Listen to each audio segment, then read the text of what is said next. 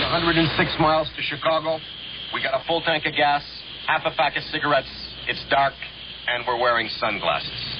Hit it. 5, 4, 3, 2, 1,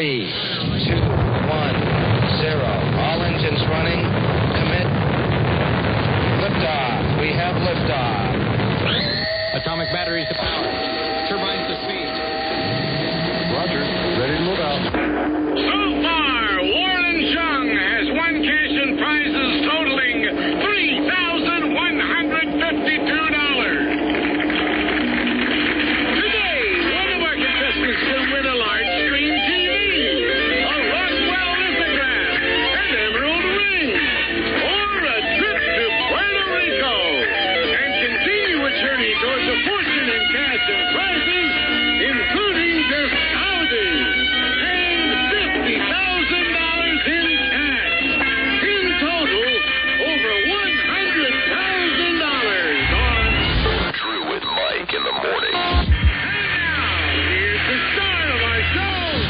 Drew and Mike on 101 WRIF Detroit. Roger.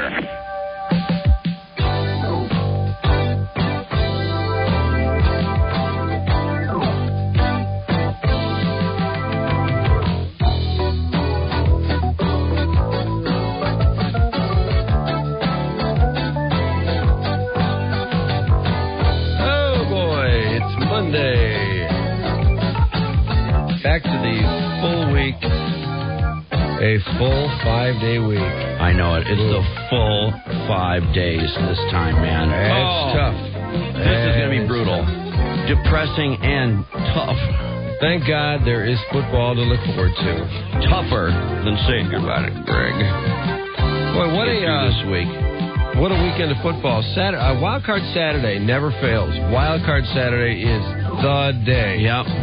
God, those were great games Saturday. Yep, great football. All weekend. It was great football all weekend. Sunday, too. Yesterday did not quite live up to Wild Card Saturday, unfortunately. Well, still, I enjoyed those games. Yeah, it's nice. I just hate to see Brett Favre out of the playoffs. Favre was horrible. Yeah, I couldn't believe Favre. I know. That didn't look like the Brett Favre, playoff Brett Favre that I'm used to. Playoffs? Don't talk about playoffs. You kidding me? Playoffs? I just hope we can win a game. Yeah, that was unfortunate. I know, to the point of like running away past the line of scrimmage and just throwing the ball just for S&G and laughing on the way out for the half. There were some unbelievable. There were some bad tips too. He didn't have great luck. No, that way. Everything went wrong. Kicking, everything. And Randy Moss, what a prick he is. I've just so had it with him. Yeah, he's such a jackass. Yeah. I can't stand. We got to talk about him when we come back. Yeah. We got a busy day today. I'll tell you more about it when we come back. Gratuitous Rockstar, thank you for stopping by. Are you ready? Ready. Thank you, Detroit. Coolness aside, I'd like to say thank you. Say it! Thank you and stuff. Thank you, Jesus! Thank you, Detroit. Drew and Mike. It's the easiest job in the world. 101 WRIF. You won't believe what I just heard Harper say. What? He saw Open Water over the weekend. Oh, no way. Yep. Your movie. Yeah. Your movie. Did he like it? Yep. He did? He did. Okay, well, that's, I guess, just part of the few. You. Yeah, I don't even think he saw it. I think he just heard you talking about it and figured it was hip. They're copying us already in the new building. Huh? Yeah, he just heard you say you saw it. Why was good, so he's just repeating it. What I want to know is why is their station on the monitors instead of ours? You know what? We're never on the monitors. I know it. I think there's a big fight over the monitors. I know. I think there is too. Which I'm not participating in. I know. I could care less. As long as I know when we're running out of commercials. Yeah. But I think there is a war as to who's up on the monitor around the building. Well, what a football weekend. Yeah, wasn't it, though? Yeah, Saturday was just great. Saturday was just grand. Yeah.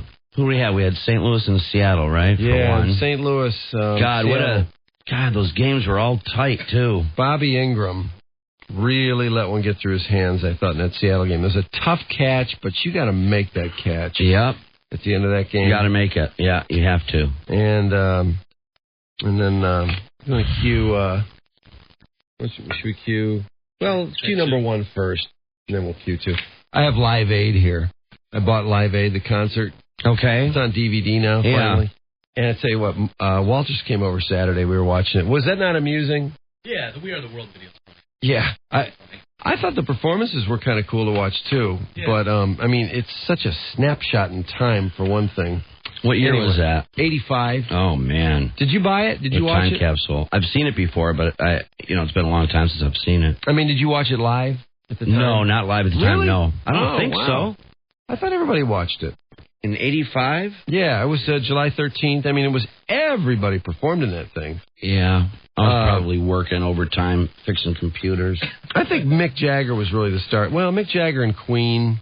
Yeah, well, there were a lot of people. Elvis Costello played in that thing. Tom Petty, Paul McCartney, Brian Ferry was great. Keith Richards and Ron Wood played with Bob Dylan. Mick. What a mix that is. Mick and Tina Turner had a little.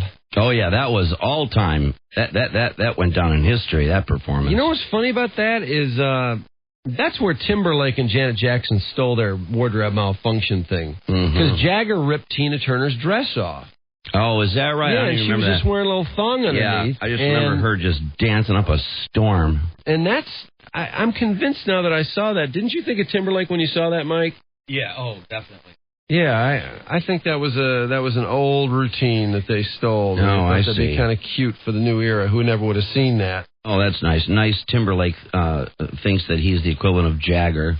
Yeah, I wouldn't be surprised if he does think he's Jagger. Yeah, but you know, either. The most hilarious thing about watching this is watching the video for "We Are the World." Oh God! Oh, is that funny? Yeah. God, all the people involved hilarious. In that. Man, oh man, yeah, everybody was in that thing. It's funny to see people who were hot at the time who think, yeah, I belong here. And literally within 2 years, a lot of them are off the face of the music world. Replaced by Clay Aiken. And I thought the Band-Aid video, Do They Know It's Christmas, that was similar too. But back to football. Saturday, Seahawks could not get it done in that last drive. Nope. And then, so the Rams, an 8-8 team, is going to the second round of the playoffs. Too many teams in the playoffs. Too many teams in the playoffs. Sorry. An 8-8 team should not be eligible for the Super Bowl. I don't think. I don't know. Am I have my rocker on this? I mean, I'll go with you on it. You go 8-8. It seems like they, it's just like hockey. Look at hockey with that. Well, I think that's what sets hockey and the NBA apart. Their regular seasons mean nothing. And now you've got an NFL season that means less. And it used to be in the NFL, if you didn't go, 11-5, 10-6, you had to work for that position. I always hated the baseball players and the football players because you inevitably had those two teams that had in baseball 101 wins and didn't make the playoffs, or that football team that had 10, 11, 12 wins and didn't make the playoffs because of a tough division. So I like that they were able to get in now with the wild card, but it's backfired in this. It has backfired because parity is so prevalent in the NFL that you get 8-8 teams instead of a 10-6 team squeezing in. You get 8-8 teams, and I think that's bad for the sport. I think it's terrible because anybody can beat anybody on a given day. More football, more games, more. Yeah, more games. Yeah, exactly. More money. One more week of football. Yeah, and I don't agree with it. Although you do get one more week of football, though. I did love the games. I did love more football. No way around it. And then yesterday's games were very disappointing. I couldn't believe it. I enjoyed watching them, of course, but I just couldn't believe Green Bay. I just couldn't believe it. Again, the extra point attempt was just absolutely go figure. Brett Favre. People were dropping the ball, the fumbles, and I've never seen Favre so screwed up in all my life. Down to that, and how about the time when he ran right past the line of scrimmage? He knew he was past the line. He just threw it over in the end zone. Just start cracking up, laughing, walking off the field. What the hell was that? Well, it's the playoffs. Again, you have a situation where a team has beaten. Excuse me. The Packers beat the Vikings twice during the regular season. It is hard to beat a team 3 times in 1 year. We go through this, in every sport. you come to playoffs, and one team dominated the other team in the regular season, and the team that is on the short end goes, nope, not a third time. And in this case, it's an 8-8 team playing that hot Packer team, and an 8-8 team advances, and I just think that's terrible. Mm-hmm. But the second Saturday game, now that was another dynamite game. Oh, God, yes. The Jets beating the San Diego team. Yeah. Costing Mr. Walters $100. Is that right? Yeah. Yeah, that was hurtful. Mm-hmm. Vacating? That was another great game. That jackass kicker for San Diego. Come on. You've got to make a 40-yarder to get your team in the next round of the playoffs. That is pathetic. Yep. Yep, no question about it. And the Jet guy, who is not much more dependable, makes his field goal. Mm-hmm. I thought Pennington played a great game. Can Pennington take that team any further? Who do they play next? Well, they play Pittsburgh, and Manning plays the Patriots. Well, we have the game of the year, Indianapolis against the Patriots. Oh, is that the game of the year? Oh, God, yeah. Peyton Manning, you believe that? 457 yards. Oh, wow.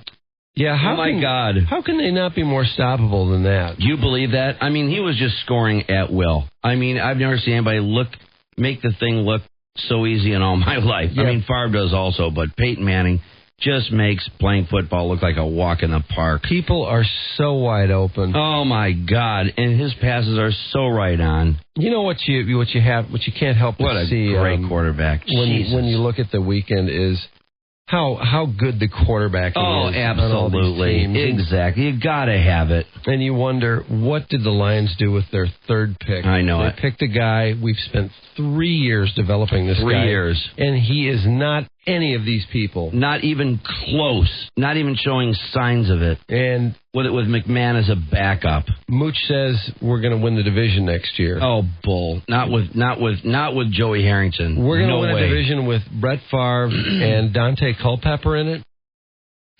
I mean, look how you're not going to win anything with Harrington. No way. Look how those teams just move the ball down the field with such ease. It's just easy. Easy. Just piles and piles of yardage. Oh, you know, we get 300 yards in a game and we go, woo, 300 yards, woo. Yeah. Well, we spend most of our time trying to rack up points with in threes with field goals. That's what we do. But I mean, we get nuts. We get so excited. Oh, we had 300 yards in the last 3 games. Yeah, I know. What a joke. It's laughable. It really is. These guys throw for 400 at the drop of a hat. At the drop of a hat. In God fact, almighty. Culpepper's over 5,000 yards for the season now. See? Look at that. Look at these guys. Time and time again, these football teams are always well-known, incredible quarterbacks. Every time. All the ones that are successful. It's always the big names. I have so had it with Randy Moss's act. He is the biggest a-hole. Boy, the Fox announcers went crazy.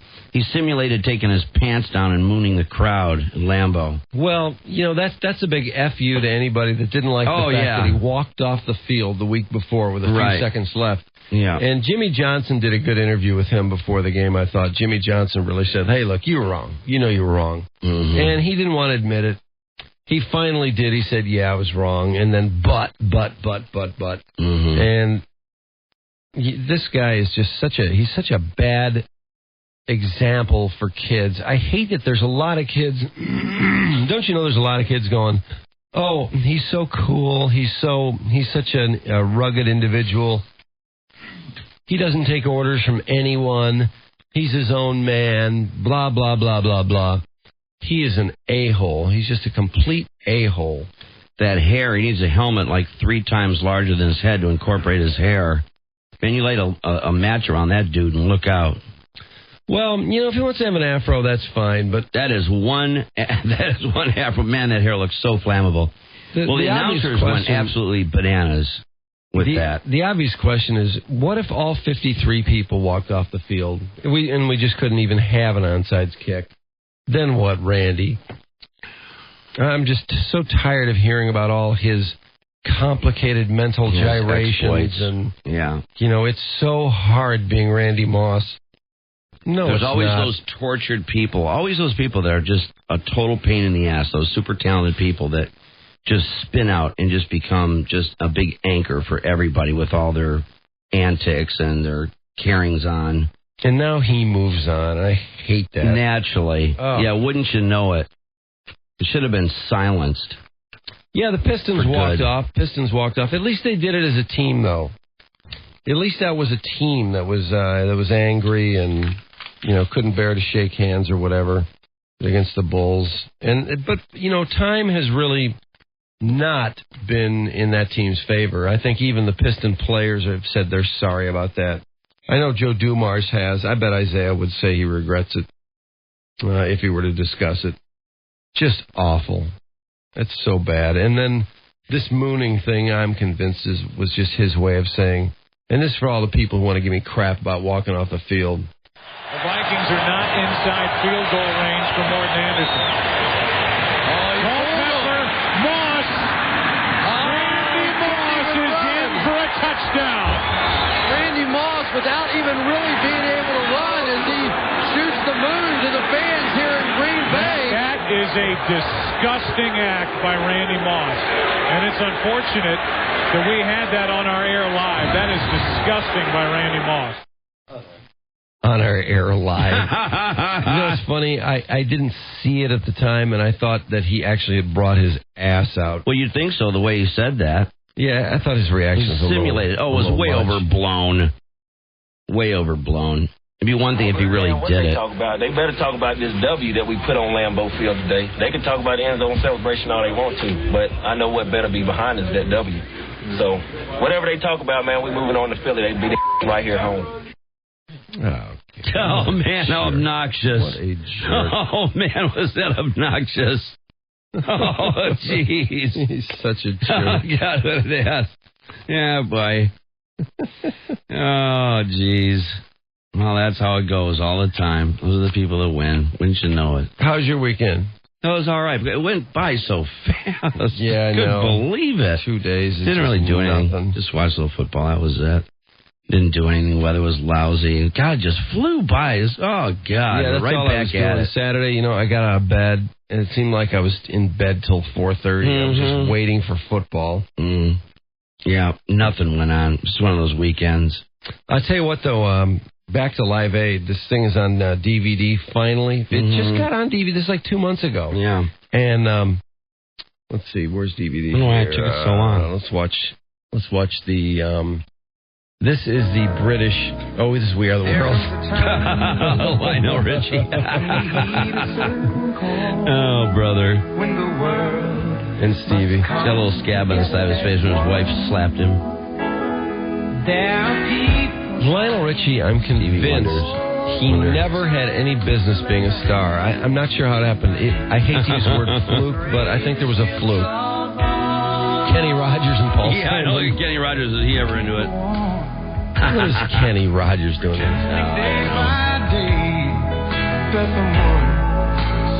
He's just driving the career of the guy that impersonates him. Tina Turner. She earned it. Yeah. Billy Joel, look at that. How many bottles of wine ago is that? Oh, God. Look at Jackson. Unmistakably Michael Jackson with his glitter socks and black little shoes. Does it smell good enough for you in there? How do you like the smell? Is it Look good? how black he is there. What time is it? He's actually I'm hurting. black. I don't feel good. His facial structure is completely different than today. His nose, his face. And he's black. He sang with Diana. Yeah, of course. God, look what happened to Jackson's face. Dionne Warwick. Yeah. With Willie. Yeah. Look how young Willie looks. We'll be stronger and free. Willie is so cool. Boy, unmistakable voice of Willie Nelson. I know. Now he belongs here. Instantly recognizable. I don't know who that black guy is. Look at Bruce. Yeah, Bruce Springsteen. Oh, is he into it? Look how giant Get his into head it, is. Bruce. Kenny Loggins. Make those words count there, Bruce. Steve Perry. Oh, my God. Steve Perry. attorney. Is that Daryl Hall?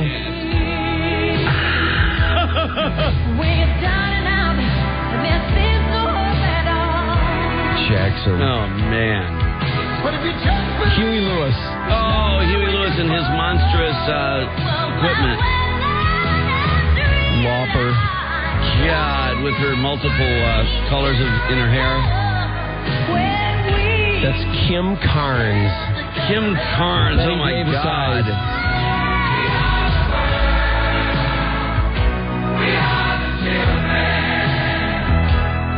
Who's conducting? Somebody like Quincy Jones or something? Jones. And what, is it really? No one is looking at him. No one's looking at him. What is he conducting? I don't know. What a joke. There's Diana. Everyone check their egos at the door. Oh, God. John Oates. I'm surprised he's listening to himself on an infinity speaker. Yeah. Look at some of the jokers in this. LaToya Jackson. Yeah. Dylan. Oh, my God.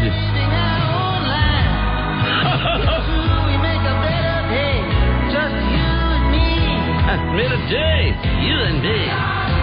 Wow, he's got a nose, Bob Dylan. Wow. Isn't this just an amazing time capsule? It is. It really is. Everybody's frozen right in their prime. I mean, God, Dylan's hair is dark brown, and I mean, everybody looks so young. God, if people age, wow, what a bummer. In the back Getting old row, just blows. I know. In the back row, just you and me. I know. Let me hear it. Ray Charles. In the back row, for no apparent reason, is Dan Aykroyd and John Lovitz. I have no idea what they're doing here. I can't explain that at all. I think they bought the drugs. That's They must have. It was Ray Charles with his usual head maneuvers. Yeah. Ray Charles spent his entire life wearing the same set of sunglasses. Look at Bruce's head next to Stevie Wonder. Yeah. It's incredible how big his head is. Well, every time they show Bruce, he's like, his head is on top of the camera. You notice that? Yeah. It's always like right in the lens.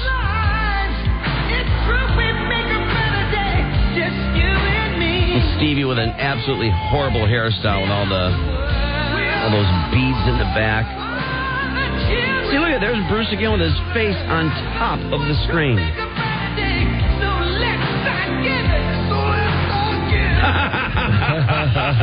wonder if those guys, if they look back on this and feel a little embarrassed, like, oh, geez, will you shut that thing off? You know what I mean? Yeah, they have to. They have to. Yeah, I can imagine Bruce going, all right, now that's a bit enough of that. No! Stop it! LaToya. God. Bette Midler. Oh, my God, Harry Belafonte. I know. Why? You got to be kidding me. What the hell is he doing there? 30 years too old for this. Oh, jeez. No one knows who you were then. Yeah, now much it's less ridiculous. now. Yeah, absolutely. I don't know who you are. Yeah, I have no idea who that dude is. I think that might be James Ingram. That's my best guess. Jesus. There's Ray.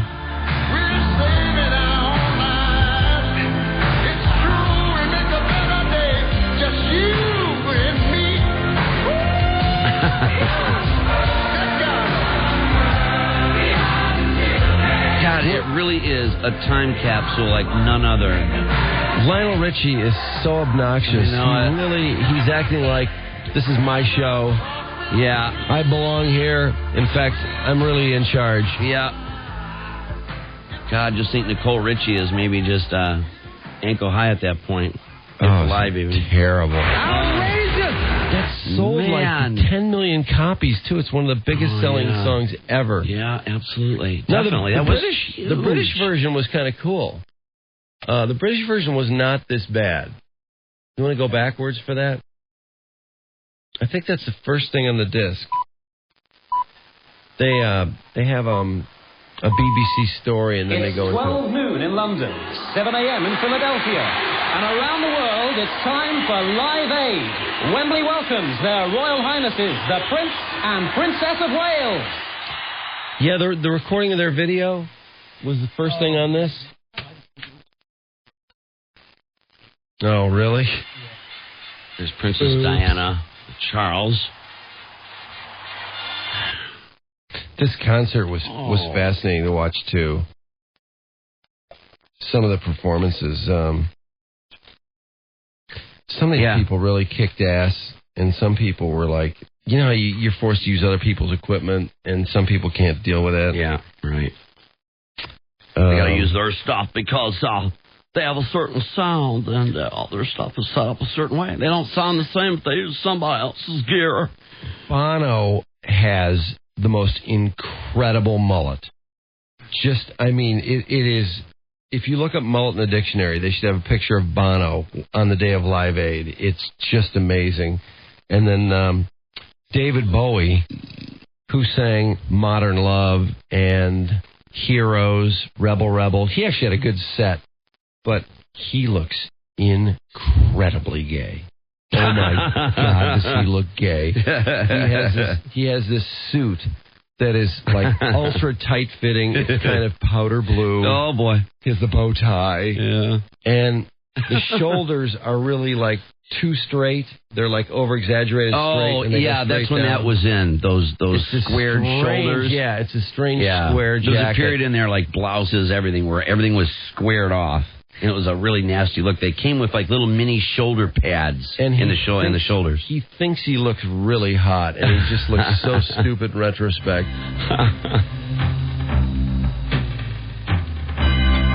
Yeah, here's the Live Aiders showing up. It's Christmas. And this is this is a British thing? Yeah, the British version. I kind of like this song, I have to admit. It's not bad. It's so much better than We Are the World. That I don't think I'm not so sure I've ever seen this. Boy George. Oh my God. Look at Boy George. Isn't he repulsive? That's sick. He's got this carrot orange hair that's pulled all the way back. He's got a long ponytail or something going on. Look at Phil Collins. George Michael. Oh my God, that was George Michael? Yes, George Michael. Oh my God, he looks like he's 12. Look at that big head of blonde hair. This video is really worth it, I have to say. I don't know. It's expensive, but it's really worth it. I can't believe that's George Michael. That's the Duran Duran guy. Sting, who needs a shower in the worst way. Oh, yeah.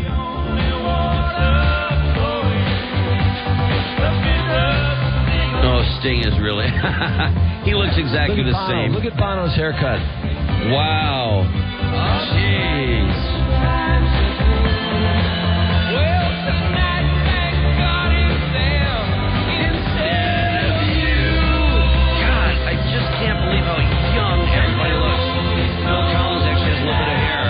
I know Phil Collins is actually not totally bald. Yeah. Who's that guy? I don't know. There's some really gay-looking British people that are unidentified. Yeah. Oh, I cannot. Oh, Boy George, get it on there, bud. Boy George just stands out. It's just so weird. Just this flaming gay guy singing this Christmas song. Just this flamer.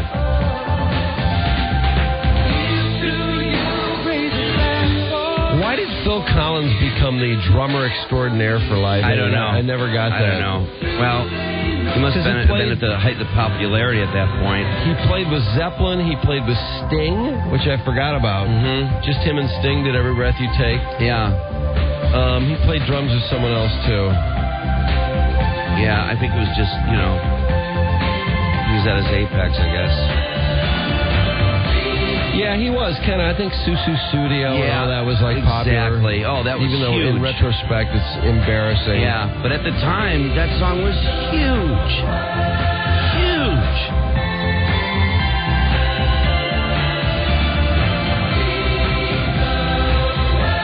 They have a pile of skanks in the front row who I have no idea who they are. God, that Bono. Bono looks so young. His face looks so young. There's Bob Geldof. Go, that one guy. pretty queer, that one guy. Yeah, there's some really gay British people in this. Wow.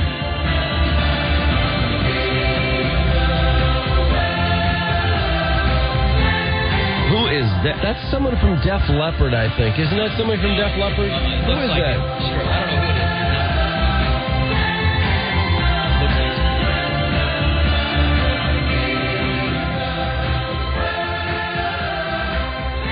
Look at Bono with his hat and his leather jacket. Yeah. Stop it. Man.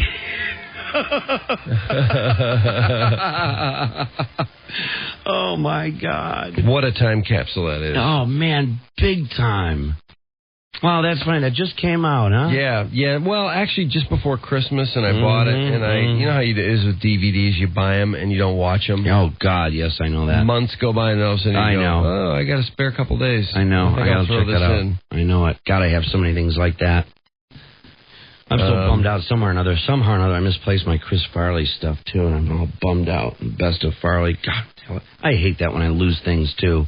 I know I have these DVD sets of things around the house somewhere. Where the hell did I put them? There were a lot of weird things that I'd forgotten about Live Aid, like the fact that the Stones were splintered at the time. Oh. And Mick played by himself, and he played Just Another Night. And then he did Miss You with his own band. Yeah. And then Keith and Ron Wood played with Bob Dylan. Wow. He did, How Does It Feel? I think he did like a Rolling Stone or one of his anthems. Okay. Yeah, I think it was just like a Rolling Stone. Which was awful. It was terrible. It was horrible? It was horrible. And Keith describes it that way in his book. It was weird. Dylan's string broke at one point, and Ron Wood took his guitar off and gave it to Dylan, I think because he wanted to get off stage. Because he wanted off? Yeah, I think he wanted out. He reemerges like 2 minutes later with his own guitar, with a new guitar, and he doesn't seem to be plugged in, and he's confused, and I don't know, it's weird. He's probably just totally trashed. Bob's like, Keith Richards and Ron Wood, and they don't know what they're playing, and it's just really, they must be really just bad. trash. They must be trashed. I think they are. Yeah, but that splintering was a bad move. And then Keith played with Tina Turner, and they did a medley of, let's see, It's Only Rock and Roll and something. And Mick changes in the middle of it. He changes into this like spandex pants and this yellow flowing shirt, and that's when he comes out. God, I must have seen that before. I think I've seen all of that. He rips off Tina's leather dress. Yeah, she's just left with this little thong, and she's like, ooh. But it's so obvious that it was planned. Whereas at the time, it seemed like, oh, God, was that spontaneous? Yeah. And it was not spontaneous, one iota. And you're talking about that Jagger performance with Tina Turner. Is that what you're talking about? Yeah. I did see. Oh, God, that was fantastic. And I think Bowie... Oh, did they sound great together? Bowie, in retrospect, it's not as good. I don't know why. I remember thinking the same thing. Bowie and him did Dancing in the Streets, too. Oh. So Jagger ended up being sort of the Phil Collins. Yeah. Boy, those two together. Who? Mick and David Bowie. David. Yeah. Neil Young was really good. The Thompson Twins. For some reason, Madonna sings with the Thompson Twins. Wow. And she really just plays the tambourine, but she's really looking she's at her Desperately Seeking Susan slutty phase. Yeah. She probably has crucifixes all over the place. She looks kind of alluring, actually. I have to see some of this. She looked pretty damn good. Hall & Oates had the Temptations with them. They had Jimmy Ruffin and one of the other Temps, I think. And that actually was kind of neat. But there's lots of different people playing with people that they don't normally play with. Which was, I always like that. Yeah, it makes it unique, with each other. Yeah, when it works. You know what's disappointing about this is that Led Zeppelin refused to allow their performance to be in this. Now, why would that be? If you remember, Phil Collins played with, I think, did he play with Zeppelin in England? Or did he play with Zeppelin here? I don't remember. No idea. I think he might have played with Zeppelin here, but he took the Concorde from England to America so he could play in the American version, because the American version was 6 hours behind. So he played in both. He played drums over there, and he sang with Sting, and he sang his own song, Against All Odds. And then he got in the Concorde and flew over here like it was an emergency. They needed a drummer. And I'm pretty sure he played with Zeppelin over here, and Zeppelin refused to allow their performance to be in this. I wonder why. They're the only band, the only performance that's not on this DVD. I don't understand that. They didn't like it. They thought they played badly. Oh, well, I mean, lighten up. Yeah, I know, exactly. God, not that big a deal. Probably cost the thing some money, because a lot of Zeppelin fans would have bought it just to have that. Yeah. Oh, Led Zeppelin song. I have to see some of that. Definitely. You know what? We'll put it up during commercials. Yeah, during commercials, I got to check out some of that stuff. It's pretty fascinating. It is just the ultimate time capsule. Yeah, I haven't seen it in a long time. It would be like watching Woodstock 99 in another 20 years, or another 10 years, 15 years from now. We got to take a break at WRIF. It's Monday morning. Drew and Mike. We got a number from Mickey Rooney, whose ass has been nixed from a Super Bowl commercial, which we're delighted, really. Thank God. Who wants to see that horrible thing? But I think it's worth putting in a phone call. Maybe we'll get an interview with Mickey Rooney. But let's take a time out right now. It's 6:41. Full sports on the playoffs coming up. Drew and Mike. They had all the money in the world and not a clue what to do with it. 101 WRIF. All right, traffic is brought to you by Adam. Many guys who go through divorce feel like the deck is stacked against them. Let Adam level the playing field for you. Call Adam. 248-356-ADAM. And Adam brings you Mr. Stress in traffic. How's it look out there, Stress? Well, 35 southbound just before Baldwin Road. You got a big accident there, and it's supposedly on the shoulder, but it's backed up 2 miles. 2 miles. Then 696 eastbound, the ramp to the Lodge. Accident there on the right side. That's backed up all the way past Orchard Lake Road. 696 westbound at Southfield. Another big smash up on the left side. That's backed up past Greenfield Road. And then 696 eastbound between Hoover and Groesbeck.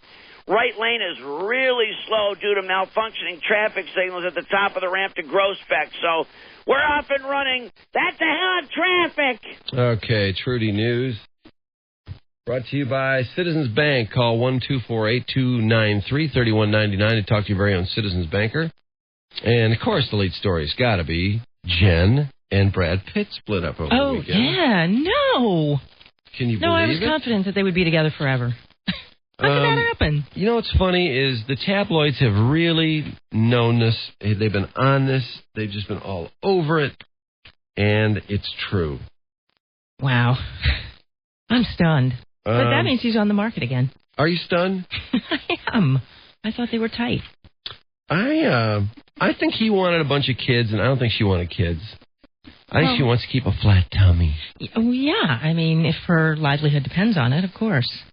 Yeah, he wanted to just spill out brats every which way. Yeah, no, he's a Midwestern guy. He's from Missouri, and I think he's really got some kind of Midwestern values, and I think she's more of a... She was born to a couple of actors. Her father was in soap operas. Right. Her mother was her mother thought she was a hot model. She really wasn't that hot. Really? Yeah, she was. Maybe just for the time she was hot. She wasn't terribly hot.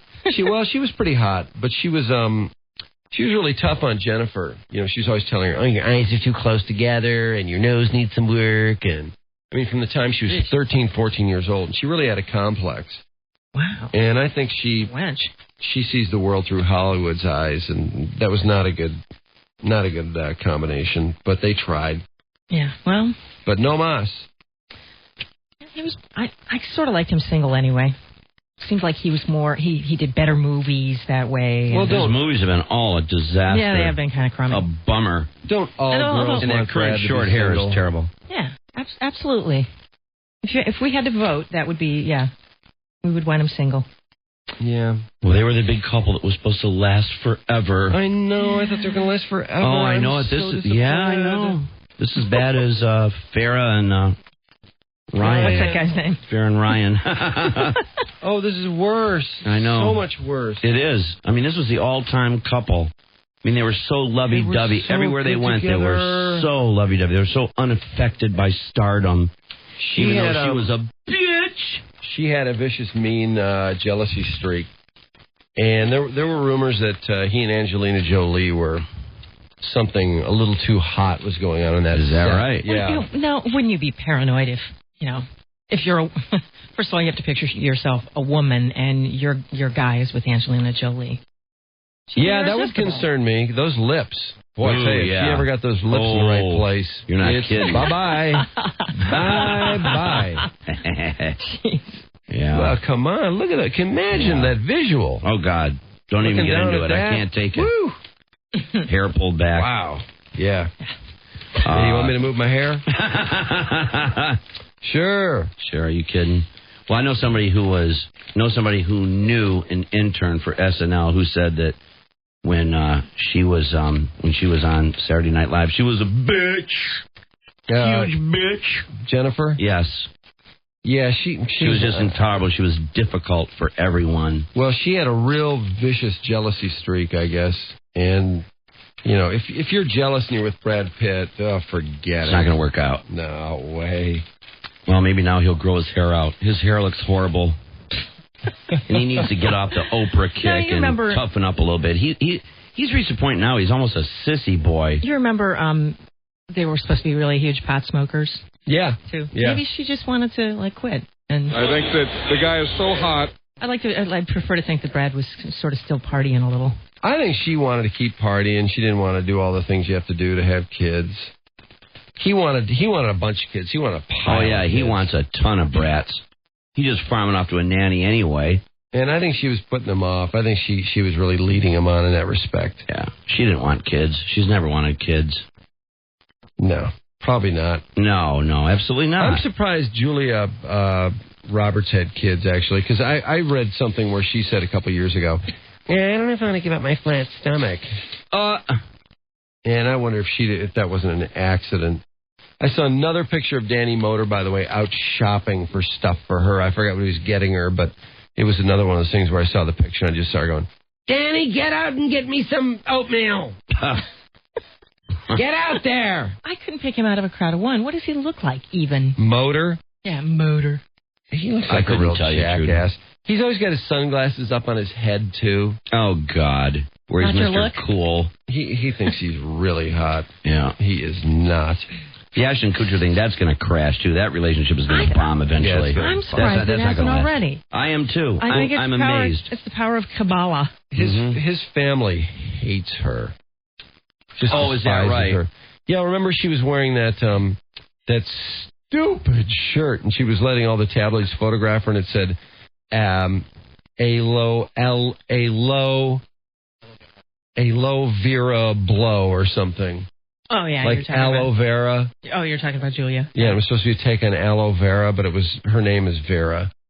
The former wife of Danny Motor. Yeah, and it was aloe, parentheses, Vera blow. Oh, God. How clever. Oh, these people. Well, it's over. Anyway, the unthinkable has happened. It's over. Her family liked Vera and really pissed them off that she was ragging this woman to hurry up and divorce him so she could have him. Bitch. Oh. Well, Jennifer Aniston, it's over. And, oh, my God, the weekend. You would think that was the most important news on the planet.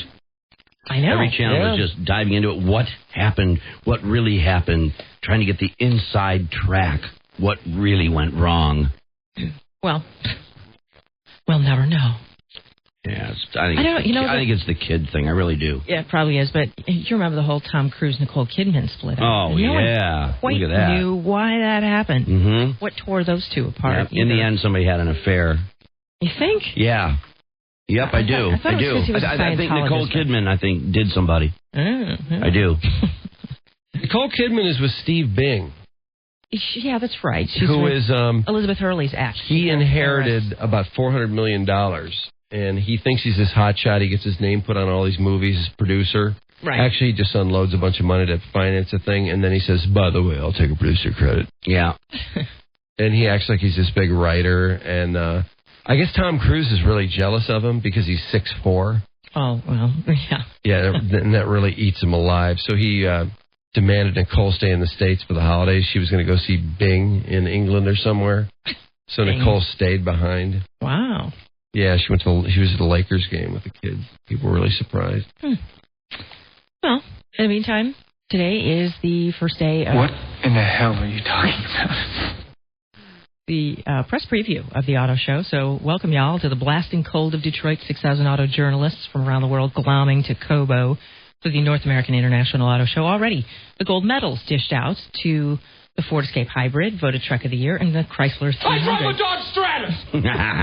Not it, but the 300, the car that prompted Snoop Dogg to write a letter to Dieter Zetsche, Car of the Year. Meanwhile, you're going to get to see the Dodge Charger, somebody's concept of an old muscle car, though.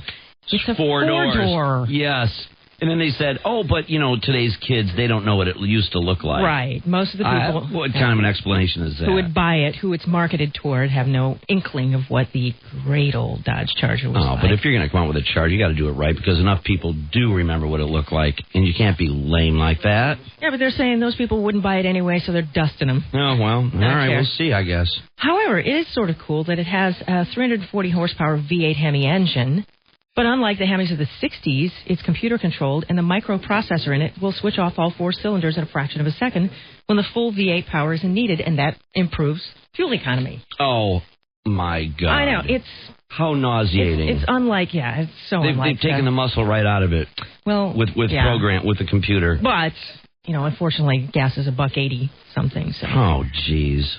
GM, by the way, says it has 3 new concept cars among them. 19 of their rides get 30 miles per gallon or better. A Detroit apartment building burned Sunday morning. This morning, a woman has confessed to torching it to scare an alleged customer of hers who had not paid her crack debt. The fire killed a woman and a young boy, neither of who had anything to do with this grudge. And the confessor says she didn't mean to hurt anybody, though there were 11 people injured trying to get out of the building. And the Detroit police have recaptured a man they arrested for murder and then let out because of a paperwork error last week. DPD managed to snag him yesterday. Watson Ward was discovered cowering in a crawl space of a house after an anonymous tip led them to him. With that kind of news, what would prompt Freeman Hendricks to want to get into the mayor's game? I mean, he's actually officially announcing that he's taking on Kwame. I am running for mayor. And Sharon McPhail. So what do we know about Freeman Hendricks? Well, if you judge somebody by association, he was the deputy mayor under Archer. He ran an outfit called Detroit Strategic Solutions. By the way, Kwame suddenly deciding last week he should take a pay cut. So the Free Press looked at what other mayors make and found Kilpatrick's salary is $176,000 compared to mayors of cities that are, considered to be thriving, like San Francisco, for instance, where Gavin Newsom tours the city without bodyguards, takes city executives to trash city parks and shows them what they're not getting done. And yes, played to his gay constituency by allowing them to marry on the steps of City Hall. He makes less than Kwame Kilpatrick. I wondered about that. 176 is kind of high for a mayor. He makes $171,900. Newsom does, in a city that's vital, thriving, and expensive to live in. Well, the 4th biggest city in the United States, too. It's a lot bigger than Michigan. And he doesn't live in a home provided by his city. Kwame does. Yeah. Mayor of Columbus, Ohio makes $131,000 and pays his own mortgage. And a city the size of Dallas, the mayor earns $60,000 compared to Kwame's $176,000. What city? Dallas. Dallas, Texas. The mayor makes $60,000. Wow. That's unbelievable. Well, his pay cut ought to be should take him down to about $100,000. You think? Yeah, seriously. For the situation they're experiencing. I'm sure he doesn't think they're that. $214 million in debt. They got 2,000 too many employees. Since population has dropped from, I think it's 966 to 901, and dropping. And that's not to mention the fact that most of the population loss has been higher income people. Mm-hmm. The number of people employed by the city has gone up a lot. Wow, that makes tons of sense. I know. It's just amazing, the mismanagement. Just befuddling. Mm. Well, this here you got a lot of street lights that aren't on, and garbage pickup is slow. No, but how many years has that been? Oh, God, prisons forever. Did he have time to fix all that? Detroit Lighting Company, oh, my God. Yeah, he's had a lot of time. Well, not to mention, look what's going on with Kwame. Look at every week, it's a new thing. If I was this guy, Hendricks, oh, my God. He has so many weapons. He can come after Kwame like you can't believe. Oh, don't forget Sharon McPhail. She's announced that she's running as well. Always. That's just a given. Been in the game for quite a while. Yeah. That's like Nader. She's such a bad alternative. She actually could allow him to win. So she is, you think, the Nader of this race then? In a way, she could be. The deputy police chief of Baghdad, his son, and another police officer killed on their way to work. Of course. In Baghdad, suicide bomber picked off 4 more officers in another attack at a police station in Baghdad, and 1 U.S. soldier killed over the weekend by an IED.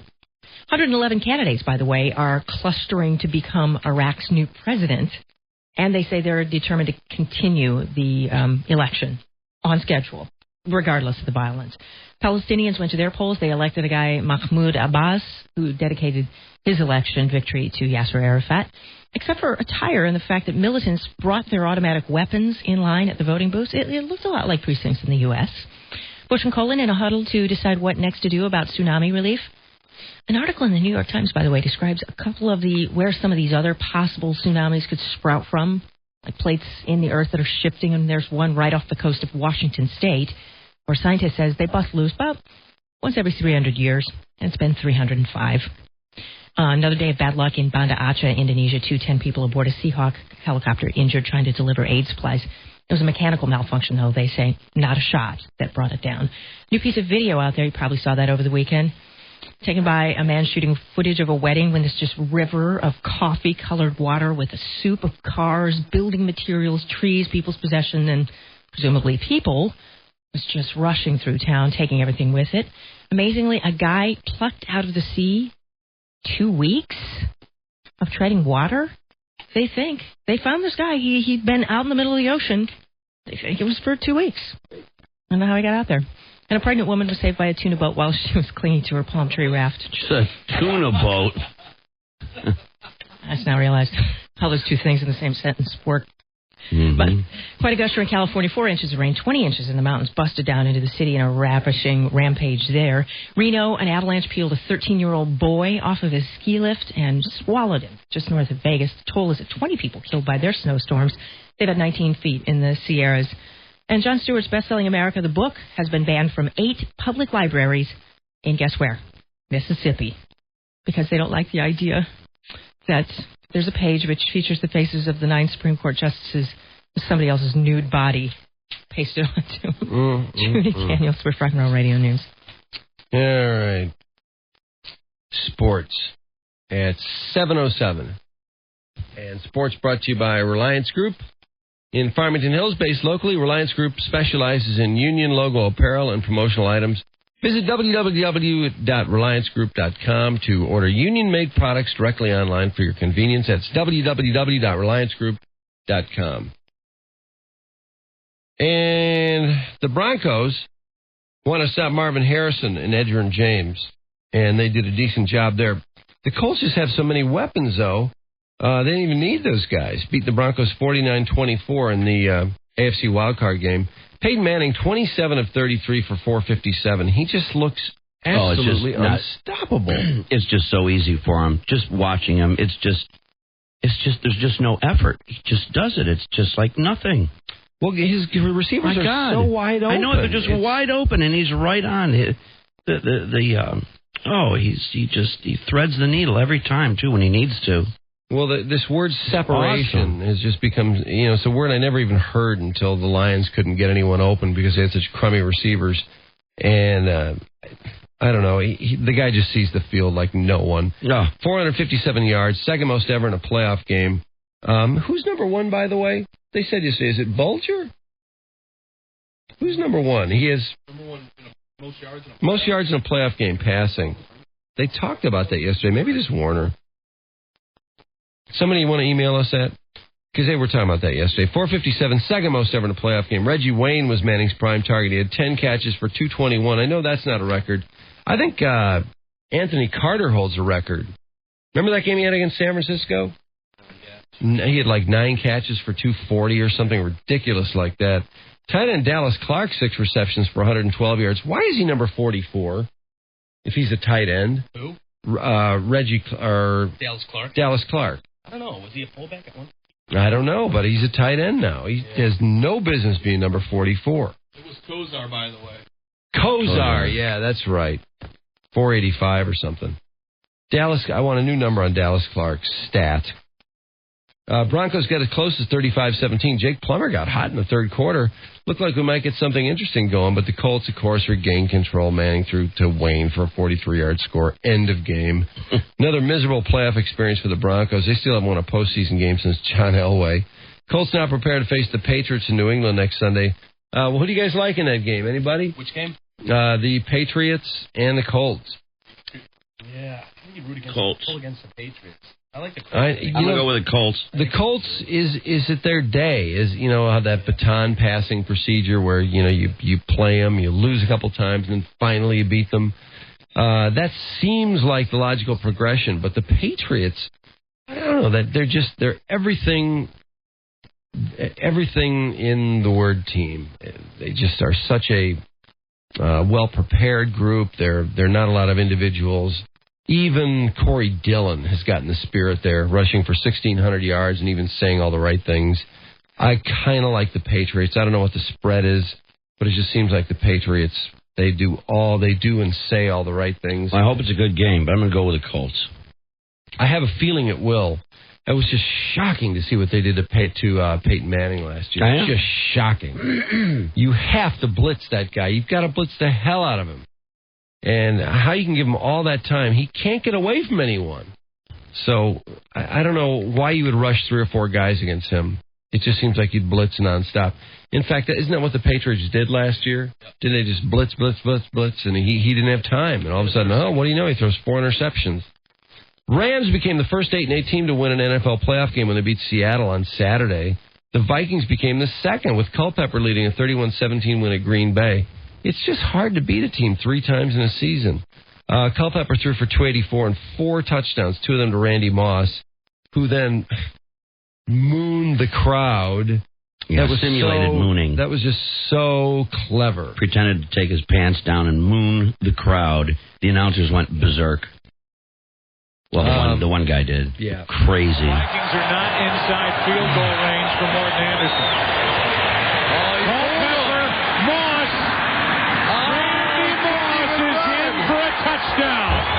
Randy Moss, without even really being able to run, as he shoots the moon to the fans here in Green Bay. That is a disgusting act by Randy Moss, and it's unfortunate. A disgusting act. We had that on our air live. That is disgusting by Randy Moss. Jeez, take it relax, easy, pal. Dick. My God, he had his pants on. Jeez, God forbid he sees anybody nude, huh? Guy's gonna have a heart attack. What a prude. When he said that, I was in the next room, and I thought he took his pants down. Well, you'd think the way he was reacting. I mean, yeah, the guy's a drag, he's out of control, but to react like that's just corny. Here's Randy Moss. I don't understand what they talk about. They better talk about this W that we put on Lambeau Field today. They can talk about the end zone celebration all they want to, but I know what better be behind us, that W. So, whatever they talk about, man, we moving on to Philly. They beat the right here at home. Oh, jeez. What a moron. God, what a drag. He is just, what horrible. He's every parent's nightmare. Totally out of control. Brett too bad. Talking about retirement after this game. I can imagine. This obviously was not one of them. But if I come back, I want to come back for the right reasons, and that's to lead this team to a Super Bowl and to give everything I possibly can give. Oh, what a horrible performance by Favre. I just couldn't even believe it. What's Randy Moss talking about here? It's an old cut. It's funny. Oh. What I just tell you, woman, I'm not getting into that. How about that jet squabble on the sideline? Herm Edwards getting into it with running backs coach Bishop Harris. Boy, that was a heated argument. Yeah, boy, was really it had to be ever. separated. Wow. Edwards called it a family argument. Said it was no big deal. He even described it as a positive thing. So I don't know what to make out of that. I don't even know what they were arguing about. I guess it was because Curtis Martin was out of the game, and I think Herm Edwards wanted Martin in the game, and he was tired or something. 49ers alumni Ronnie Lott and Tim McDonald among those trying to convince Pete Carroll to leave Southern Cal and become San Francisco's head coach. Why is it that San Francisco always has to have someone from the West Coast? Doesn't it seem that way? Can't they find someone anywhere else in the country? That's about it for football. The Mets were able to land the most coveted pitcher on the free agent market. when they signed Pedro Martinez. And now Carlos Beltran has reached an agreement. 7 years, $119 million. God, that's a pile of money. With the Mets. That includes an $11 million signing bonus. Oh, my God. He gets a physical tomorrow. Jeez. Beltran's stock soared in the playoffs. He had .435 with 8 homers, 14 RBIs, 21 runs scored, and 6 stolen bases in 11 games for the Astros. He had .267, 38 homers, 104 RBIs for the Astros in Kansas City during the season. Now, that's a pretty pedestrian set of numbers. I don't know. That is a lot of money. 7 years and 119. That's too much. I really have to say I respect the Tigers and the kind of money that they're sitting back hoping that somebody is going to have their stock go down and they can sign him. Sean Green could be playing for the Diamondbacks after all. The Dodger outfielder accepts a 3-year, $30 million deal with the Diamondbacks. Now, there's another guy who can't possibly earn that money. This guy's a .250 hitter, really. He paves the way for the deal. He'll get $10.5 million this year instead of the $16 million he was scheduled to make. He had .266 with 28 homers and 86 RBIs for LA last season. That's what I mean. $10 million for a .266 hitter? He's a lifetime .282 hitter with 281 homers and 885 runs batted in. On to college basketball. Number 15 Texas showed off its three-point shooting in a 79-60 win over Baylor, going 11 for 25 from behind the arc. And Kentucky had never lost a home game to Kansas till yesterday, 65-59 the final there. Villanova upset number 4 Notre Dame, 59-54. Maryland beat North Carolina, number 5, loses to number 21, 92-77. The Spartans over Iowa. Wait a second. Am I reading women's scores here? I am, aren't I? Because Michigan State's in there. They didn't play Iowa, right?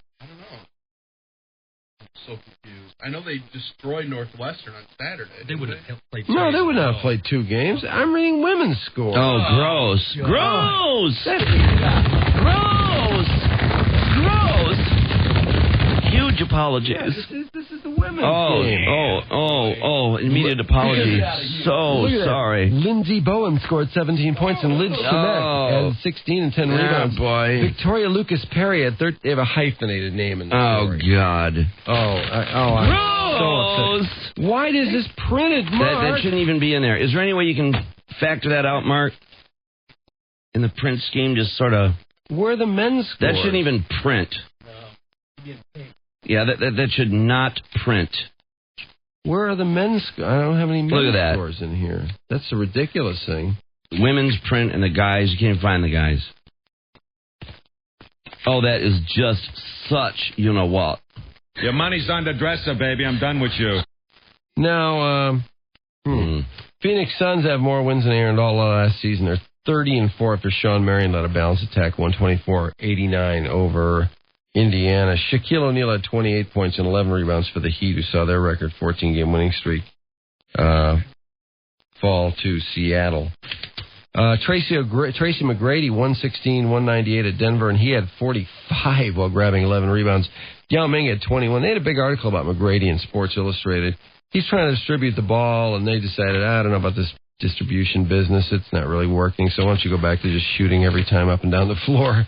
And that looks like what's going to happen there. An Auburn Hills police report November 19th includes criticism of the Pistons from Rick Carlisle. The Pacers coach had shied away from publicly criticizing anyone, but the police report quotes Carlisle as blaming the outbreak on lax security and inaction by Detroit coaches. Pistons spokesman Matt Dobeck says Carlisle didn't complain about security when he was Detroit coach. And why he's complaining about what were the coaches going to do? Oh, run in what's the stands anybody going to do? and beat up the God, players? give me a break. That is just ridiculous. Who would have ever thought that anything like that would have even happened? I don't know why he's popping off there. I think That's weird. Is still bitter about his situation here. Ernest Shazor is going pro. The Michigan star goes bye-bye. Boy, that's a big loss. He's going to go early, too. How early will he go? They say late first round, early. Late first round, yeah. The Lions obviously wouldn't use their 10th pick for him. And I left out Eastern Michigan as they had a nice victory in the Mid-American Conference. John Bowler scored 24 points in his school record 19 free throws Sunday, leading Eastern 86-82 over Central in the Mid-American Conference. Chippewas led at the break, but the Eagles went on a 10-0 run and eventually took a 15-point lead. Eagles are 9-4. Not bad.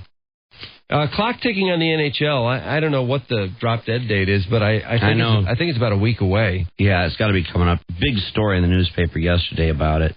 It's just so bleak. I just don't see it happening at all. I don't either. I mean, he wants a salary cap, and that's the end of it. The players refuse to play with a salary cap. End of story. No movement on either side.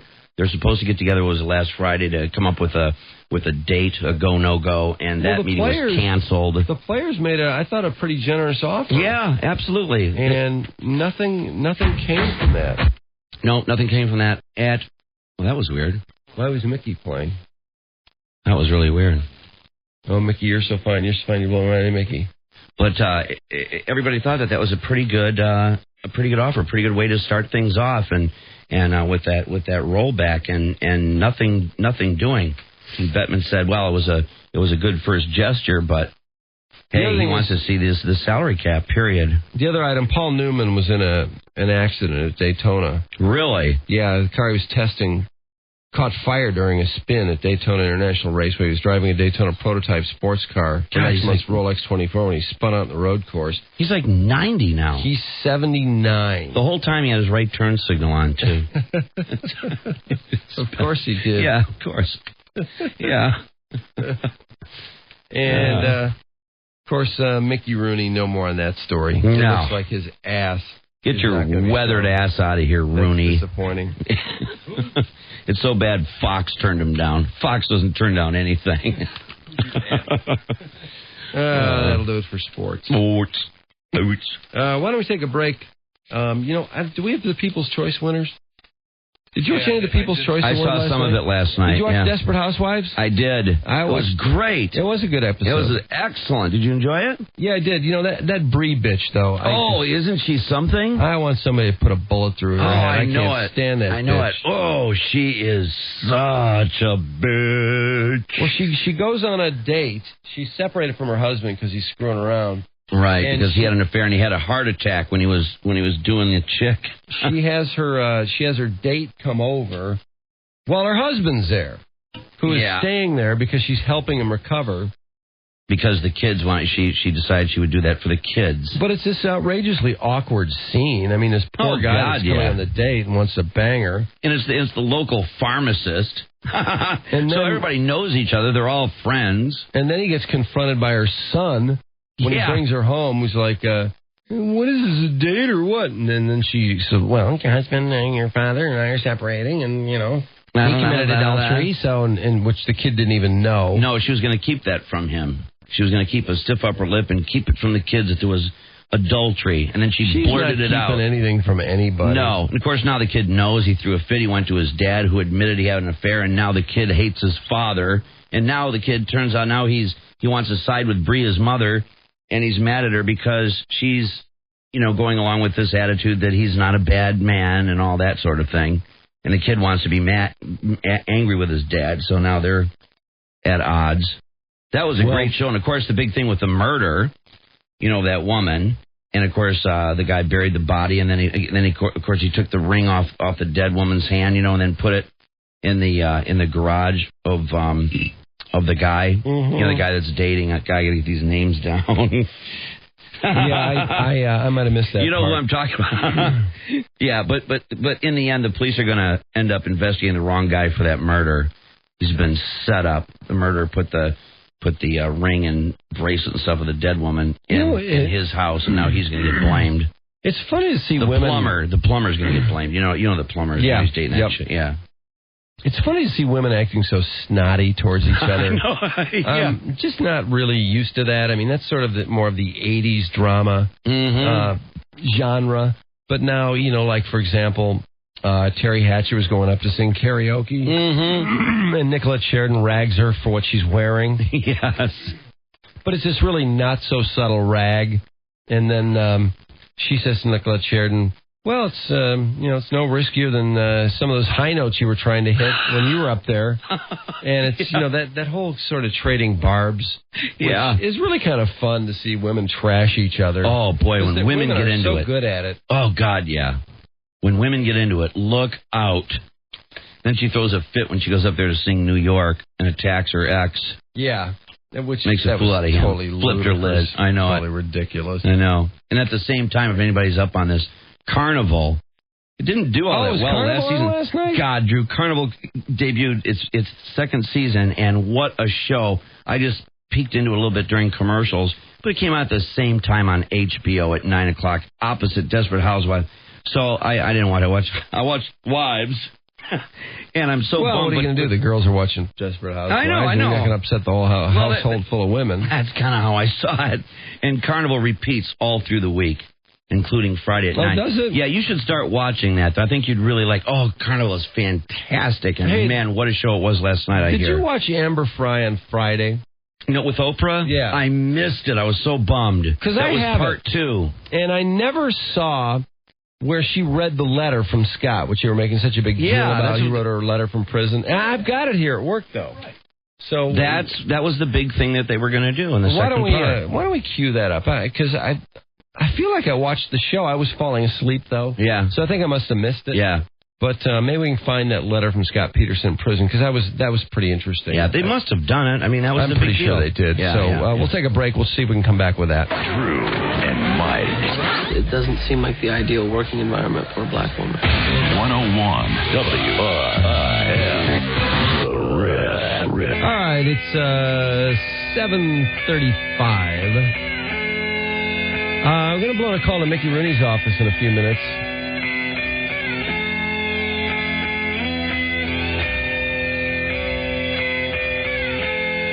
He was supposed to show his ass in this Super Bowl commercial. And Fox kindly banned it, which was a great call. Thank God. There's no way. Fox doesn't ban anything. But they banned Mickey this. Rooney's ass, no, we don't need that. Just think how excited he was, too. He thought he was going to be in a big commercial.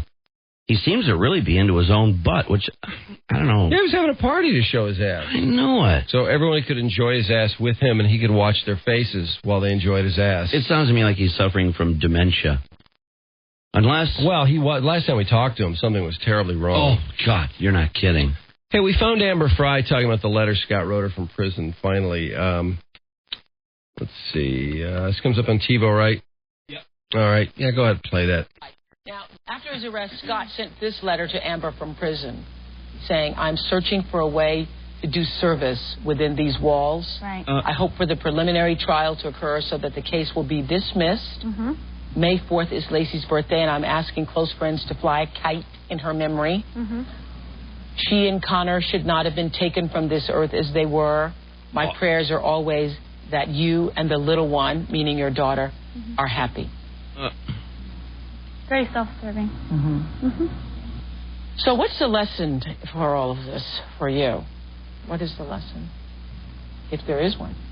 I mean, were you sick for a while? I think. Well, you talk about an empty head. Physically, there's nothing. Nobody's home in Amber Fry's head. I know all of us feel. She doesn't answer anything. Everything is yes, around no. The world, particularly with the tsunamis. She hardly comes. She hardly says anything. The level of devastation and how horrible that was, and how quick that was, and how what it does is it makes. Oh, by the way, somebody wrote us really nasty letter about.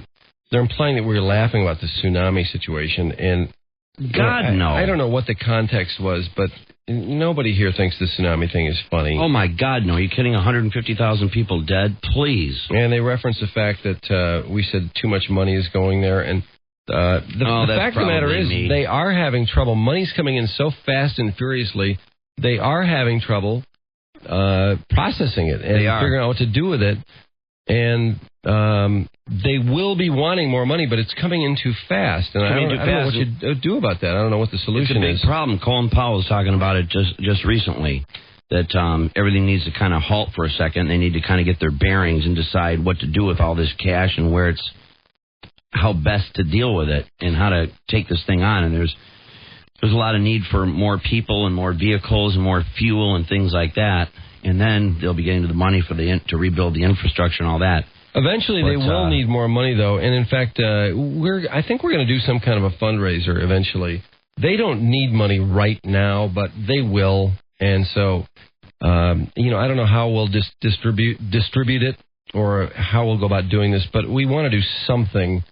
Some kind of fundraiser. Channel 7, congratulations. Oh, they raised an unbelievable amount. They raised over something $600,000. Was it that much? Yeah, it was well over $600,000. Well, that's fantastic. Yeah, that's huge. Bill Spencer was at it for 24 hours straight. So, this person's talking about, we were laughing at a videotape or something.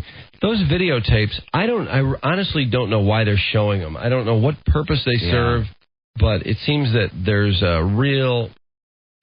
just sort of the media seems to be getting off on whatever video, personal video is taken, and I don't see any purpose in showing it in the first place. It's just really stupid. Well, that's the media for you, and they show it nonstop. And the minute they get new video, right away they're screaming from the rooftops, "New video, new video, new video!" And of course, there's been some more since then, but the big one before the weekend was, of course, that one guy being swept away that was on the beach. Yeah, but they had more over the weekend, too. Yeah, they had far more. And they just throw it right on there, and they don't care who's watching. Well, yeah, they want to do that. They want to, I think that they figure that that's how they get viewers. If people want to see all that, the more the better. Somebody spits out a naughty word, and, they'll spend weeks going over it and taking in complaints and whatnot. But, they show people literally dying on TV. Oh, yeah, and the bodies desensitize people to the point that it's almost doesn't... It really doesn't even have any impact on you because you've seen so much of it. Yep. And that doesn't bother anybody. No. No, that's the media for it. Plus, they want to shock you now with all these children being pulled into these sex rings and all this sort of thing.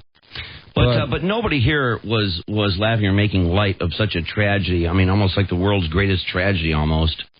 I mean, it's just right up there. But we're not trying to poison people's minds. Oh, my God, please. Obviously. It's hard to look at this stuff with a clear mind. When you see so much of it, it just becomes absurd after a while. Yeah. I really don't know why they show it. There's really no point whatsoever. We know the extent and how serious it is. There's an email about Iron Butterfly's bass player. He was supposedly working on a time travel machine when he mysteriously disappeared. It's so funny, I have to laugh whenever I hear that. But today I ruined it for myself because I read an article that stated that Phil Kramer and his van were found at the bottom of a ravine. Yeah. Did you know that? Yes, we did know that. We sure did. But they made it sound like he had gone to LAX in some emergency over time travel and that he'd disappeared and they thought that he'd beamed himself somewhere. Yeah. No, he just crashed the van and went flying down a ravine. Some people were convinced of it because he was working supposedly on this bizarre time machine. And we got into that whole thing back before they could find him. And we were interviewing a couple of people on that. And it was really, really mysterious. And then all of a sudden, we covered that, though. When all of a sudden they found this van at the bottom. Yeah, he apparently went sailing off this road, this really dangerous curve, went sailing right off, and that van just free fell down there. There he was, skeleton. Gentlemen, I am so pissed that Burger King is using Omarosa in their new spots. I just saw it. Yep. I go there with my kids all the time. I'm writing this letter to tell them I'm boycotting BK because of their choice to reward that biatch for being a lying biatch. Let's get everybody PO'd about this, too. Here's the BK info. They don't accept email. We'll blow in a call later on this morning because... I personally feel the same way. This is someone who accused someone of using the N-word, essentially tried to start a little race war within that show by lying. The person who was accused of using the N-word took a lie detector test, passed it. It didn't happen. Nope, there's no way it happened. See, there you go with your racist terms. What was that you said about black people? And this isn't funny, and this person has no business making money off being on that show when she acted in such an irresponsible manner, and I think Burger King needs to be taken to task. And I love Burger King. Don't get me wrong. I could eat a Junior Whopper right now. Oh, yeah, I could eat a couple of them with cheese. Sounds delicious. But the thing of it is, I don't know what they're thinking because we saw that coming off that show. Anybody that even slightly entertained the idea of having her in their commercials was inundated with emails and telephone calls locking up their switchboards of people screaming, "Do not put this woman in a spot." And the thing of it is that no matter how Omarosa tries to position herself as a villain, and then it was all creative editing and all this sort of crap, the fact of the matter is she's a liar to the core. She's a nasty, nasty person, and everybody hates her guts. Everybody that was on that show, including Trump, has had enough of her, and I am absolutely blown away that Burger King, after all this amount of time, would sit there as if people sort of forgot her, that things started to wind down, and would throw her out there, thinking that everyone's going to be entertained. When people see her, they immediately boo. She was on the Apprentice finale this last time, and when she stood up to make a remark, the whole place booed. Everything went quiet, awkward. People can't stand her to this day. I don't know what they're thinking. To link their product in any way, shape, or form with someone so despised is mind-blowing. Well, rewarding somebody for doing something like that, that's right. That's just not, white people can't survive that kind of thing, and I don't think she should be allowed to cash in on it either. Absolutely not. Not to mention what a pathetic human being she was during that whole show. Oh, it's terrible. Oh, she got hit by a piece of drywall. Oh, what a bunch of crap that was. That was another big, huge lie. Oh, and when Trump put her in her place, that was so funny. Oh, it was fantastic. And her lying screwed up Kwame, who could have probably won The Apprentice the first time through, thanks to her. Can I just tell you, I've been walking around for a week with a concussion, and I needed a moment. And I asked you for that, Heidi, and you just ignored me completely. Well, because the headache was coming and gone. I mean, you were fine in the morning, and it was just getting a sandwich to go. I mean, there was I've been a trooper for this team. What does a concussion have to do with sitting down for a long time having lunch when you're supposed to be working? You got hit in the head with a little piece of plaster. That, by the way, delicious. All my life, I've been hit on the head with plaster. Omarosa, I mean, give me a break. Let's not, I'm not being dramatic. I've had horrible... Because you have this horrible concussion, you took lunch instead of working, right? Is that the excuse? Mr. Trump, if you believe that I was lazy at any point... I'm not saying that at all. I'm sorry, I didn't know I was going to be attacked for being... You're not being attacked. I just don't get it. Okay. And I still don't know really what that has to do with taking lunch when you're supposed to be working. I wanted to take 5 minutes to eat.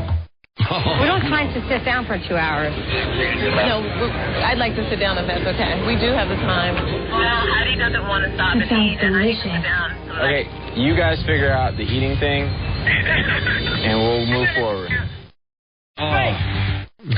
And she did not have a concussion. She went into the hospital, and they found there was nothing wrong with her whatsoever. Another big, fat lie. The other thing, from a commercial standpoint, that I, for the life of me, do not understand. I've so had... Where's TiVo on here? It's on VCR. It's on VCR, okay. Is this? The Subway post-game show.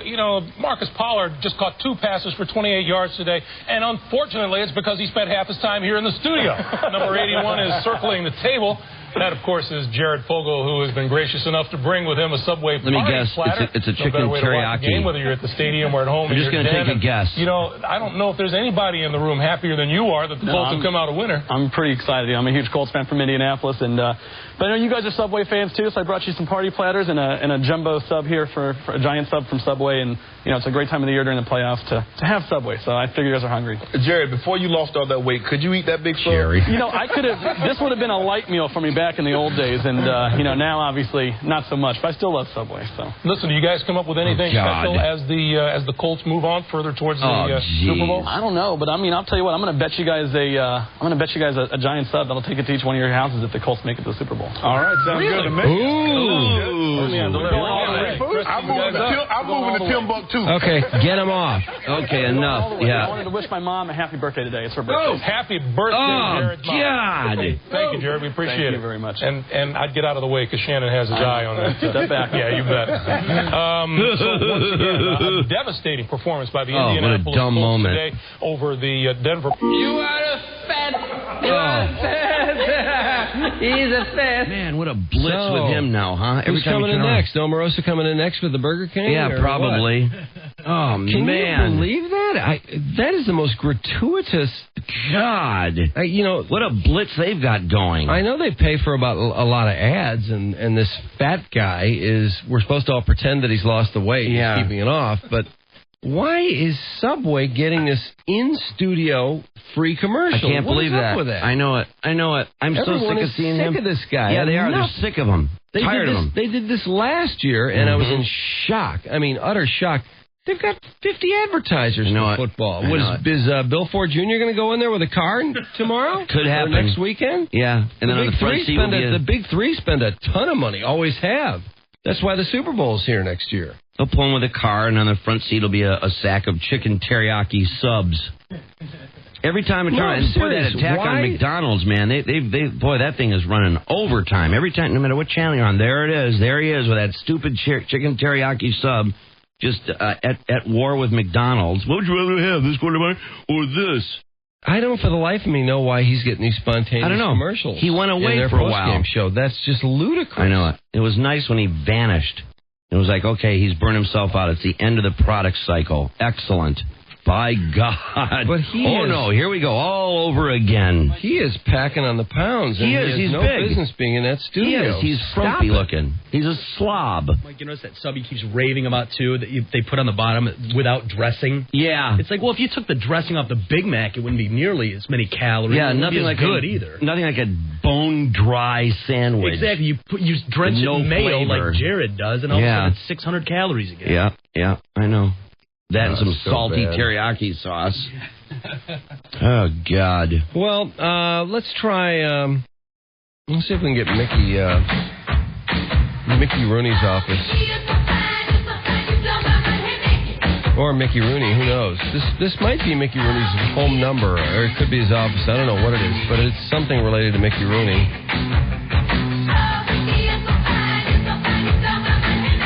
As his ass-showing commercial booted by Fox. Congratulations, Fox. He's an ass, and he can kiss Mom. Mr. Rooney, is he there?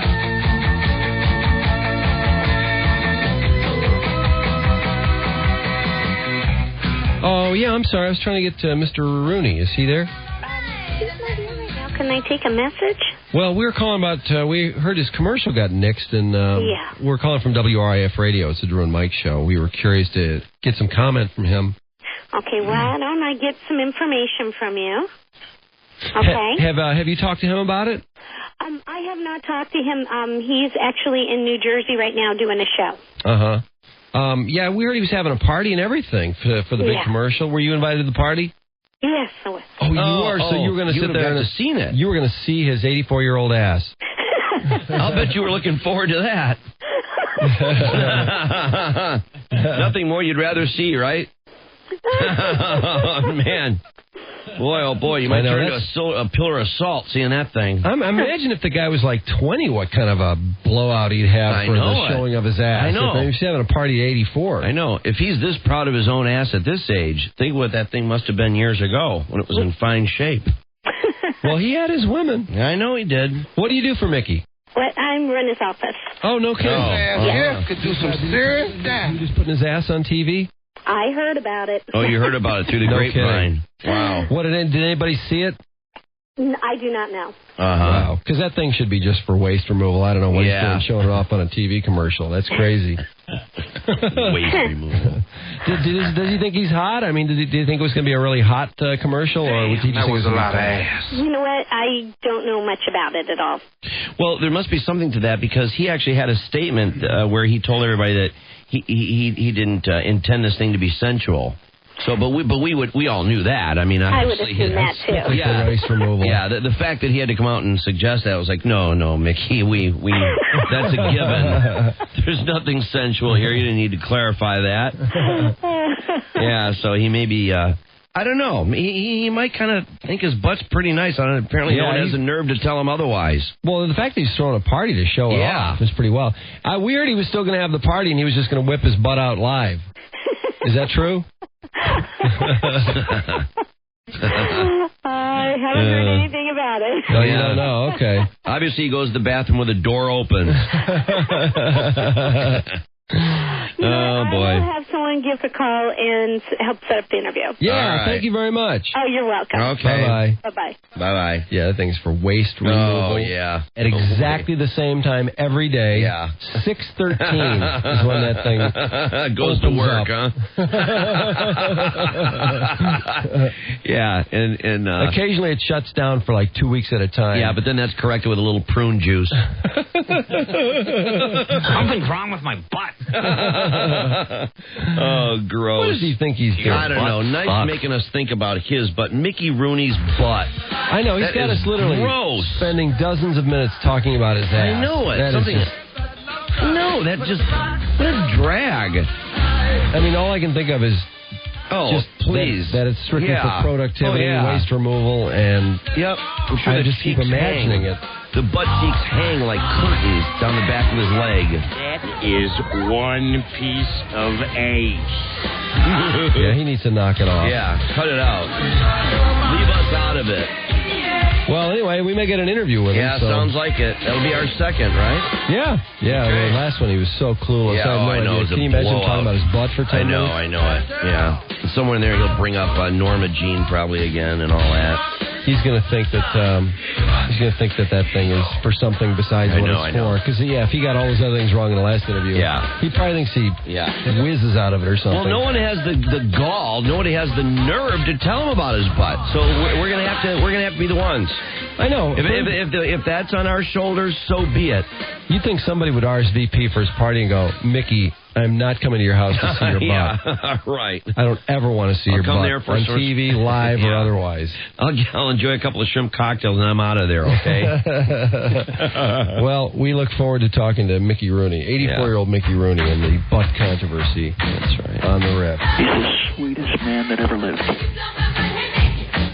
7:55 WRIF, and Monday morning, high 37 today. Let's just see a lot of melting. Tomorrow, snow, sleet, or freezing rain early. Precipitation changing to light rain and freezing rain late. High near 35. Tomorrow, Wednesday, morning showers, mid-40s. Thursday, upper 40s, and then Friday, low 20s. And then we got the 3-day weekend. Nice. 3-day weekend. Yeah. This thing comes in so handy. Martin Luther King isn't so bad, is he? Hey, King's always rule. Hey, you're not kidding. Hey, the Mikula twins have been sentenced to at least 23 months in prison. Wow, that's a long time. Crystal, I can't believe they didn't get more for what they did in that airplane. I mean, that situation, when you take a plane down... Oh, that was unforgivable.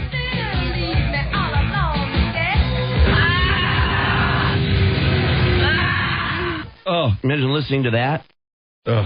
Oh, my God. Tell them I didn't do nothing wrong. Quiet. No, you tell them. I was going to Shanghai for a modeling competition. They were waiting for me. I'm bleeding. Why am I out like this everywhere? It's like a 4-year-old. They nail him for drugs. Crystal Mikula sentenced to 23 months to 20 years after she admitted she tried to sell oxycodone pills to an undercover officer. She was arrested with 200 oxycodone tablets, 100 methadone pills. In exchange for pleading guilty to delivering and manufacturing oxycodone, prosecutors agreed to drop another drug charge for delivering methadone as well as cocaine possession. In April, boy, they really have kept their eyes on them since this airplane thing.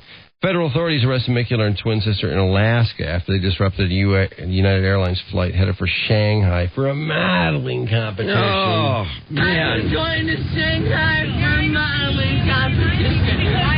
They were waiting for me. I'm bleeding. Why am I out like this everywhere? Why do you tell them I didn't do nothing wrong? Oh. No, you tell them. You tell them. Oh. In 2001, federal authorities arrested Mikula and twin sister in Alaska. Prosecutors said the women drank too much, smoked in the airplane's bathroom, began feuding with each other, and then punched crew members who intervened. Are they allowed? So they're allowed to fly still? That's what I can't understand. I mean, I think anybody that does anything like this on a plane should just be banned from flying ever, which is a huge punishment. I mean, the idea of not being able to for air travel for an extended period. That I just can't get over the fact that they get them on the drugs, which is one thing, but to not have some kind of a punishment, especially flying related for this, because can you imagine being on a plane where two girls are psycho, they're beating up the pilots? I mean, what if she knocked one of the pilots out? I know it. I can't even believe it. God, we all know what it's like to be sitting up in an airplane like that, and to have somebody go that completely nuts on you, wondering where that's going to go, what she's going to break. what she's going to haul off and Why do. don't you fly to heaven? I mean, nobody in their right mind behaves like that on an airplane. Anybody behaving like that is half nuts or completely crazy. So, yeah, I mean, I think these people that just go nuts and try to knock down cockpit doors and all this kind of, those people should be banned forever, immediately. Now, a couple of things coming up. Some guy has burned, they had some kind of weather warning on TV, and apparently it was left up so long. And you know how they do this and how obnoxious it is? Because you get that thing where they just bust in, and these weather warnings are every 5 minutes. It's like, enough already. Yeah. This guy got the weather warning image burned into his TV. His plasma. Yeah. Oh, my God. Expensive television. They're trying to get the image out now, and they're debating whether or not it's going to happen. And I'm curious to see. It's a Sony, I think. I'm curious to see what the deal is, because to me it's like, okay, new TV. Yeah. New TV for immediately. him. And I want to know, because I'm damn concerned. I've got a plasma. I'm kind of new in the plasma world. I love them, but you know what? If I got to worry about an image from a weather warning being frozen in there, and I guess the local TV station is like, screw you. Oh, that's we don't have anything to do with it. And then the other thing is, let's see. We've been trying to watch this TV show. Oh yeah, this is Ray and Pete that I think might nicely line up with.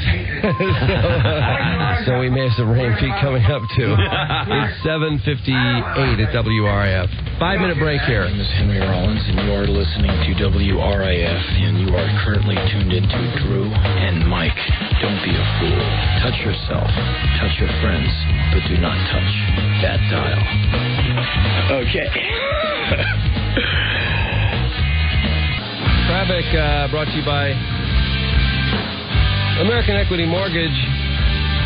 Consolidate your debt now with American Equity Mortgage before the big holiday bills hit. Perfect or less than perfect credit, American Equity Mortgage can help you save money. Call 888-229-7699. Stress, what's up? Whoa. Let's see. I got to do this first. Stress, go ahead. Take two. All right, well, boy, there's lots of accidents all of a sudden. 96 eastbound at Newburgh, big one there on the right side. And then there's two separate accidents before and after Newburgh. That's backed up bumper to bumper all the way past 275. It's slow all over town. 75 northbound between Outer Drive. Well, they don't say between Outer Drive and what. There's an accident there anyway. Let's just say 75 north at Outer Drive. And that's backed up all the way to North Line. Then 14 Mile Road at I-94 is closed completely due to a rolled over truck. Police are directing traffic. 94 westbound before 12 Mile Road. Big smash up there on the right side. That's backed up to Harper Avenue. US 23 southbound before 8 Mile Road. A big smash up there is the left lane blocked. That's stopped all the way past Silver Lake Road. 75 southbound before Baldwin Road. Another accident there. And that's backed up, stopped all the way past Sashabaw.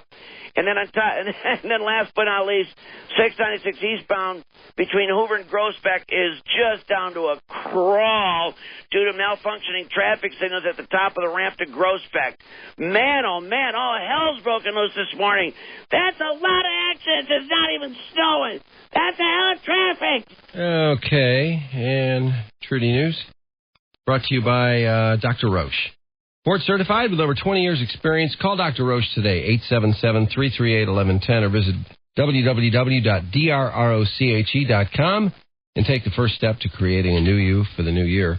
And we're kind of talking about gratuitous tsunami video. Well, this is also gratuitous, but in Los Angeles.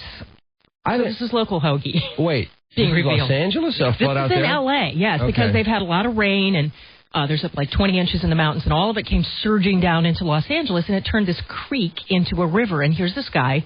Got to see this footage. Well, if not this morning, though. He's pantsless eventually. Now he's wearing pants there, but his pants are swept off of him by the force of water. They apparently obscure his unit, which nature's dirty little trick, huh? They're pulling him out of this flooded creek. And he loses control of his BMW. He careens into the creek, which had become this fast-clipping body of water. So he's sitting on his car, which saved his life, basically floating towards a bridge. The fast water rescue team get a rope down to him. They start to pull him up, and as they do, His pants come off. Oh, what a dirty trick. But that's not the end of it. He did live, by the way. So yeah. He falls Just from the bruised rope. ego. Here he is dangling, and he's nude, and they blurred out the spot where his pants were. And of course, you know that was him on top of the car, right there. Yeah, that was him at first. You know his thing isn't going to be at its So watch best. now. Here they are, big tug of war to get him out of the water. Small. Look. And here you go. Here's where his pants is. Oh, he's nude. jeez. And then he drops.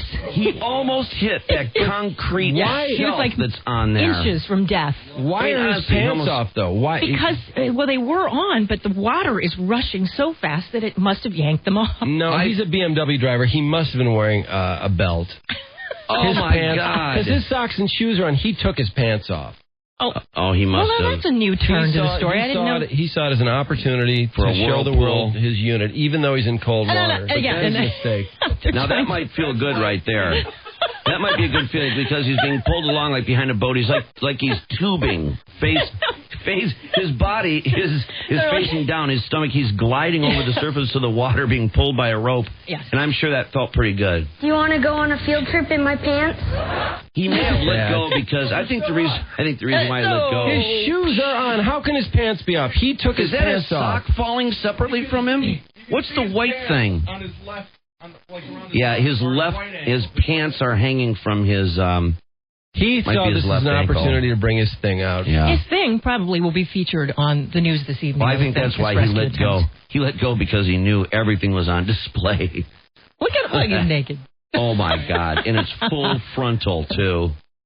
You know, he might have taken his pants off because he's sort of good looking, and maybe he's looking for an acting job or something. But I don't see how can his shoes be on and no pants. Yeah. I'm very suspicious.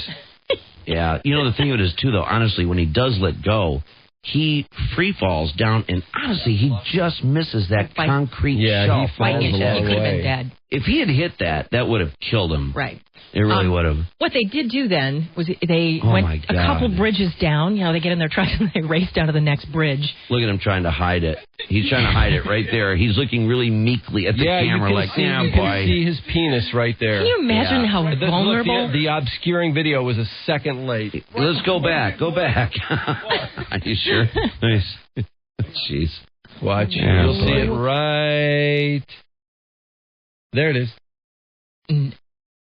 Come on. Yeah. Where is it? That's it.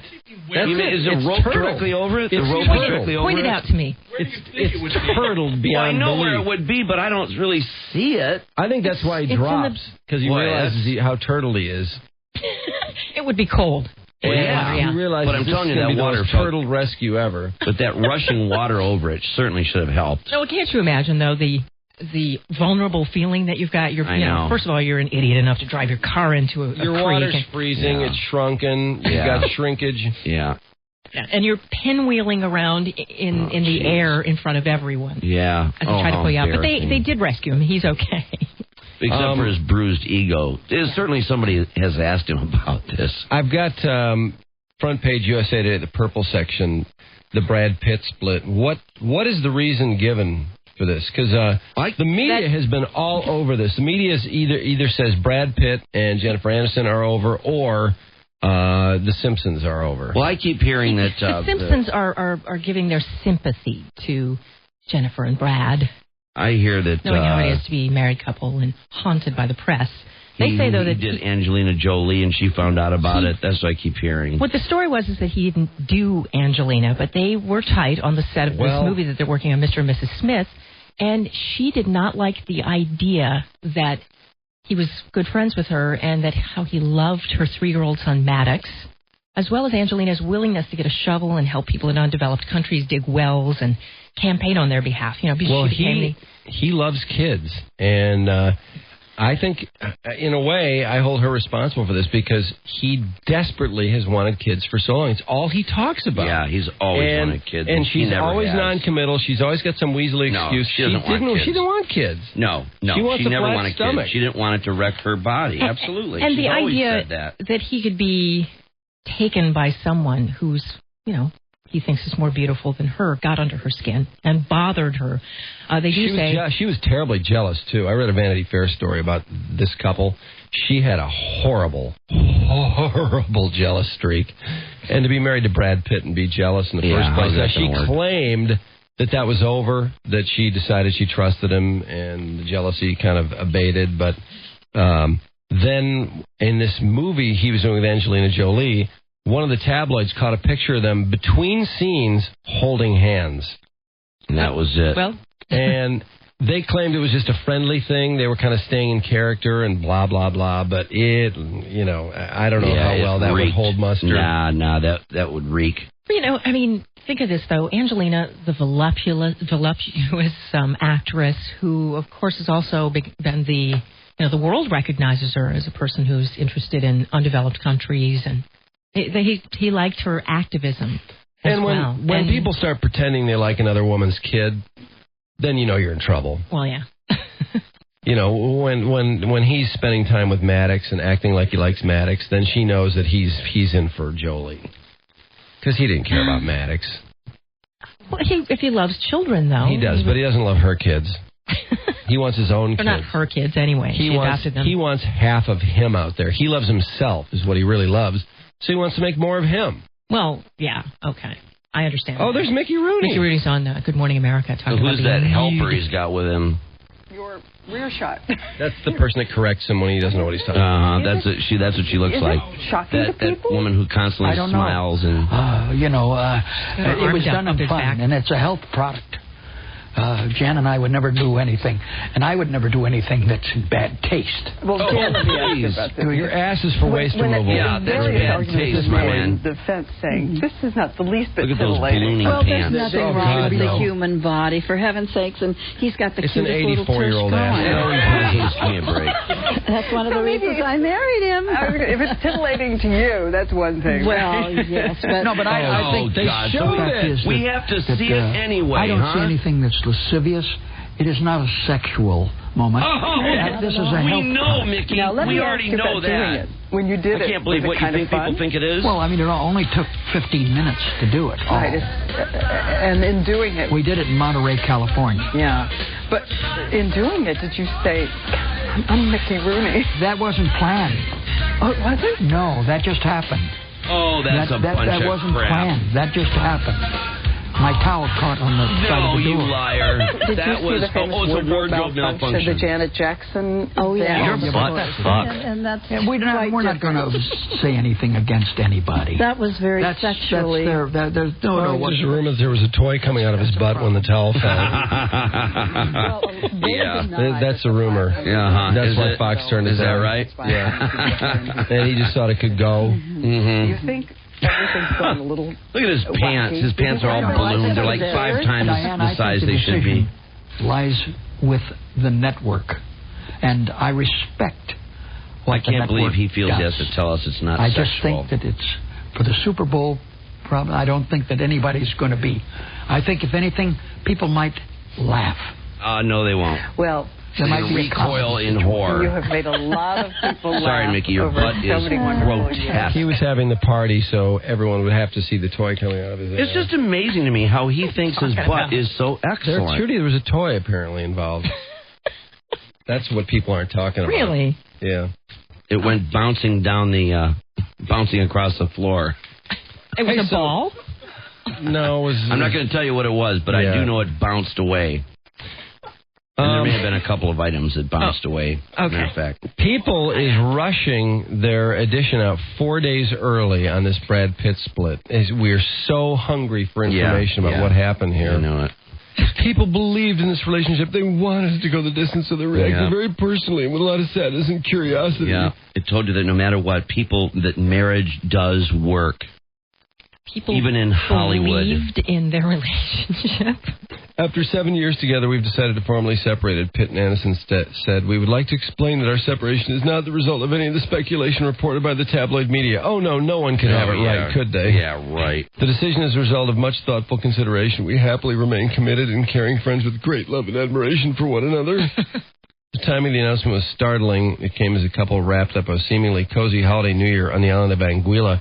You should see the place they were staying in Anguilla. They were with Courtney Cox and David Arquette. Mm-hmm. This place was like $10,000 a day, had 15 silent servants, meaning you never see them. They just bring you what you need and go away. Oh, but it was the most beautiful place. It was just this giant luxury house with a big pool and, you know, all these servants, and they had this giant beach to themselves.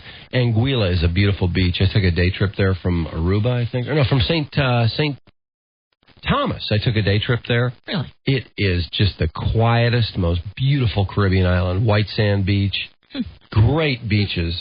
And they had this incredibly exclusive place there. The decision to separate had been in the works for several weeks, if not longer. They only needed to decide when to announce it. Eyebrows were raised when Aniston, who's been shooting movies nonstop post-Friends, did not attend the L.A. premiere of Ocean's 12 with her husband. Their relationship suffered a slow death this year. They barely spent time together. The reason for the breakup was Pitt's very vocal desire to start a family. Well, that's what the tabloids said. Pitt even bonded with Maddox, Angelina Jolie's 3-year-old son. That's pathetic. That Maddox is the most overrated brat. I'm so tired of that kid. He's everywhere she is. Who would want to spend time with her? She's got a child fetish. Oh, you would overlook it. No. Because she also has the fetish, the well-known fetish that she spoke of going out in the day when she needs to and getting herself a dude. Well, but that's all sex is to her. It's just a perfunctory thing.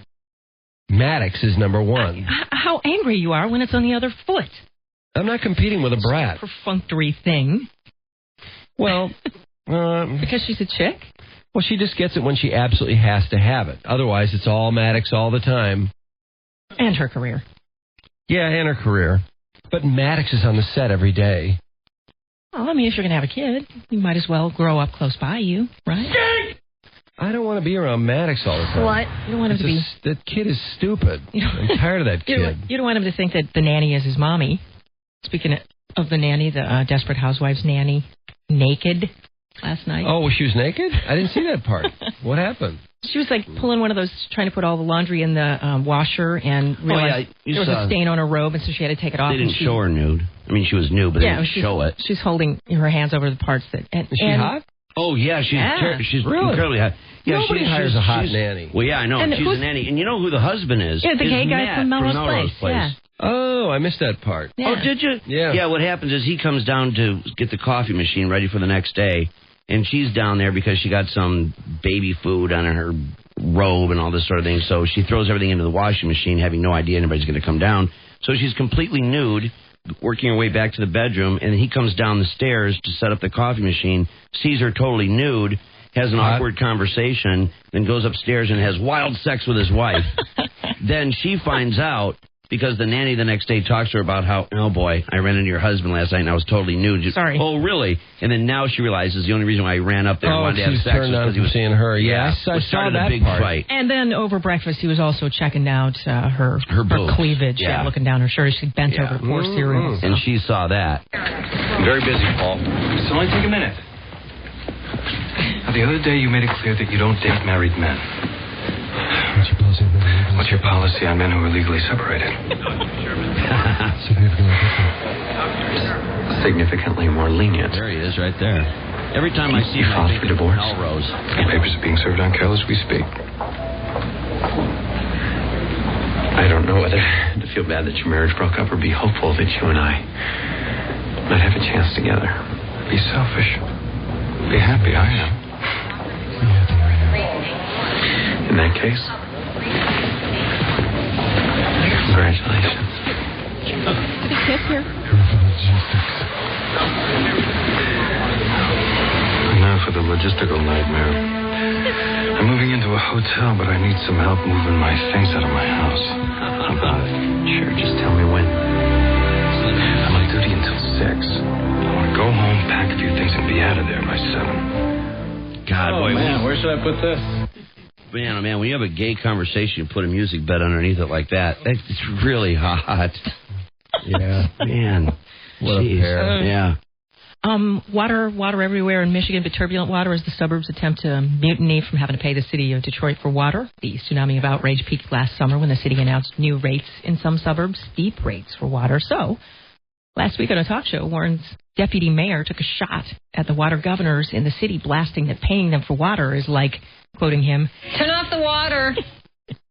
giving cocaine to a drug addict. Ooh. Later on, Fox 2 found him, and he rephrased and said Detroit was like a drunken sailor the way it spends its money. It's out of control. No, you've had your limit today. You drink water. And the mayor got his panties in a bunch about that. As for water, a surge of destruction through the middle of a town in Indonesia, demonstrating the brute strength of nature, and seeing it in person was stunning for the Secretary of State. We'll have the president's ear today, huddling to decide what the U.S. will do next about the wreckage from the quake and the tsunami. Colin Powell was really affected by this. I mean, I know it was horrible to see, but he thinks we should donate endlessly here to fix what's gone through those two areas. We are donating endlessly. There's no, I mean, people are just getting started. I know. As for water, a guy found after supposedly spending 2 weeks at sea. How could that be? They don't know, but they plucked him to safety the other day. Crystal Mikula busted in a task force drug sting sentence after trying to sell oxycodone to an undercover officer in that task force after being a thorn in law enforcement's side in Buckley since she and her sister Cynthia got into that spat on board a flight to China. Apparently, Cynthia's been pretty cool since. Why do you tell them I didn't do nothing wrong? No, you tell them. Quiet. Then there's the lady whose lack of navigational abilities caused her to turn into the parking lot at the state police post in Oak Park and, whoops, you got busted for drunk driving. Delivered herself right up to their doorstep. Proving Phil killed is the object of the prosecutions in Los Angeles prepping for the murder trial against the former star producer. Something that slid out from under the door in the grand jury over Phil Spector's hearing was how the deputy DA brought in 3 women who say he pulled a gun on all of them, too. The defense says these are old, stale events that either never happened or have no relevance in the case against my client today. Meet the Fockers, number 1 of the flicks over the weekend. It's earned $204 million in ticket sales, yeah. Second was... Did you see it? I forgot. No, not yet. Second was White Noise with Michael Keaton. Was second best, very close, too. Really? God, it got bad reviews. Did anybody see it? Anybody want to email us and let us know what you thought? Because I wanted to see it, and then I saw how bad the reviews were. We talked to Michael Keaton, and he sounded sincerely excited about it. Well, that's a frightening idea, though, that there could be something in the chaotic white snow on your TV. Yeah, well, I mean, that's really what an exciting concept. Yeah. But I wouldn't want anybody to be talking to me from there. Dustin Hoffman would love this to be on the down low, but there are rumors that he's about to move out of the United States because of George Bush. Oh, come on. However, his spokesman says, no way. Hoffman insisted. He said something about loving London, and somebody with an imagination expanded that into him pulling a Madonna or a Johnny Depp. Sean Penn now saying, I told you so, remembering how he was so vilified for the things that he wrote after the 2 visits to Iraq a few years back before the war, and now he says, people like Bill O'Reilly are trumpeting the same thing and not taking any crap for it. How there are no weapons of mass destruction, for one thing, blaming all the crap he took on the fact that he's an actor, telling those people to take their hypocritical Reagan standards and shove them up there. He didn't know there were no weapons of mass destruction. You know, that makes me sick. What did he know? What was his intelligence? Granted, our intelligence was wrong, and that's pathetic. But for him to start acting you should be more certain of what you're doing before you do it. If your intelligence is that bad. But Sean Penn did not know there were no weapons of mass destruction. None of those people didn't know. Well, yeah, you may be right there. I mean, in some ways, I respect their opinion and what they were trying to do, but they did not know there were no weapons of mass destruction at that time. I mean, had they had weapons of mass destruction and they had talked the country into not doing anything, and then we were blown up or something, or a dirty bomb went off somewhere, I doubt they'd be apologizing. Yeah, you're right. Paul Newman is just fine after his race car spun out and caught fire at Daytona International in Florida. It didn't hit anything, just the engine just combusted. By the way, the new engine you're going to be seeing is a Hemi inside of the new Dodge Charger at the new International Auto Show at Cobo. It's, of course, preview week, and they're talking about the Charger. It's kind of controversial, though, because it's a Charger that has 4 doors, very unlike the muscle car that we knew and loved.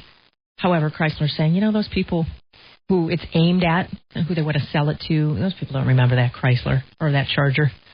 Tom Cruise is going to get Broadcast Film Critics entire career award tonight. Cruise is being honored for all of the things that he's done in his resume of showbiz. Did you guys watch the People's Choice Awards? I watched some of it. Yeah, I did a little bit of it. Michael Moore was booed, right? Booed and cheered. Yeah, he won for crying out loud. Yeah. What did he win exactly? For best movie. Oh, you're kidding. Can you believe that? Oh, I can't get over it. He's up there looking like Orson Welles. Jeez. Well, that thing was so... And he's huge. He's trying to reinvent himself. What did he say? Do we have him? Oh, he did. I was amazed. He didn't attack Bush or, A great film moves us, whether it's telling a fractured fairy tale, bringing a classic. He was up against Shriek 2, The Incredibles, Spider-Man 2. Stop a war and hasten a change in administration by speaking truth to power. America, these are your nominees for favorite movie. Shriek.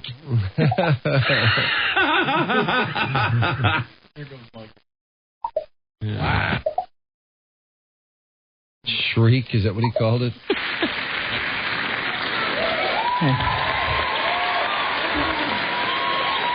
The People's Choice Award goes to Fahrenheit 9/11.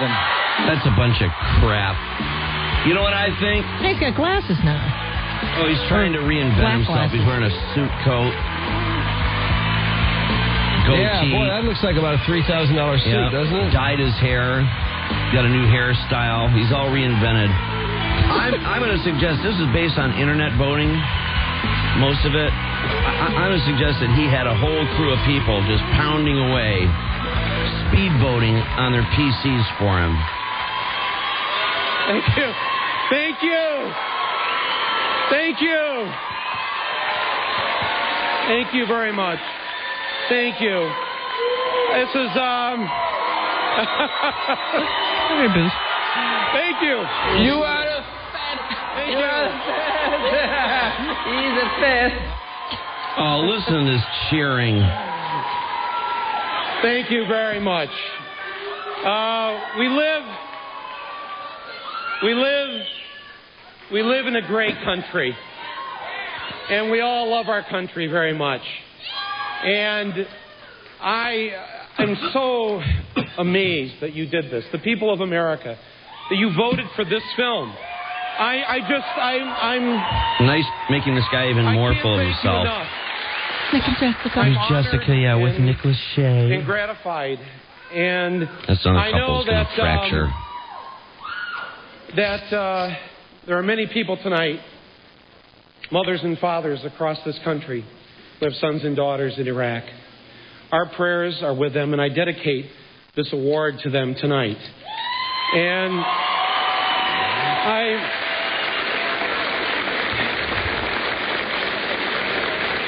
I want to thank most of all the people out there who voted for this. I don't want you to give up. This country is still all of ours, not just right or left, Democrat or Republican. It's all of our country. And who's next to the mic? In the audience. I love making movies, and I'll take this as an invitation to make more Fahrenheit 9/11. Oh, great. Thank you very much. Oh, great. Thank you very much. Well, that was sending him the wrong message. Coming up, who will be the people's choice for favorite male movie star? Tom Hanks, Denzel Washington, or Johnny Depp? Johnny Depp. Find out when the 31st annual People's Choice Awards. Your boy. Johnny Depp won? Johnny Depp, yeah. Matt LeBlanc, Mark Helgenberger won favorite male in TV star. Was Depp there? Female TV star. True Grit and Grind. Was Depp there? At the People's Choice Awards? Yeah. Was he? No, I doubt it, because they know who's going to win ahead of time. Via satellite. Oh, really? Yeah, because they do know who's going to win ahead of via time. satellite. He was just really bizarre. Yeah, pop him on there. Always Let's watch bizarre. him. I think he tries to be as far out as he possibly can on purpose. Nick, oh, yeah, let me watch this. This was not. Ooh, whoa, look at him. Daddy made her stack them up really high. Oh, look at those high heels. Yeah, her dad craned them up there for her. Yeah, and then had a little feel while Daddy, he was is at this okay? it. He's like, no, it's just more cleavage. Yeah, as he squeezes them like a madman. She has short I just hair finished now? with athlete's tubes. Yeah. Well, she probably always had short hair. They're probably extensions. She left them at home. Oh, gosh. Thank you so much. Daddy, how do my tubes look? Yeah, look at her boobs are almost completely exposed. I'm the cheesy Get off the pop shut star up, who was in a boy Lachey. band Nobody and wants to weren't hear from supposed you. to get married because it was going to ruin our career. And now... Hey, don't let him talk right now. Yeah, no, it's all about her. Do I? We had something I'm a with boy wife. bands or Shut up, something? Lachey. No one cares about you. That's why It's all about her. But you know what? There's a lot of people, to thank along the way. A lot of people who've worked very, very hard, put in a lot of very long hours. What, they set up the cameras? And a lot of time away from their families and their own realities. I'd like to thank Brian Graydon, Lois Kern, Rod Asa, and yes, my father-in-law and I do get along. Joe Simpson, I'll thank him too.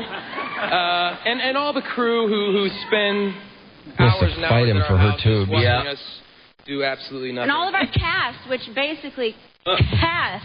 Ooh. All of our cast, which basically Oh, my is God, what a everybody who signs ditz. the release form. Thank you. All right. Anyway, and it's most importantly... Our fans, we love you more than anything. Thank you, guys. Oh, my God. We're how not annoying. fans. We're just watching your train wreck. Shut up, idiot. Ladies and gentlemen, please welcome a woman who is already a musical winner tonight, Sheryl God. Crow. Oh, she looks hot, by the way. I know thought it. she looked Sheryl great. Crow, look at those high heel pumps she's wearing. She's wearing the perfect shoes. Those are do-me Thank shoes you. like I've never seen. Because it's even better to give than to receive, I'm proud to present your nominees for your favorite male. I've never seen Sheryl Crow so dolled up She's got her before. tubes really properly shaped here, Yeah. too. Whatever she's doing with her tubes, Yeah. I think she's doing a great job. Her boobs are all creamed up. She's got showing a lot of They're legs. not She's overly got these craned, though. orange They're black pumps on. Johnny Depp is standing by live somewhere in Eastern Europe. Johnny, congratulations. Oh, has he got the hat and the glasses on again? Yeah. And He's gloves. in a yoga position. Listen, I wanted to thank you all very, very much. What's with the I'm gloves? terribly sorry I couldn't be there. Let's see if he's still got the English accent. Listen to the It's a accent. great honor. Listen to it. I'm on a mad trek through the Carpathian Mountains, searching for Vlad the Impaler. I'm hoping to hook up with Christopher Lee, who's doing a duet with Rammstein, as you all probably know. There's rabid dogs, wolves. Okay, Depp, enough. All kinds of squeaky things, weird stuff. But In the hell are you as I said, talking it's a great about? honor. First, I want to be able to say thank you very, very much to the people. It really feels good to say that because you are, in fact, our employer. You are our boss. So He doesn't know how to do a British accent. He's trying to do a British accent. great honor. He had it down a few weeks ago. It was Someday all to make British. you all He's a losing it cup a of little bit. All right. Nice. Oh, you idiot. What's with the gloves with the fingers cut off? I have no idea. This is drumming gloves. So presents the final award. And every time he moved, that thing behind him with the crystal hanging was all clattering Let's see every what time the he final moved. award is. I don't know why I want to see this, but Yeah, Passion of the Christ also. does he accept it? He's there? Yeah, they know who's going to win ahead of time. So if they've won, they're usually there. You get better with time. I can't get over this. It's like this is the only actress I know who drags people off the street in her trailer in New York, in Manhattan, to make them omelets. Hey. Who's he talking to? I don't know. In the hell are you talking about? He doesn't know either. Heck, I was just hoping to break even here. Look, a film of this magnitude took a lot of people to make it, and I thank all of them. I thank the cast and crew and all the people that help us make this film. But really, more than any other thing I've ever worked on, when you circumvent the system, I depended on you, and you were there. And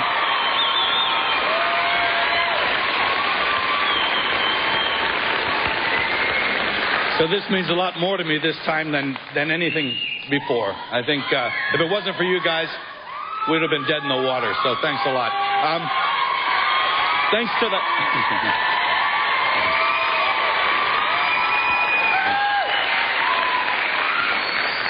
thanks to all the blue states, the red states, the catatonic states, everyone that voted for making this a tremendous success. I love you, too, whoever you are. What's your name? Okay, Gibson, enough. Brief and get off. God bless you all. He's still hot. Well, what a night. We've laughed a little, we've cried a little, we've loved a little. Maybe not loved a little, but the night is still young, and Malcolm is looking damn good to me. Why, Malcolm Jamal Warner, what rock did they get him out from under? Idea. Seriously. I don't know. Oh, they're on that sports show. Yeah. Oh, I see. But is anyone watching it? I haven't... I mean, he's a Cosby kid. Well, yeah. So, I mean, how important is he right now? I totally understand your confusion, but... I'm baffled. I don't even know why Jason Alexander's hosting it, to be honest. Well, it's the People's Choice Awards. Yeah, that's true. It's usually pretty lame. Your options aren't pretty lame. I bet they went through a lot of people. Oh, before they got anyone to say yes. Just to get anybody to show up at all. Yeah, and Jerry Springer, besides his show in Chicago on TV, is going to have a radio talk show. 3 hours a day out of Cincinnati, and he hopes to take it national at some point. He says it's a chance for him to talk about more serious things in the world than he ever gets to on his TV show. And he's also the star of the Jerry Springer Opera in London. Like Hookers, and the songs, of course, are like Pregnant by a Transsexual and Here Come the Hookers. And it's a hit, I guess, in London, inspired, of course, by the Jerry Springer Show. Judy Daniels for Rock and Roll Radio News. Hey, Steve Duchesne really has the world wired, doesn't he? He gets busted for that fake resume deal, gets another job, and he just got a $22,000 raise. And they just had 63 city employees in Lincoln Park take early retirement. And somehow he got a $22,000 raise. How does this guy pull it off? That's how. Well, yeah, I suppose. The only bummer is they just took his name off a street in Sterling Heights. He had a street named after him. They changed that, so it wasn't a perfect week. But I'd rather have the $22,000 than the street. Oh, hell yeah, sure. Okay, sports, which is brought to you by how about Comcast? Order Comcast digital cable with HBO for $29.99 per month for 4 months. Call 1-888-COMCAST. Restrictions apply. Offer ends 1/23/05. And divisional playoffs. Colts will play at New England. Boy, that's going to be an interesting game, isn't it? Oh, that's going to be fantastic. I can't wait to see that. Last year was Patriots 27-24. Oh, no, September they met, opening day. 27-24, the Patriots won that game. And then, of course, the playoffs last year, Peyton Manning threw the 4 interceptions. The other game, Jets at Pittsburgh. Boy, next weekend is the weekend, isn't it? Yeah, that's some beauties. And this was a great weekend, too. All these games were fantastic, and they were tight. Well, except for the Colts. I may have to get off my ass and make some bets next weekend. Yeah. I don't know how I don't know how I can go betless. Yeah, those are some great matchups. Man, oh man, nail biters. Jets at Pittsburgh. I think that's going to be a really good game. Yeah, that's going to be great. I think Pennington's arm is really not nearly as bad as they've made it out to be. And then we have Minnesota at Philadelphia. That's an interesting game, too. Philadelphia lost their last 2 games. They didn't play anybody. And I think that's insane to lose momentum that way. They had a chance to get McNabb out there and spend some time with his new receivers. Because Terrell Owens was the guy, and he really didn't pay attention to the other people in that offense, and he needs to. And you can't just turn it on in the playoffs. And I think they needed to spend 2 games. I think they had the advantage of having 2 games for him to try and develop some chemistry with the guys he has. But they decided, no, we'd just rather have him play a series and send him packing. I think that was a terrible decision. Rams are at Atlanta. That also could be a good matchup. The Rams have won 3 in a row. This is a 6-8 team that thought they were done. They won their last 2, and then they won their playoff game. And now they've got some momentum going into Atlanta, which lost this. I think, did Atlanta lose its last 2 regular season games also? I know they lost their last game. Michael Vick is such an X factor. Warwick Dunn, certainly had a great year. Algie Crumpler was all-pro. But the Rams really have a lot of weapons. When you look at that team, you really wonder why they were 8-8. As for yesterday, Denver just got off that hideous first half. How can you I don't know how you can be a self-respecting NFL defense, and this goes for the Lions, embarrassment. Too, and go into halftime 35-3. Just not be able to stop anything. I mean, Nothing. What are you doing? Either you're concentrating on the run or the pass. You must be trying to stop somebody. What? Were they just all? Did they have 11 guys focused on Marvin Harrison in the first half? I don't know. 'Cause he didn't do much. Talking about being humiliated, just humiliated. Everyone else had piles of yards. Manning finished 27 of 33 for 457. He passed everyone but Bernie Kosar in terms of passing yards in the playoffs. He even had a 1-yard touchdown run. Colts up 35-3 at halftime. Reggie Wayne had 10 catches for 221. Now, that was close to a record, too. Anthony Carter, I believe it was, had 235 or 240 once. In fact, I think it was against San Francisco, Walters. Wasn't that against your boys? Yep. Dallas Clark had 6 catches for 112. Broncos got as close as 35-17. Plummer looked like he was putting it together in the second half. In fact, he had another touchdown later. But, again, they couldn't stop the Colts' offense. So the Colts prepare for the Patriots in New England. Rams were the first 8-8 team to win an NFL playoff game, and then the Vikings did it. And, how do they do it, too? They've got the dumbest coach in the NFL. They've got a great quarterback. They've got this temperamental wideout, Randy Moss, who, before the game interviewed by Jimmy Johnson, really gives this half-ass apology. He's not sorry. He won't say that he won't do it again, i.e. walk off the field. Well, why doesn't the whole team just walk off the field then? What makes this guy think he's so special? I guess he's just good, and he can get away with that. So what happens when he's a mediocre player? Well, he can kiss the ass end of his career goodbye. Look at Dennis Rodman, for example, who's blown all his money and wants to come back. And Dennis Rodman, you figure he could get 10 or 12 rebounds a game, but people just say, no they're done with him. No, thanks. You got to be a star with your attitude. Nobody's going to put up with that. And that's what's going to happen to Randy Moss, too, and he'll regret it. Mo Williams turned a short pass into a 68-yard touchdown reception. Boy, that was a cool play. That put the Vikings up 3 plays into the game. Then Moss's scoring reception. Then Moss had another one whereupon he did the moon thing. The Vikings are not inside field goal range for Morton Anderson. Culpepper, Moss. Randy Moss is in for a touchdown. Randy Moss, without even really being able to run, as he shoots the moon to the fans here in Green Bay. That is a disgusting act by Randy Moss. And it's unfortunate that we had that on our air live. That is disgusting by Randy Moss. He faked it. He didn't really do it. He faked it. The announcer was wildly overreacting. They wouldn't even show the replay. They acted like he was nude or I know something. it. They did. That was really over. He just made the motions, just sort of bent over and, like he was going to take his pants down. It was stupid, too. Moss didn't talk about it after the game. I don't give a damn what they talk about. They better talk about this W that we put on Lambeau Field today. They can talk about the end zone celebration all they want to, but I know what better be behind us, that W. So, whatever they talk about, man, we moving on to Philly. They be right here home.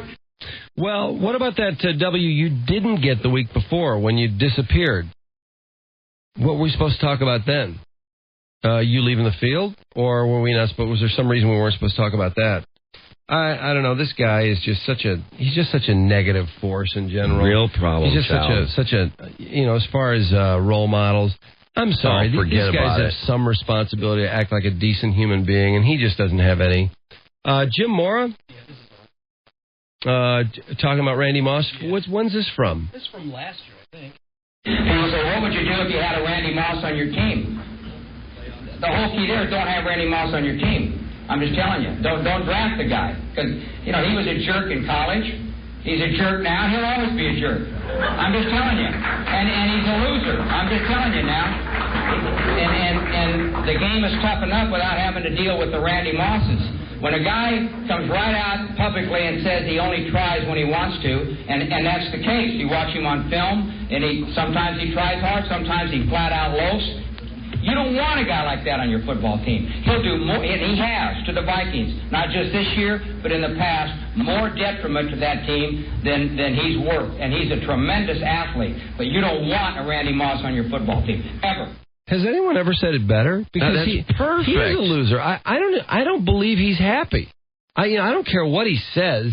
He can go on and on about, I can do this, and I'll do whatever I want, and I might do it again, and I'm just trying to prop the crowd, and you just think about that. This guy's a miserable human being. There's something terribly wrong with this guy. You'd think he'd be enjoying himself, but he wants seems attention. Like a miserable ass. I'd rather have him or Terry Fair. Oh, well, when you put it that way. Although, what has he done for the Vikings? What have they won? They haven't won a thing. I mean, wouldn't it be better if he showed some leadership, if he actually used some of that talent to fire guys up, to help that team turn it up a notch? No, he doesn't even, that. I don't think that thought crosses his mind. So anyway, they move on in the playoffs. Playoffs? Don't talk about it. Playoffs? You kidding me? Playoffs? I just hope we can win a game. There's Jim Mora. I know the league misses Jim Mora so much. Herm Edwards and the running back coach, Bishop Harris, got into it in the third quarter of Saturday's overtime victory over the San Diego Chargers, the Jets, that is.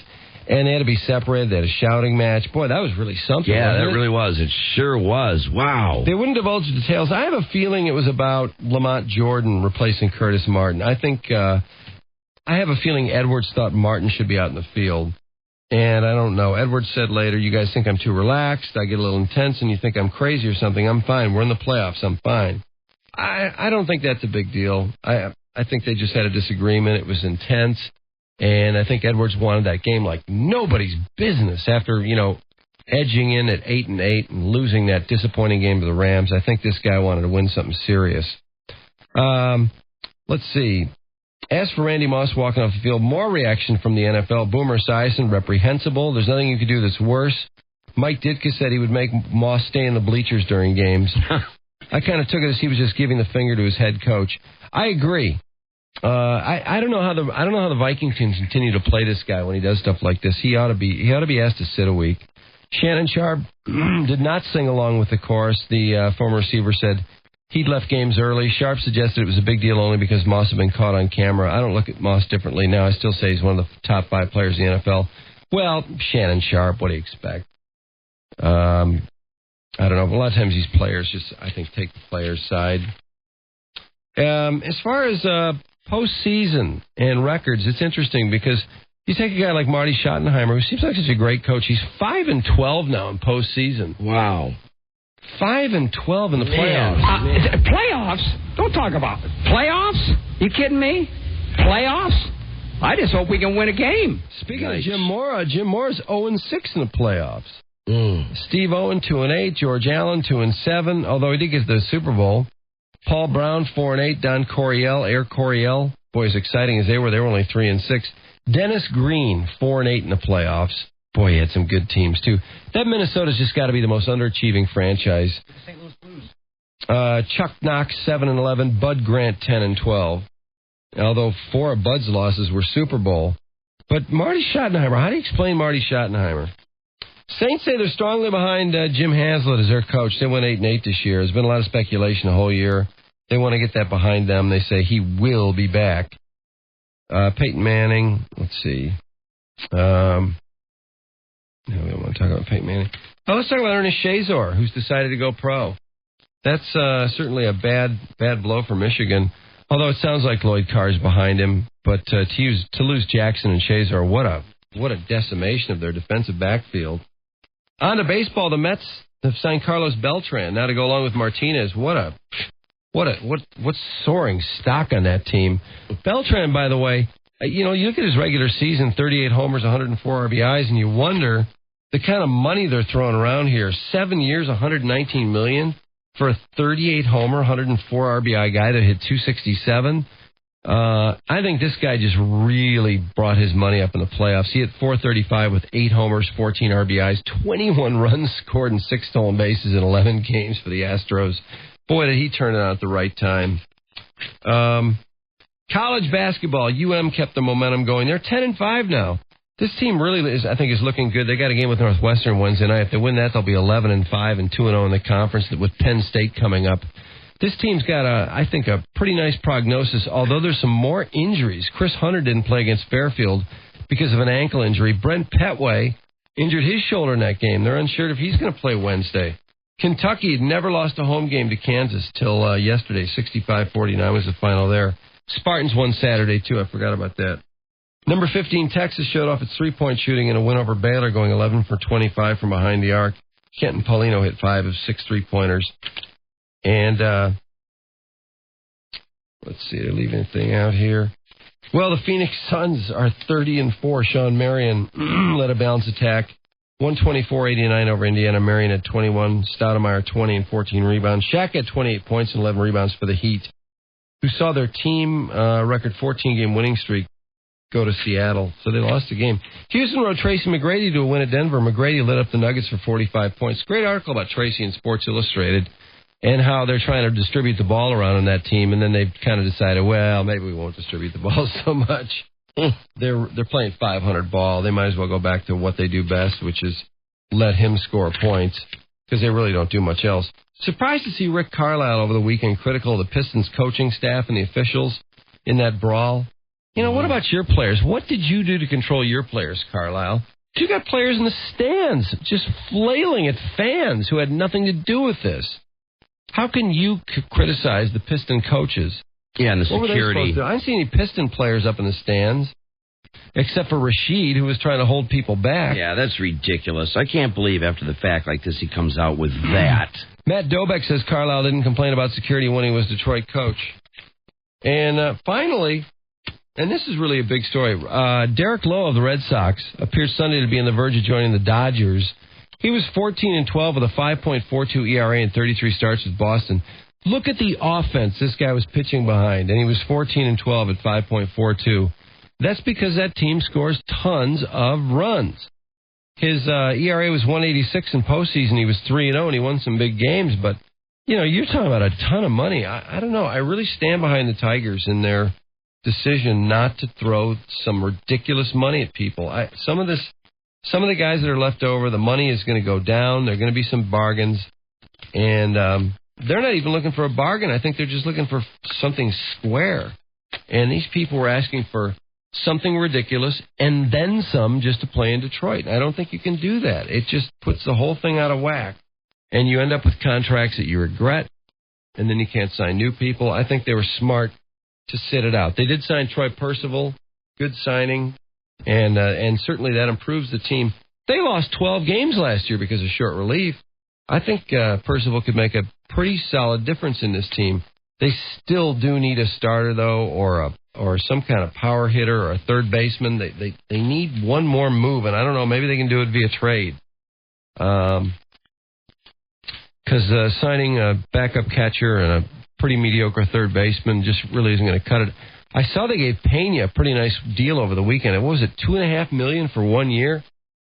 I don't know. You know, for a .240 hitting first baseman, that was a lot of money, but I guess that's what the going rate is. And they're just going to count on this guy and hope that he suddenly decides to be a .280 hitter. I don't know where he's going to find 40 points, but he had a hell of a second half. He hit, I think, .308 from August on, so maybe Pena's ready to turn it up. We got to take a timeout at 8:56 on WRIF. And coming up, I want to call this guy who was watching his plasma TV, and all of a sudden, an image burned in from those damn school closings. It burned into his plasma and wouldn't leave. Can you believe that? No, I'm shocked. I'm just burned into a blown plasma, away. which is an expensive television set. And there's something to learn from this. There's some instructions, I guess, in your plasmas that a lot of people don't even look at. I know I didn't. I haven't. I haven't read any of that. Stand by for this, because this is something you might want to think about the next time the school closings come on. Drew and Mike. Let's all go home and find a nice white woman to make love to. 101 WRIF. The Riff. It's another Looney Tune from Drew and Mike on the Riff. Too cool, man. Can you run down Mike Clark's list of things to do? He was supposed to go eat at Four Seasons Restaurant. Oh, yeah. Right. Yeah, that's right. I might do that over Christmas vacation. Wait a minute. I overcommit myself. I knew that wouldn't pan out. How about over Christmas vacation if I do that? Get Dolly.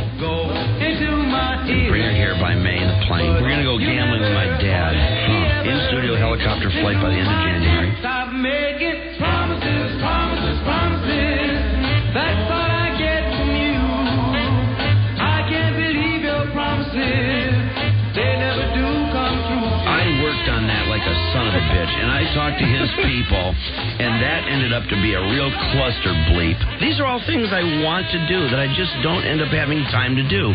I overcommit myself. Okay. Oh, Christ, am I overwhelmed. I mean, I'm overwhelmed. Yeah, it's a lot of work. Yeah, what about that Reuben sandwich with Lucy? See, these things I want to do. This is what you people don't understand. What about his seaplane rating? You know, the problem was I wanted a specific airplane for that. I didn't want these Piper Cubs and some of these other planes. I wanted a Cessna 182. And Radio for 3. Stop making promises, promises, promises. That's all I get from you. I can't believe your promises. They never do come. Mark and I are still looking for that meal in Charlevoix. God damn it, I'm so overwhelmed. I do want to quit smoking, or at least cut it way back, way back. Call Walter's dad over vacation, talk about flying. Go to Porsche's restaurant. I'm going to commit to some things here. Stop making all those silly promises. You don't mean a thing you say. Well, I'm going to bring in, Drew, a little electric helicopter that Matt Cunata's made for me, and I'm going to fly it in this studio. And that's going to happen. That's a brand new promise. Because I have ADD, Drew. I need Ritalin to get this stuff done. 101 WRIF and promises. Not much work on those promises, by the way. That's a little disappointing. I'm not making a lot of progress, am I? No, you were going to call my dad. I know. As you'll note in that song, my dad told me I was out to dinner with him and my mom the other night, and that people are coming up to him. We're going, hey, Mike Clark call you yet? And he didn't hear the bit, so he didn't know what the hell they were talking about. What are you talking about? Yeah, he's supposed to call you over Christmas. Stop flying. Christmas. No. Oh, no. I'm like, well, did he call you? He's like, no, I haven't heard a word from him. He's still waiting by the phone. Maybe I'll call him this weekend.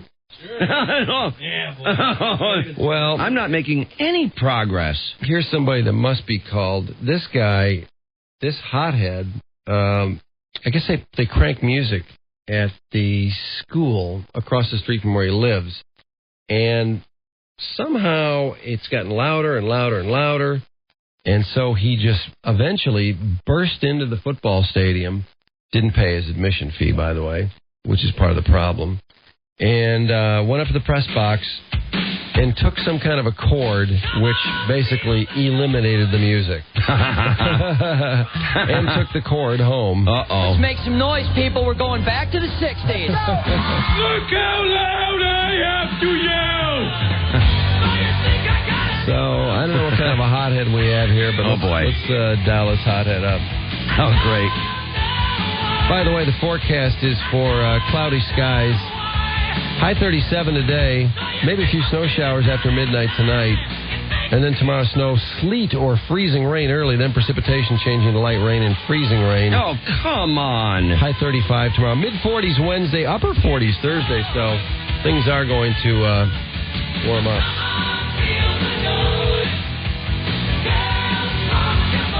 I don't know how big a hothead we're talking here. Hello, Michael. Yes. Hey, it's Drew and Mike calling on WRIF Radio. We're calling about the incident at the soccer game. We're just wondering if you could tell your side, because we got a story on it, and it only tells their side of the story, and we figured there must be more to it than just some guy stealing a cord. Yeah, I could probably help you out. I'm sorry, you're with what is your name? WRIF Radio, Drew and Mike. And we read that story about the soccer game. And I just wondered, was it really loud? Or was the PA particularly loud or something? The problem started with the speaker being pushed around by one of the three hurricanes. And there's one particular speaker that's blaring. We live right across from Legion Field. I mean, directly across where the kids play their high school. Right. So it's pretty. We even got college football over here. So you have to put up with a lot of racket. You know, it's not so bad. It really isn't. You know, it's the music that blares just constantly. And when the speaker got rearranged, it was you and I could not have a conversation on our front porch. Is it like rap music or something? Yeah, some of that. Just loud kids' music, and it was just nonstop. And it was a particular problem at this time because my wife had just recovered from some breast cancer surgery. Oh, boy. Radiation, and she was trying to. In our living room, you couldn't even relax. That's terrible. Okay. How late trying to go to? Yeah, when how late in the night would this noise go? Usually, it runs on till maybe 9 or 10. Yeah, boy. Well, and actually, on top of it, it would be bad under any circumstance for anybody, but definitely, if somebody's back from the hospital, the idea is to take pain pills and go to sleep and get away from the pain. That's the idea. And if you have something preventing you from going to sleep or waking you up, that is just outrageously unacceptable. Yeah, it was a bit awkward. And so in the past, and this incident that you're referring to was on December the 3rd, and prior to that, it was, a bit of an issue like I'm explaining. And so I went over there one night when it was going, and I talked with the athletic director, the lady, and it was up in the press box, and I asked her if she could, she was aware of the problem, and could she turn it around? She said, there's a problem with that speaker, and we're going to get it fixed here in a week or so, and it'll be taken care of. And 2 or 3 weeks went by, and nothing happened. So I went over to the high school and spoke with her boss, who's Mr. Moses, the vice principal, and he said, oh, yes, we know it's an issue, and we know it's a problem. We apologize. We're certainly going to take care of it. And that's the last I ever heard from him. But a month before December 3rd, it was again loud, and I called the police, the Lake Wales police, and a fellow came out, and he said, oh, my God. He said, we got to stop this. He said, let me go over there, and his name was Shroud, and I wrote down his name and the incident number on his business card, and he said, well, I'll go over to the field, and I'll see if I can take care of it. I never heard from him, and I never got turned down that night. Oh, my God. So on December 3rd, the night that I got arrested, at about 6:30, it was just so loud, like it was really bad. And so I called the police and asked them to come see if they could, help turn it down. And nothing happened. At 7 o'clock, I called them back. In fact, when I called at 6:30, I even held up the receiver. I have one of those cordless things, and went outside and held it up. And I said, this is the type of noise we're dealing with. And he said, oh, yeah, I can hear it. We'll take care of it. So 7 o'clock came, and nothing happened. And I called again, and they said, well, we're busy, and, we'll be out there. So at that point, you're about to snap. Well, at 7:30, the police still hadn't shown up. Yeah. And so I walked over there, and I told my wife, I said, I need to go over there and see if I can't find an adult and see if we can't get this turned down. Was she complaining about the noise? Yeah, my wife, yeah. Well, first of all, I can't believe that it's taken this long. When these people, all they have to do is turn a speaker, and why this thing would go week after week after week, and people wouldn't get that done is beyond me, not to mention the cops who said they're going to go over and deal with it, and you never hear from anybody again. Well, then there's a little more to the story than I mean, obviously everybody's just blowing you off and thinks you're a joke. Pretty much. So I went over to the press box, and there were 2 young ladies, high school age, up there, and I said, we need to see if I can get this turned down. Is there an adult in charge? And they said, no, they don't know of any. And I said, well, who's in charge of this? It looked to me like it was a soccer practice. Is there an adult in charge of the practice? And they practice? Said, yeah. And they said, no. And I said, well, who's in charge of the music? I don't know. How do you turn the music down? I don't know. And I said, I was getting a little frustrated. And I said, okay. I said, and they had the boom box hooked up to the speaker system on this short power cord. Oh, wow. Just so they could practice all the music. The connector cord from the boom box to the speaker system. And I told the 2 girls, I pointed out, I live directly across the street. I said, that's the house I live in, right over there. I said, I'm taking this. When you find the adult, have him come talk to me, and he can have his cord back, and I'll see if I can't we can't get it turned down. Yeah. And I left. Okay. Mm-hmm. Yeah. So the police come, and they finally decided to stop by. Yeah. Huh? Now they're gonna. Yeah. Now they just stopped by. They didn't have enough. They didn't want to come by when I complained about the noise. Yeah. Kid can't get their music, and all of a sudden it's a police matter. Yeah. Right. There was a detective in a uniform came, and he kept saying, I could arrest you for petty theft and burglary. And I said, let's, why don't we take the cord and go back over there, and let's find the adult and see if we can't talk to him about it. And strangle him with the cord. The cop said, he said, no, I'm not going to do that. And I said, ask him why not. And he said, those kids can play that music as loud as they want to and as long as they want to, and there's nothing you can do about it. God, so this guy hates your guts. Obviously, nice problem solver. Yeah, and I told him about the incident with this Officer Shroud a few weeks earlier. And he said, "Oh, Shroud, he just told you he was going to go take care of that just to pacify you." Boy, that guy. And this guy kept saying, "Well, I can arrest you for petty theft and burglary and fun." I says, "Officer, if that's really the way you think you need to solve this issue, maybe that's what you should do." Bang. Handcuffs go on. I can hardly hear you. The night in Bartow. You got to be. You went to jail. That's exactly what happened. This guy got a lot of power. Sounds like he got a stinger out of his power. Yeah. Something like that. I mean, that's unbelievable. So I spent the night in Bartow and had to spend a lot of money for an attorney. And you didn't have anything happen to you when you were in that jail cell or anything? Any murders in there? Any horrible? You know what I'm saying? The place is a sewer. Honest to God. I mean, it looks nice from the outside, but God, this place is filthy, and there's cockroaches crawling up the wall. It's a prison. Now, did you have a private toilet, or was the toilet out in the open? Oh, it's out in the open. Oh man, that's terrible. How's the meaning? Did you hold it until you got home? No, couldn't do it that.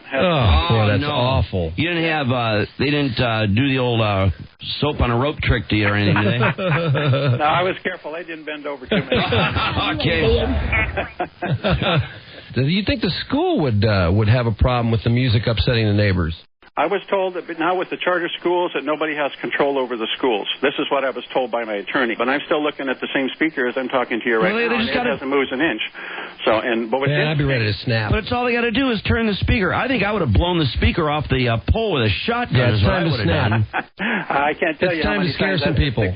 Oh yeah, no, I'd have blown that speaker clean off, and no one would have known I did it. That's what I would have done. That's what you should have done. Is just knock that thing clean off with a shotgun. No one would know you did it. It's time to snap and really scare some people. Yeah. It's time to get the gun out. Yeah, put on do a little role playing. Put on some camo and some eye black under your eyes and just flip some people out. They'll go, oh my God, there comes that wacko. We better turn that music down. Yeah, exactly. Yeah, that's right.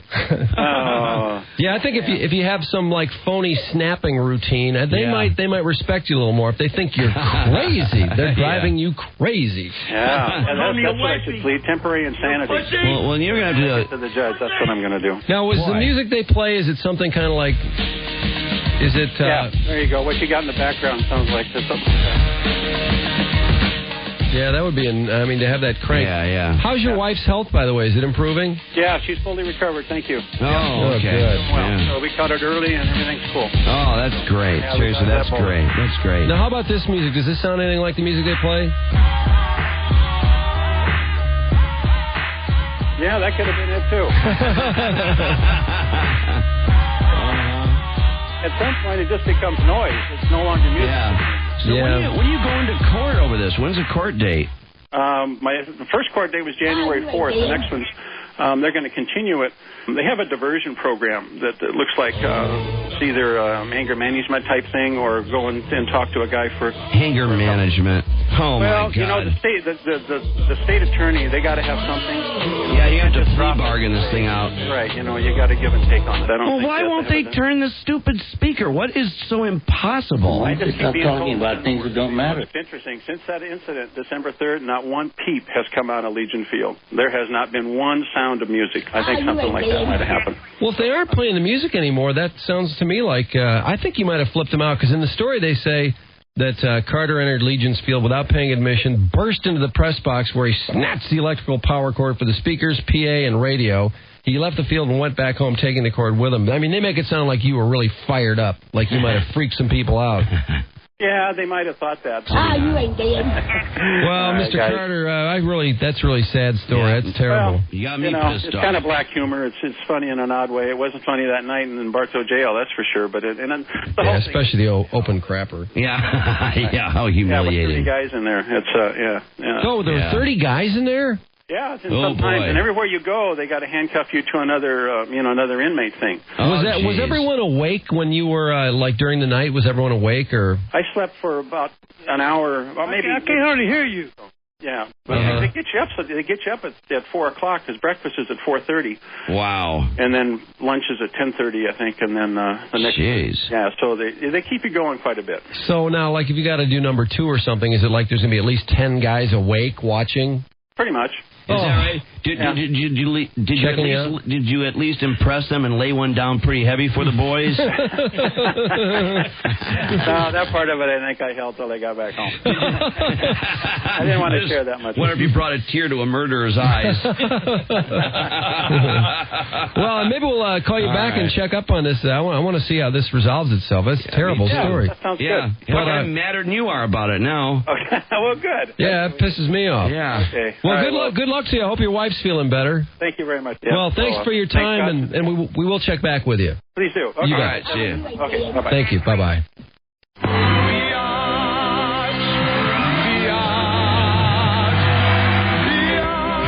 Ah, you ain't dead. Man, is that guy hyper? I know, he's pretty fired up. Man, was he fired up. Woo, is he hyper. He freaked them out. He totally freaked them out. When he went over there that night, he might as well have been in camo. Yeah. He might have been in camo. I don't think he knows what he was wearing. He must have been really wild-eyed. Yeah, because they're not playing the music anymore. That's all that matters. Yeah. He got that taken care of. Yeah, I know. They're afraid of the old fool. But burglary, I mean... Turn off that goddamn music. Do you believe that cop sit there and said to him, no, there's nothing wrong with that music. What are you talking about? No, he wasn't going to go over there and fix that. No, that cop wasn't going to do anything. You just need to shut up. But he's leaving out the part of the story where he was screaming at the cop with veins bulging out of his neck. Probably. It's really funny, though. They report, that he went into the field without paying admission to the game. Burst into the press box where he snapped the electrical cord for the speakers. Yeah. But he acts like, well, I live right over here. We'll get the cord when you have an adult here. He was actually like, I'm taking this cord, I'm taking it home with me, and you're never playing music again. I know. If I hear one more sound and there's another power cord, you're going to hear gunshots coming from across the street. Yeah, I know. His side of the story is like, well, are you sure you want to keep playing that? Is there someone here that can help us out? No, when there's an adult that comes back, just send him over to get the cord. No. Yeah, right. He was blistering those brats. Had to be. And knows the neighbors are pretty quiet, too. They're scared to death of him. Yeah, they're scared of him. He's a Vietnam vet. Yeah. I should have asked him. Yeah, I know. He's 64 years old. Could he be a Vietnam vet? Oh, hell yeah. He's right. God, yeah.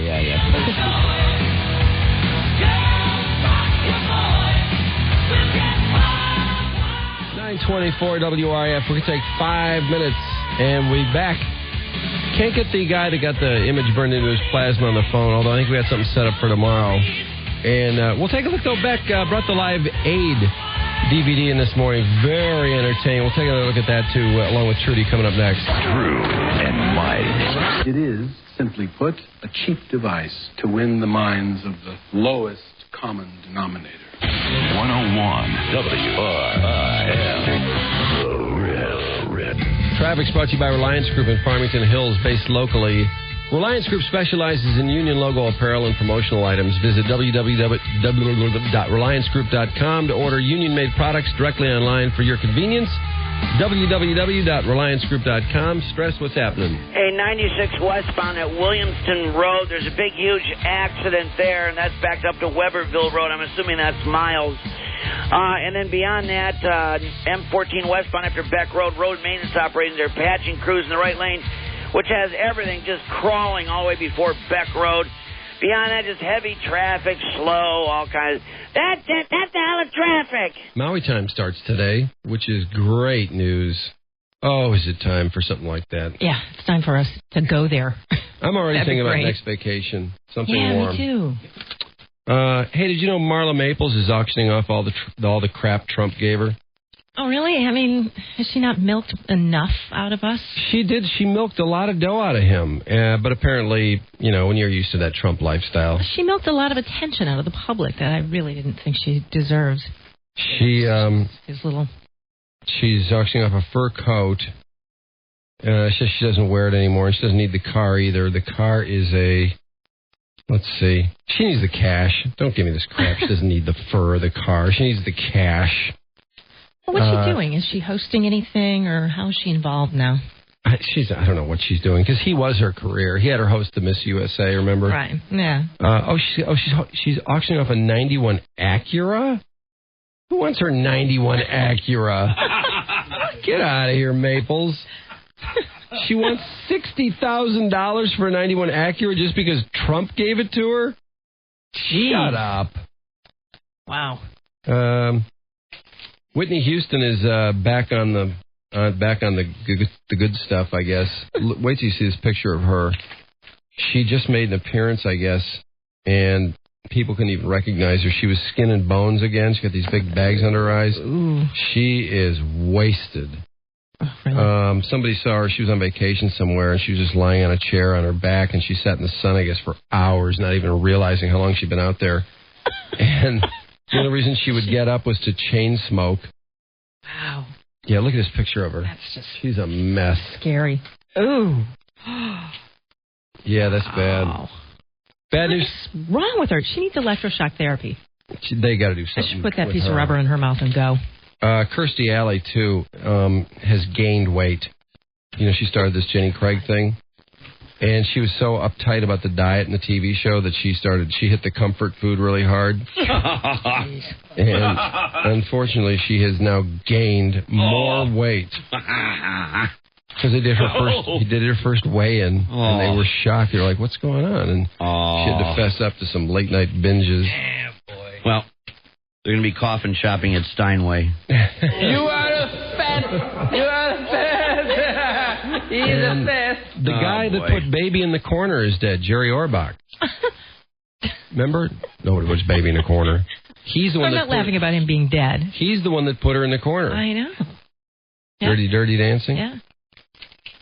He's I was dead. kind of shocked. He was in, what, Law and Order? Yeah. Mm-hmm. Yeah, he was a great actor. What happened to him? Yeah. Oh, he died. Prostate. Oh, God. Oh, yeah. That's one of those cases where it got out of control. They didn't catch it quick enough. No. Oh, great. So, God, nerve-wracking. Can somebody your NAD. please find a cure? Nobody puts Baby in a corner. There's no cure for putting Baby in the corner. oh, really? I think that was karma. For putting Baby in the corner. Pam Anderson, a great picture of her. She's underneath the gas distributor. She's trying to put gas in her SUV. Yeah. And she can't figure out how to put gas in. Oh, She has to get help. Someone comes along and helps her put gas in. Oh, brother.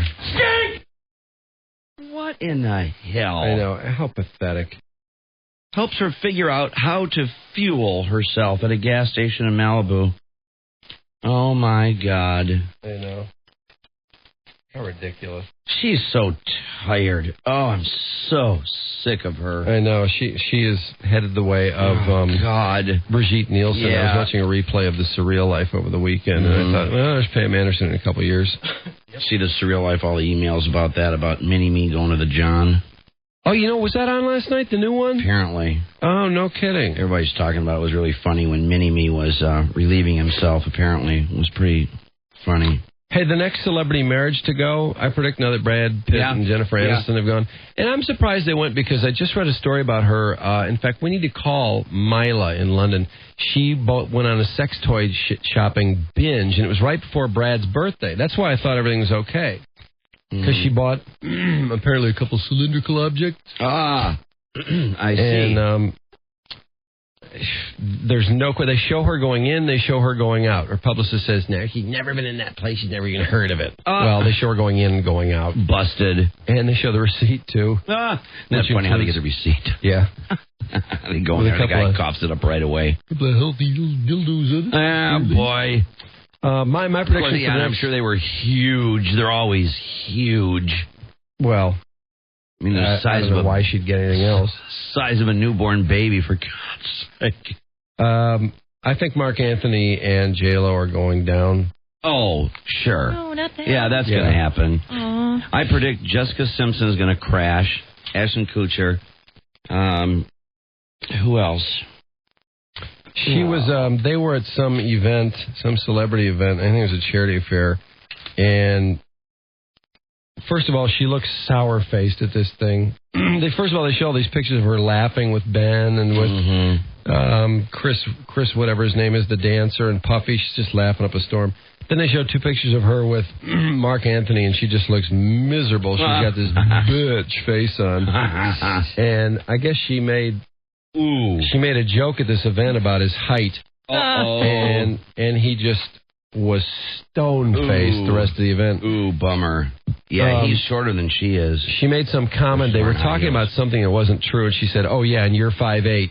Oh, that's nasty. So he's not even 5'8"? No, he's not 5'8". Well, look at the pictures of them.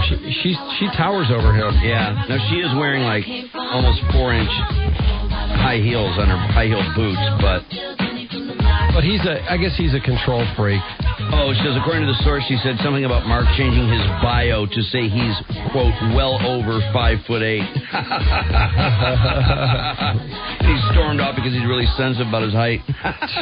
He also called MTV and demanded they take that Jenny from the Block video off because it has her and Affleck all lovey-dovey and kissing and smoochy. And they said, no, we don't take videos. You told us to put it on. We put it on. You don't tell us when we take it off.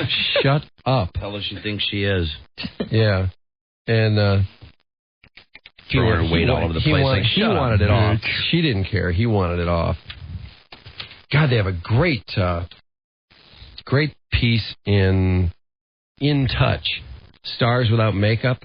Oh, my God, does Pam Anderson look repulsive without makeup? Sure, yeah. And also... Ghastly. The other one that's ghastly is Jessica Simpson. Oh, really? And Renee Zellweger. Oh, I can believe Renee Zellweger. Here, definitely. I'll let you enjoy Pam Anderson. Trudy, take a look at Jessica Simpson. She looks utterly vulgar without makeup. Oh, ouch. Oh, my goodness. Yeah, she looks like a little boy. Oh, does Pam look old and beat up? Daryl Hannah and Melanie Griffith, too. Look at these pictures. Here's Renee Zellweger. Oh, Renee Zellweger. Gross. Jessica Simpson looks just horrible. Wow, look, could her pimples be any bigger? Look at that. Do you see that one? What is it? A mole? It's sticking out so far from her face by her ear. Look at the big red marks all over her face. She's got some zits going on. Boy, does she ever. Well, everybody does. But Pam Anderson's not like this, forehead is wrinkled like I've never seen wrinkles before. It's like it wrinkles up and down and horizontally as well. Madonna looks like holy hell. Melanie Griffith, oh, God, does she look horrible.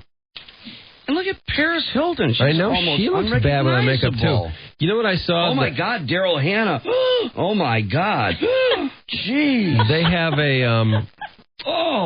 they have celebrity Christmas cards in one of the tabloids, and the Hilton family has Paris, her stupid sister, and the parents, and Paris is making that pose, even in the family Christmas card. Is that right? I swear to God. She only has the one pose. She really does. She has one pose, and that is it. Hey, I got a question for you. By contrast, Madonna doesn't look all that bad because she doesn't look all that great to begin with. No, she doesn't. That's true. I think that's a good call on her part. Oh, my God, look, Cameron Diaz. Oh, my God, she is hideous. I saw a picture of the Osbournes. The whole family's undergone a makeover, including Jack. He's wearing this, expensive suit, and he actually doesn't look half bad. But what bothered me about it is I think his glasses are the same as mine. Are those my glasses he's wearing? Oh. Well, no. It's a little thicker on top. Oh, he has more of like a horn rim thing going on. Are they even close?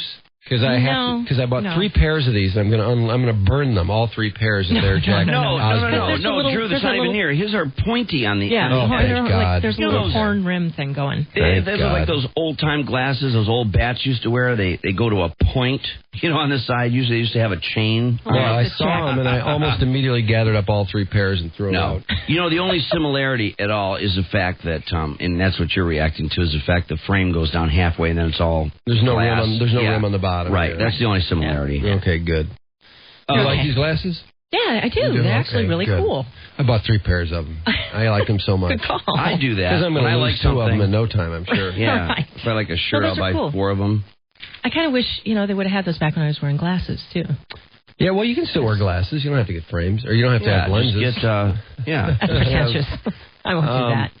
Maui Time's coming up shortly. Trudy's brought to you by Comcast Cable, digital cable, for only $29.99 per month for 4 months. Call 1-888-COMCAST. Restrictions apply. Offer ends 1/23/05. Hurry. As tragedies all over the world unfold, there's still that one that continues in Iraq, and body bags are still being filled daily. Flags flying at half-staff in Michigan for Staff Sergeant Jason Leto, killed in Iraq. Jason was from Warren. Another soldier killed yesterday in Iraq by an IED. And their deputy police chief from Baghdad was killed along with his son and another officer there. And Charles Grainer, who was whipped out of action in Iraq as they put him on trial for torturing prisoners, is on trial in Texas. He may actually put himself on the stand. Of course, he is Lindy England's baby's daddy, too. Boy, do they have problems with the reservists. Oh, I know. They're all trying to get out of going back, and no one is signing up. Some of them are willing to shoot themselves to stay home. Yeah, that one guy did shoot himself. Well, it goes to show you how horrible it is over there. Yeah, it's brutal. It is. And these elections, oh, my God, what a disaster. And they are so dead. They are dead set against canceling it, postponing it, pushing back it anyway, and daily. Oh, no. They expect that there'll be 2 to 3 bombings daily. Well, eventually they're going to kill the prime. I mean, anybody in a leadership position over there eventually is just going to be shot because they go home, the insurgents know where they live, and then they go out to get in their car, and then boom, that's it. No life force, gone. Eventually, they're going to get the prime minister, everybody, the whole bunch.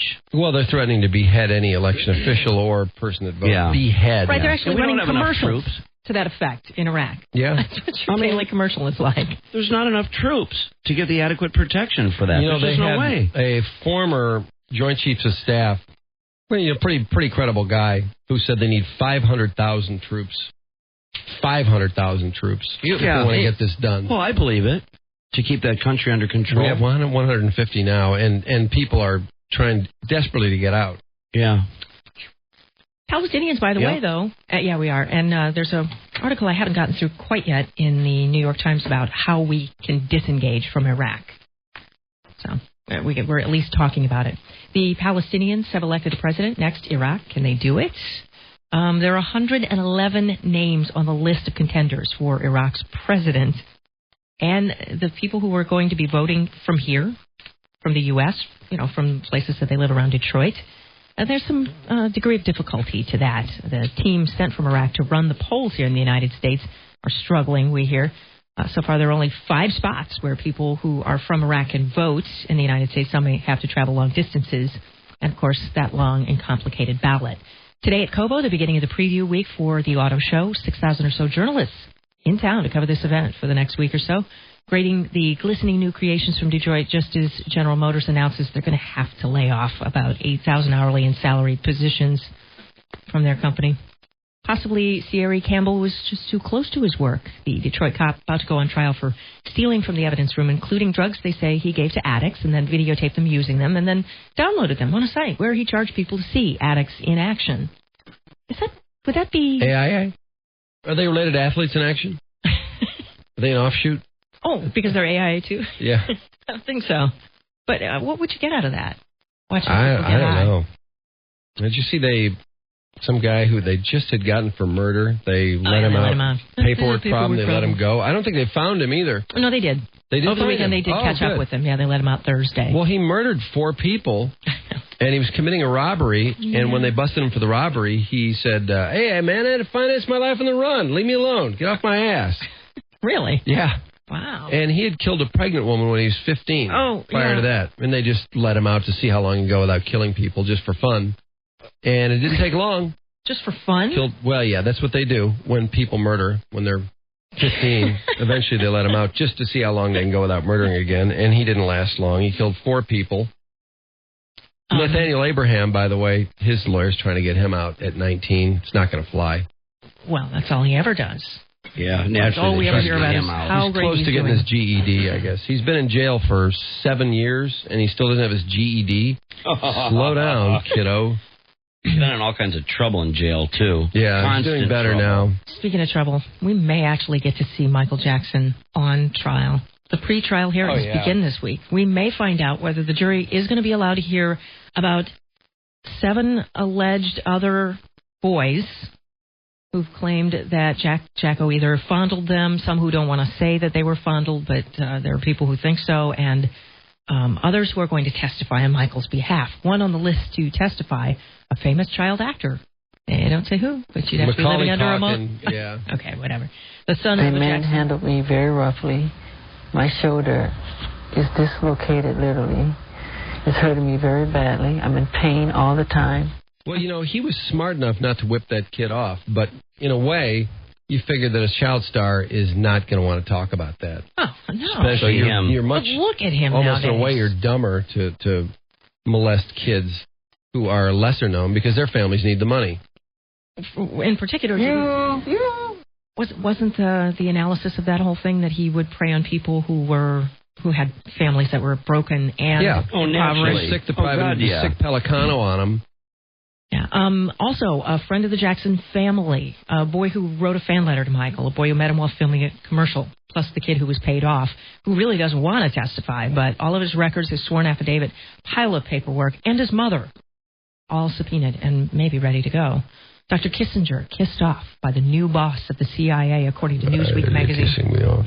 Kissinger was pig-slipped, along with some others, as an advisor to the director of the CIA after all these years. You cannot be kissing me off.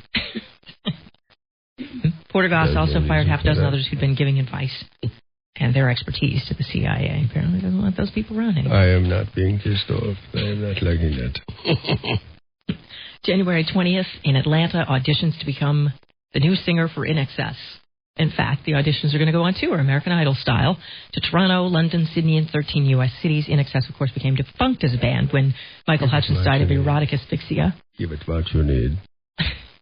Give it what you need. I will go tonight. Men and women over 21 are invited to try out. You can see the rules in inexcessrockstar.com. And Lance Armstrong's former assistant claims that working for Lance made him physically ill. Celebrity Justice reporting that Mike Anderson, the assistant, used to get carsick while training with Lance on the windy course of the Tour de France. That estranged them, and he was fired. Anderson is trying to pump $500,000 out of Bicycle Boy. Being around an adult that wants to ride bikes all the time would be pretty ridiculous. Be good. Hey, you want to ride bikes? I'll race you. So, you're playing with Legos a week later. I wonder if he rides bikes just for pleasure. Of course. Around the block. Right with a banana seat. And can resist trying to beat everybody when he does. Time Magazine's list of men and women's favorite things. What gives you the most joy? Drew? These are a few of my favorite things. A, according to Time Magazine, children or grandchildren. Next is family, third is religion, fourth is spouse, fifth is marriage.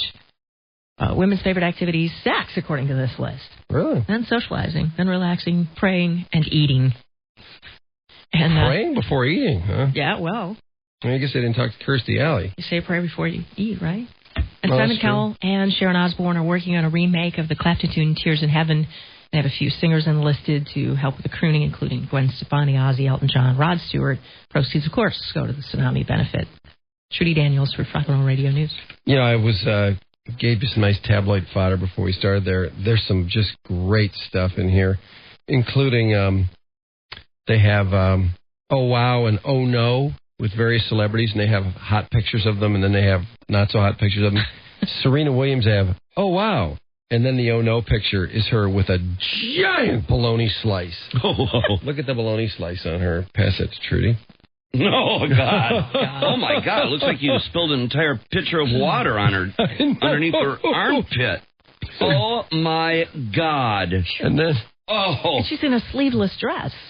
And then they have a picture of look at that. Oh, I see. Look at that bologna slice. Oh, that must stink. And then they have, that must be just like sweet stench of garbage. Paris Hilton, she's gathering up this big pile of stuff. She's just gone shopping. She got bags and bags of stuff, and she's gathering it all up and taking it from behind her car into the passenger seat because she can't figure out how to open the trunk. Oh, for crying out loud. And somebody asked her, do you need some help? And she goes, I don't know how to open my trunk. Oh, jeez. Look at this imbecile. God. Look at that idiot. Oh, my God. They had to put her in her trunk. She would know where she was. She's never going to go away either. We're just stuck with her forever. When are they going to arrest her, by the way, for stealing her DVD from that newsstand? They have videotape of her doing that. She went nuts because that video of her one night in Paris, the porno, she had so many, my young fan shop here. Yeah. Well, then stop making porno, you jackass. And when is she going to be attacked for using the N-word like a nut? I know. Why did that N-word was flying all over the place. How come she gets such a free pass with something like that? That is so upsetting. Same with Omarosa. Why did she get a Burger King commercial when she accuses someone falsely of using the N-word? Lie detectors have been taken. Yep. And with people who absolutely despise the ground she walks on and won't tolerate even the briefest look at her without cringing and hating her guts. So what do? Affiliate your product with her. Go figure. I got to take a quick break, and then we'll whip through sports. Mike in the morning. I'll say this. Those are some sick people. Mentally sick.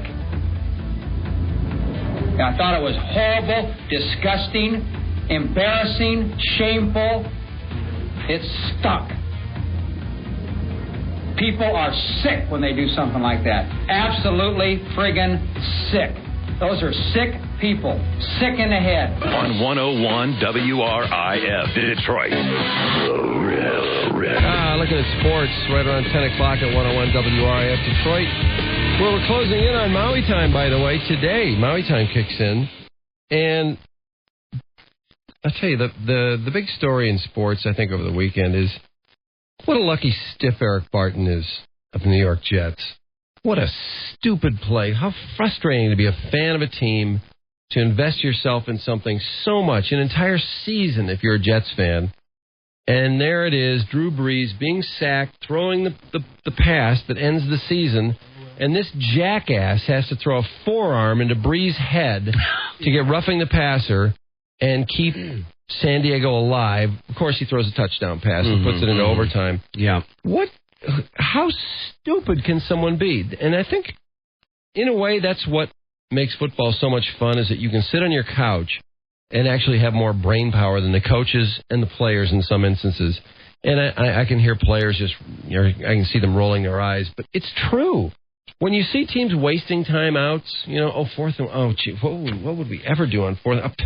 Timeout! Yeah, I know. There's some horrible clock mismanagement in some of these games. 3rd and 3, and you're running up the middle, and you don't have a play for 4th and 1? You know what my favorite timeout is? The one when they waste a timeout when they're on, like, the 1-yard line. It's like, take the 5-yard penalty. If you're kicking the field goal anyways, does it matter if you kick it from the 1 or the 5? Or what about the 4th and 9, and the punt team isn't ready? Or whatever, and the guy calls a timeout. It's like, wait a second, you're just going to be punting from 5 yards. You're going to be punting from the 40 instead of the 45? It doesn't make a difference. You're going to waste a timeout? Or 3rd and 20 or something like that. It happens all the time. And St. Louis, Mike Martz, he blew all his timeouts in the 1st and 3rd quarter, didn't he? He blew 2 timeouts in the opening drive.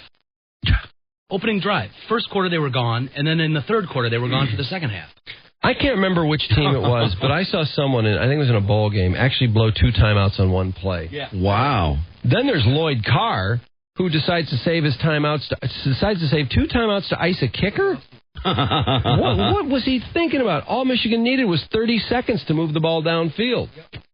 If they'd had 40 seconds on that clock, they could have won that game, because Breston was returning every kickoff to the 50. Yep. You need 2 pass plays, which Michigan was completing at a pretty good rate. You got Braylon Edwards, and their kicker made a couple nice kicks in that game. Wait, let's see. They lost by 2. Didn't they kick a field goal or 2 in that game? Yeah. They did make it. They made at least 1. No, they made 3 field goals, I think. I can't remember. That was ridiculous. Absolutely ridiculous. Why Lloyd would not have kept some time on that clock. And I thought, first of all, I thought Michigan scored. I thought Michigan scored too fast. And not only that, San Diego, on their drive, obviously you didn't want to leave any time on the clock. Remember this, Walters? And Drew Brees called timeouts with a minute for San Diego. Left or minute 13, he called timeouts. And then the Jets didn't call timeouts. Yep.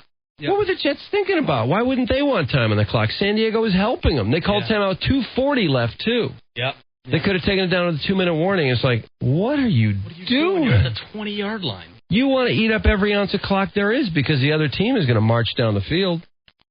But I think that's part of what makes football so much fun, is there's so much to talk about. There's so much stupidity. And Barton certainly led the planet in stupidity. Yeah, we declared him an LOS, a lump of you-know-what. Just a human, living, breathing lump of you-know-what. Yep. Unbelievable that anyone could be so stupid. Oh, what a ridiculous play. The team defending him after the game, too? No. Why were they defending him? He's just, he plays with such emotion, and he's always going 100%. It's like, no, you ass. He threw an elbow to Brees' head and almost lost a playoff. That's pathetic. I can't believe anyone would defend him. That's so disappointing. That was so stupid. Okay, so I guess he should do it again then. Yeah. And Randy Moss, some people feel that he was not just mooning, he was impersonating taking a dump. Yeah, because they said afterward he went over the goalpost and rubbed his butt on it. I didn't see that. Using it for TP. No, I didn't either. You know what? I've got it in the office. I'll cue it up for you guys. But they said he definitely was simulating going to the bathroom. He is a guy who, you look at the Vikings over the years. What's he really done for them? He's put up some big numbers. But that team, if you really had to say what's wrong with the Minnesota Vikings, they lack leadership. There are a bunch of individuals who put up big numbers. He's one of them. He does. He puts up great big numbers. It seems like you'd love to have him, but for some reason that team doesn't win. And they've got all the tools. They have a stupid coach, no question. But I don't know. Is it worth it to have Randy Moss? Would you want Randy Moss on your team? I don't know. I think he's so divisive. I'm not sure it's really worth it. Although if he was here, I'm sure I'd be cheering my ass off for him. But, I mean, really, what an embarrassment he is. And really, yesterday's football was not the greatest. The Colts and the Broncos is a disappointing game. Peyton Manning just unstoppable. Just absolutely. What a walk in the park for Peyton Manning. Oh, my God. With such ease. He just completed those passes. It sets up a nice game, though. In a way, it provides a nice setup because it looked so easy. It's going to be really fascinating to see what the Patriots do against him. I can't wait to see. And Ty Law's missing for this game. Unfortunately, Ty Law's out for the playoffs. We learned that over the weekend. By the way, Shazor's going pro. That's really unfortunate for Michigan. But what will the Patriots cook up for Peyton Manning? I just refuse to believe they won't do something better than what most have been doing. The Patriots play such good defense. They're going to be looking at films till they're blue in the face. You know that. Yeah, and they are a true team. 14-2. They won the opener, too, 27-24 against the Colts. They've only played one game. I think the Colts are going to win, but, boy, I hope it's a great game. I just can't believe how Denver was just embarrassed beyond belief. Oh, yeah. How humiliating. I have a hard time betting against the Patriots in this one. I don't see a line here. The Jets are at Pittsburgh. I wouldn't put it past the Jets to beat Pittsburgh. I know it's an 8-8 team, but when is this Roethlisberger bubble going to burst? I just don't know. Can a rookie really do this? Can a rookie get this team to the Super Bowl or to the championship game? Jets are looking good. I think I'm going to stick with Pittsburgh on that. Well, Pittsburgh certainly will be favored. Yeah. The Jets do a lot of things well. I love the way Pennington's throwing the ball. He supposedly has got this terrible shoulder problem, but my God, does he get the ball where it needs to be? Yeah, you never know it. Great game. And their defense did a great job in spite of this Barton jackass. Yeah. Vikings at Pittsburgh. What happens here? The Eagles waltzed into the playoffs losing 2 games, not playing their people. And do they have any momentum? Does McNabb have any? Does he have anything working with his receivers? I don't know. How would we know? They barely played him the last 2 games. Here they had a chance to try and get some chemistry going between him and his new main guys because there's no TO, and they just decided they'd sit everybody down and rest. And I just think that was a terrible decision. Now, of course, you risk a guy getting hurt, but you're always risking that. They needed time for those receivers and Donovan McNabb to get more comfortable with each other. I don't know. That Viking machine is going to put points up. I don't care what anybody says. But they are 9-8, and they play dumb football.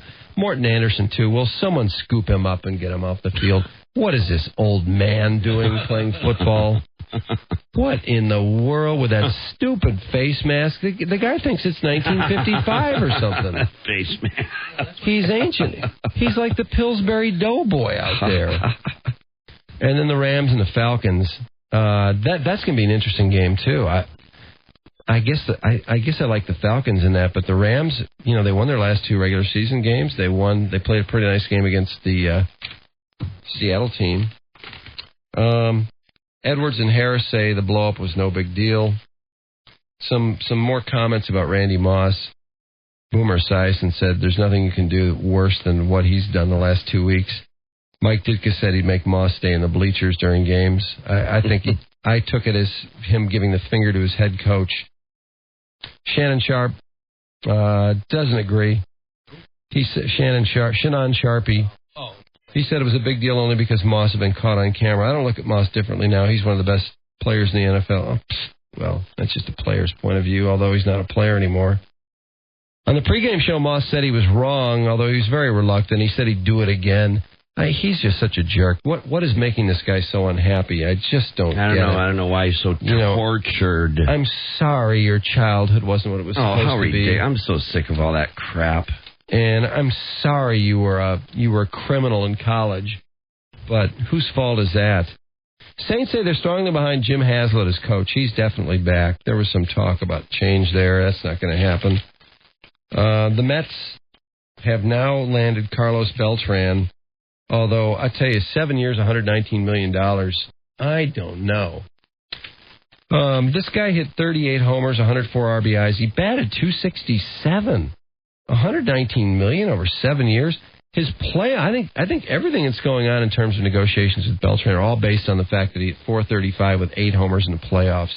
And that's just a little snapshot of his season. He was a .267 hitter. Sean Green should be headed for Arizona after all. He's accepted a $3 or $30 million deal with the Diamondbacks, paving the way for the deal between the two teams. He'll get 10.5 this year instead of the 16 he was scheduled to make. He hit .266, 28 homers. He's just a streak hitter. Ronnie Lott and Tim McDonald, those trying to convince Pete Carroll to leave Southern Cal to become the 49ers head coach. 49ers, by the way, are promising to spend. And college basketball over the weekend, Spartans and Michigan both win. This looks like a good year for our local teams. I like the way Michigan's playing. The Spartans look like they're playing great ball. Although Chris Hunter didn't play against Fairfield because of an ankle injury suffered against Iowa. And Brent Petway had 2 dunks against Fairfield. He injured his shoulder late in the game. They're unsure about how bad that is. He says he thinks he'll be able to play Wednesday against Northwestern. His shoulder popped out. Kentucky never lost a home game to Kansas City till yesterday. 65-59 was the final there. And number 15, Texas beat Baylor.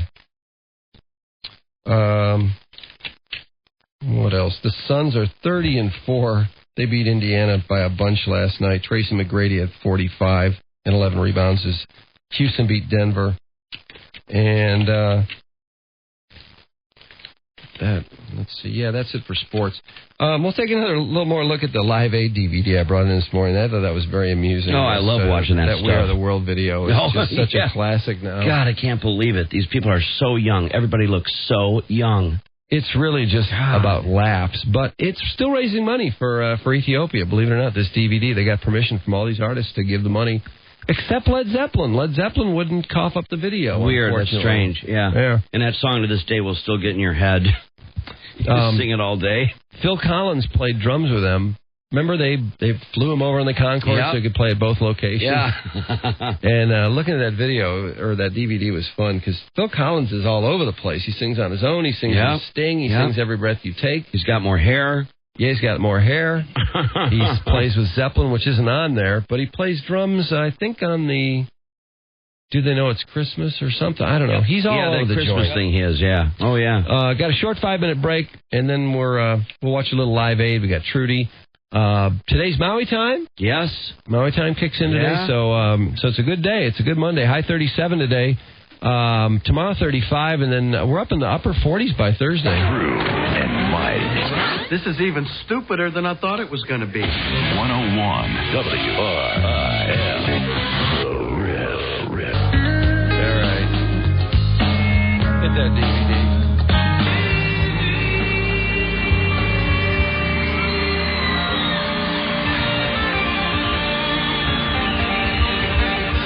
Sting with Mark Knopfler, isn't it?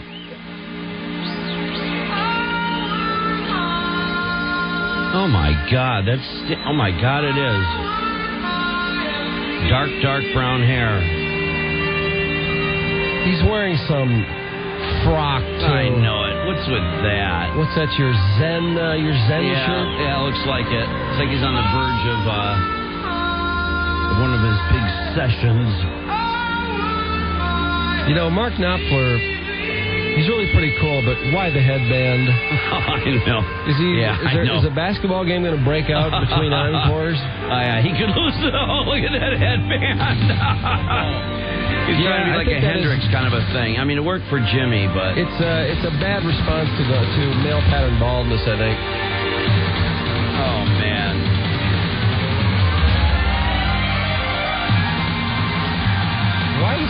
so popular. I don't know. I never cared for this song. Doesn't stand the test of time, does it? No. Of all the other songs they had, God, this thing became a huge hit.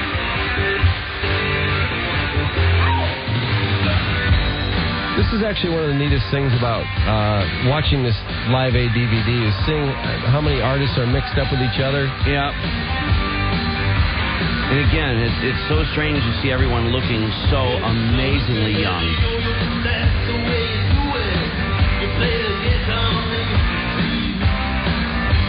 It's hard to believe that 20 years ago... It reminds me of my grandmother. It didn't even seem possible that all those years have gone by.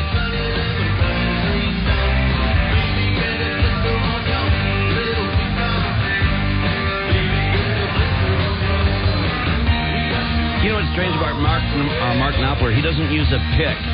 He just uses his fingers. Yeah, that's how he gets that sound. You know, that pluck sound. It's his unique sound. He's really awesome with that.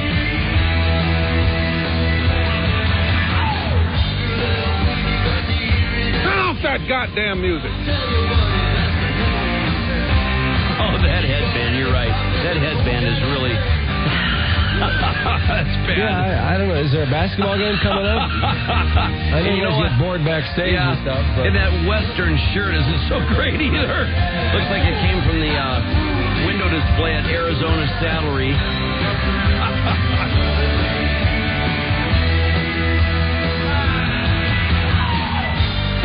I don't know if Sting knows the words. Who's the dude in the long knee-length red coat back there flying all over the place? Obviously someone who's lacking talent enough. Do you want to go to the Simple Minds? With the big, huge Elvis glasses on top of that, with the steel girders on the side of his glasses. Yeah, I think like generally the more couture, the less talent. Yeah. Yeah, the sunglasses look like they were constructed out of an erector set. Boy, Queen had a long set in this thing. I forgot about that. Queen, look at Freddie. Queen does more than anyone in this thing. Look at Freddie. Oh, boy. Oh, is he gay? Wow. Look at that shirt. Let me see that. That white beater shirt. The cutouts are so deep, his entire shoulder is completely exposed. Leave this on it. I think this is Radio Gaga. Oh, my God. Is he ever a hairy man, too? Look at that hairy chub. Nobody has worn a wife beater better than Freddie Mercury. You know it. In those tight powder blue jeans. You know, the sad thing is this is really Queen's last big moment.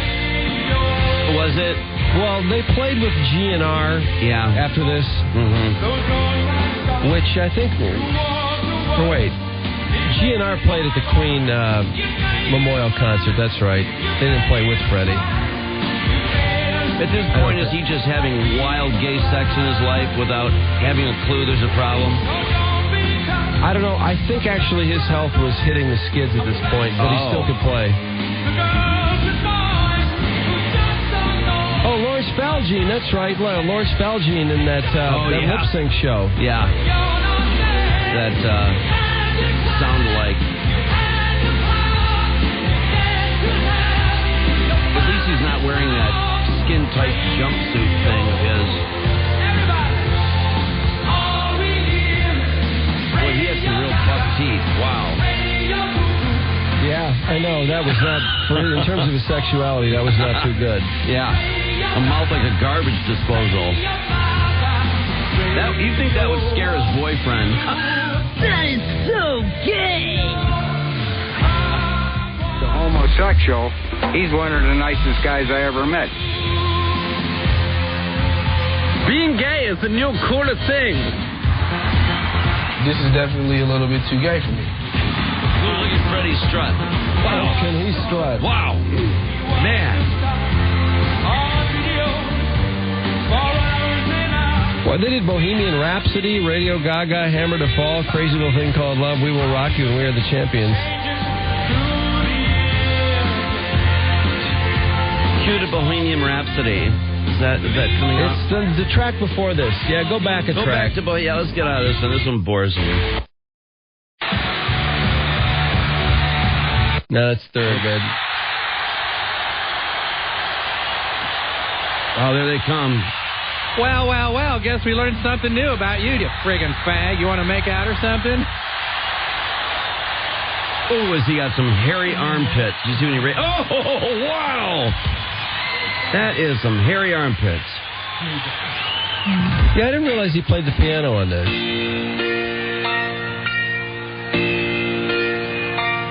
Oh, his nipples are erect. His nipples are very erect. Yeah, really erect. We both noticed. I checked at the same time. Boy, is he packed into those jeans.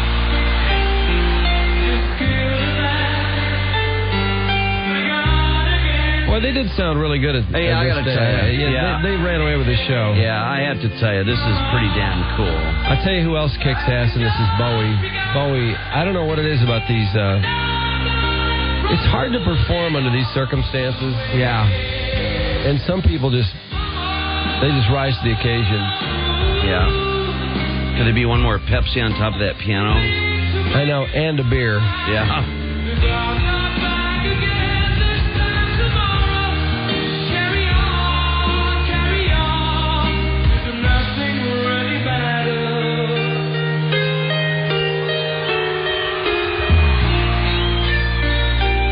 Funny when this came out. Wow. This is cool. And for years afterwards, I did not figure out he was gay. He was wearing those little wrestling singlets when he was performing, those little spandex thing, and I'm like, singlets. Wow, what a crazy outfit that guy's on. But it never quite, I don't know why, I never zoned in on him as a homo.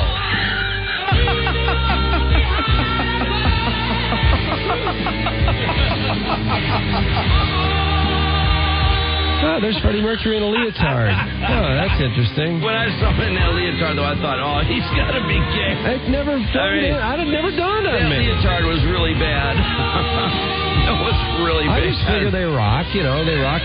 Yeah. It's the same with Judas Priest. Whenever you see old video of Rob Halford in the leather and this tights, he just looks so gay. Never in a million years. I didn't even know Elton John was gay forever. No, I didn't either. Yeah, I didn't know. Well, this is Brian just... Skip ahead to Simple Minds. 1, 2, 3, 4, 5, 6, 7 tracks ahead, I think. Really? Wow. What a performance that was. Yeah, it got better and better. We are the champions, too. I got to tell you, this thing is crystal clear, I know. In the video, too, they took out all the MTV commentary, which is great. They just used the raw footage. Yeah, which is terrific. Who's this? Simple Minds. Oh.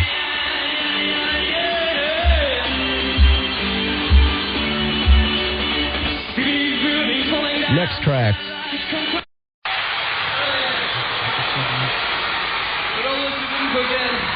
This is dedicated to Bob Geldof and Bill Graham and everyone who put this on, the whole organization. I always thought Simple Minds is kind of underrated. Don't you forget about me. To me, this will always be the Breakfast Club song. Yeah.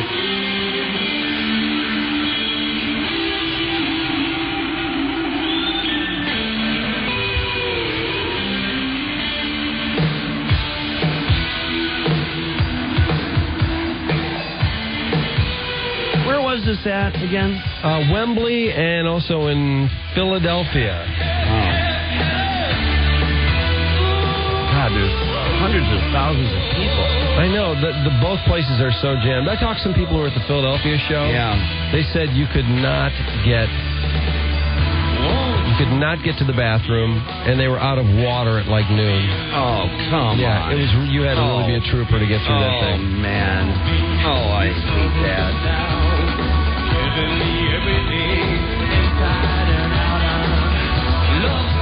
Now, why can't we play this song? I don't know. Isn't this a really strong, nostalgia type thing? Yeah, huge hit. Yeah, it was a monster hit. It rocked.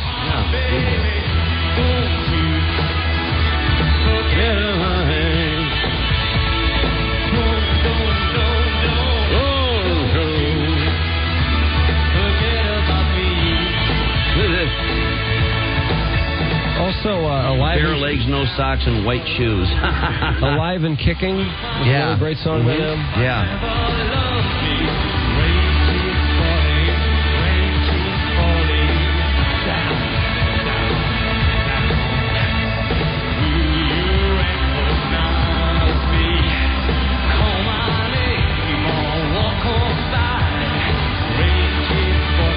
What's with the white shoes? I know. Those are pretty gay. So I'm telling you, those white shoes are really gay. Bare feet in those white shoes. No socks at all. And they're really weird white shoes, too. Strange, weird loafers. Now, go ahead, 2 tracks. Is Bowie coming up? I gotta see Bowie. When you see Bowie, realize... This is not David Bowie at his gayest. Well, I'll tell you one thing. He's not even close to his gayest here, and look how gay he looks. I know. He has a tsunami on his head.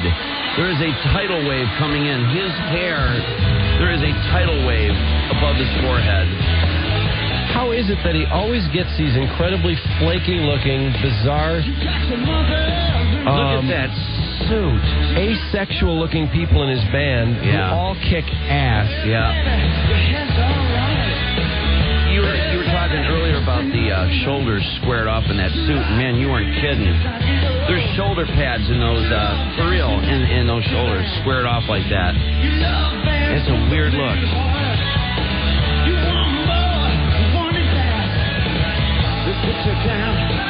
I mean, he's always got like 2 Asian guys, a couple bald lesbians. Yeah. It's always an amazing cast of characters. There's so much theater to it, you know? Yeah, there really is.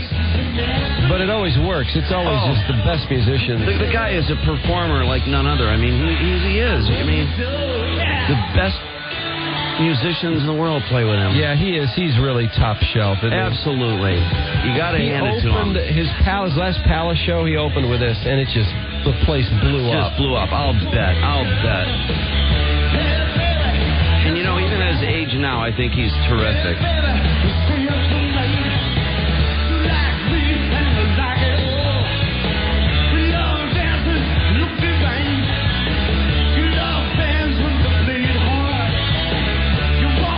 And, you know, consider that these bands are following each other. They'll play 2 songs, they're off the stage, boom, they throw you on there, and you got to perform under those circumstances. Yeah, with like common equipment and all that. Right, and listen to how good he sounds. Yeah.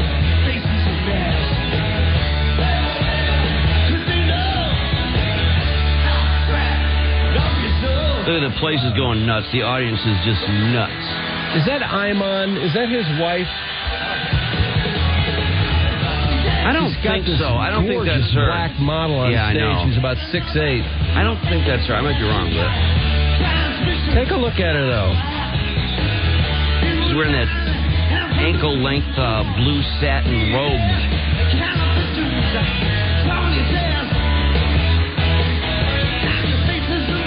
I can't believe how young he looks. Well, he was young. God, man, age is a drag. Man, when he sang Hot Tramp, I Love You So, the whole crowd screamed it at the Palace. The place just went nuts. Yeah, I'll bet.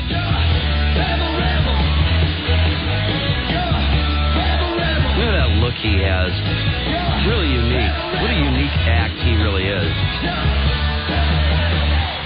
But it's really about the music. Yeah, absolutely. He's got it all down, from the performance, the theatrics, right down to the quality of the music. God, that place, you're going nuts. Oh, Modern Love. The sound is fabulous. There are only a couple people that got to play this many songs. He and Queen were the only ones that played 4 or 5 songs. Yeah. I know when to stay in, get things done.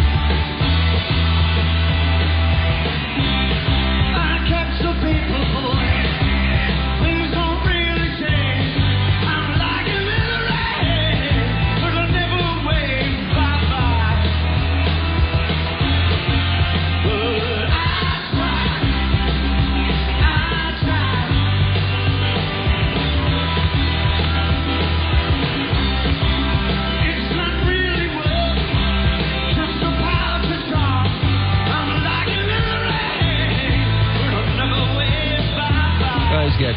voice, too. Mm-hmm.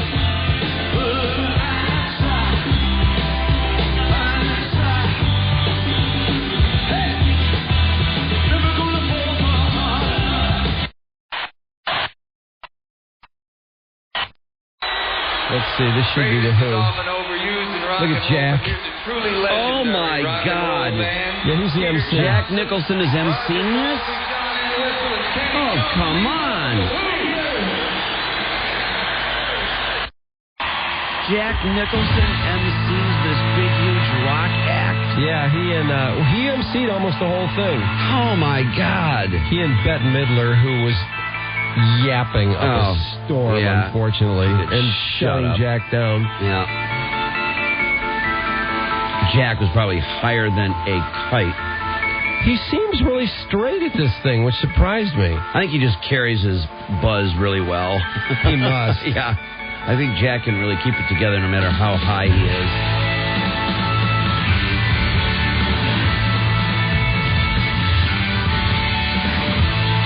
God, Townsend has his hair still. Now, the Who also perform really well under these circumstances. Yeah.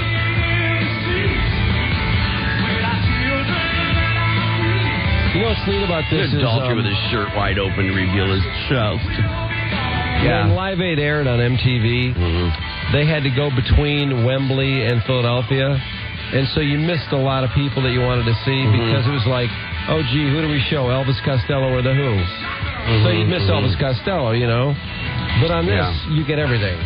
Yeah. Except for Led Zeppelin. There's all the Zeppelin, they would not release their tracks. Because they didn't like their performance, right? That's what I heard. That's just getting way too heavy about it.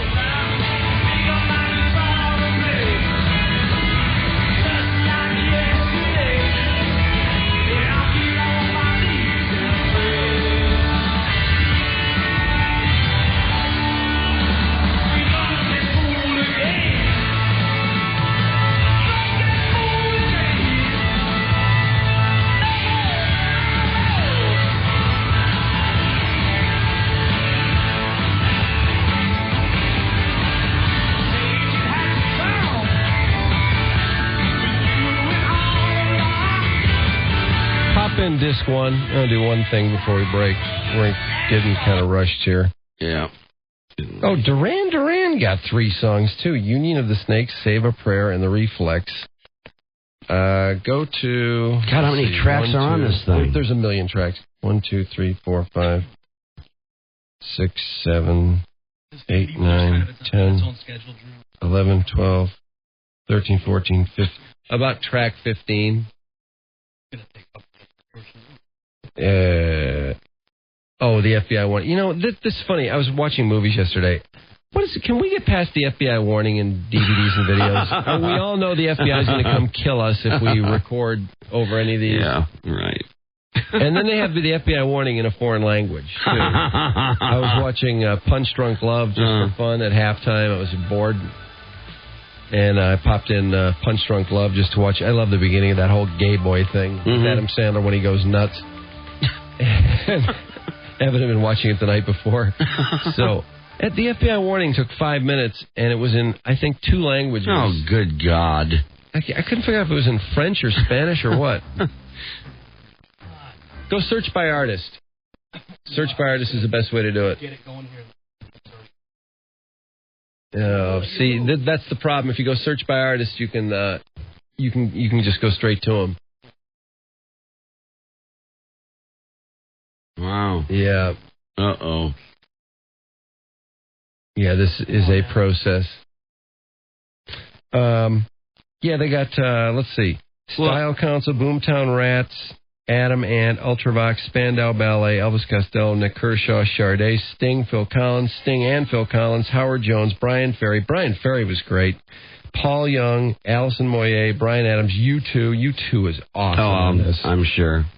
Beach Boys, Dire Straits, George Thorogood, Queen, Simple Minds, Bowie, The Pretenders, The Who, Kenny Loggins, Elton John and George Michael. Is Elton John tear it up?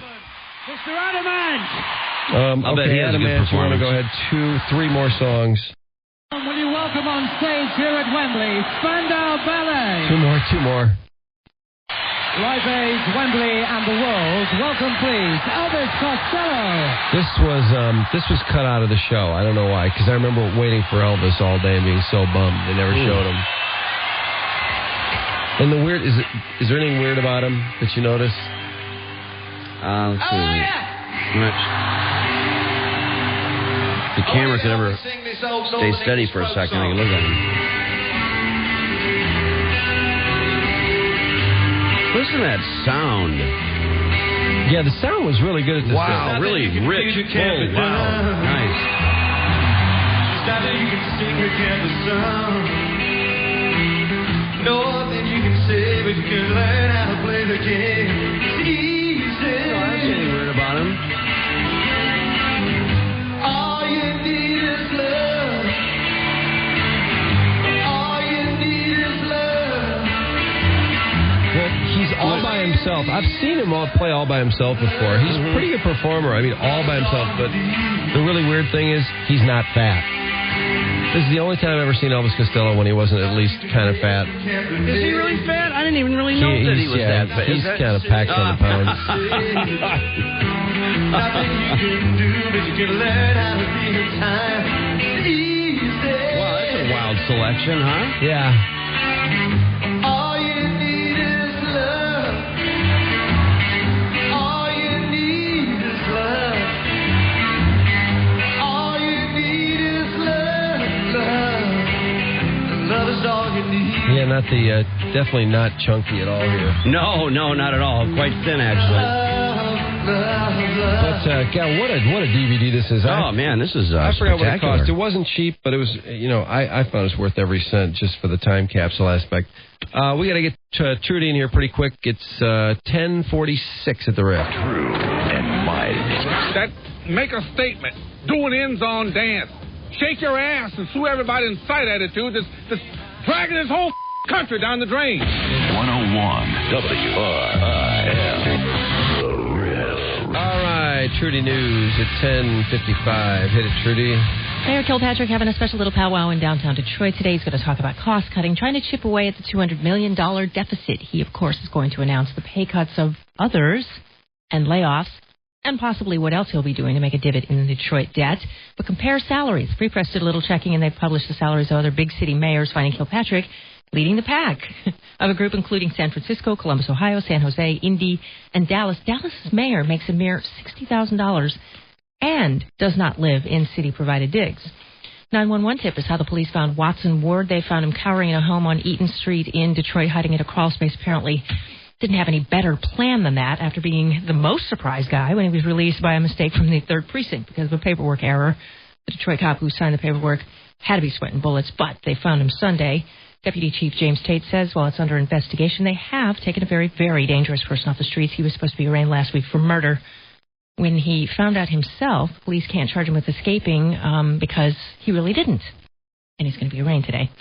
And a 43-year-old woman fessed up this morning to burning an apartment building in downtown Detroit on Sunday because she was peeved that somebody hadn't paid their crack bill living in that apartment. Whether that's true or not, people had to leap out. She claimed she didn't want to hurt anybody. She heard 11. 2 people killed. Crack bill. Yeah. But you also cannot torch the building because then they're never going to pay the bill. No, that's true. It's Dan not a Rather. Solution. I'd have a collection agency take care of it. I bet there is one that does that in the city. There should be. Dan Rather not leaving CBS, according to CNN, because of the scandal associated with that story. Because Rather was pushed to the limit, according to Les Moonves, and asked the right questions, but was mistaken about the execution of that story on 60 Minutes, too. The one, of course, about Bush and the National Guard on 60 Minutes, too. At least 2 executives, including the producer of the piece, Mary Mapes, have been fired. And remember the horrifying stories of Michael Jackson allegedly licking the head of his victim and how he kept panty trophies and other disgusting things? This is from last week. Well, the nicknames he used for child associates were creepy, too. Check the source from the Jimmy Kimmel Show over the weekend. Oh, boy. The older brother's nickname that Mr. Jackson gave him was Doo-Doo Head. And the younger brother said that he was known as Blowhole. Ah, jeez. Applehead. Yeah, he had all kinds of really cute names like that. Oh, what a big baby. And a woman is suing Gene Simmons because she said he made her seem like a sex-crazed nymphomaniac in this documentary that featured him at VH1 where he was talking about all his conquests. And they had all the sexual details up and put her picture, unfortunately, in the middle of it. And she said it made her look sleazy. So she's suing. Trudy Daniels for Front Row Radio News. You from Live Aid. Wow, look at his hair. I know. And that is the mullet from hell, isn't it? Yes.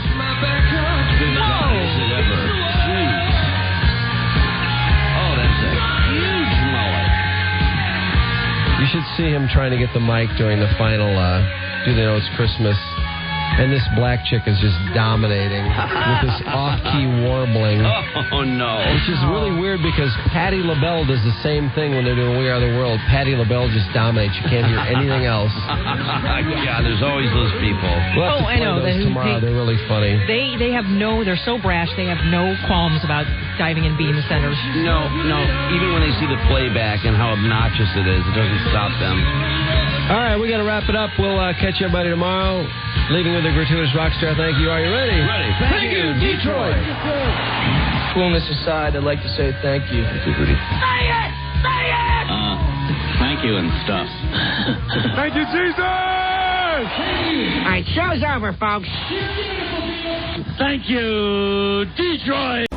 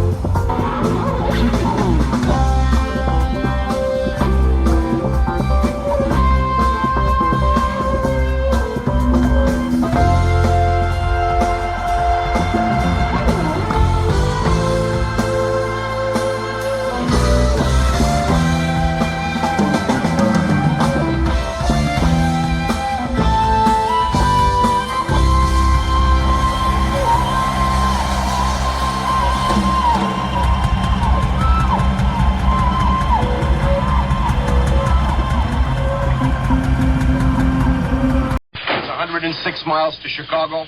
We got a full tank of gas, half a pack of cigarettes. It's dark, and we're wearing sunglasses. Hit it. 5, 4, 3, 2, 1, 0. All engines running. Commit. Liftoff. We have liftoff. Atomic batteries to power. Turbines to speed. Roger. Ready to move out. So far, Warren Chung has won cash and prizes totaling $3,152. Today, one of our contestants will win a large screen TV, a Roswell lithograph, an emerald ring, or a trip to Puerto Rico, and continue a journey towards a fortune in cash and prizes, including just Audi and $50,000 in cash. In total, over $100,000 on Drew and Mike in the morning. Here's the star of our show. Drew and Mike on 101 WRIF Detroit. Roger.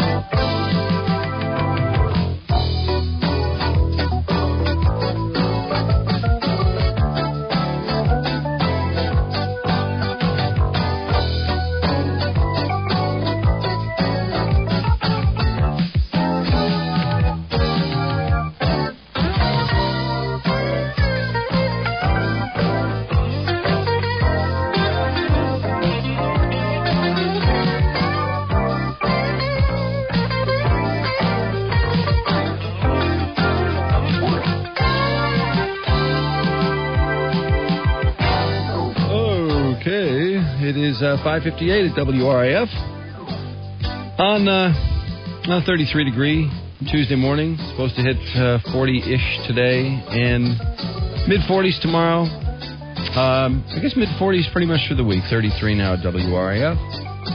And last night, did you watch The Bachelor? I did. God, that show is so amusing. Oh, God. I've had it with that show, but... Well, it's just stupid. I don't like it, but... there's a real idiot this year, though. This girl made a real ass of herself. Oh, God, yes. What a nut. And she's a doctor, too. I know. Isn't that scary? Yeah, really scary. Really scary. There's a doctor out there that's that nuts.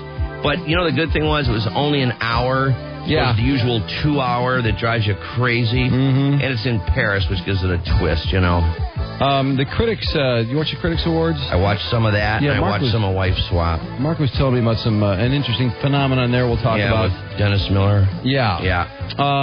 It's 33 at 5:59. We'll kick it in with traffic and Trudy and sports in a minute. Drew and Mike, gratuitous rockstar, thank you for stopping by. Are you ready? Ready. Thank you, Detroit. Coolness aside, I'd like to say thank you. Thank you, Rudy. Say it! Say it! Thank you and stuff. Thank you, Jesus!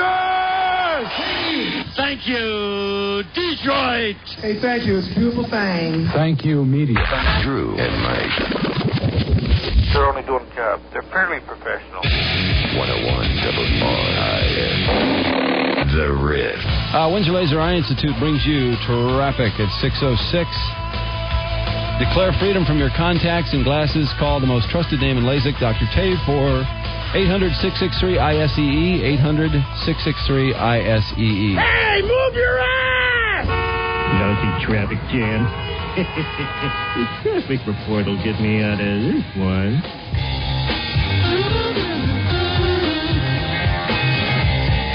Hey, Stress, what's cooking out there? Absolutely nothing. Right out of the gate this morning, there's no new construction, there's no accidents, no disabled vehicles, no power outages, no tire changing, there's nothing. It's just boring out here. Nothing going on at all. No hell of traffic. All right. And Trudy, brought to you by Hardcore Fitness. Yoga, Pilates, 30-minute lunchtime workouts, and personalized boot camp-style training, plus discounts for active military, police, firefighters, and more. Call Hardcore Fitness today at 586-203-8224. Hey, I was just reading about this decency group. Boy, have I had it with decency groups. They are indecent. The biggest buzzkills They ever. are. Oh my God, are they buzzkills? I'm tired of all of these political correctness groups. All of these sensitive jackasses that are interfering with everything in life. I didn't even know this group existed. This is a Michigan-based American Decency Association. They are reaming the Pistons a new one over the automotion calendar. And that calendar couldn't be more tame. There's not even a nipple showing on this calendar. I know. We have that calendar. The girls came in and we looked at it and... Calling it prostitution? Calling it prostitution. Come on. You know, that's ridiculous. That's slander. I would sue them. I would sue them for slander for calling them prostitutes. Yeah, because somebody's got to do something about this. This is ridiculous. You know, we just got nailed. We just got nailed and settled with some... Well, yeah, I know. Say who, yeah, but, I know. Oh, it's just nauseating. It is. And the thing of it is that these girls are just wearing bikinis. And they're not... It's not like they're wearing thongs and their whole ass is exposed and everything else. They're just wearing bikinis. It's anything you'd see on a beach anywhere. That's just absurd. Well, you know what? They should do something like that because I think it is time people start to fight back these very small groups that create so much noise, that get so much attention from the media for whatever reason, and it ends up angering the majority. The majority needs to stand up and start throwing a fit, squelching this stuff. Yeah, you know, when we got hit by something a couple months ago, and the first thing I said was, you know what? It's not true. It's BS. I want to sue back. Yeah. I want to sue back. And it turns out, no, you can't exactly do that. You know, you have to, this is how this process works, and blah, blah, blah. And I said, well, we'll fight it till the end of the earth. Right. Well, it ends up getting so expensive that they just say, you know what? It's easier just to do this. Well, that's why it's true for really across the board, no matter what any problem anybody's fighting. If you're totally innocent with something and somebody launches a lawsuit, you have to look at the idea of attorneys and how much time and money that attorneys are going to cost to fight something, even if you're totally in the right. And a lot of times it's not advantageous to do it. It's cheaper to just pay them off or do whatever it is that you need to do to make the thing go away than it is to stand and fight. And that's the bummer of it. That's why I would sue for calling this prostitution. I think they can make life a little bit miserable for this organization, and they ought to do it. Yeah. Prostitution, that is really brutal. The proceeds of that go to a charity. Yeah. So they're helping someone in a way that maybe it's not very helpful to attack the calendar. It does nothing. It gains nothing. It just generates bad blood, right? So while this is trying to earn money for charity, they're trying to impede that. Let's see. Did they make any other slanderous remarks? To me, this is a form of prostitution. So-and-so who saw the calendar while Christmas shopping complained to the Pistons and the Decency Organization. The Pistons are profiting from using women's bodies this way. Oh, God. The Pistons are profiting. Tom Wilson calls the charges outrageous. The calendar features artistic and tasteful pictures of the dance team, images anybody could see on the beach. There you go, right there. But look at how they're describing this. Inside the 2006 Pistons dance team swimsuit calendar, Jenna sports an orange bikini while posing on the Detroit Yacht Club docks. Jillian dons a white maillot wet from the Hart Plaza fountain she's underneath. Patty skips her bikini top, Patty covers hot. herself while standing in Lake Michigan. Yeah, Patty's really strong. It's not like she's showing her boobs. No, there's not a nipple showing. Yeah, for Tom Wilson to call it outrageous. Yeah, I mean, Tom's a pretty conservative guy. For him to get bent out of shape about this tells you. I wouldn't word it like Patty skips her bikini top. I mean, that gives the impression that her boobs are on display. Rebecca Gerard, coach of the dance team. You know Rebecca. Mm-hmm. Bristled. Yeah, Rebecca would be pissed. Oh, boy. At the group's characterization, the dancers are proud of the work they've done. Yeah, because she is very protective. Well, she's the coach. Group. Absolutely. Yeah, it's terrible. Girls look beautiful. They don't look sleazy or cheap. Yeah, that's absolutely true. Well, Trudy, what's cooking? An extra large view of our extra large mayor downtown on an extra large screen near Cobo, where Kwame Kilpatrick is on a big screen welcoming the press to the city. And hopefully he wants them to see our hospitality here in Detroit as an invitation to either stay or come back during the Super Bowl and Winter Blast for what Kwame says is an extra large Detroit party. Did you see the reveal yesterday of the Jeep? Yeah. They're calling them reveals. Yeah, I know. It drove through the glass. Yeah, I know, yeah. Yeah, they need to cut it out with this reveal. I must have seen this thing crash through the glass like 50 times on television last night. 1,000,000 times. But I got to tell you, the Camaro reveal Did you see the new Camaro? Camaro's back again. Wow. That concept. Look at this car. Look at the front end on this thing. Yeah. That is really badass. That looks more like it. 8-cylinder. It's got a long front end. Yeah. I mean, that thing is sleek. What bums me out, though, is Hurry that up all and these get out. cool cars are all concept cars. This Camaro is going to happen. It sounds to me like this Camaro is really going to happen. Remember Mustang just a few years ago, and now it's everywhere. It was a concept just a few years ago, and it's out there now. Well, this is what they're looking for, is for this group to go nuts when they see the concept car. That's what is pretty much making the decision. That's what happened when Mustang came out. And yesterday, this place went ape over this Camaro. So I'd be shocked. Look at me like I suck when I drive this car. Well, this thing's cool. Boy, it's a big car. Is probably going to be on the production line, too, pretty soon. They're proud of that one. Chrysler, because of this huge pent-up desire for sedans now, they say. They say that people are after sports cars and sedans. Did you see this Jeep drive up the stairs, too? Yeah, They set up some, fake stairs. Fake stairs. Yeah, that's pretty cool. Yeah.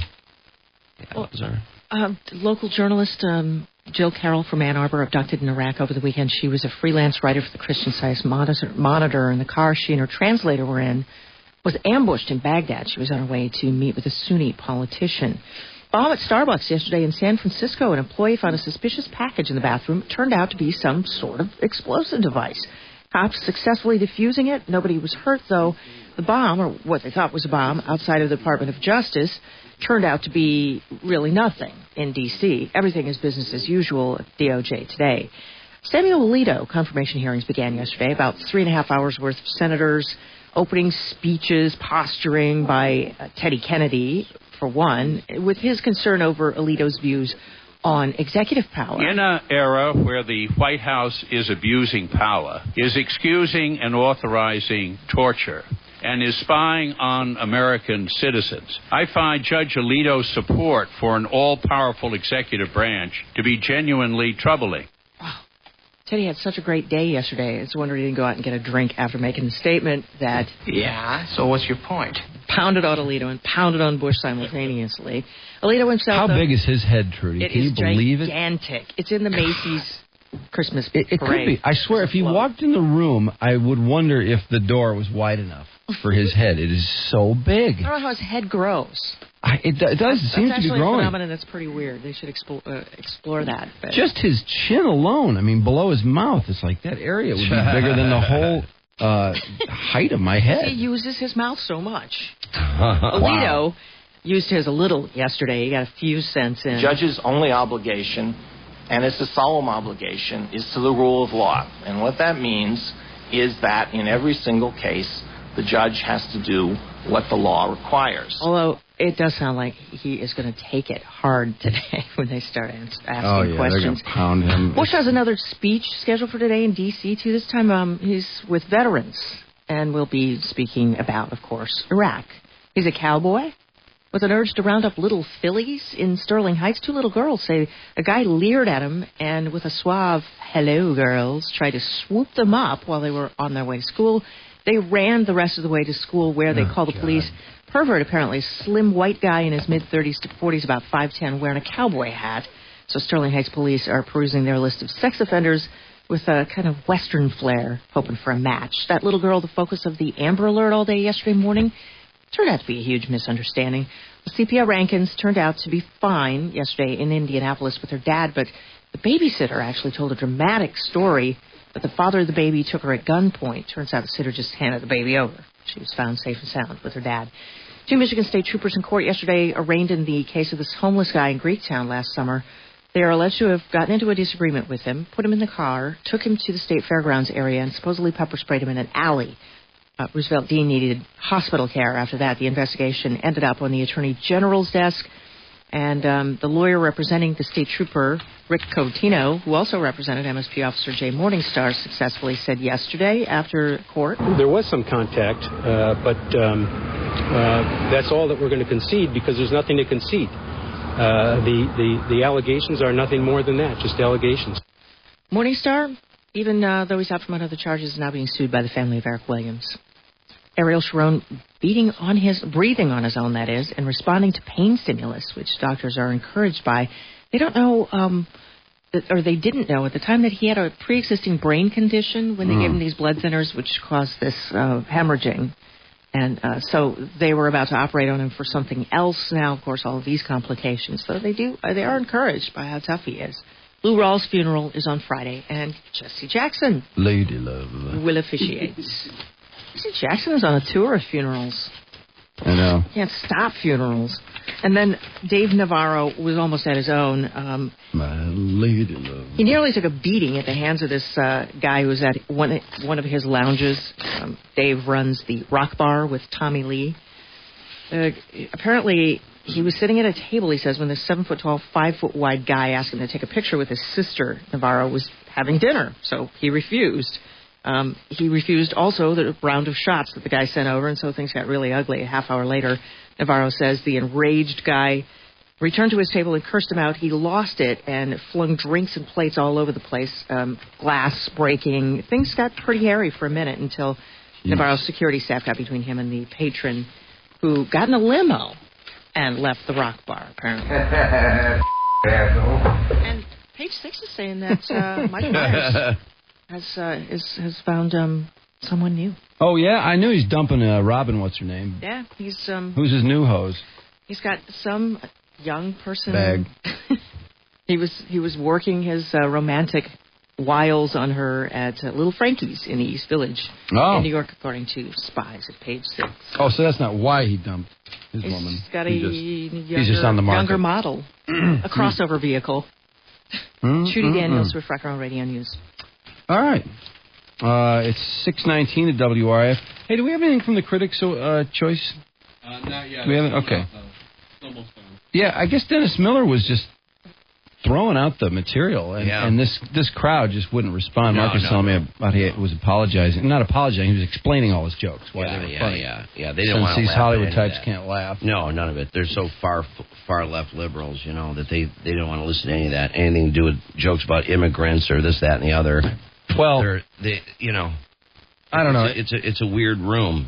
I don't know why anyone would want to host any of those shows. Like we're talking about the Academy Awards and the Grammys and Jon Stewart and who else was up? There was another big name they were talking about. I thought I wouldn't want to host any of those for anything. That is the worst crowd. It's the worst room in the world. If you write jokes for them, you're not going to be funny for the people at home.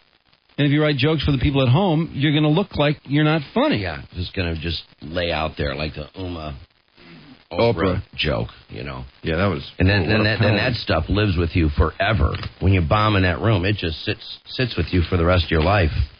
Yeah, that's just a weird crowd. And the Critics Award is so half-assed. I know. Enough USA with these Today, awards. Yeah, I'm so sick and tired looking at those people. And Julia Roberts with her stupid fake laugh with Clooney is very tiresome. USA Today slammed it yesterday and said, does anybody remember last year's Critic Awards? I didn't think so. No. It's just asinine. Another award. God, there are more award show now than ever. Well, it's really tiresome. These people just can't get over themselves. No, they can't. They just can't celebrate themselves enough. No. Well, another good day for former Hokie Marcus Vick. Yeah. They got to be so glad they decided to blow him out. What a disaster, this guy. I'm wondering what is going through his head. Did he say, well, I don't have to do zero tolerance anymore, so I'm just going to go wild? I don't know. I don't know how you explain this guy. I don't know either, because his brother has been really working hard to keep him in school and to keep him on the right track. And he's been in a lot of the games. I don't know if you noticed when the Hokies play. It seems like Michael Vick's at every game. And I guess he's been in Blacksburg a lot this year, too. But, moron. Yeah, I knew it wasn't just that he stepped on this guy in the Gator Bowl. Oh, hell. It turns out there was a couple other things. And now that he's freed, it's obvious he's got a real anger management problem. Anyway, if you didn't hear what he did, I'm sure it's pretty much all over by now. Anyway, we'll have that up next with sports and some excitement on the road after that. Today, day 2 of Maui time, by the way. 101 WRIF and Budweiser do it again. Maui 2006 with Big Daddy Arthur P. Leave the cold and snow behind for some fun in the sun as the Rift tradition continues. Maui 2006 from Budweiser and the Rift. Drew and Mike. They wanted to go down on me. On 101 WRIF. Riff. Rocks. hear who the fattest city in America is? Yeah, I heard that. Chicago. Yeah. What the? What's going on? Surprised. We have that title. It sort of pisses me off. Yeah. How did we lose it? I can't believe we're all on a diet. You know, we start drinking or anything like that. We moved way down the list. Yeah, I don't understand that. Must be something wrong. I'd count the ballots again. Yeah, Chicago's the fattest. I want to recount. Yeah, I really don't mind that Michigan gets all these bad awards. The fattest, the smokingest. Yeah, because of course, hey, the weather's bad year round. You know, so in the summer it's just all thunderstorms and humidity and 95 degrees. And in the winter it's just horrible cold, overcast, gray, miserable. So, hey, nothing to do but smoke and drink and go to movies and sleep and get fat. Yeah. That's right. A couple other things that we're working on this morning. I'd love to talk to these people that canned Brokeback Mountain. Yeah. I can't believe one theater turns out. Just in just Salt one. Lake City? Yeah. Yeah. And That's also, pretty strange. Did you hear about this new toilet? I did. The Swash 400 or the Swash 600. Yeah. Wow. It warms your ass, and it's got a bidet in the toilet. Yeah, it's got water that sprays up. It's got a heater. It's got a heated toilet seat. I don't know what all. But a bidet within a toilet, I mean, that's where it belongs. If you're going to have a bidet, I don't understand why is it two separate operations? That just strikes me as ridiculous. I've never understood those bidets. Every time I'm confronted with one in a hotel or something, I just look at it and just marvel at it. How bizarre it is. Yeah. I once pushed the button and the thing shot right up to the ceiling. It was like, this is a really strange thing. Because the bowl isn't right. The first time I remember the first time I saw bidet, I thought, boy, somebody's ass is going to have to be really huge to sit over this. Just sit on it like a toilet. I don't really understand that. I've never understood. I thought at first you were supposed to sit on it, and it was just like, well, no, because it's you're supposed to it's squat way over bigger it? than your ass. That's kind of ridiculous, the only isn't it? conclusion I came to is that you straddle the thing, but water's going to fly all over the place. But what a miserable thing to have to everywhere. Yeah. To straddle that thing? I mean, you'd be better off taking a shower after you go to the bathroom than you would using a bidet. I think there's some people who need a shower after they use the bathroom. I don't think that's such a bad idea. Yeah, it really isn't. Yeah, a bidet really confounds me, man. Leave it to the French to come up with something like that. But yeah, the water, I mean, it's just all over the place. I mean, when you're done, you have to mop up the floor, and your hair is going to be wet and everything else. Yeah, you might as well take a shower. Well, but you know, this would be interesting to talk to this guy about this toilet because Swash 400. Yeah, Swash 400. I saw one of those shows, one of the cable channels, one of those consumer product type shows. And they had a section about toilets and how the Japanese are so much further ahead than Americans on toilet development. And they had a toilet that did this sort of thing. And it was... Boy, we're getting our ass kicked in a lot of areas lately. Yeah, and the Japanese have us on toilets. I mean, they have us. And I don't know if I was... America should fight back. And it sounds like we are with this Swash 600. Yeah. Because I get the feeling this is an American product. All the way. The Swash 600? Yeah. How about the Swash 400? Same with that. I got to believe I want the 600 right off the bat. I want the highest number you can get. It's always superior. Yeah. If I was Japanese, I'd say go buy agriculture. Yeah. If you're going to go this far with a toilet, you might as well go all the way. Well, the 400 is bound to have some shortcomings. We'll look into it later this morning. Mm-hmm. Sports brought to you by Fred, the best answer on men, divorce, and family law. Call Fred 248-356-7775. Fred specializes in representing men in divorce and family law. And baseball announces its Hall of Fame class of 2006 today. Some good candidates. They think this is the year maybe a good reliever can get in there. Hard for relievers. I don't know why exactly. They're such a huge part of the game now. But... Lee Smith and Bruce Sutter and Goose Gossage, all three of those guys not in. Lee Smith is the all-time save leader. I think he's got 478 saves. The Goose, of course, was on all those great teams and pitched in a lot of postseason. And then there's Bruce Sutter, who probably dominated relief pitching as much as anyone did over a short period of time. Just absolutely unhittable for about 5 or 6 years. Just unhittable, untouchable. Jeff Reardon. He's not exactly listed. He got busted for robbing a jewelry store over vacation. Isn't that? Yeah, that isn't was that really amazing? strange. You know, they acted like his medication was off or something. It's like, I know. get out of here. The medication. guy's got money problems, obviously. Yeah, and once again, there's always an excuse, isn't there? He had an excuse right away. He had an excuse note for when he got caught, blaming his medication. Before He had the note on him. Yes. I'm not on my medication. I'm not responsible for anything. Yeah. Right. Did you notice that? How anymore, no matter what it is, whether it's a murder, a robbery, whatever it is, it's there's some ridiculous reason. Yeah. Well, a little bit of football to get things going here. Marcus Vick, his saga takes another turn. You know, if this guy's draft position, if he hadn't destroyed his draft position already, he's really wrecked it now. Oh, yeah. Now I'd say it's trash. 3 misdemeanor counts of brandishing a firearm. He was released on $10,000 bond. If convicted on all 3 counts, he could go to jail. Now, this is a guy who literally 2 weeks ago was a Heisman candidate for next year. And you figure if he has a decent senior year with a good team coming back, maybe he's in the BCS, he's on the line for a top 7 or 8 draft position. What's that worth? $10-12 million? Wow. What's he worth now? Maybe a couple $100,000, a signing bonus at best? Yeah, who would want to sign a troublemaker like that? Oh, did he blow it? My God, your timing What's is he so thinking? bad, Marcus Vick. What would he be thinking? Well, What's the it matter sounds to with me this like guy? he's really got an anger issue because he flipped the bird. He was on a zero tolerance thing with them this year after all his screw-ups 2 years ago, and he behaved himself until the West Virginia game. I think he got back in there. All of a sudden, things are going great. He's the star, and then it's like, oh, okay, I can sort of push the line now because I got him by the cojones. I'm the star quarterback again. Flips the bird to the West Virginia fans, gives a heartfelt apology. They reluctantly, from what I understand now, they reluctantly didn't act on that. And then the Louisville thing was just the last straw that the university president had made them promise if he screwed up that was it. No more embarrassment out of this guy. So now he's decided he's just going to go ahead and embarrass himself since he can't embarrass the school anymore. You got to wonder what Michael Vick makes of all of this. Michigan says goodbye to Max Martin, the backup tailback who had a nice game against Iowa. Scored that. Did he get the overtime touchdown? No, that was. Or was that the tying touchdown? Jerome Jackson, I think. Yeah, did he have a big touchdown in that game?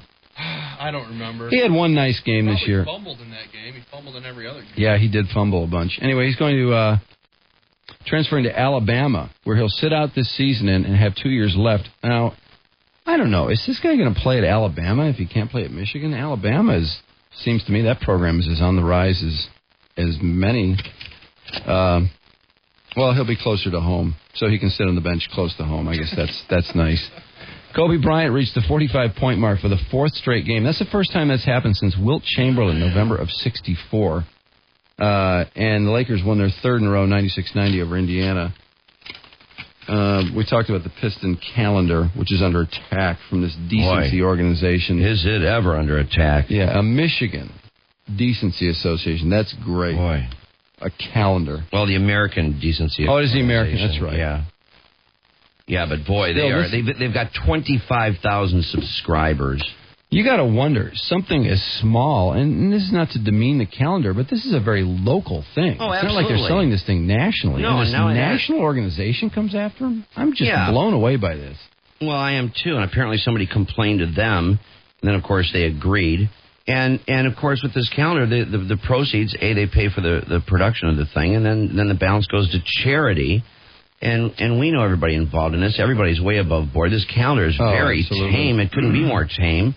But you know, the same organization, they've been putting the pressure on supermarkets to put blinders on the women's magazines like Cosmopolitan for their sexy headlines. And I mean, it sounds to me like they pretty much hyperreact to all kinds of things. I really think it's time for the American consumer to fight back. against. Well, we'll talk about that. Let me just get through the sports here. Okay. Yeah. Duke is number 1 in the weekly AP Top 25 college basketball poll. Blue Devils 14-0. Spartans fall to 14, by the way. Don't be too disturbed by these 2 losses to open the season on the road, ranked teams. In fact, their next 2 Big Ten games are against ranked teams too. So they really got a crappy roll of the dice here on the schedule. Henry Uhegwu scored 22 points as Southern Utah beat Oakland U 76-73 last night in Rochester. As for top 25, number 4 UConn over number 25 Cincinnati 70-59. No upsets. Texas, Louisville, Gonzaga all win their games.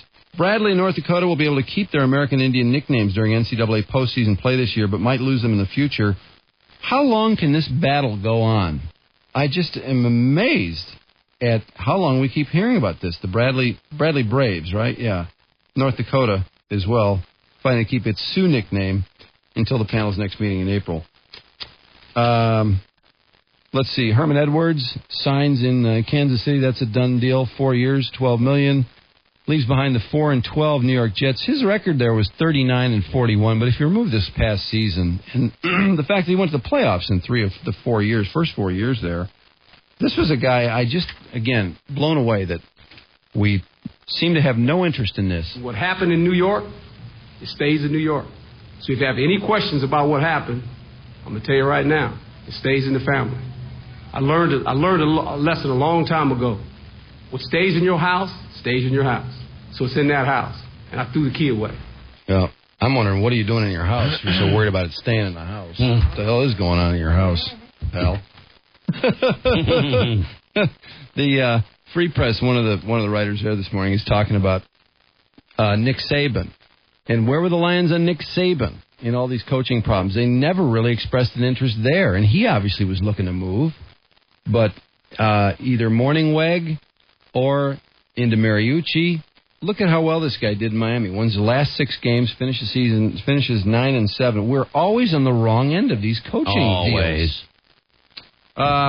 Let's see, another coaching discussion going on in New Orleans where the city council unanimously passed a resolution calling on the Saints to hire Doug Williams as the NFL team's coach. Now, he is a pro-personnel executive for the Tampa Bay Buccaneers. He grew up in Zachary, Louisiana, coached at Grambling State, and quarterbacked the Redskins in '88, their Super Bowl team. But city council, what are they doing? Talking about who the Saints hire as a football coach. That's not their call. It's ridiculous. I've never heard of anything so stupid in my life. Sean Taylor fined $17,000 for spitting in the face of Tampa Bay running back Michael Pittman during Saturday's playoff game. Why doesn't the NFL grow some balls and suspend this guy for a game? I mean, I cannot believe what a pathetic thing to do, to spit in this guy's face. And, you know, they fine guys more for having the wrong equipment on or for having a cell phone or for some of these other ridiculous things. I don't know what is the matter with NFL, the NFL Executive Committee in some of these rulings. San Diego tight end Antonio Gates, the lone unanimous member of the AP NFL All-Pro team, got all 50 votes. Sean Alexander, Brian Urlacher fell one short of unanimous picks. Who didn't vote for Sean Alexander? Then there's Peyton Manning, Senator Jeff Saturday, Dwight Freeney, and Bob Sanders, the Colts, all getting a lot of votes, too. Any Lions? Anybody? Sean, Big Baby, no? I know Sean starting the All-Pro game. Yeah. Mario Lemieux practiced yesterday for the first time in more than 3 weeks. Dodgers, newly acquired shortstop, needs surgery. Furcal signed his 3-year, $39 million deal, and he needs surgery. Oh, my God. I can't believe the amount of money these teams are spending on these guys, like Furcal, for example. 3 years, $39 million, and he's damaged. Oh, man. And then Carson Palmer, $100 million. He just blows out that MCL, ACL. Yeah. God almighty. Oh, Woo! man. You know who else is available, by the way? A free agent is Jeff Weaver is a free agent. Now, I think the Tigers really have a problem with him, or they had a problem with him when they got rid of him. I don't know if he's grown up at all, but boy, that'd be a nice arm to have in that rotation, I got to say. And then did you see the guy that skated onto the Canadians' practice and took a shot on the goalie? I heard about it, but I didn't see it, but I heard about it. Really funny. The goalie actually made the Tried save. to save. Oh, he made the save. And the guy skated off, and then he acted like, what? Yeah, sure. Somebody started ragging on him, and this guy acted like, what are you talking about? Of course I belong here. Yeah, sure. That's great. That's terrific. Yeah, there he is. Oh, great. Yeah, check it out. Oh, great.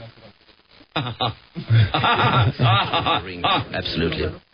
All right, a very bizarre moment at Montreal Canadiens practice today. A random man got onto the ice and took a shot at goaltender Jose Theodore. And there's video. Here he is, a 28-year-old recreational hockey player. I still can't believe this happened. Skated onto the ice and look, got blocked. He came out to block him. He came out to cut down the angle, the goalie. He's being shoved out of the arena. Look at that. Uh-oh. This guy. He was on the ice until they had to yank him off. Who is that? Who is that? Back it up. I got to see it again. Who is that hey you that's shoving him? Yeah. Who's that nobody? Yeah, what a bummer. I'm in charge around here. I You know. get out of here. Hey, it was funny. It was great. I mean, look at the goalie come out to cut off the angle.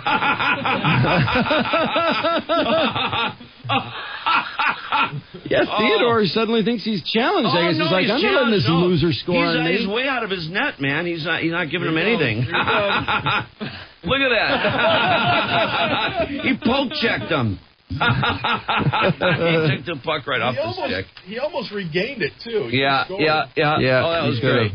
Oh, that was terrific. Oh, man, you got to love that. Look at him rough him up. Oh, come on, man.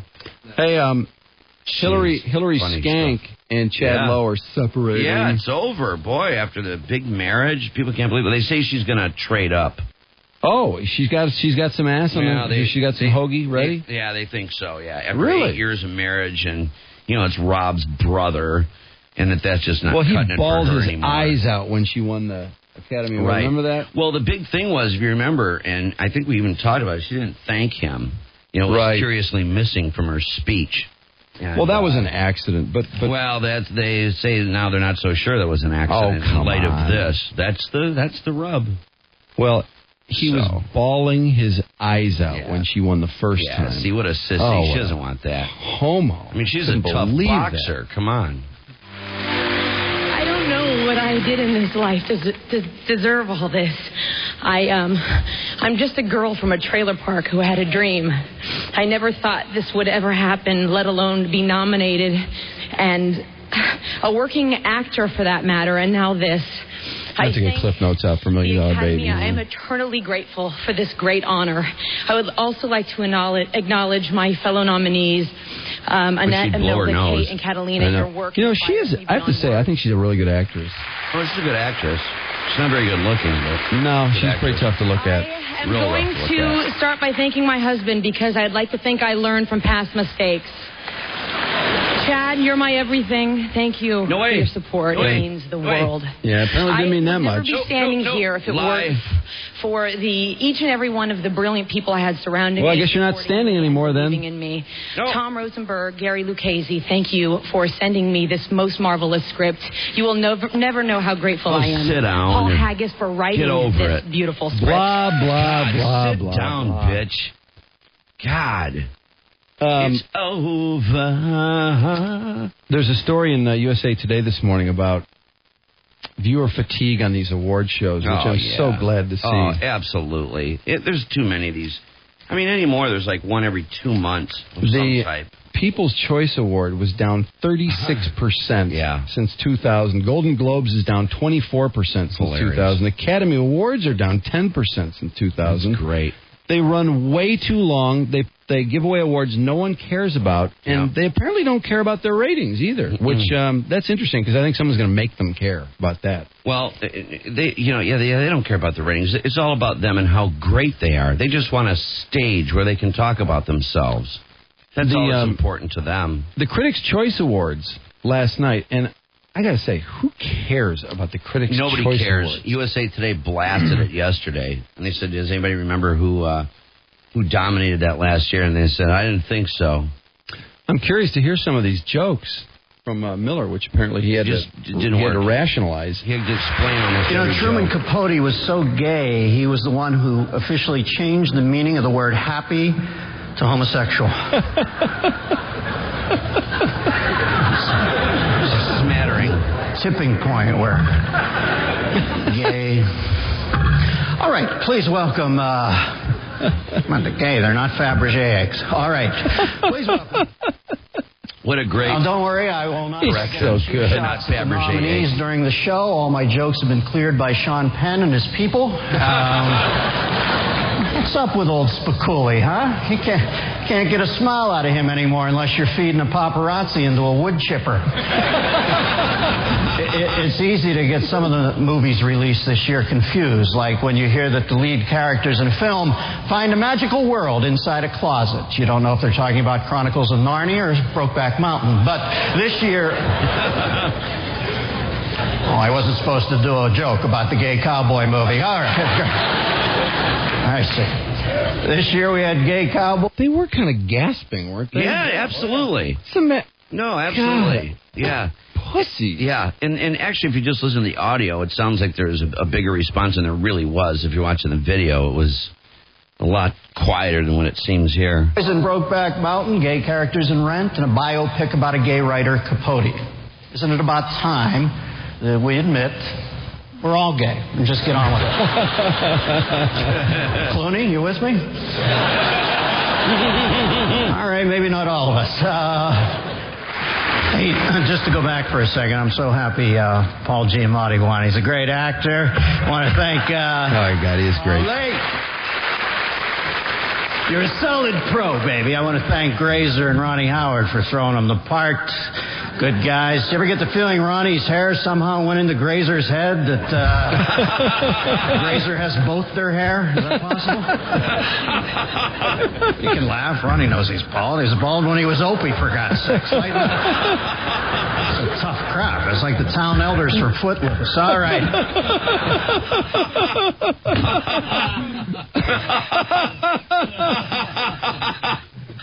I wonder, how does Hollywood feel about Dennis Miller this morning? Well, you know what it is. It's because he was so supportive of the administration. Oh, yeah, absolutely. Particularly at the outset of the war. I noticed Dennis Miller has quieted down on that subject, though. Yeah, and not much to say lately. Did he say anything last night about it? When he had his... Did he say anything about the war last night? No. Yeah. When he had his television show, he was very pro-Bush and Republican and all that. And, yeah. Well, it's kind of hard to pull that off now, I think, to sound like you're a member of the administration. It wasn't so hard a year ago. Well, I was surprised he was hosting this thing anyway, just based on that. It just seems like there's a mismatch right there.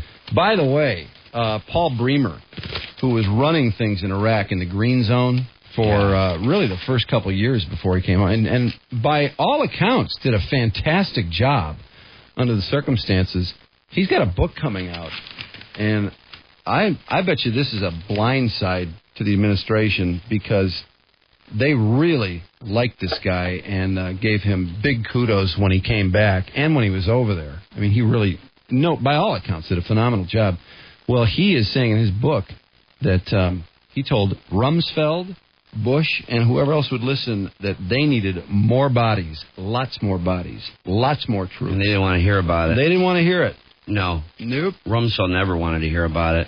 I, for the life of me, cannot understand how can you get into something like this, put all these asses on the line, all these young people's asses on the line, not just young people either, all of our troops, men, women, older, younger, the reservists, the guard, and not give them the tools they need to get this job done, to absolutely kick ass, have all these people in harm's way.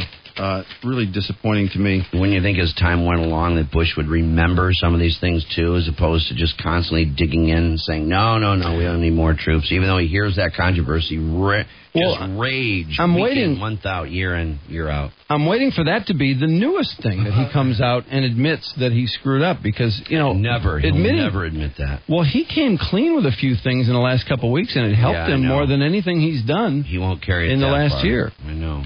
Bremer wrote that he voiced, Pentagon officials acknowledged Monday that Paul Bremer, the senior U.S. official in Iraq during the first year of the war, told Rumsfeld in May 2004 that up to 3 times as many U.S. troops were needed to effectively fight the insurgency. His advice was rejected. Bremer wrote he voiced his concerns personally to President George W. Bush. Now, this, the thing that really bothers me about this is not that I think Bremer's right necessarily, but that we kept hearing the president say, no. No one is asking for more troops. No, right. If they did, we'd give them to them. Well, yeah, always about the generals. Right. Anyway, he voiced his concerns personally to President George W. Bush and other administration officials, even writing a formal message in May 2004 to Rumsfeld stating, the deterioration of the security situation has made it clear we're trying to cover too many fronts with too few resources. Well, it makes sense. You just look at the size of that country and the way they fight the war, the way those insurgents do their work. It's a hell of a... I mean, I wouldn't want to be making the calls over there myself, but I got to say, that seems to be the one bell that keeps ringing is you see, too, more bodies. Yeah, where Al-Qaeda and all this in response to hearing about some of the talk of the troop reductions next year, they're already saying, like, aha, see, we're winning the war. See? What? I don't know. Any excuse. The Americans are running. They know they're losing. They're pulling out. Well, as the president himself said, he didn't want to say what he was going to do one way or the other. I mean, obviously everyone knows. I think he's smart with that because this is the kind of stuff that happens. No matter what you say, they turn it and then they make it their battle cry. Well, you got to be careful. To be honest, it seems like we could be over there another 10 years or another 2 years. I don't know what the difference is. As soon as we go, no. You still have people over there that don't get it. Okay. They have no idea. They don't want it. They don't understand it. 6:55 at WRIF. And, a couple more. Let's go back to Dennis Miller for a couple more. That was a truly great movie. Crash, of course, set right here in Los Angeles. The original title was Every Single Day on the Year on the 405. And just came in on the 405, complete parking lot, except for traffic in the illegal alien lane, moving by me at the speed of light. There's no illegal alien problem in California. All right. Go down to Tijuana on any given night with a pair of night vision goggles. It looks like the start of the Boston Marathon in ponchos, okay? But I'm the bad guy. All right. I'm the bad guy. I love how he chastises them after every joke. He not only does he try to correct the joke, but he spanks them for their lack of response, and spanks them good. Of course, the legacy of the geisha carried on all across America in present day in champagne rooms of strip clubs. And now, as we...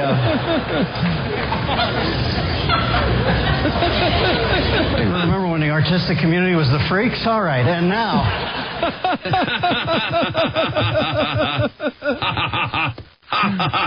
I'll tell you how cool that film was. Johnny Cash would have gone and saw it. To present the award for Best Actor is now all of a sudden they're telling me to speed up. I'm out here eating it for an hour and a half. Nobody throws me a bone. All of a sudden, I finally get the crowd in my hand. The guy's like this. Screw you, I'm basking in the limited applause I have here. Taking bolo punches. Oh, boy. I don't know why any of those people. Why did any of those people agree to do that? I mean, if that guy had to fight that hard, never works. Insane. All right, let's take a short break. Let's do 6 minutes. We're back in 6, and with the Hillary Swank news, and we may have to bring out Cliff Notes for $1 Million Baby, one of my personal favorites. And let's get on these. Let's call some Chicagoans. Find out why has Chicago become so fat? Yeah. It's the fattest city in the nation now, and it's killing Detroit. Apparently, in the last 2 years, Chicago's just packing on the pounds. Frost my ass. So we'll make it a full-fledged Harris poll coming up. Drew and Mike. Hey man, y'all show us a bag of chips, man, and all that. 101 WRIF. The Rip.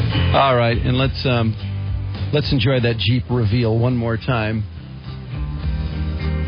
Look at that thing crashing through that glass. That's just terrific. Look at all the glass coming off of it as it drives off onto the street. Just like looks like 100 pounds of glitter. The way that's just shimmering. I may have to do a smash and grab just to get that feeling. Yeah, isn't that cool? That is so cool. That should be everyone should get to do that when you buy a new car. Drive through glass. Yeah. That should be a new feature of new cars. Well, that's how you receive your new car in the showroom and then you drive it through the glass to leave.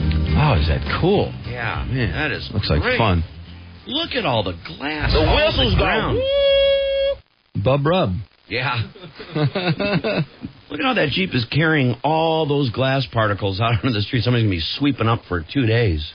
And then they got, they made these stairs with the big Jeep logo in front and went wailing up the stairs. Yeah. You know, the only thing about great. Channel 4 is covering this auto show so intently. Well, they're trying to beat 7, who traditionally, well, owns the auto show. 4 must have taken it away because if they got all this coverage, I think somebody gets exclusives on it. Anyway, why would you go to the auto show now? They've shown us everything at the auto show 50 times. Yeah, I know. Although they hardly show the cars, it seems to me. It's always all these boring, dry interviews with all these executives, and then the cars, they shoot it that MTV style. Everything is flash, flash, flash, flash. It's like, guys, could you steady the camera and let us see the car for more than like a second and a half? Well, they'll probably break another attendance record, but it just, I don't know. I just feel like they've taken all the thunder away. It's like I've seen the Camaro. The Camaro's got it. Could there be anything cooler than this Camaro at the auto show? And I've seen it to death now. Yeah. You know what's funny, too, about the auto show is you find out what celebrities are really hurting for cash. Exactly.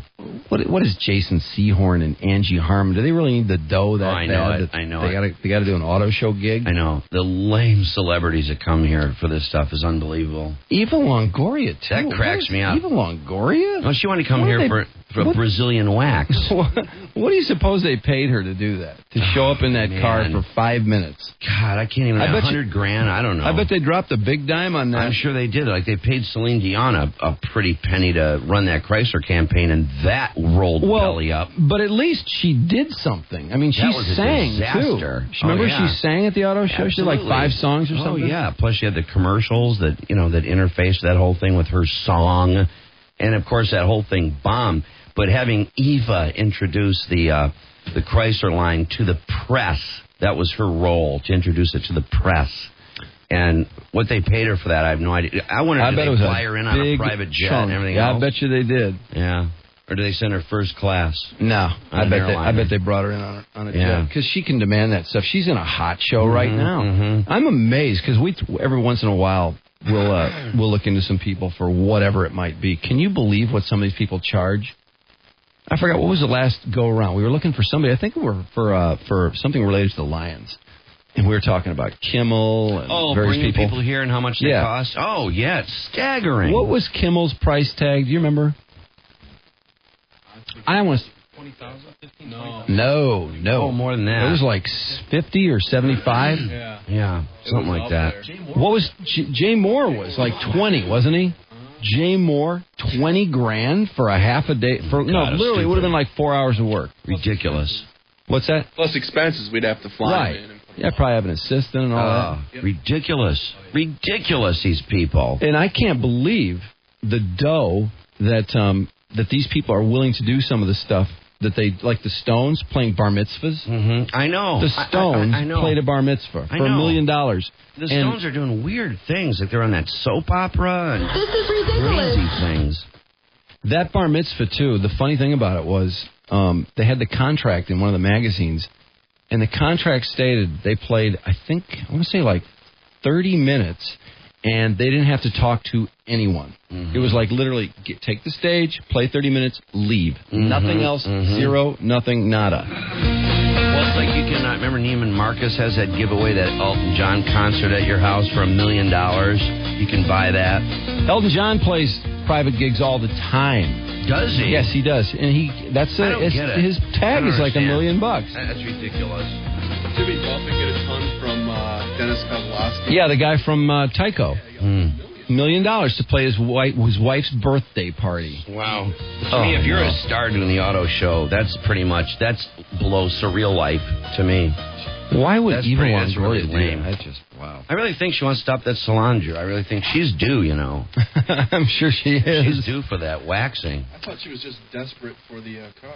Oh, yeah, that's right. She was desperate for it. Yeah, she wasn't desperate enough to go on a date with that Chrysler guy. Yeah. The Channel 7 News last night at 11 o'clock had a story about massage parlors in Livonia. Yeah. Let's just roll this. It's interesting. I really felt for these masseuses. I mean the real ones. Take a deep breath. Turn off your mind, relax, and float downstream. It feels absolutely wonderful. Wonderful. A massage at Charisma Salon and Day Spa in Livonia can rub away all of life's problems. They think it's just all rubbing, you know, and they don't think we learn from the cells on up. Connie Hall went through a year of schooling to become a massage therapist. But who knows that going in? Are required to get a license and go a criminal background check. A criminal background check. There are some shady characters in her profession. We have the training. We're legit. I mean, I wonder how many times she's been asked for a happy ending. Oh, yeah. I'm sure it happens a lot. People go to a masseuse, they assume it includes something like that. Considering requiring massage therapists to have national certification before getting a permit from the city. Well, that's always been the goal. And so they're kind of coming down on the true masseuses are having to pay the price for these skanks controls over the situation and to allow to prove that they're not out there to, get everybody off. I think it's a good idea. Well, we were actually one of the first salons that started. Is that a female's back or a male? Yeah, no, that's a woman. Now, see, that woman walking in, she's not looking for a happy ending. There's some clients I would you not look want at them and you just know that, okay, they're legit. Oh, I'm very sorry. It's the guy that walks in with the goatee if I and the were gun hanging over his belt buckle that you got to look out for. If I were a chick and I were a masseuse, a legitimate masseuse, I would not take males. I would say, forget it. You're going to be asked for a happy ending, 70% of the time? I would say 9 out of 10 times the male is going to roll over and present his weaponry. You have a massive erection. 9 out of 10 times. This is ridiculous. And if nothing else, he's going to act like he's not there for the happy ending and then be surprised and feign his embarrassment at his arousal. Oh, I'm sorry. Oh, I feel terrible. Oh, I feel like an idiot. I'd love to hear from. Oh, I'm sorry. From a legitimate Linda? masseuse. How many guys ask you for a happy ending? Or at least imply it or present some I think major wood? I think it's accurate to say if it's a guy coming in, look out. Yeah, heads up. Look out. I'm guessing it's got to be at least 1 in 5. At least 1 in 5. Because how offensive is that, though? If you've actually gone to school and you've gone through all these programs to be a legitimate therapist, masseuse, and one in every male, 5 male guys that comes in there asks you for a hand job. How embarrassing. I know. Well, but you know what it is? How embarrassing. I mean, massage parlors are just, it's so ingrained in everyone that massage parlors are a place you go to get off. They're just, they're just veiled prostitution camps. I can't believe these joints actually are out there, and this really goes on a daily basis. I mean, these people apparently stay in business for a good long time, giving HJs I know. It's over and over and over. And you really assume it's up to no good if it's an Oriental spa. Well, you know what? Then you don't even question. You walk in nude to an Oriental spa. You just come in nude. I drive to Chicago a lot, and those billboards on 94 for these massage places, and it says open till 2 a.m. Now, come on. We'll come to your room. I would just assume that anything open till 2 a.m. These are places, though. These aren't people that come to you. These are places sitting along the highway. Open till 2 a.m. Yeah, sure, yeah. How many guys need a massage for their aching back at 1:30 in the morning? Yeah, 1 a.m. Yeah, you're not kidding. Hey, Melanie. Absolutely. And if it's in your room, what a masseuse just carries around their table with them. Come on. How you doing, Melanie? Hi, how are you? Good. You work in a massage clinic, or you own one? I own a massage clinic, and I also own another division where we work in all the hotels out of the area. Oh, man. And now this is legitimate. Extremely. Okay. How many guys? I've been in practice for 10 and a half years, and I've been in business for 9 years. No, I'm sure you're legit as the day is long. But how many guys? One out of how many asks for a happy ending? Honestly? Yeah. It's so infrequent. Really? Are you serious? Even in the hotels? I would say if there's a guy in a hotel. In the hotels. We're going into, this might be the thing. We're going into the high-end hotels. I'm contracted to the Ritz, and we've got all these different hotels that we go into. But I would think that they would expect it even more, because the high-end stuff is where these guys have a ton of money. They're looking to lay $2,000 on a chick. Yeah, there's money. Cash is king. Money buys whatever they want. Yeah, I would assume the more affluent the place, the more the assumption would be that they're gonna get off. Well, I'm just guessing that, Melanie, you probably have that the girl could be had for cash, a certain amount. You probably have a steady clientele of legitimate people, and well, I do, but on the other hand, when you're dealing with hotels, you're dealing with people who are coming in, to town, and you may only see them one time. Right. Well, those are the guys. Exactly. That's why. We're professionally dressed. We have a form that they fill out that actually has in the paperwork, this is a non-sexual activity. Oh, okay. Well, that's smart. We have a lot of safeguards in place. You're sparing a lot of embarrassment through that paperwork. Yeah. As a matter of fact, even when they first call, you probably tell them right on the phone, by the way, this is legit. If we think that there's a problem, if we think one's gonna present itself, then we'll just and I'll say outright, like my phone people are a little more discreet, but What is it? People into a bad situation, so I'll say, hey, you do realize. And if you don't, you kind of make them feel stupid. And that's well, what is it that tips you off on a telephone that they're up to no good? Well, if they ask what the girls look like. Yeah. And then, of course, right off the bat, we say, well, sir, what does that have to do with receiving a therapeutic massage? Okay. And, just like, what kind of massages do you do? Well, how many guys that call up, one out of how many actually asks a dumb question like that? I'll tell you what, in the hotels, because a lot of times they'll go through guest services so they know better, I'd say maybe 1 out of 100. What? Boy, that's just... Well, I appreciate the call. Yeah. I prefer to think otherwise. Oh, I find very hard to believe. If you go through guest services, but who's going to go through guest services if that's what they No, you go right to the yellow pages. Hey, Tom. Hey, guys. My ex-wife used to work in Ann Arbor at one of these places. And wait, at a legit place? At a massage place, and that is what they did. They would start with the regular massage, and everybody ended with a happy ending. Oh, really? And your wife worked there? Yeah, it was it was my bad time. Is that how you? I'd say that was a bad time. Well, they make a lot of money. But let me tell you. Is that how you met her? Wait a second, they make a lot of money. You mean you were like, just do this for a while, make some cash, and then we'll get you out of that, and we'll be on our way. Was that what the idea was? No. You know what? The idea was that I was in a bad time and it's just a bad place in my life. But honestly, what kind of a bad place is this where you're willing to let your wife give 20 HJs a day? But is that where you met your wife? No. Actually, I had known her a long time before that. Okay. You know what, guys? I don't know what I was thinking. I just can't imagine somebody after like 2 months of dating going, well, that place I work, well, that's really not where I work. Actually, I give HJs every day. Oh, boy. Well, I just close my eyes. I install security for a living, and the owner of the place actually had me install a camera in one of the rooms in particular to make sure that they did not go way, way, way too far. way too far. I think about your penis every time. Boy. That happened. Okay, so that's a tough call, because that's an illegitimate place. So I'm just wondering how often the legitimate ones are offended. Yeah, that's the question, not the other. And I wonder how honest they're going to be, too, because it is... that's really a bummer that you work hard to get this degree in this area, and then people end up asking. Well, but how many times, though, if you hear somebody's a masseuse, you go like, is that right? Can't help it. Hey, Lori. Hi. You're a massage therapist. Yes, I am. Okay, now be honest. How often? Often. You can figure I knew it. See. If you have if I'm doing it 5 days a week, at least 2 to 3 times a week, some guy will ask. Okay. I'm surprised it's that few. Yeah, that seems like I'd say double that, because it's probably hard to admit it's as often as it is. I'd triple it. It's a lot, and I would say 99% of the time the guys are the ones that if they're talking or if they want to, they'll push the limits. They'll see how far they can go. So now what if it's a really nice looking guy and you're feeling kind of crazy? And it's a lot of money. What if the guy says $5,000? $5,000.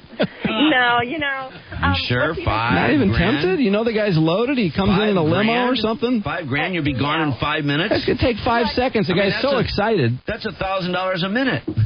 Yeah. Right? How hot are you, Lori? How hot are you? How hot am I? Yeah. I'm pretty decent. I'm pretty decent. How old are you? You're pretty decent. I'm 30. 30? Yeah. She's hot. Of course. You come up to your sexual peak at 35. Look out. Yeah, what if a guy said, like, hey, $50,000, you're so hot, it would turn me on so much to get a legitimate massage therapist to do that. $50,000, Lori. Yeah. Now it's $10,000 a minute. It's going to take a minute. I'm so excited. It's going to take 30 seconds. No. $50,000. I'll write the check right now. No way. You won't admit Certified check from a bank. See, she won't admit it. Who is a massage therapist also out of her own home, and she gets asked all the time. Yeah, out of her own home.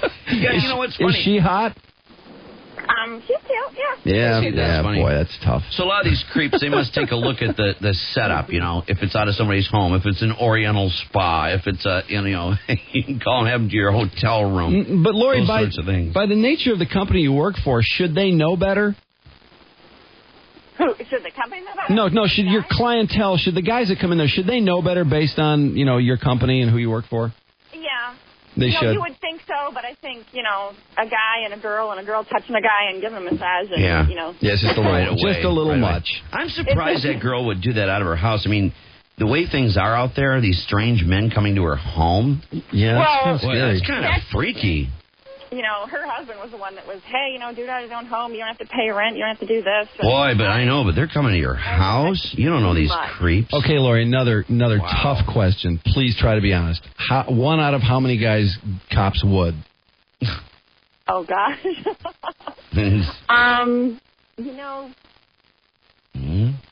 Yeah, go. 2, maybe 3. Out of 10? I would say so. Oh, really? And now, how do you deal with that? Because that's what do they do, too? Do they apologize? Do they say, oh, I'm sorry? I've had a couple of men usually, sorry or whatever. I've had a few actually get up and ask, can you leave the room, and so they can walk out, so they can leave. Oh. Because they get embarrassed by it. There's some that are just... That's their way of making a move. Yeah. That's their way of hitting them. Yeah. When they get up to leave, they're totally nude and the thing is bumping. The thing is swaying. Anybody actually ever complete it just through the excitement of the massage? No. Are you sure? You sure about that? I'm pretty sure. Oh, boy. Well, thanks for your honesty. Okay. Where do you want to plug? I mean, plug your company if you want. I mean, she gives legitimate massages, no HJs. Sorry. I work actually in Roosters in Burton right now. Okay. Are you busy? Do you have a lot of clients? Yeah, I'd say pretty busy. Yeah? But you could use more. Pardon me? You could use more. Oh, always. Okay. Well, I got to believe when the Super Bowl comes here, your phone's going to be ringing off the hook with guys with Oh, boy. with guys wanting it all. Well, thanks for calling, Lori. Thanks. You guys are great to listen to. Thanks. Hey, Mike. Your wife has a salon? Yeah, my wife, she's a hairstylist, and they just opened this salon, and they just started doing massage therapy, and their first client for massage asked for a BJ. Not a HJ, a BJ. Their first client. Oh, how bummed out was she? She's not the massage therapist. How bummed out was the therapist? The massage therapist was freaked out, man. She kicked the guy out and everything. Oh, come on. Wake up, though. You got to know if you're going into that. You're going to run into those creeps. Yeah, I know. That's funny. There's got to be some way to let the world know that you don't do that. That should be in the ad. No HJs or BJs. Don't even ask. Yeah, but you still have these guys, though, that they think they can conquer the chick. They are nude. That's true, but if there's enough money... Yeah, because they just think it's you're going to lend nude with itself. a woman, and she's staying in the room. And she's touching you. Yeah. Her hands are all over your body. That does mean something. Yeah, and if her hands are on your ass, what about she's massaging your butt globes? They do waxing there, too, and some dude came in and asked for his... is that right? Face waxed, man. Oh, what? Jeez. Yeah, I swear to God. What a nut. What a creep. That's disgusting. Hey, did Eva stop in? How often have you wanted your wife to just get out of that business? She makes pretty good money, man. She makes really good money. You better find out why she makes such good money. Well, it's a legitimate profession. I mean, I've had a massage or two. It's great. I mean, I can't believe what it does for you, but I just would have a real hard time getting past the fact that, even 1 out of 50 that comes in is going to ask you for an HJ. Well, that's such too a funny. bummer. They open up they add massage to the list of things, and the first guy. You! Oh, I'm sorry. That's just your job. No. That's okay. Let's do another. That one little patch looks sexy, though. Does it look good? Yeah, it looks really good. Ooh. It looks mantastic. Ooh. Ready? Yep. Suck him up. You. Oh, I hate you. So fuck you. Ready? Yep. 1. Suck him up. You pulled that too. You pulled that. Why did you pull it, sweetie? Sweetie pie hole. Como se llama? No, Kelly Clarkson.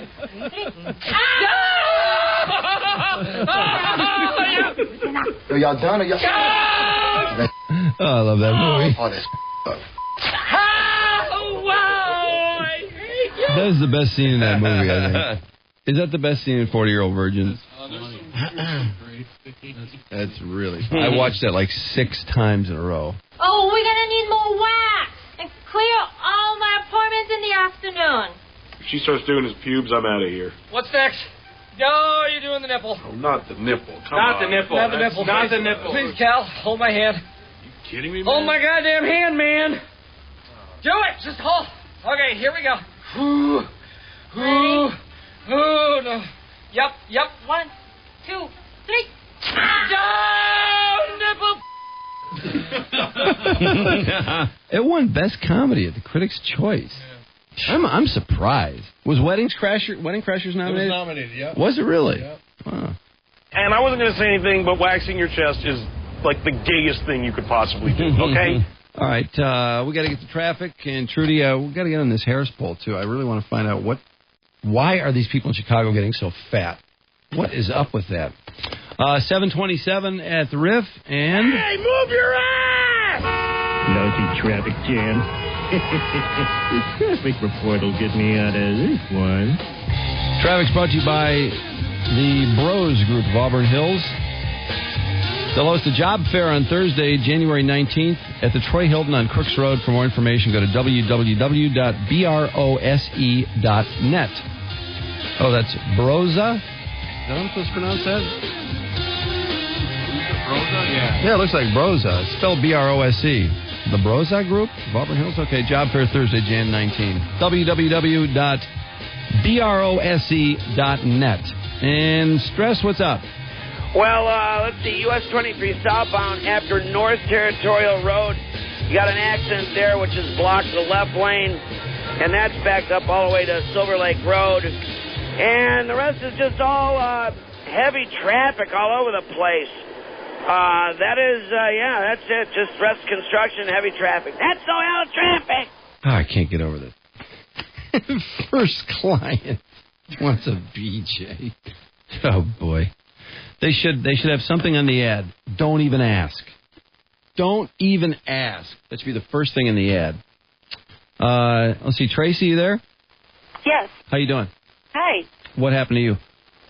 Well, I had a business trip to Chicago about 5 years ago, and had been walking all day, downtown Chicago, and just wanted to relax that evening in the hotel. And it was a real nice hotel, so I called down to guest services and asked if they had massage therapy that could be brought into the room, and they said sure. And about an hour later, this woman shows up at my door, and she's got her big table and stuff, and she says, okay, I'm just going to go into the bathroom and, get my hands warmed up, and you just disrobe and get onto the table. I'm like, okay. So I'm on the table, and she comes out, and she starts giving me this massage, starts at my shoulders and stuff, and she's like, she works her way down to my lower back, and she says, do you want me to work your glutes? And I'm like, well, sure, I've had massages before. So she starts working on my butt, and she's just like, just stays on my butt, and she starts doing my thighs and goes a little bit on the inside of my thighs, and before I know it, I'm like, whoa, what's going on here, Whoa. And she kind of like brushed up, Wow. But she shouldn't have been. I just... She brushed up against it? Yes. Oh, man. Oh, God, I wish I was watching At that. first I thought, okay, maybe it's just a mistake. Was she hot? Yeah, she was. She was a little older than me. Yeah? And, but... Was a part of you that was being a little turned on, or? Well, I didn't know what to think. I'm like, oh, my God, I'm away on business. Nobody knows where I'm at. Yeah, which Everybody else is... was out to dinner. Yeah. And, like, and there's this woman that won't let go of my butt. What a predicament. Next thing you know, she brings out the big toys. Yeah. So what happened after that? I swear to God, I was just, well, I had tensed up and I kind of like closed my legs together real fast. Oh, no. So how much did this cost? I think it was like $80 for an hour, and I swear she was there for an hour and a half. Oh, God. Well, did she say anything about extras costing more? No. I think she got the hint. I mean, I just clamped my legs together so fast. Yeah, that she used just a message. So, but get it on. She saw everything you owned then. Everything. Yeah. Everything. I mean, everything. What if she'd come out of the bathroom? Wow. nude? Yeah, really. Jeez. Freaked out. Oh, yeah, my then we wouldn't have God. this great story. Well, it'd be a different Actually, story. on that trip over, I saw double duty in first class with some young woman. Double duty Ted Radcliffe? Yes. With a young woman? Way. How did you know it was double duty? Well, because I've been listening to you guys for years and years. Yeah, but he doesn't have a name tag that says double duty. How would you know by looking? I know. Well, I had come in and I had a carry-on, and I almost took this old man's head out coming in. And he had a cane, and he was in first class right in the front row. And while we were flying... Did he ask you for a paint job? I don't want no more kids, but I give you a paint job. Is that what he said when you brushed up against him? No, but when it was the pilot that announced that double duty was on board. Oh. No kidding. That's incredible. I'm looking at the woman next to him, and all I can think of, I wonder if he asked her for a paint job. How young was she? She had to have been in her early 30s. Really? It's probably a personal assistant. Isn't that awful? Not that he wouldn't have asked her for a paint job. That's funny that because of the show, the first thing you thought when you saw him was whether he asked her for a paint job. That's funny. Yeah, I was drinking a pop when he announced it, and I had the pop coming out through my nose. That's funny. Well, hey, thanks for calling, Tracy. Hey, no problem. Oh, great stories today. Thanks great a lot. Stories. Mike, you are so cute. Really? You are. I love you. Oh, my God. Wow. I love you. Wow. Well, this is unbelievable. What a wonderful That son of a bitch could hit the ball. Awesome. Oh, God, I love I'll you. put you on hold, Tracy. Okay. Yeah, let's go flying. I ain't gonna do that. That'll happen. Yeah. Okay. Trudy News at 7:33. Brought to you by Dr. Roche. Did you need to get some? Oh, yeah, I have to close the browser. Okay, go ahead. Trudy News will be brought to you by Dr. Roche. We could bring Tracy back. Yeah, really. You're not kidding. Hey, it's a new year. Make 06 your best looking year ever with a breast enhancement from Dr. Roche. Call for a consultation today, 877-338-1110, or visit drroche.com. That's drroche.com. Man, those stories are funny. Those are great stories. And it all started with Channel 7 last night, the story Livonia. They're really trying to shut the door on this. This is not the time to shut the massage business down, by the way, with the Super Bowl coming. No, this is the time to advertise heavily. Did you happen to see the stories, by the way, on people renting their houses out for the Super Bowl? Yeah. Did you think about doing it? Yeah. I know. Totally. We did, too. That'd be great, pulling that kind of cash. But Get on a flight to somewhere warm and let people hang there. did you see the houses, there you though, go. that they were showing on, I think it was Channel 2 I was watching this morning before the show. And this place was right on Orchard Lake. It was just a mansion. But they were asking $7,000 a day. $7 a day. $7,000 a day. I figured if they get $7, we could get like $500. Wow, $7 a day. I know. 500 would be sweet, too. I know. It'd be very sweet. Jeez. $7,000. But this place was a mansion. Man, it was really something else. I guess ESPN was calling them, all these people. Apparently, everyone's got their house up, though. We went on this site. Not the site they were talking about, but it was another site. And do you remember looking at some of the houses that people were trying to rent out for the Super Bowl? There was like this little dump. I forgot what town it was in, but it was like, 1,000 square feet. It looked like it needed its lawn cut.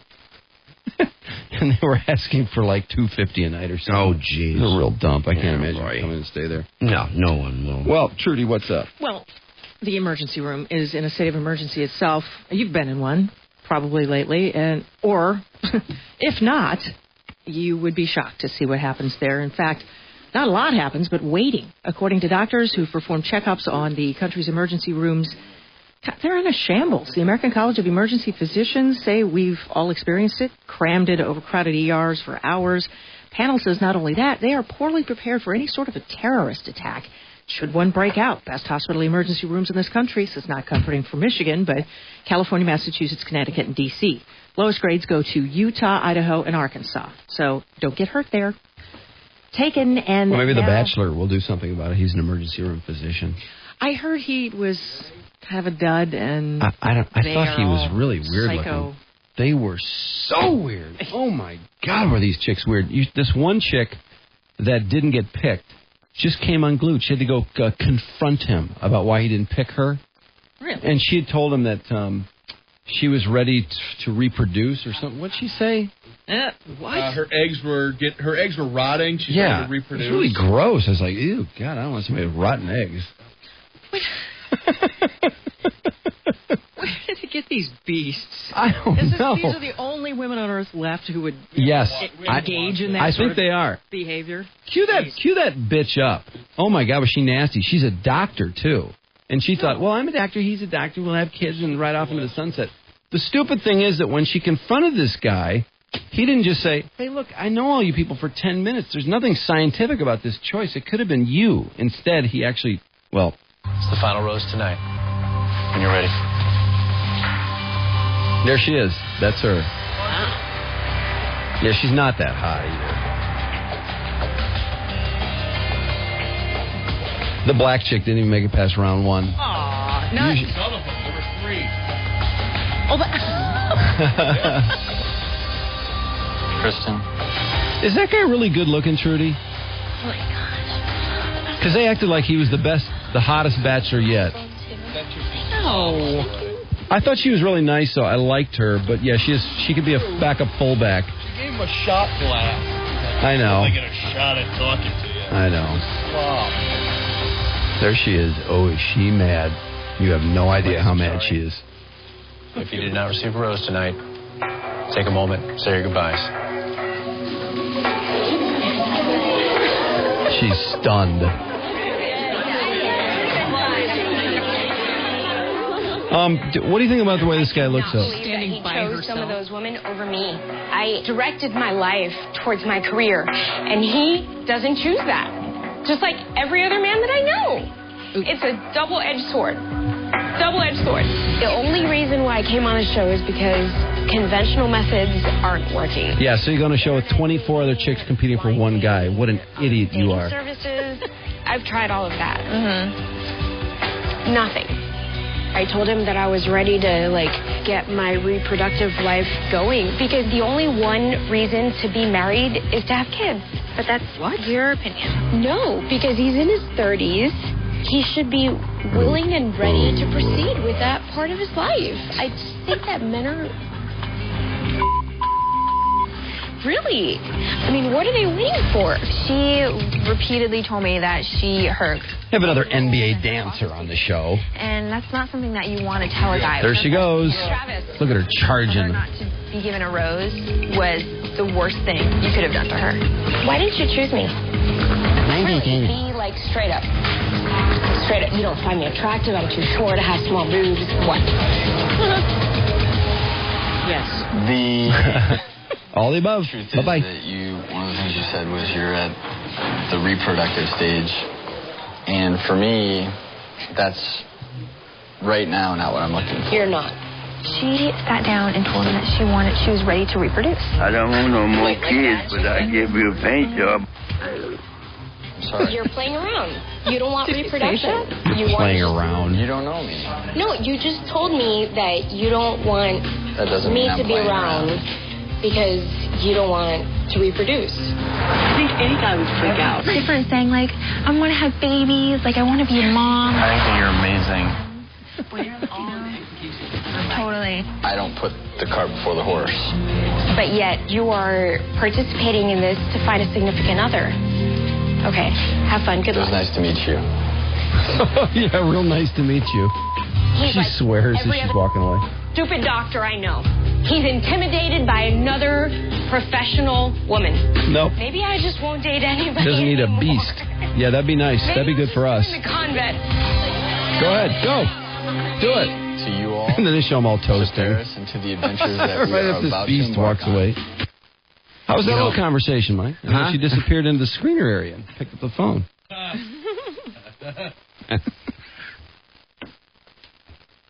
Just trying to provide that added Value. Yeah. added value to the listeners. Just trying to create that listener for life. Well, you're adding it pretty loudly.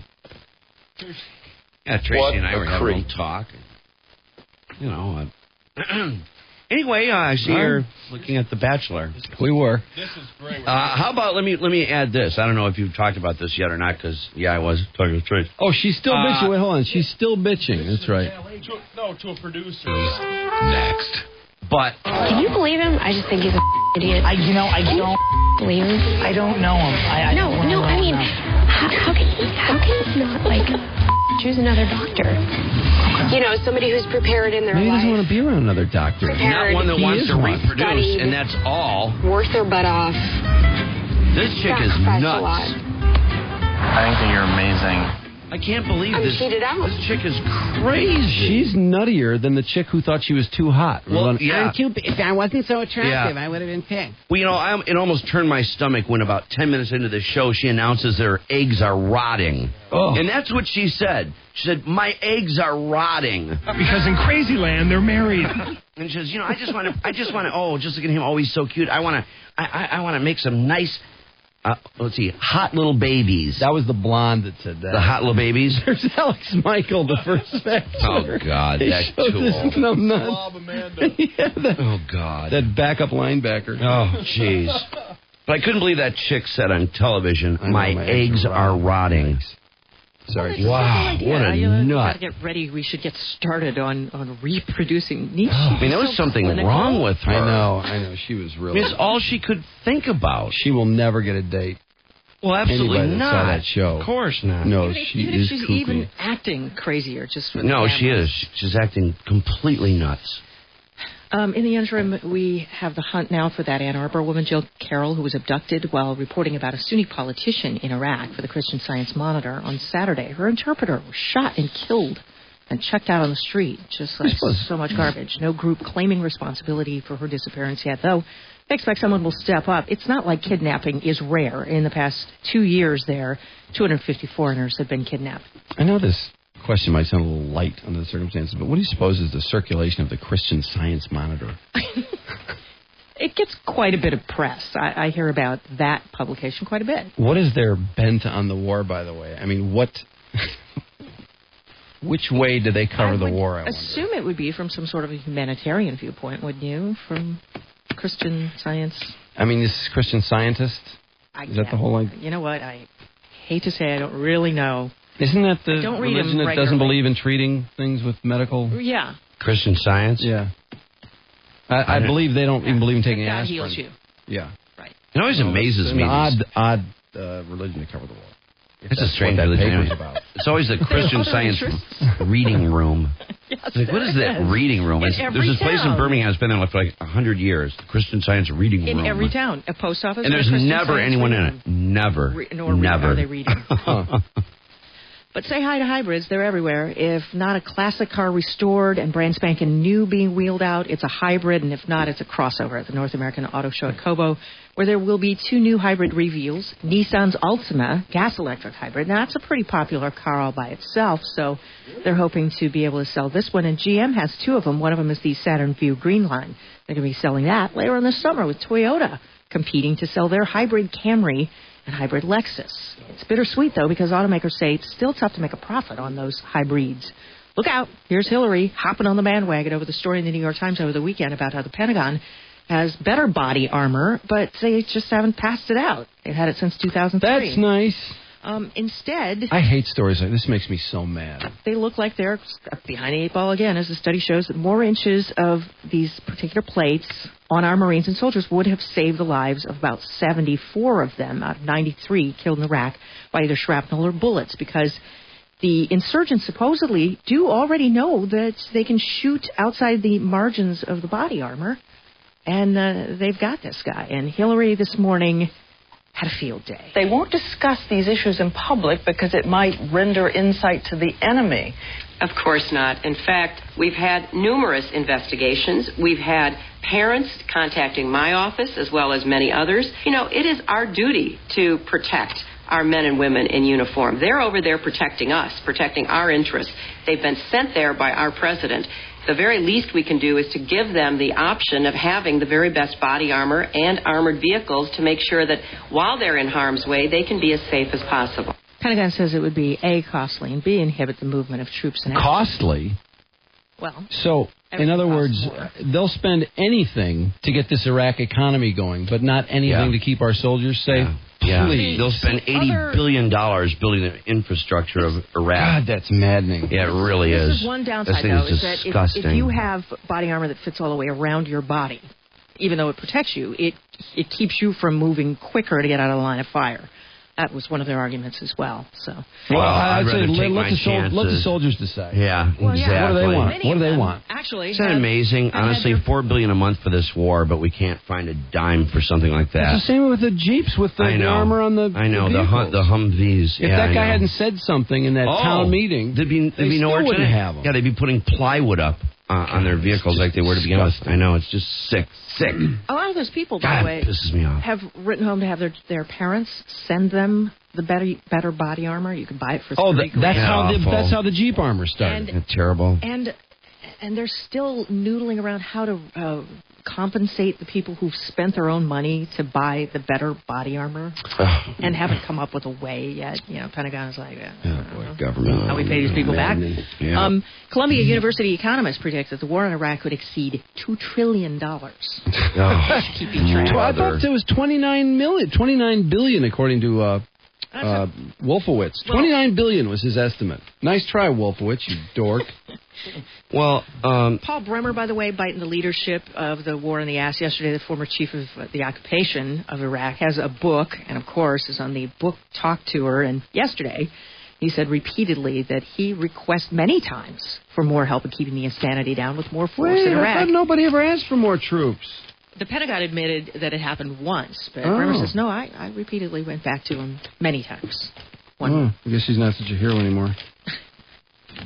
No, well, depends on who you're talking to. Yeah. I suppose not to the administration, who wants Sam Alito so bad that yesterday he had to sit through a lot of trash talking on day one of his confirmation hearings. Mostly Alito had to sit and listen to the jolly Ted Kennedy. Oh, God, that blowhard. God. Joe Biden, who reminded Sam that when he slides into that robe, he's there for the people. The one place David is equal to Goliath is in the Supreme Court. That's not all he asked us, I'm sure. There are more questions and answers coming at Alito today. He had a moment, after all, to say that he realized who he's working for and what his role is. The role of a practicing attorney is to achieve a desirable result for the client. A judge can't think that way. A judge can't have any agenda. A judge can't have any preferred outcome in any particular case. And a judge certainly doesn't have a client. A Gallup poll finds most Americans want Alito to pass his test, though they would feel differently if they knew that he were out to blow out legalized abortion. Senate has an assignment after they're done with Alito. The Senate will begin investigating what happened in that mine in West Virginia. Old Coot Senator Robert Byrd says there's going to be a hearing next week with tough and testy old coot questions fired off at the Federal Mine Safety and Health Administration folks. West Virginia state officials say they, too, are going to demand an investigation of the accident separately. The Iranians doing it again, popping the seals off their nuclear facilities, insisting all they're doing is going back to researching nuclear power. But most of the countries of the world are skeptical, including us, pretty sure that they're working on building a bomb again. Not polite to pound on our door and demand we let more of his people in. That's just what Mexico's president has been doing lately. And now his diplomats are at it, too. Hands on hips, yesterday they declared the U.S. must allow undocumented aliens to be legally allowed to stay in the U.S. as guest workers. Migrants should not be treated like criminals, chimed in the foreign secretaries of Mexico, Nicaragua, Guatemala, and fellow Central American countries. By the way, did you see the guy in Bolivia, the dude who ran on the pro-cocaine platform, won? No kidding. He did. He ran around campaigning with a wreath of coca leaves, and something about that worked for him. Well, when we started coming down in Afghanistan for all the heroin production and trying to shut that down, they were literally demanding, well, then you've got to provide some aid to replace it or come up with some other industry for us. Nobody else could figure out anything else to do or grow. Interesting, though, these incredibly religious Islamic types in Afghanistan, and what do they make their money on? What little money they have, heroin. That's nice. Good profession. Yeah, moving a little horse. An L.A. radio station says it's interesting Arnold Schwarzenegger got into a motorcycle accident because they claim he isn't licensed to drive a chopper, regardless of what he does in movies. According to KFI AM in Los Angeles, he has no motorcycle endorsement on his driver's license, though he now promises he'll get one. Remember backwards masking back during the turntable days? Sure. Well, CDs came along and that kind of blew that whole occupation or hobby out of the water, but now it's back. There's actual software. You can go to these websites that have popped up all over the place and enter in the song you want to hear, whether it's backward masked. And these guys like Jeff Milner have come up with John Lennon, Britney Spears, Eminem songs that have backwardly masked materials in them. For one thing, he says, in Baby One More Time by Britney Spears, if you play it backwards, it's Sleep With Me, I'm Not Too Young. And in Pink Floyd's Empty Spaces, there's some mumbling that he says when you play it in reverse clears up and says, congratulations, you've discovered the secret message. He and his website, jeffmilner.com, have had 3.5 million visitors, although the record companies insist that this still isn't true, that you can find anything if you really try hard enough by playing something backward and then make it into a message. Although there's a guy, Eric Borgos, who has a website too, basically says he found some wild stuff played backwards in Empty Spaces and a couple of other tunes.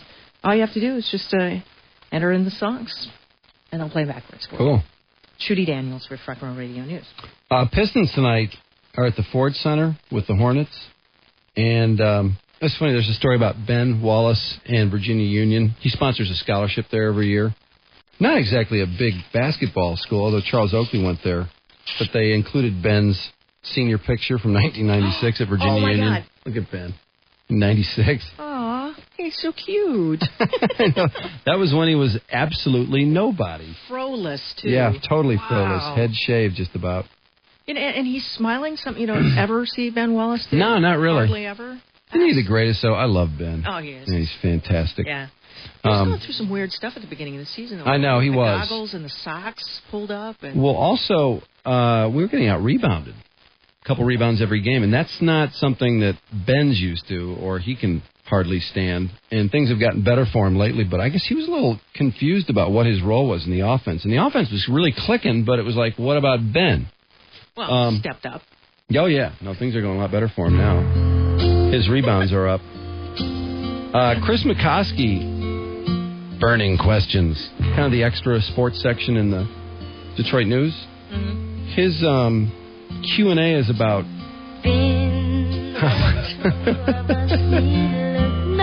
He's kind of questioning, should Chauncey Billups always take the last shot? And then he's pointing out how frequently Big Shot, Mr. Big Shot, has taken the last shot. And in fact, in one game where we went into double overtime, he took the last shot in the overtime, regulation, what they thought was the last shot in regulation, the last shot in regulation, and then twice in overtime, too, and then in double overtime. What's the crime in that if it goes in? Well, it doesn't always go in, and in fact, it can, obviously. And in fact, in the Utah game on Saturday, the final play was supposed to go to Sheed, and Chauncey got kind of knocked off the play, stumbled, and had to throw up a sort of a circus shot. So, I mean, obviously, that was not a designed play, but he does. It seems like 85% of the time he takes the last shot. He ends up doing it. In this case, I think he dribbled around for 20 seconds and then sort of took off for the basket. And, yeah, it doesn't always, underhand. It doesn't always work out, but, I mean, we do have Rashid and Tayshawn's a good shooter, and Rip. I mean, it seems like when Rip's open, boom, you can count it. But anyway, interesting question from McCoskey. Although I would have to say, Chauncey in the clutch, I don't know that I'd rather have anybody else shoot the ball. But should he always shoot the ball? I guess that's a question. Sports brought to you by Macomb Community College, taking life to the next degree. Registration for January class is now underway. Call 866-MACOMB1 or visit macomb.edu. And this Marcus Vick story is just unbelievable. You got to think the Hokies are just so happy with themselves for throwing him off the team the day before he gets arrested for brandishing a gun at McDonald's. And I have a feeling, I bet you what happened was, I bet these punks were giving him a hard time about getting kicked off the team. Oh. That's my guess. He just flipped. Yeah. Well, he certainly has some anger issues. Oh, yeah. Yes, he does. But I bet you that was it. I mean, what else would make him that mad? Unless, well, a lot of things, I suppose. But Michigan, meanwhile, says goodbye to Max Martin. He came in and had a great game. I thought it was the Iowa game for some reason. Maybe it was. Anyway, barely got to play, except for that, just a few opportunities this year when Hart was hurt. So he's transferring to Alabama. He's from Madison, Alabama. I hope this is because he wants to be close to home, because I don't see why he would play that much at Alabama if he can't get more playing time here.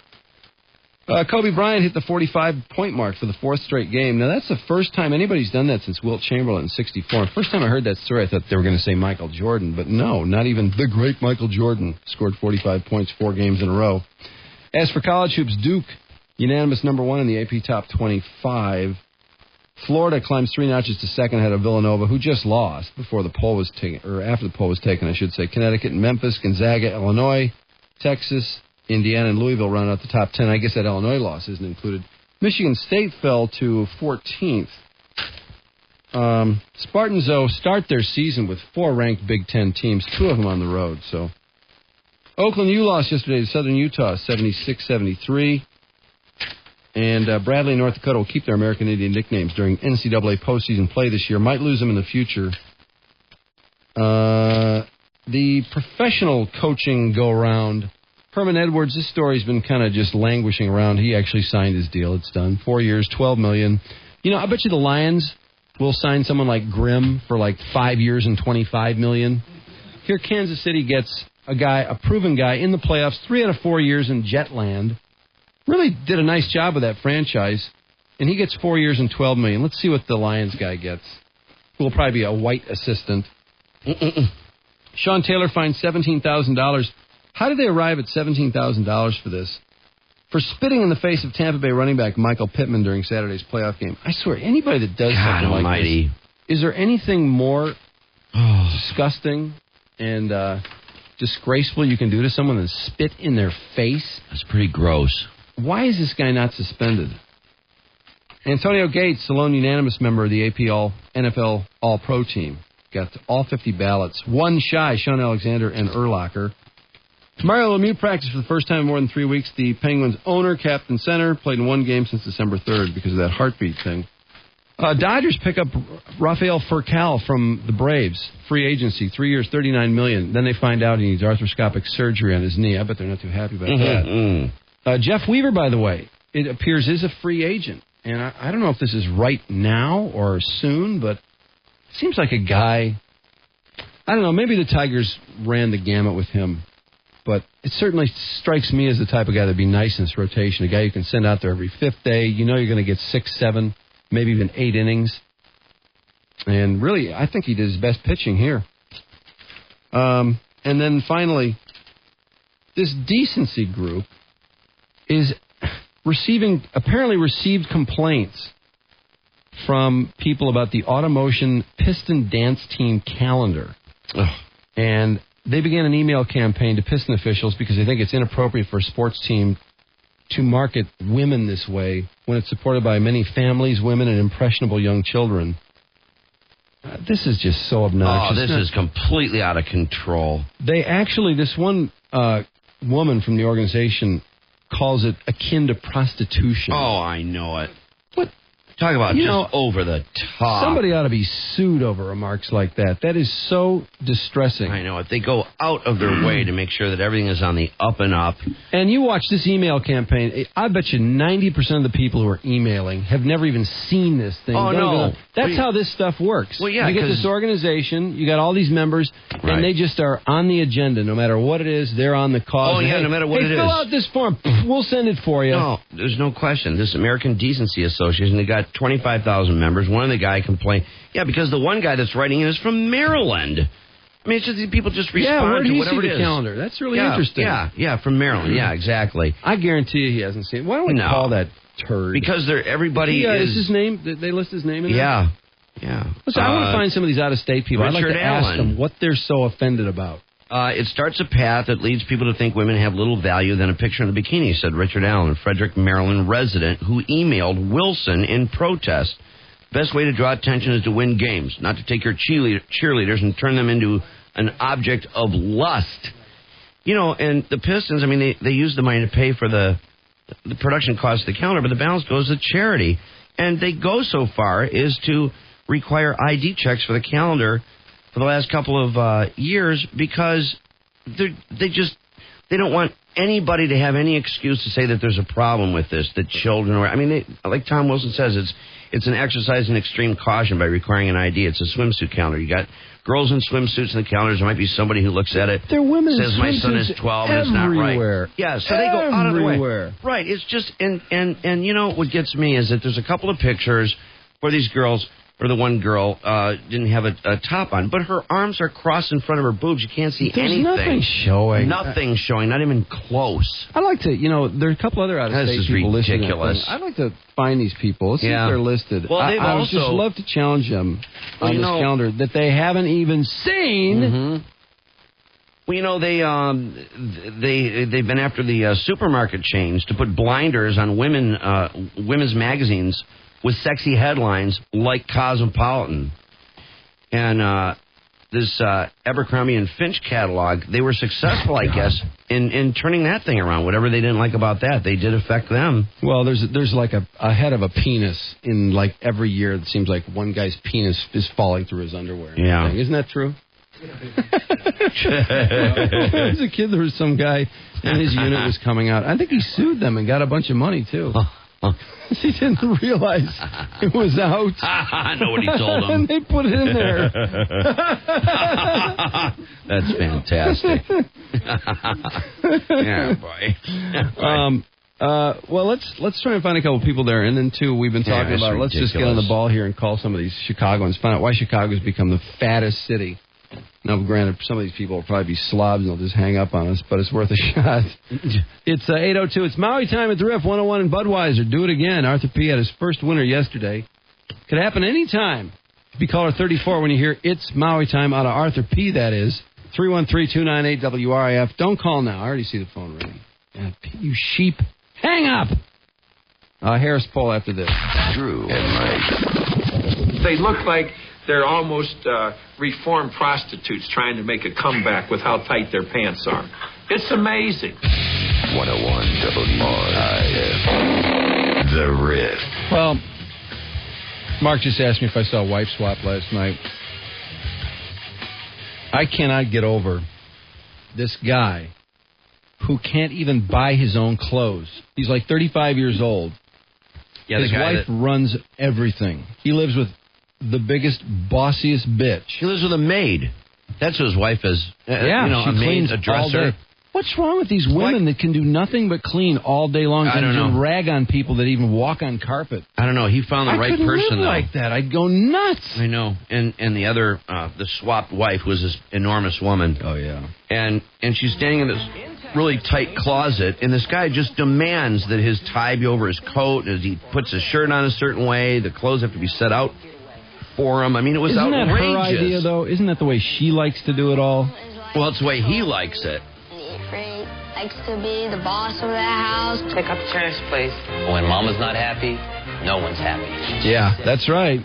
I just try to be so time efficient so I'm not stressed. I have all my labels facing out, and I usually line them up, and then I'll start making. I was surprised he was married to a black chick. I know, that was kind of interesting. That really threw me. As well. For my snack bags, I put in 8 to 10 grapes, and for the pretzels, 12 to 13. It's got to be 12 green grapes for each kid. These people's anuses. I know, it's unbelievable. Went wrong. Mark, you got queued up inside that closet when he's telling that woman how his clothes have to be. That's just disgusting. I know. I love how she says, well, it sounds like you got it down. Yeah. Yeah, why don't you just do it? You got it so damn figured out. Listen to this weirdo. Here we go. Want a steak? Like leaving up. This guy is a real piece of work. Frankie's first duty is to pick out Blake Sr.'s clothes for the next morning. But there is a way that I like it laid out. Pants, I like to come off of the hanger and put on their own hanger. And then this tie goes like that. He drapes it over the suit coat. When I go to get dressed, I've got to put this shirt on. Now, look what I have to do. I've got to take this tie off. What do I do with the tie now? Oh, for God's sake. Set it up here somewhere. Yeah. Now Oh, for crying out loud. So that's why you keep your shirts together. Well, it sounds like you got it together. Why don't you dress yourself?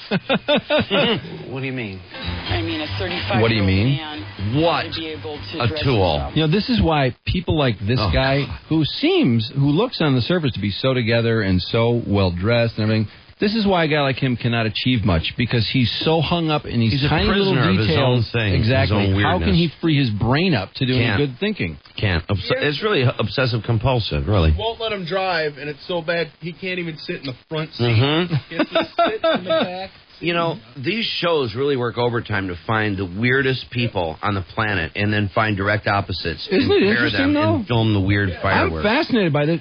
I can't believe what they do to this kid. This kid has to do basketball drills every day with his father. He can't play games with the other kids. No other kids are allowed in his house. He's not allowed to have friends over. He doesn't go to friends' house. This guy does calisthenics. He does all these leg lifts and stuff. And then he does these... Did you see the basketball drills he was doing? No, I didn't see that. And then this other woman comes in the house. She says, let him play. Let him have a game. And so he's having a game. And the father stands there ragging him. The kid's like, what, 7 or 8? Yeah, but he did let his man score. I mean, Well, granted, his defense sucked ass. But the father is standing there, and he's getting upset because no one's keeping score, and, you know, who's covering Right. who. And All it's the like, ducks let aren't in them order. play, you idiot! God, man, how overbearing. Oh, I know. Jesus. It was overbearing. Weirdos. Unbelievable. God. Oh, these And he people. called 911 to get her thrown out of his house. that was so fake, don't you think? Was that fake? Yeah, they fake. There's a lot of stuff on these shows that are contrived. Wife swap, I think. I Isn't couldn't that one tell. in particular that when we tend to talk to people afterwards, like, no, they want us to say that. They want us to do that. I think it's wife swap. Trading spouse is not as much. I thought these people were Wife really swap's mad at each other. notorious for acting for the camera at their Well, play that part. I want to see if they're really at their that mad. instructions. They didn't show, like, what got them so mad. Or Mhm. you never found out. I didn't understand it either. Probably was nothing, Mark. It was feigned. Oh, that's not the best Yeah. for him. You got to put some boundaries on it. I do put boundaries on my children. My 15-year-old has to be in bed by 10 o'clock. But you're so hypocritical because... I'm hypocritical? Yeah. Okay, here's the Christian that's sitting right across from me that is the biggest hypocrite that I've ever seen in my life, and this romantic dinner is over. And that is... Okay, this comment is really over. This is really over. There's the door. Fine. See you later. You can... Oh, now you really gone too far now. Where are you? Get out my house. Don't touch me. Don't touch me. What? What are you going to do? Hit me? Oh. Because you're that big of a man? Y'all better get her for real now. I'm going to call 911 is what I'm getting ready to do. Are you ready to go to jail? Call him. Get out of my Call house. him. Just leave my house, please. Leave my house. Call him. Out of No, the she doesn't have washing any machine. weapons. Whatever. An enraged Frankie leaves the house to stay at a motel. What was I going to do? Tell her to go to her room? I'm here in a nice, cozy room. So I'm just going to chill, wait till tomorrow. I'm just going to get through this, and... I couldn't tell if you think it was fake. It wouldn't surprise me. This show is famous for it. It wouldn't surprise me a bit. It's way over. That's pretty over the top. He seems like the kind of loser, though, that would call 911 when his life gets a little bit out of order. I don't know. If they would, I have faking some stuff serious like that, doubts I don't about even want that. to watch a show like that. Because then I'm sitting here wondering what's fake and what's Well, real. I know. Like, what's the point? Well, that is the problem with wife swap. trading spouses is the preferred.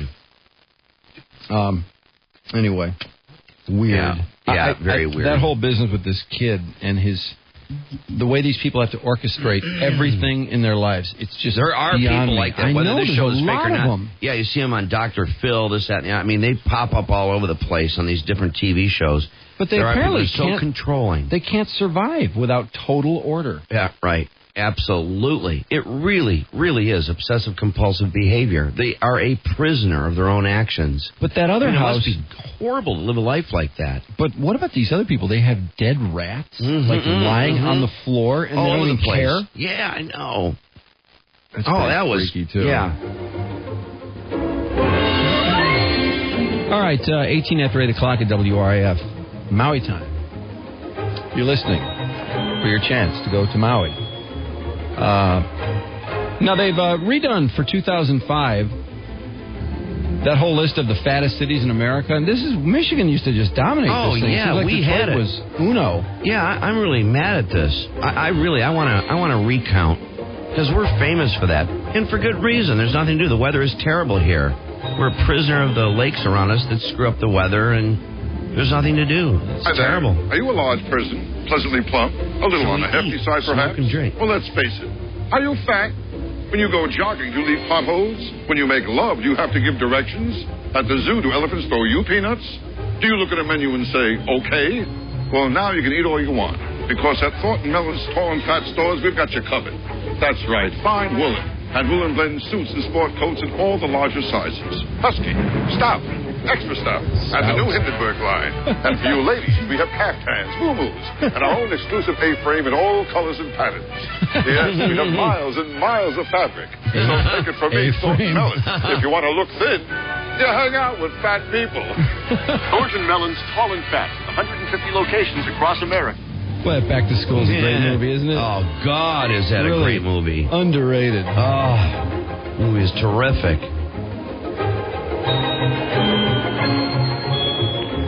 Hi, it's Drew and Mike calling on WRIF Radio, and we're doing a Harris poll today, asking people named Harris in Chicago why they think the city has become the fattest city in America.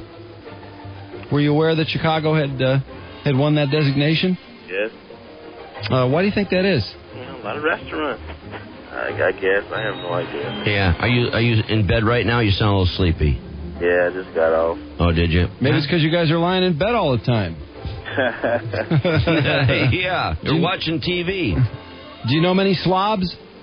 No. No? No? Most of the people you work with, they're not fat? No, I'm not sure about that. I can't comment on it. I just started. I haven't been out there long, so I don't want to put any input in on that. Have you been forced, being the fattest city in America, have you been forced to date many fat chicks? No, I don't have a fat chick. My wife is pretty slim. Oh, She is. okay. You're married and she's slim. Okay. But prior to your wife, did you have to deal with any fat chicks, or have you been able to avoid that?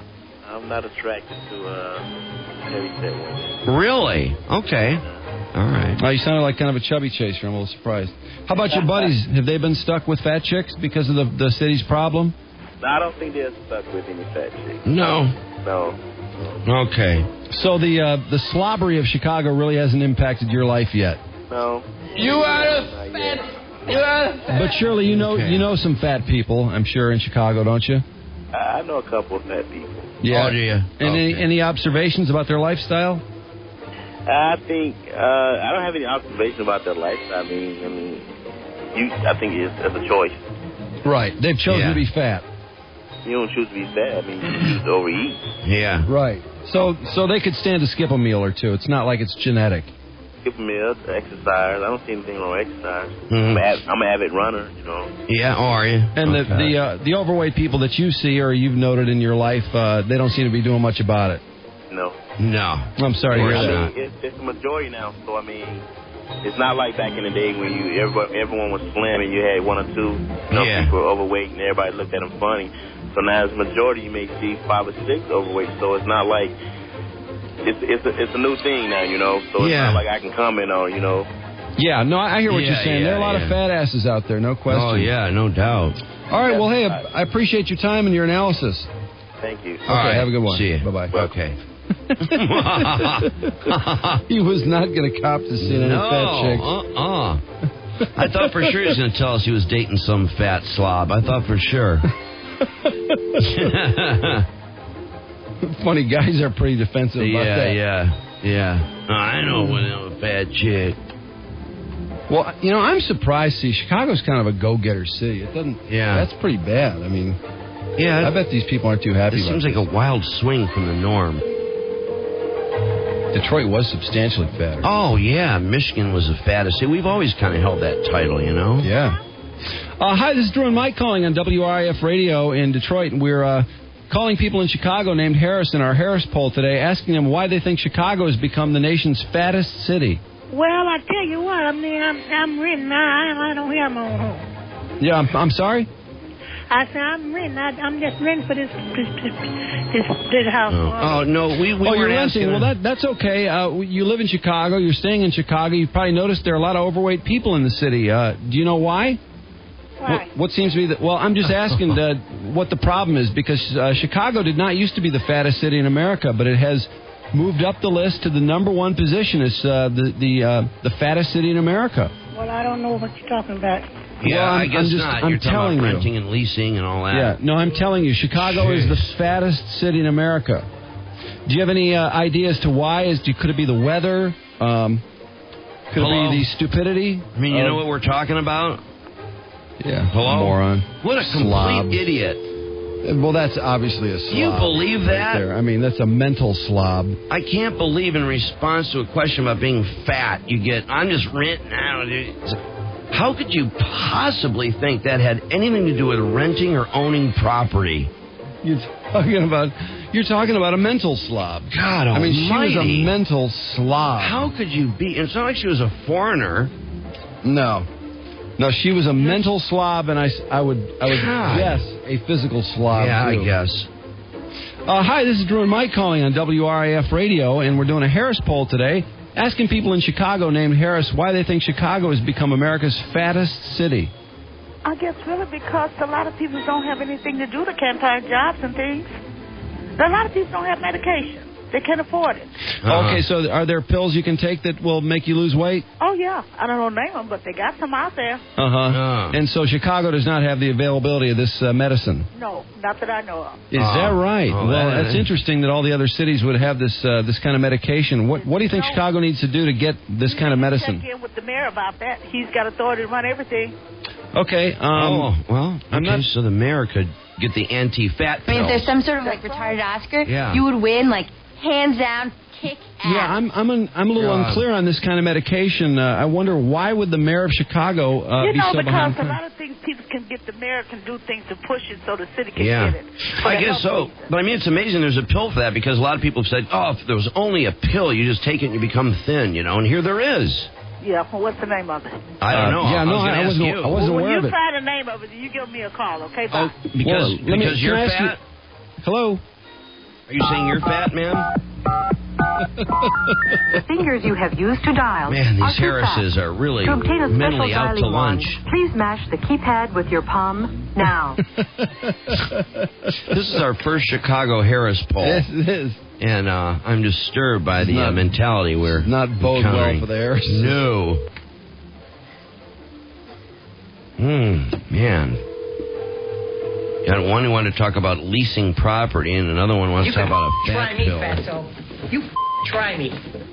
Hi, this is Drew and Mike calling on WRIF Radio, and we're doing a Harris poll today, asking people in Chicago named Harris why Chicago has become America's fattest city. Hello? That was a big old tubbo.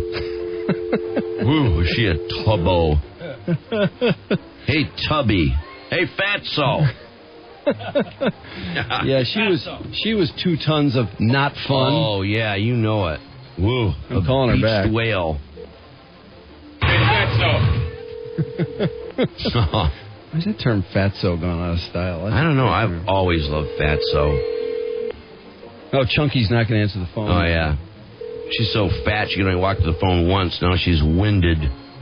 Your call has been forwarded you to fat ass. voice message system. Oh, yeah, fat ass. I should leave you an obnoxious message, but I'll let you off the hook, Chunky. Yeah. You big fat I can actually hear you getting fatter. I love that drop.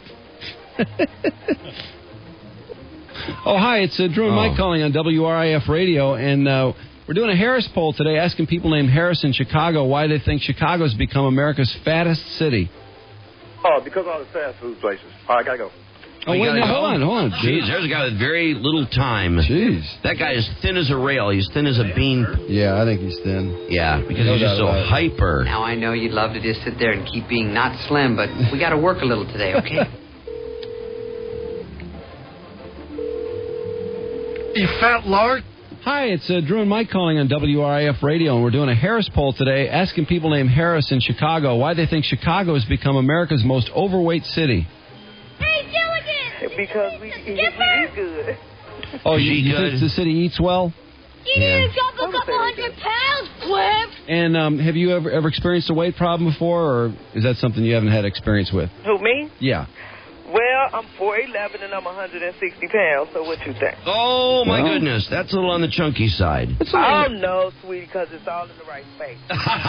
Oh, is that right? So you got some... That might be chunky, but to some other man, it's called thick. Yeah, you got a big ass. Hey, I think I could dig it. Yeah, you sound like you'd be a lot of loving there. Yeah, I think I could dig it. And I'm not exactly thin either, so we could be a real match, you and I. You think so? I'm thinking so, yeah. I wouldn't mind. I wouldn't mind a crack at it, to be honest with you. Now, some people say heavier women are more exciting in bed, that they put out a little harder. Well, it's because it's more to hold on to. Who would want a skinny woman? Well, some people say, though, that they are willing to be maybe more they experiment more, they're more willing to please. Yeah, they kind of want to go out of their way to make up the difference, To make up the difference? Well, Well, those skinny chicks think they can just lay there, Right, they do. But yeah. And there's really, the man will probably have to do all the work because there's really nothing for them to hold on to. Yeah. I see what you're saying. Now, you said you got it all in the right places. I think what you're saying is you got some big tubes on you. They big enough. Yeah, so you got some big boobs and you got a big ass. Yeah. Hey, men like big asses. Absolutely. And by saying you got something to hold on to like that implies there's a wild ride going on. Well, my husband don't complain. Is that right? It's sort of like a rodeo, huh? Shut up and show your breast.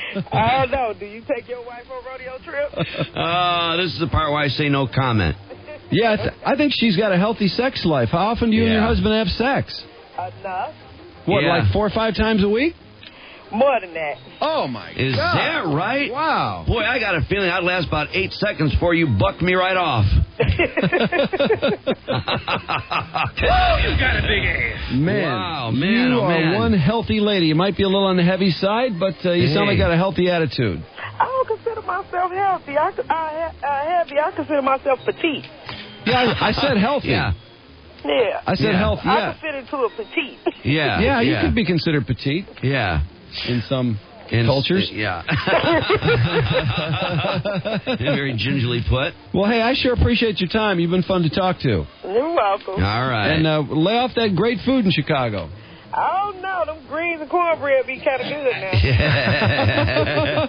Well, hey, enjoy yourself. All right. Thanks for the time. See ya. Bye-bye. She was terrific. 411 $1.60. Oh, man, that's big. Woo! Ooh, Mama's got a big ass. Ocean. That's what I said. I have so much house, but it's in the right places, ladies. So I have read. My baby fetch me like a flesh tuxedo. I'd like to sink her with a steel torpedo. Big bottom. Oh, you got a big ass. Maybe I have a couple extra pounds, but it's in the right places, ladies. How could I leave this beat? That chick's 2 tons of fun. Hi. Yeah, it's Drew and Mike calling on WRIF Radio. We're doing a Harris poll today, asking people named Harris in Chicago why Chicago's become the most overweight city in America. Well, I don't know. Have you noticed that Chicago, a lot of people seem to be on the hefty side? Well, on the healthy side. Yeah, a little bit. What do you mean, sick? No, no. As in kind of. I don't know nothing. We're talking about. You don't know nothing? No, I think you know a few things. You're selling yourself short. Yeah, we're talking about being overweight. I don't know nothing about nothing. No, that's not true, man. That's not true. Yeah, darling. give yourself a little more credit. Yeah. We're talking about people being overweight. Too many people are overweight. I kind of know some, but I couldn't tell you who it is. Have you managed to keep your weight under control? I always did, because I was small in the front. Is that right? Yeah, I was born, you know. You're not a big chesty woman. Is that what you're saying? No, Yeah. How tall are you, and how much do you weigh? Oh, I weigh about 100. About 100? Wow, you're in fabulous shape. That's amazing. Considering you're in the fattest city in America, there must be a lot of demand for you from the men out there. No. No? Is that right? How old are you, ma'am? I'm around about 70. 70? Really? Well, I mean, you don't sound like a crackhead or anything. I mean, sound like you're a trim, petite woman. I'm surprised there's not a lot of demand for you. I used to be on a ball. I ain't on no ball now. I got too old. But when you were 40, 30 years old, I bet you the men were really chasing you. Well, I can't tell you about that. Nah, yes you can.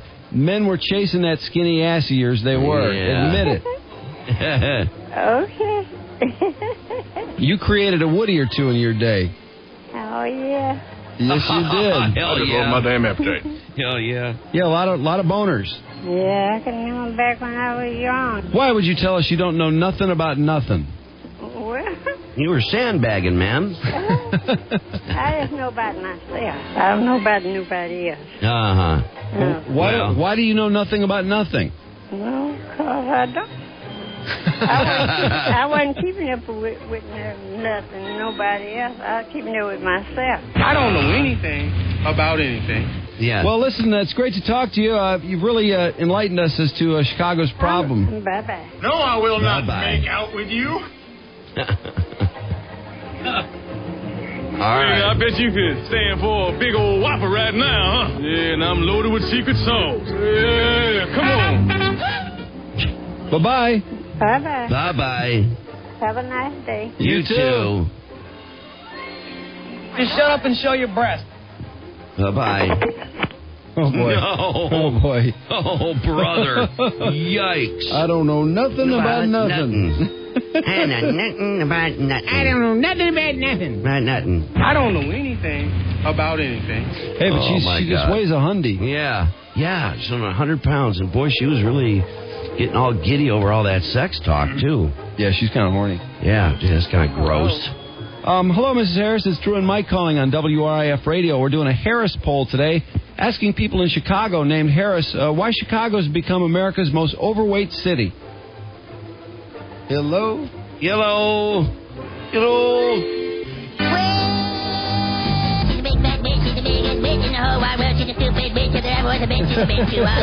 We haven't heard this in a while. No.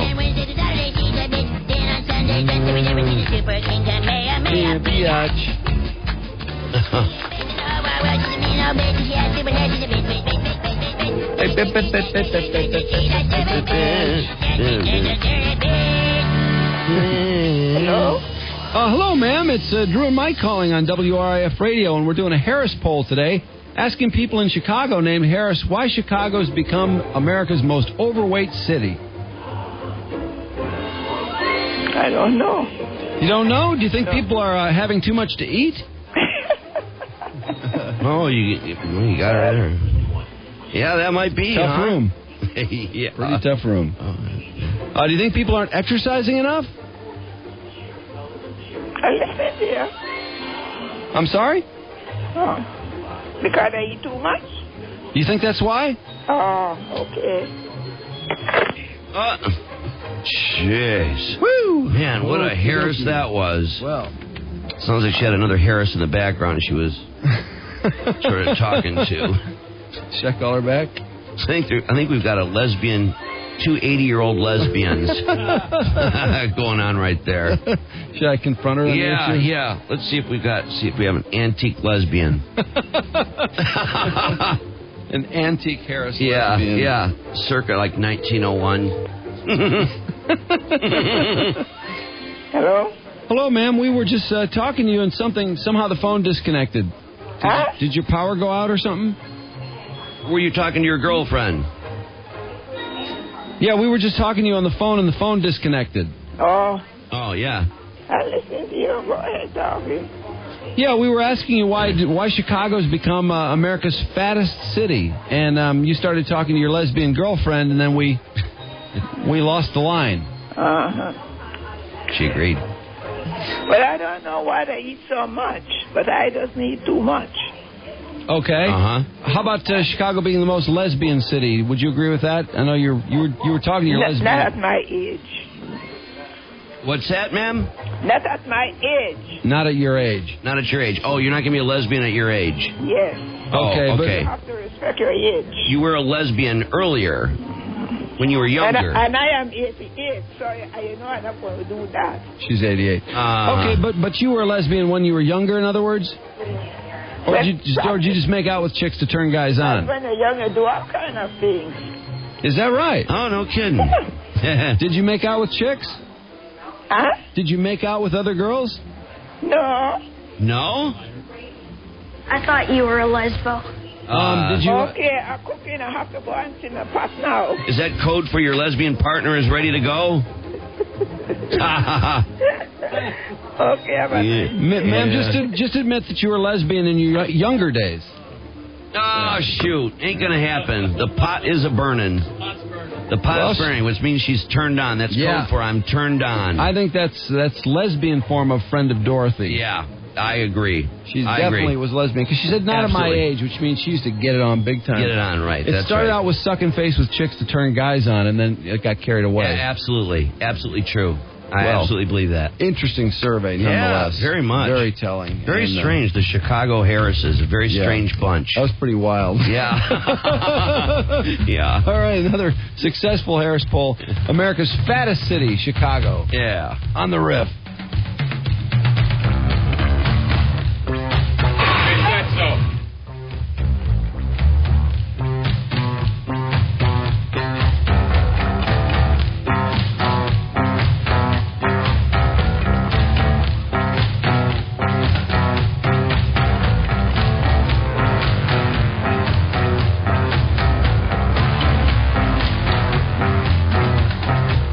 The bigger the cushion, the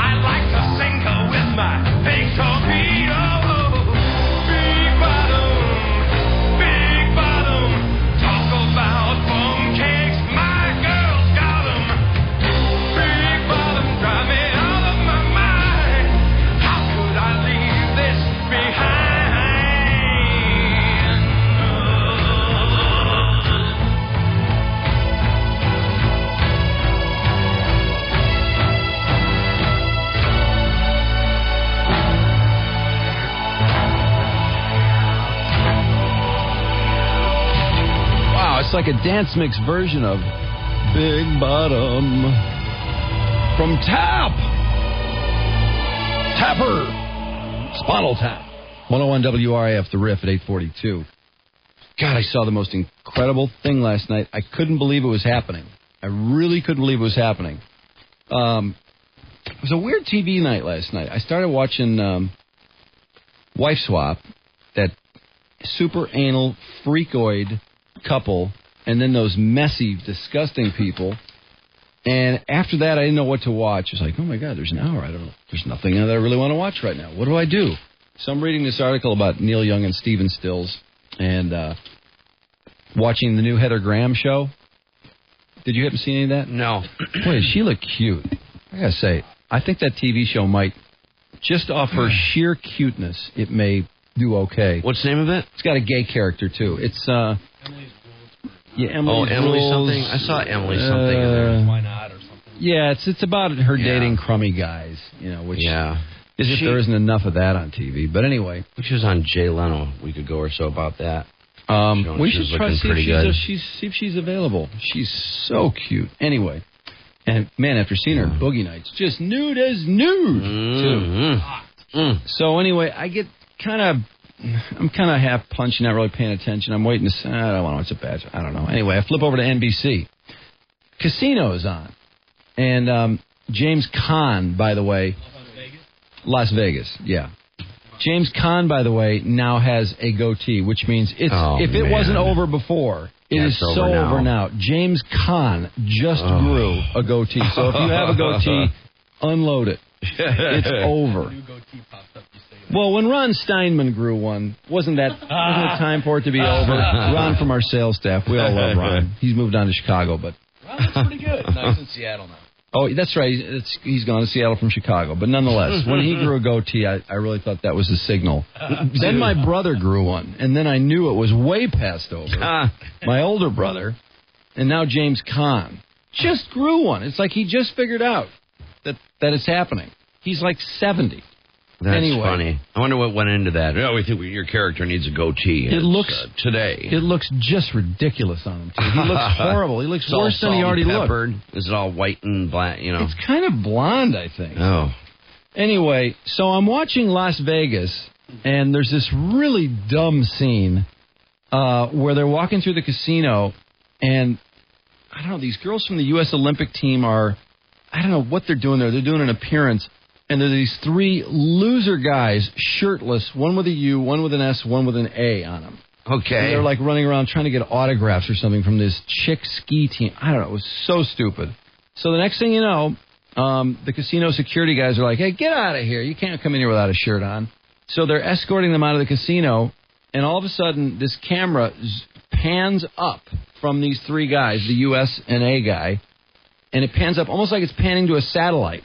From a satellite, and then the satellite says Las Vegas, USA, and then it goes whoosh, and it pans over to over Europe. Yeah, and it goes whoosh, and it where are the Olympics? Italy.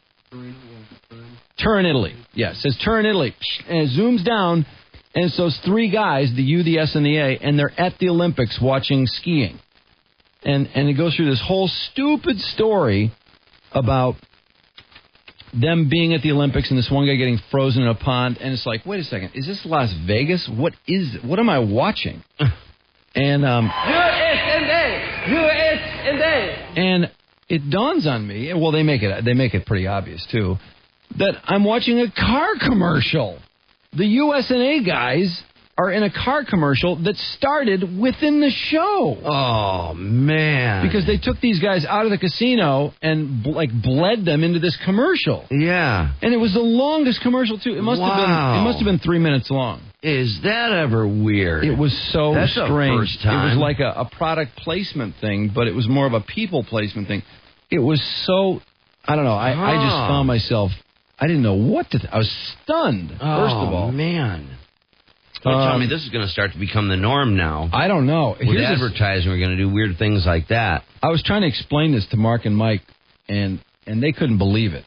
And there's a story about it. NBC and Olympic sponsor Chevrolet have produced a mini movie that will promote the network's coverage of the upcoming Torino Winter Games while integrating Chevy vehicles. The mini movie will premiere During Monday night's episode of Las Vegas, which will feature cameos by some of the same Olympians and tie its own storyline to the content of the mini-movie just before it airs. Oh, boy. Oh, stupid. Wow.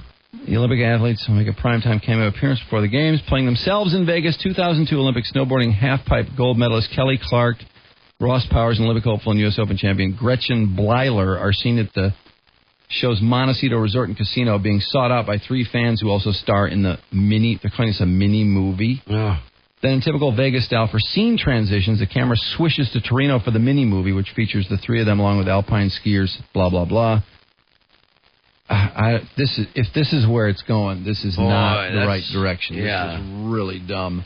That is a drag. You know, I wasn't sure for a second if I was watching a TV show or if I was in a commercial. I didn't know what was going on, but I really felt like a jackass when it was official that it was a commercial and I was still there and I hadn't had the choice to, like, spin the dial. Yeah. Yeah, you were just when they go into commercials, sure. You know, I don't always switch the channel, but it sort of felt like, hey, wait a second, you guys are really screwing with me now. Because I did not really pick up on exactly what they were doing. It was terribly confusing. I know other people saw this. Well, they did a great job with way. it then. See, you know, they've been talking about that, this product placement and how important, you know, these different sponsors are. This was way beyond product placement. Like look how American Idol, we've always talked about that. The Ford commercials and the Coke commercials and having those American Idol contestants do all that corny stuff in the middle of that show. I don't know how they can do that to those people. I thought it was just hideous. I know, just hideous. I thought it was weird the other night, too, with Desperate Housewives, where right in the middle of that show, I forget who it was that jumped in a Nissan and came storming right at the camera. And the car comes racing up. The camera is in the garage looking out at the driveway. Oh, no kidding. And the car comes racing up, this brand new Nissan, you know, and it just, and then stops right in front of the camera with a big logo right across the entire TV screen. I thought, ooh, how much did they pay for that? You know. So I'm starting to think that, now this, I'm wondering if this is a whole new thing we're looking at now. I'm not so sure that I like this new way of doing things. All it is more, isn't it? Oh, yeah. Why does the cost of everything have to go up so much that they not only have to have the usual amount of commercials, but they have to squeeze commercials into the storyline any which way they can? Yep. Where does it end? Yeah. My God. I know. It's getting worse. Yeah. Boy, I think this is a whole new era. It's kind of like subliminal ads, really, in a way. Yeah. Well, it's kind of like sports, in that sports has just gotten so expensive, they can't even ask the fans to pay anymore. It's like, you guys, we have tapped you guys out completely. Yeah. Well, so we got to tap out the advertisers a little more. Let's put ads on the bases, or now they're talking about putting them on the uniform. Oh, yeah, let's call the stadium the ad. You know, I mean, look at that now anymore. Ford this, Comerica, you know, look at all that stuff. It just seems like these franchises anymore, they're just giant corporate prostitutes. Everything That's is an all ad. they are. And do you look at that stuff and decide you're going to purchase that product or I don't know. I never look at that stuff and say, oh, I'm gonna get a Nissan because I saw it drive up on Desperate Housewives. You know what I tend to say? I tend to say, geez, how much did they pay for that? Yeah, no, I do too. Or how much and isn't the same true with a celebrity? You see a celebrity and the first thing you think is, oh, how much did they get to push that product? Geez, how broke is this guy? What, are you going to gambling bender? Yeah, absolutely. I've never understood that business. Yeah, when I saw Angie Harmon and what's his name? What's Angie Harmon's husband's name? Jason Sehorn at the Chrysler thing yesterday. That's the first thing I was, geez, how broke are these guys? Yeah, really. It's true. I don't think that works. I think they're paying a lot of money for nothing. You know, Angie Harmon, by the way, this is really strange, but it seems like almost overnight she became not hot. I don't know how to explain it. Because it wasn't like she went from being 16 to 19, like a cute teenager, to an ugly adult, sort of like the Family Ties chick. Mm-hmm. Didn't she turn into a gross adult? Tina Yothers or not Tina Yothers. The other one. Melanie. Bateman. Bateman. Melanie. But Angie Harmon, she was like 26 or something, and this hot chick, and all of a sudden she's about 29, and she's not so hot. I don't understand what happened there. It's a really odd progression. Anyway, it's 8:52 at WRIF. Hang on to something for this. This is so strange. Oh, by the way, email DrewMike@WRIF.com. If you saw that same thing I did on Las Vegas last night and were similarly stunned. Well, let me take Al's call first. Hey, Al. Hey, good morning, boys. Hey. How you doing? Good. Hey, if you don't like the product placement that went on in Las Vegas last night, wait till you go to the grocery store soon. There's a company here in Michigan that's launching, I have nothing to do with them, but they're launching, they're going to put flat screen TVs all over, hanging above the aisles in your grocery store. Okay. Because they can't get commercials to people in the age of TiVo and so forth. So what they're doing is they're going to crank commercials at us in the grocery store. Yep, and specials that are in that aisle. And I don't know if you've seen this, too. It's on my cable system. I don't know if they can tell names, but you can watch a commercial now and say it's the Chevy Cobalt or whatever, and there's a commercial about it, and it says on the bottom, press select if you want more information. You press select, and it takes you to like a 10-minute overlay of the Chevy Cobalt. Is that right? Yeah, it's actually kind of cool if it's something that you want, but otherwise it's kind of annoying. Oh, yeah, no, that isn't. No, I don't like Where that. Where does it end, though? No, it doesn't end. There's just no end in sight. Do you know satellite? Now, I don't know how this works for Stern, but some of these satellite radio shows are running ads. It's like, wait a second. People are paying $13 a month or $12 a month for satellite radio, and now you're selling ads? Yeah, I know it. And you know it's on the beginning. They always say there's no ads. Yeah. You know, because now they say for him they're going to have ads. That too. Yeah. But remember, just become this society has just become one big whore. I'm telling you, man. And in the very beginning, remember with cable TV, people said, would you pay to watch TV that you get free and everything?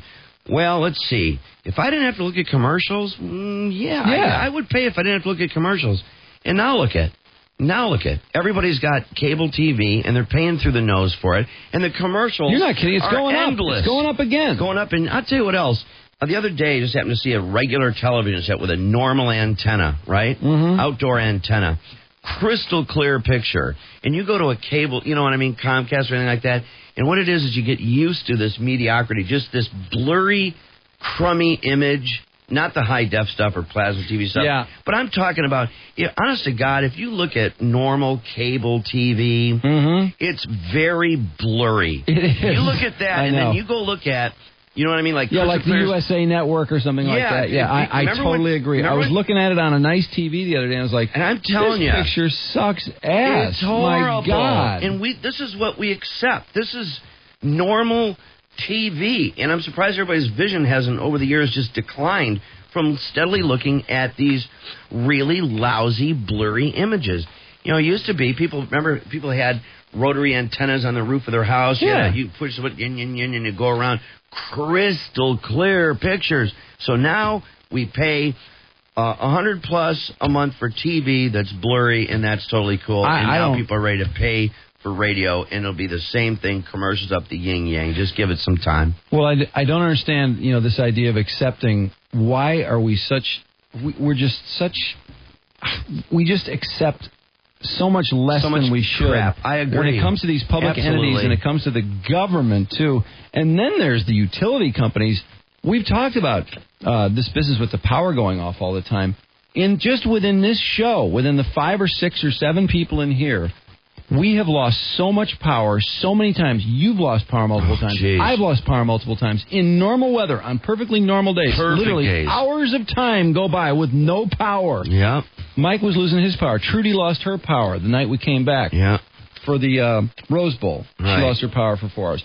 What is going on? This is such crappy service. I know. And I swear to God, if you talk to people in other places, you will find they do not lose power all the time. This is just really, and I don't know what the problem is, but nobody even talks about it. They don't talk about it. You never hear anybody talking about it. People just accept it. Pay the bill, yeah, and it goes back on, and people just go on. Yeah, that's the problem. Nobody cares about exactly. It's amazing. And then look, and God, you think back to when people used to revolt for the taxes. Now look at this stuff. Tax upon tax, and dollars that are taxed are further taxed on top of tax. Oh, I know, investment money. Look at the investment money. When all this you stuff die, the money that you've saved your entire life for somebody else to get it, they pay taxes on it? Yeah, tax upon tax, And people, they're talking about getting rid of the inheritance tax, and people are bitching about it. I'm like, how can you be bitching? Yeah, what are you talking about? So what if they're rich people? It's money that they earned, that they save. Why should they pay taxes on it? I know it. We were talking about at the a couple of days ago also, the HGTV Dream Houses are given away. Of the previous 9 winners, only 2 have been able to keep the house because of taxes. Right. Nobody can pay for the taxes. tax upon tax upon tax and tax. And there again, people just accept it. They just pay it, and nobody stands up for anything. Hey, Mike. Hey, how's it going, guys? How you doing?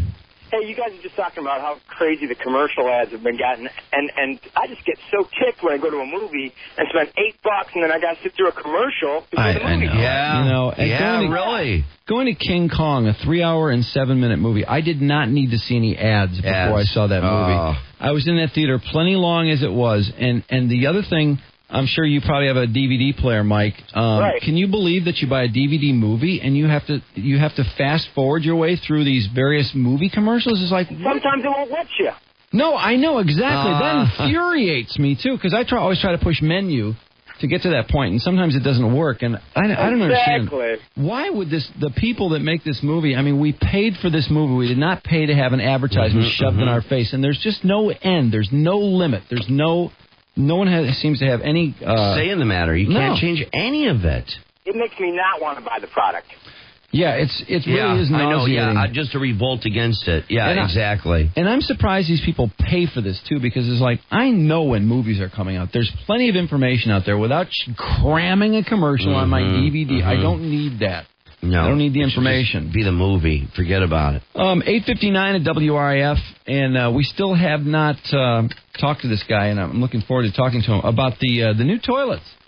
I know you were fired up about this. Oh, yeah, this new toilet, this is really cool. Yeah, it's a bidet and a blow dryer. All in one. All in a toilet, along with the heated seat. Heated seat, water sprays your butt, a blow dryer after that. We're moving up. I mean, it's about time. This looks like an American company at it. Because I was telling you, I saw one of those, one of the cable channels had a big thing on consumer products, all that. And they're talking about how the Japanese are so far advanced than the Americans with toilets. and they were showing a toilet you wouldn't like think that this. either. You think the U.S. would kill in toilets. Oh, wouldn't you think so? Yeah, it just seems like something we would do well in. Yeah, and they're light years beyond us. I mean, excuse me, I guess their toilets are second to none. And similar to this toilet, they were showing one like this one. So I'm anxious to talk to this guy. We'll do that. The same thing, the blow dryer, the whole bit, man. Just after 9, it is 9 o'clock right now at WRIF, where it is Maui time until we tell you otherwise. When you hear Arthur P. say it's Maui time, be caller 34 at 313-298-WRIF. You and a guest on your way to leave the cold and snow behind for some fun in the sun in Maui. Maui 2006 from Budweiser and the Riff. Drew and Mike. I think for alleged heterosexuals, you both know far too much about the Backstreet Boys. 101 WRIF. The Riff. Oh, boy, I've heard it all now. There's a guy in death row in California whose lawyer's arguing he shouldn't be executed because he's too old and too ill. That makes a lot of sense. Too old and too ill to be executed. Sounds to me like he's a perfect candidate for execution. Yeah. I mean, I know people who aren't even on death row who would say execute him. Yeah, that's up there with the I'm too crazy to be executed excuse. Oh, what about the guy that was too ill? No, I think he was injured somehow in the commission of his crime, maybe? And they said, well, until he's healed up and he knows what's going on, he doesn't mentally understand that he's being executed. There's a guy who was too fat to be executed, too. Oh, remember him? Yeah, right. Yeah. Wow. And he had to lose weight before they could execute him, so. Boy, lawyers are something else, aren't they? Yeah. Traffic brought to you by BD's Mongolian Barbecue. The ultimate create-your-own stir-fry experience, offering a wide variety of meat, seafood, pasta, fresh veggies, and savory sauces. Conquer your cravings at any of the 6 Detroit area BD restaurants, or BD's restaurants. Hey, move your ass! Nosy traffic jam. This traffic report will get me out of this one. All right, Stress, what's going on? Hey, really nothing. I don't see any new construction. There's no accidents. Everything's cleaned up. Absolutely nothing. Very boring day. No hell of traffic. Trudy's brought to you by American Equity Mortgage. Is your credit card out of control? American Equity Mortgage can help.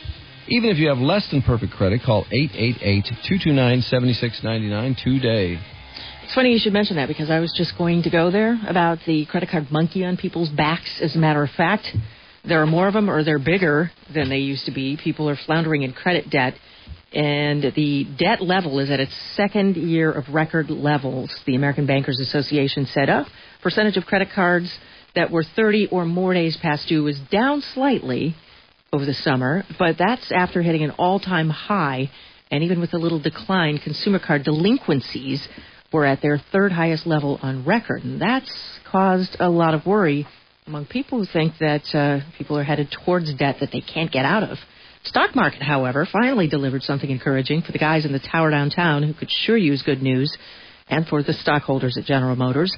The Dow up above 11,000 for the first time in 5 years yesterday, and GM gaining $2.99 in value. A lot of this, in a hopeful nutshell by experts, is the first 5 trading days looking all healthy like this could be a sign that the rest of the year would follow. Yeah, I saw Maria Bartiromo on Network News last night. That was kind of cool. I did too. I haven't seen her in she's long hair eons. now. Yeah, she does. I like her better with short hair. You do? Really? Yeah, I do. I don't know why. Huh. Well, Brian Williams seemed to like her with her long hair. Oh, yeah. She's cute as ever. Yeah, she had a nice, hopeful spin and pretty face and put that on the whole situation with the stock market. She kind of stumbled on her story, too, and I didn't care. You know everything about her. Watch her every inflection. I do. I really like every Maria. step she takes. The money, honey. I mean, she's so hot, and she knows so much about money. How cool. Oh, again, another company infuriating its employees, the 3 unions, the pilots, the flight attendants, the mechanics at American Airlines, grousing that the kahunas, the executives, are getting more than $1 million in bonuses, even though the company has lost $7 billion since 2001. That would seem to indicate, they say, that those dudes at the top aren't doing their job. But an interesting argument, to be sure, a woman suing because she wasn't arrested in Troy Idiot. or in Clawson. She claims she was in some sort of confrontation with the cops of those jurisdictions in July, apparently walked away from it and was hit by a car at about 4 a.m., also accusing the driver of being under the influence, but angry at the police, who she says should have detained her. She'd never gotten that argument had they taken her in. The Troy police say they didn't have any reason to detain her that night. She was on foot, and she was not incapacitated. New law, Trudy. For? You cannot sue police for giving you a break. You cannot do that. No. Cannot That's sue them ridiculous. for letting you go. Because they talked to her because she was hammered and she was wallering around, and they were like, well, she's not driving, she's not doing anything, so... And you know, they arrested her for just wallowing around. Bitching. Yeah.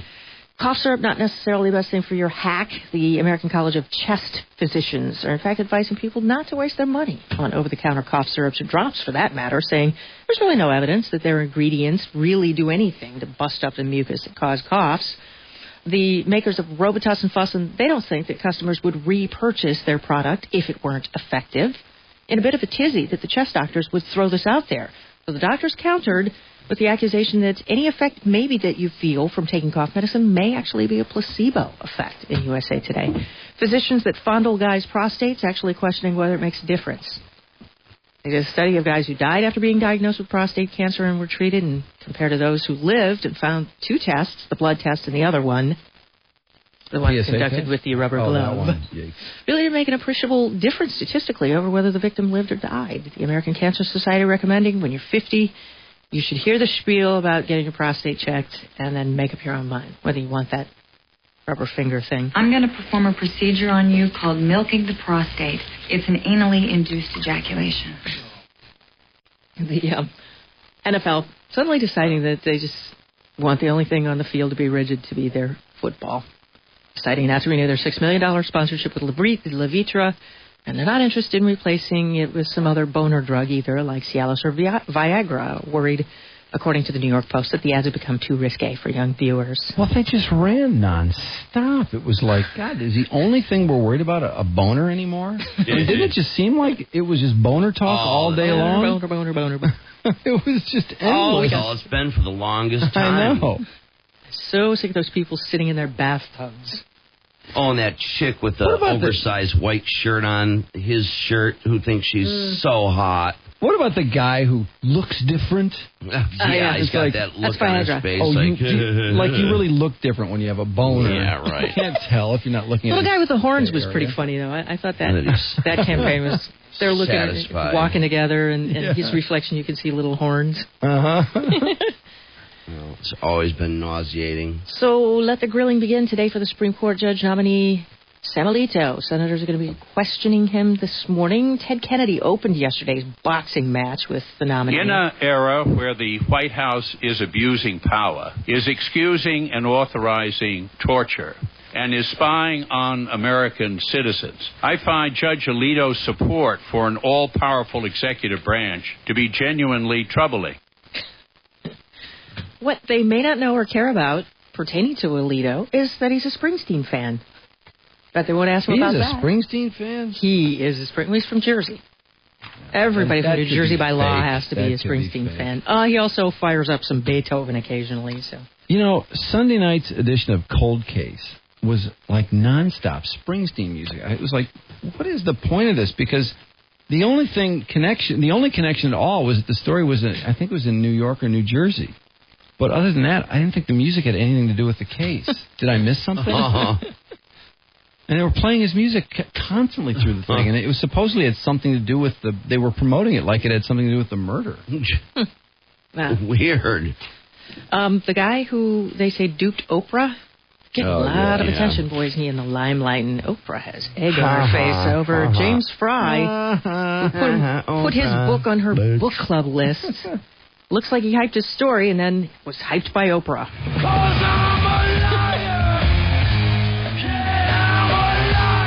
This little piece of information. I wish you weren't a liar. About this guy from Licking County, Ohio, by the way, who wrote A Million Little Pieces, was discovered by the Smoking Gun website.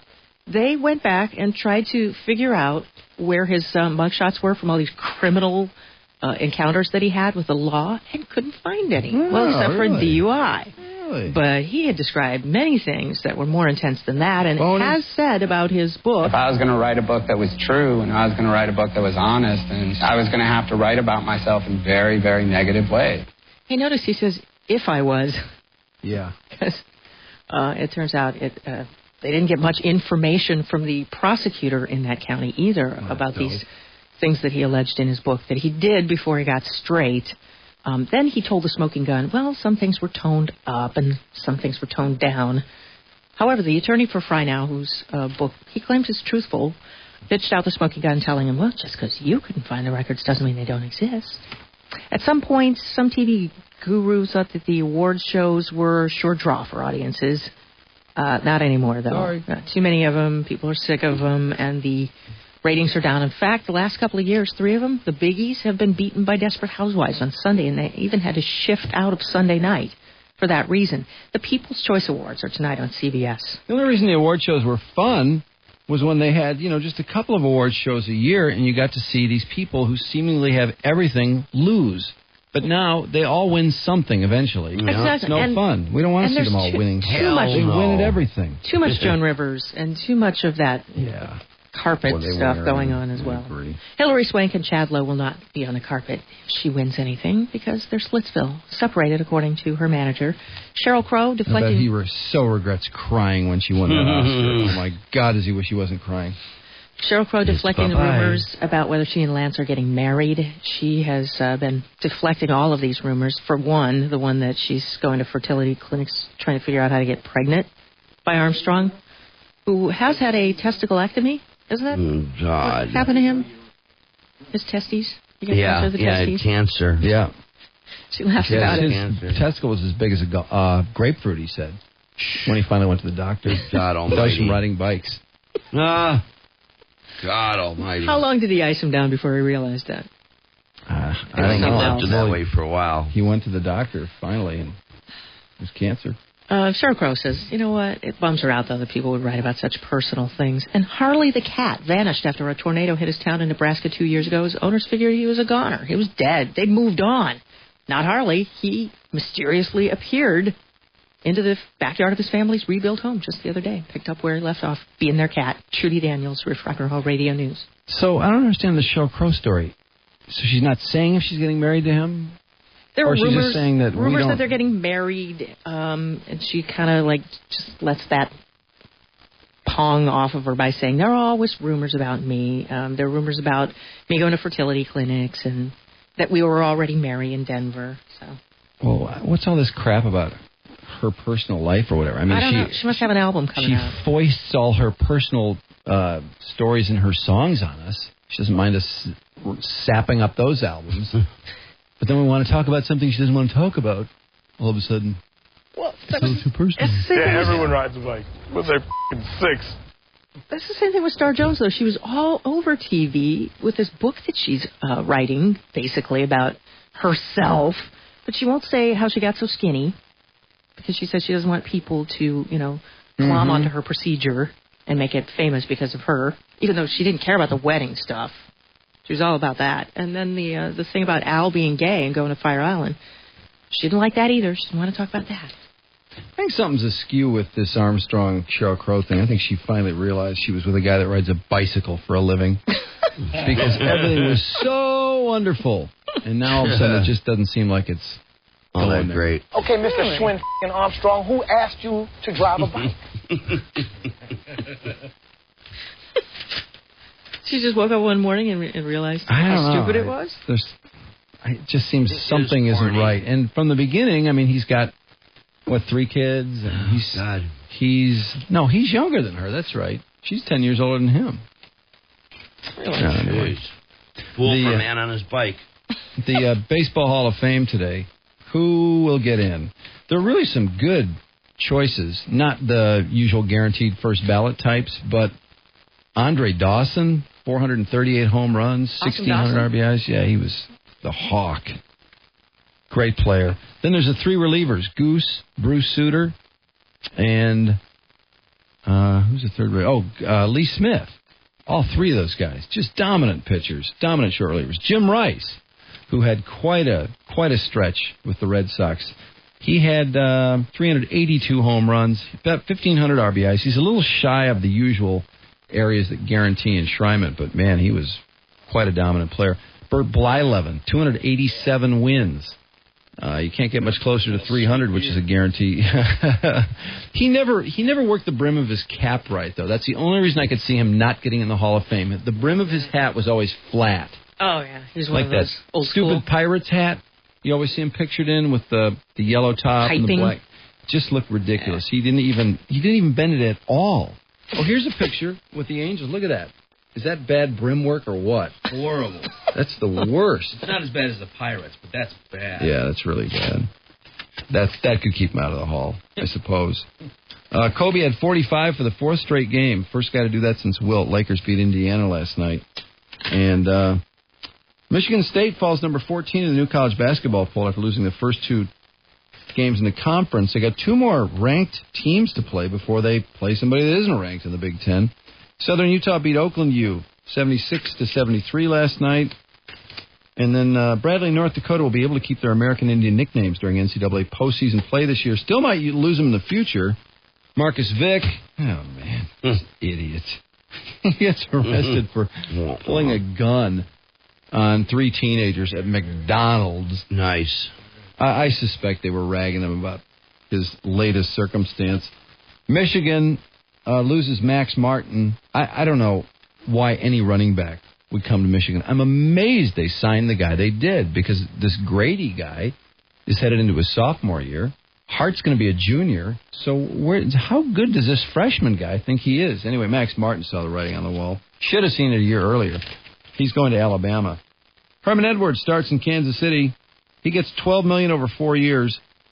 Now, I think Kansas City got the best guy out there. I don't see... Is there anyone you could even argue over Herman Edwards? Although he did have a bad year this year, but they had a lot of people hurt. Their quarterbacks were both out. Seems to me he's an excellent choice. I wish the Lions could have gotten involved with Herm Edwards, but I suspect they will sign an assistant for more money than this proven head coach. What happened in New York, it stays in New York. So if you have any questions about what happened, I'm going to tell you right now, it stays in the family. I learned a lesson a long time ago. What stays in your house, stays in your house. So it's in that house. And I threw the key away. Boy, all that imagery and all those analogies were just more than I could digest. A former Rams wide receiver and Jack Snow, did he go to Michigan State or Notre Dame? I know he's in that big 6'6" tie. I think he's a Notre Dame guy. Somebody help me out on that one. Anyway, what's that? JT's dad? No relation to JT's. Jack Snow, a Notre Dame guy? I don't know. Wasn't it the 10-10 game? Is that 10-10 game, 6-6 game. It was 66, and it was 10-10. I thought he was JT's dad. Is he not? Is he JT Snow's dad? I didn't know that. His whole family was like pro athletes. I seriously no kidding. I had no idea. Yes, he is. Yeah, I thought so. Nice Son of a bitch. I didn't think he was old enough to be. I thought he was. Yeah, he's 62 years old. Well, JT Snow's 40, so he's 22. Got started early. Wow. Notre Dame. Okay, good. At least I got something right in the story. Bubba Smith was in Michigan State in that 66 team. That's about all I know about Michigan State's famous 66 team. I don't think Jack Snow played in that game, though. Really? He was a great receiver for the Rams, I know that. 62 to 64 he played. Oh, okay. Oh, whatever. Okay, so I didn't get anything right in the story. I got his name right. And he's dead. In the Rams, and he's dead at 62. Mario Lemieux practiced yesterday for the first time in more than 3 weeks. Dodgers just signed Rafael Furcal, 3 years, $39 million. He's got a knee problem. He's going to need surgery. Jeff Weaver's a free agent out of L.A. Any interest? Anybody? And we all got a good laugh out of this guy at Montreal Canadian practice who jumps on the ice and decides that he's going to just take a shot on goal. And a hockey fan jumped onto the ice Monday at Montreal Canadiens practice and started taking his own shots on goal. Yeah, because the first one, the goalie came out to cut into the penalty box to cut down the angle and poke checked him. Look at that nobody throwing him out like such a back. Yeah, that's a drag. That was great. I'm the biggest nobody in this arena. Yeah. What's going through his head? Oh, this is great. Look at him skate in on that goalie. Look at it. He got a nice. That was a nice shot. He scored. No, he didn't. No, he didn't. Oh, the rebound came out. Net? Did he? Because there is a puck in the net. No, the rebound came out. Didn't you see the puck come off the goalie? Watch. Okay, because I played at normal speed. I just looked up and saw a puck in the net. I didn't see the shot. Oh, there's already puck in the net. Okay. Prior to the shot. He stoned him for sure. Look at Arnold's lip. But that first one, he came out to cut off the angle, and the goalie didn't even flinch. Hey, quick question on the Schwarzenegger story. You know he was in an accident. Of course. Okay. I've seen his lip like 100 hours of video on just his lip. What is the missing element in this story? This really pisses me off. I think I know the answer to the question. What's the missing element? Yeah, is there something in this story that you feel you haven't learned that you should be allowed to know? I should be allowed to know. Yeah. Let's see. No? Well, first of all, every time something like this, I always think of like the Terminator. How could he get hurt at all? I mean, I've seen him take worse spills in his movies. Well, maybe on motorcycles while he's holding a gun and it never fazed him. Maybe this is known, but I don't know whose fault it was. Was it his fault or the other guy's fault? Oh, I have Did no they say? idea. I think they said it was the other guy's fault. He pulled out in front of him. Oh, okay. Yeah. And Arnold hit him from behind? I think so. Okay. Okay. With his sidecar? Yes. Yes. Well, anyway, that's sports. Sports brought to you by Windsor Laser Eye Institute. How are you? Declare freedom from your contacts and glasses. Call the most trusted name in LASIK, Dr. Tafor, at 1-800-663-ISEE, 800-663-ISEE. And some quick email, and then let's find out about this toilet. All right. Did you actually count the amazings last night on The Bachelor? I got 10, but I wasn't really paying attention. Yeah, amazing. It's amazing. I know that word. Why does it come up? It must be the ultimate crutch word. That's all I can think of. I don't know. In the first few minutes, this one girl, the minute she saw him, she goes, "Oh, he just looks amazing." Don't you just... I just cringe when those girls are getting out of the limousine trying to say something witty. Oh, I know. And they all say the same stupid thing. Oh, you my Prince Charming. Well, I'll see you inside. And, of course, every girl that gets out, he says, "Hey, how do you like my chateau?" Like, it's not your chateau. Come on, shut up. Pal. I got really annoyed, too, at the girl that kept thanking him for having him over. It's not his place. Find the ABC person. And don't even thank them because it's not their money. Yeah. Just shut up. Tell you, a lot of those chicks are gross. Aren't they disgusting? There's one that's repulsive. Drew, I thought most of the girls, if not all, I think there was one in there that was Could you believe all the bad, tattoos? but I really didn't think there were much. Oh, were there a lot of tattoos? I didn't even notice. Oh, yeah, tattoos, lots of big noses. Wait, you can see their tattoos even though they're in formal wear? Yeah, well, and then they show, like, coming up later in the season, and they show them jumping off a boat into the ocean. Oh. There's a giant sun on this girl's back. Oh, God. It's like, they've gotten to this point, just the skanks left. Yeah, exactly. Well, you know, to be on the show, you get a free Brazilian wax. This guy, by the way, is this guy really that good looking? Did they not go on and on about how he's the best bachelor ever? I know, but he's an ER doctor, so the girls look at that and they go, A, he's got a ton of money, and B, he's great with his hands. I thought he was weird looking. I did too. Trish saw him on The View. She said Elizabeth Hasselbeck. She was sitting there trying to take credit for just fawning all over this guy. Oh, you're so beautiful. And her girlfriend is friends with the casting director for Bachelor and found this guy in a restaurant and marched up to him and says, I want you to be on the next Bachelor. And he's like, Bachelor, what's that? He supposedly he hadn't even known about the show, never heard of it in his life. Right. Yeah, and then he said, I've never heard of the show. I don't know what you're talking about. No, I don't want any part of it. And then he thought about it, and his dad convinced him to do it. Said, why don't you just do it, son? He'd never heard of The Bachelor. So it's like, okay, Elizabeth, it's go ahead and take credit for getting this hunk. Everybody acts like this guy is so awesome, so amazing. He put that amazing thing in there. Oh, and that one chick just running around the whole show, just going, "My eggs are rotting." Oh God, was she a nut? Nut. God, this show just sucks. Oh, that Bachelor, what a blowout. Well, I'm glad I wasn't the only one confused by this pseudo commercial that came right out of the show Las Vegas last night. Yeah, you got a lot of email support on that. I'm glad I wasn't the only one confused by that commercial. My first clue was when they threw them out of the hotel and there were 3 of those ultra-gay Chevy HHRs lined up.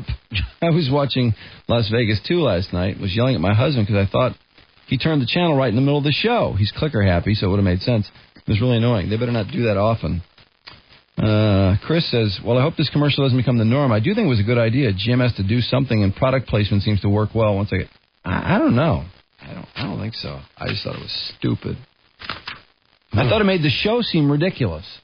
Well, I thought it made the show seem absolutely absurd. In fact, when they came back from commercials, the final scene, I was trying... Tess was like, why are you watching this show? It seems so stupid, because James Caan had taken the restaurant chick, the girl that ran the restaurant, and she'd gone to the inspector's place to punch this guy out because he rejected their restaurant because she wouldn't go out with him. Okay. There's nothing wrong with it. And so they're taking turns punching this guy, and I thought, why am I watching? I know there's hot chicks on this show, but I can't believe, am I that shallow? And apparently I am, because I couldn't figure out why else I was watching it. There's some hot women on. Have you seen Las Vegas? Yeah, I used to watch it. Some nice I used to watch it all the time, and I just grew bored with it. That is it. Nothing else. And they're never new. So why am I watching it? Well, every show is the same, too. The plot lines are just okay. I was all into Las Vegas during the first season until my wife pointed out it's nothing more than a love boat on land. Yeah. Oh, you know what? You know what? You're great. Absolutely right. Excellent analogy. Excellent. That's exactly what it is. Subject commercials. I noticed that a lot as well. The other night I was watching CSI. One of the characters was taking a picture. I noticed before she took the shot, there was a long close-up with the Nikon brand dead center in the screen for a good 5 seconds. No. Why 5 seconds? That's too long.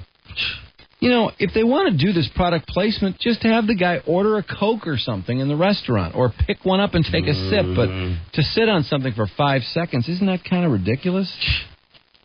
I mean, then you know it's a commercial. Yeah. Satellite radio. I believe the talk shows are the only ones that have the ads in them. Any music station does not have ads. Well, still, what are you paying $12 for?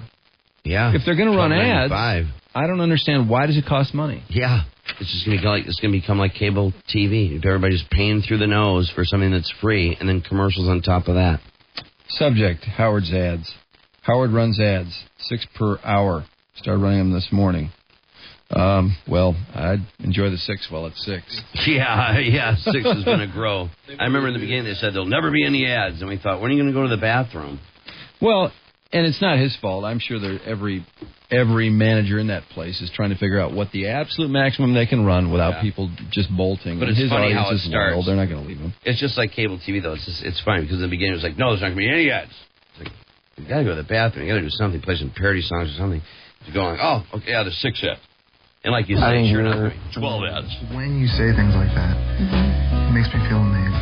Oh, you look amazing. Today's been, it's been amazing so far. It's been unbelievable. It's such an amazing Where was day. Bachelor Bob last night? Did they skip Bachelor Bob when they showed? They did? We're going to get on the USS Sequoia and see all the amazing monuments here in Washington, D.C. Is that Jesse Palmer? Right now. We have an amazing dinner set up. How amazing was that boat today, by the way? It was actually pretty amazing. Did you know what we're having for dinner? It's the ultimate crutch, isn't it? Isn't that all it is? Somebody's trying to say something's great, but it really isn't, and they don't know what else to say that sounds halfway sincere. It's been that way since the very beginning. They've been using amazing through the whole thing. How amazing is that? Jesse, I had a great time on our date here in Quebec City. It was absolutely amazing. Thank you for such an amazing date in D.C. I started thinking that on the very first show they had cue cards for these people that said amazing, then they just reused the cue cards because every season they say the same thing. They do. The Bachelor, the words that come out of the Bachelor and the words that come out of the girls are identical every season. It's just the faces are different. Did you almost? It's the same dialogue. I'm telling you. Did you almost die when they showed Alex Michael too at the beginning? Oh yeah. I think you're amazing. Such an idiot. I know. Oh, God. Oh, jeez. Oh, stupid. I can't believe that dumb thing is back. God. Let's put it in Paris, then it'll work. Let's see. A couple more emails I wanted to check here. What happened to the Listen Live on the Riff website? The link's no longer clickable. I could just cry about it. Oh, no, it's got to be. It's not. They haven't taken the live link down. No. Look Probably harder. Another problem. But everybody thinks we run the internet feed, and we don't. We don't have a say in it at all. I mean, we can send it upward, but after that. Mike, how could you be shocked to hear someone say you're so cute? Oh. You're very cute. I love you guys so much. You're in my home every day. Aww. I love your personality. Aww. I'm blonde, blue-eyed, and 30. I think you're hot. Oh, you doll. Thank you, sweetheart. Thank you, baby. Listen to this, Brian. Oh, I'm not hot, but thank you for thinking so. I'm gross. Subject. Thank you, hon. Mitch Albom. Guys, how great is it that Mitch got booted back to 5 o'clock and replaced at 3 by Sean Hannity? Ha ha. What a shot that must be, the little guy's ego. You know, Sminty actually reported that his ratings are the ebb in that broadcast day over there. They have higher ratings before him and after him. So. Yeah, he said it in a funny way. He didn't like point blank say it, but he said it. It would have been a lot more brutal if he was talking about us. Oh, absolutely. But he did manage to point in that things dip a little bit between That could cause a little bit of a quake over at the newspaper. Oh, yeah. There might be a couple meetings over that. Yeah, and then this idea, like Mitch says, he wants more time to work on another book. It's like, yeah, right. Whatever, Mitch. Well, why does he have a radio show? Yeah, he needs more time to work on a book. Yeah, come on, pal. Stop it.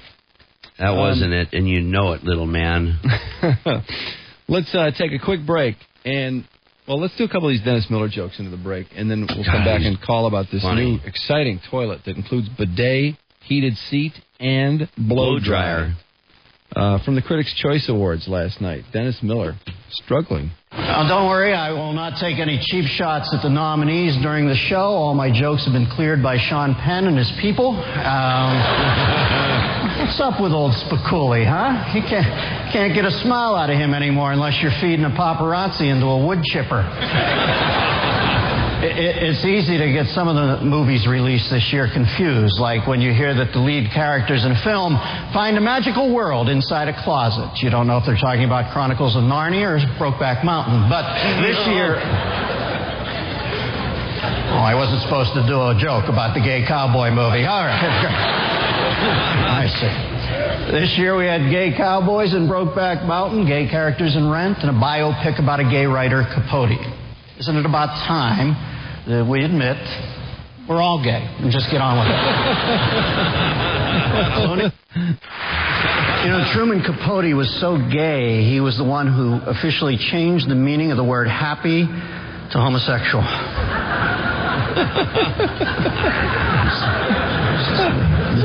Tipping point where Gay.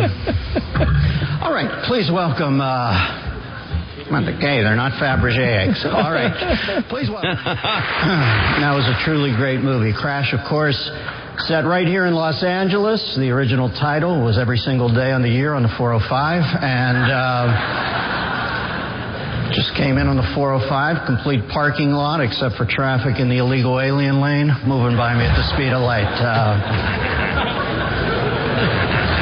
There's no illegal alien problem in California. All right.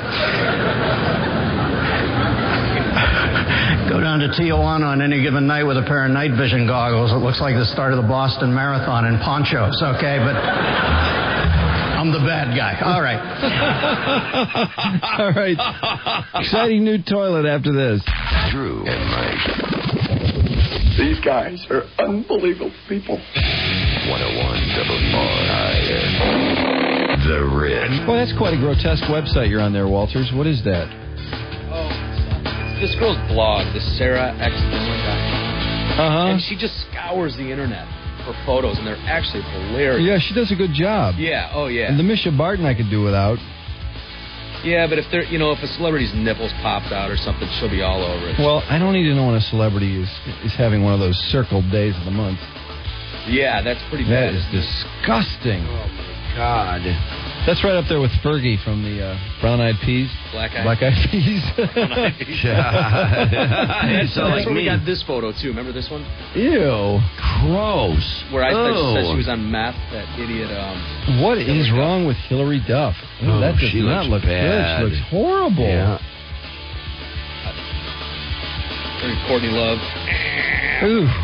Those Too Paris Hilton nasty. pictures are grisly, too. What's up with Paris Hilton? I don't know. I mean, she looks really gross. Beat up. You know what's starting to bother me about technology and all of the abilities of these plastic surgeons? And I'm not talking about the usual stuff, but for example, what's this procedure Star Jones got? Didn't they staple her stomach basically? Oh yeah, well we know that. She won't admit it. That's the funny thing. She was on 2020 last Friday, and she won't come out and say why she's had this dramatic weight loss. Everybody knows she had the stomach stapling.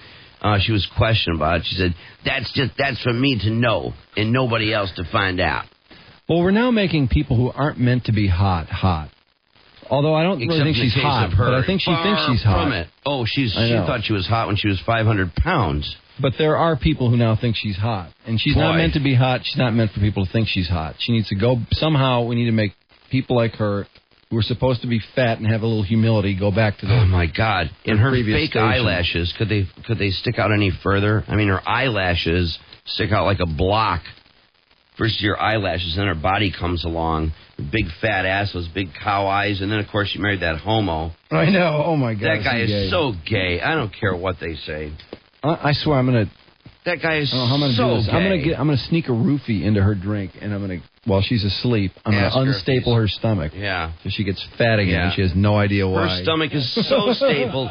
What does she think? Everybody's stupid that she just went on some diet and just lost 500 pounds in 2 days? Come on. I'm going to take Roche at gunpoint and force him to unstaple her stomach. She'll start getting hungry as hell, and she won't know why. But I guarantee you she'll start eating. Oh, hell yeah.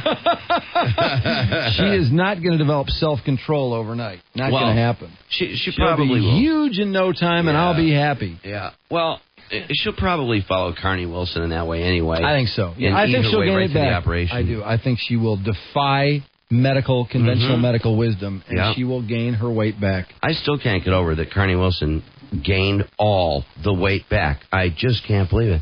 They say that surgery is far more dangerous than they thought, too. Her gaining that weight back. Risky surgery. Her gaining her weight back with that size stomach, it's like the ninth wonder of the world. It's right after the Astrodome and the pyramids. I know it. How you can have a stomach How that's did like, Carney Wilson gain the weight back? I know. When her stomach was reduced to the size where it can only hold 1 fluid ounce.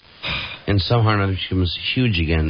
Your stomach has that type of ability to stretch. Wow. But, boy, this is a disturbing story. Scarlett Johansson banned Match Point. Match Point looks like a good movie, by the way. Oh, yeah, that Woody Allen flick. That looks fantastic. This is supposed to be, I think, January 19th, I thought I heard. Yeah, sounds right. Over Christmas vacation, I thought I heard. I saw the previous. Oh, my God, does that look great? Hey, speaking of, Into the Blue, or Into the Water, or Into the... What was that movie? Into the Blue. That movie you saw. Walters was not a good movie? Awesome. I thought it was really good. I'm telling you. Did you? It's really good. It's very good. Is it just at the theaters on DVD yet, or? It's on DVD. You can buy DVD. Really? You know what else? Something else is coming on DVD today. Wait a minute. It's the Wes Craven movie in the Red Eye. It's been out. Just goes out today on DVD. Oh, on DVD I today? saw the ad I know what I yesterday. saw in the hotel. That's right. I was thinking it was on DVD. We now have a picture of Joe Simpson trying to sneak a peek down Ashley's dress. Yeah.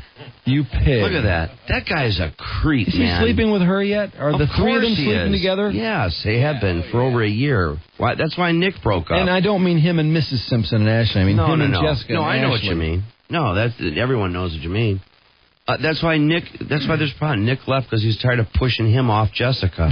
And by the way, I don't know if we were talking about this on the air or not, but reading in the newspaper the other day, the true story, Nick Lachey coming out saying that the hottest hottest time he ever had with Jessica was when he was wearing her shoes. Nick Lachey admitting to wearing Jessica's shoes to get off. I've ever heard in my life. Yeah. How do you like that? That's got to be a good look. Lachey walking around in her shoes. Scarlett Johansson banned Matchpoint co-star Jonathan Rhys Meyers from looking at her breasts during sex scenes. You stupid bitch! You're in a nude. You're in a nude scene in a movie. The whole world is seeing your boobs. Why do you care if he does? Yeah. Unless he must be a real tool. If she's willing to show the whole world her boobs, but not her co-star. But not him, and here he's doing the scene with her. How ridiculous. All right, exciting new developments in the world of using the toilet. This sounds great. Yeah, this sounds pretty exciting. Man. What an amazing toilet this is. Yeah, it sounds like it.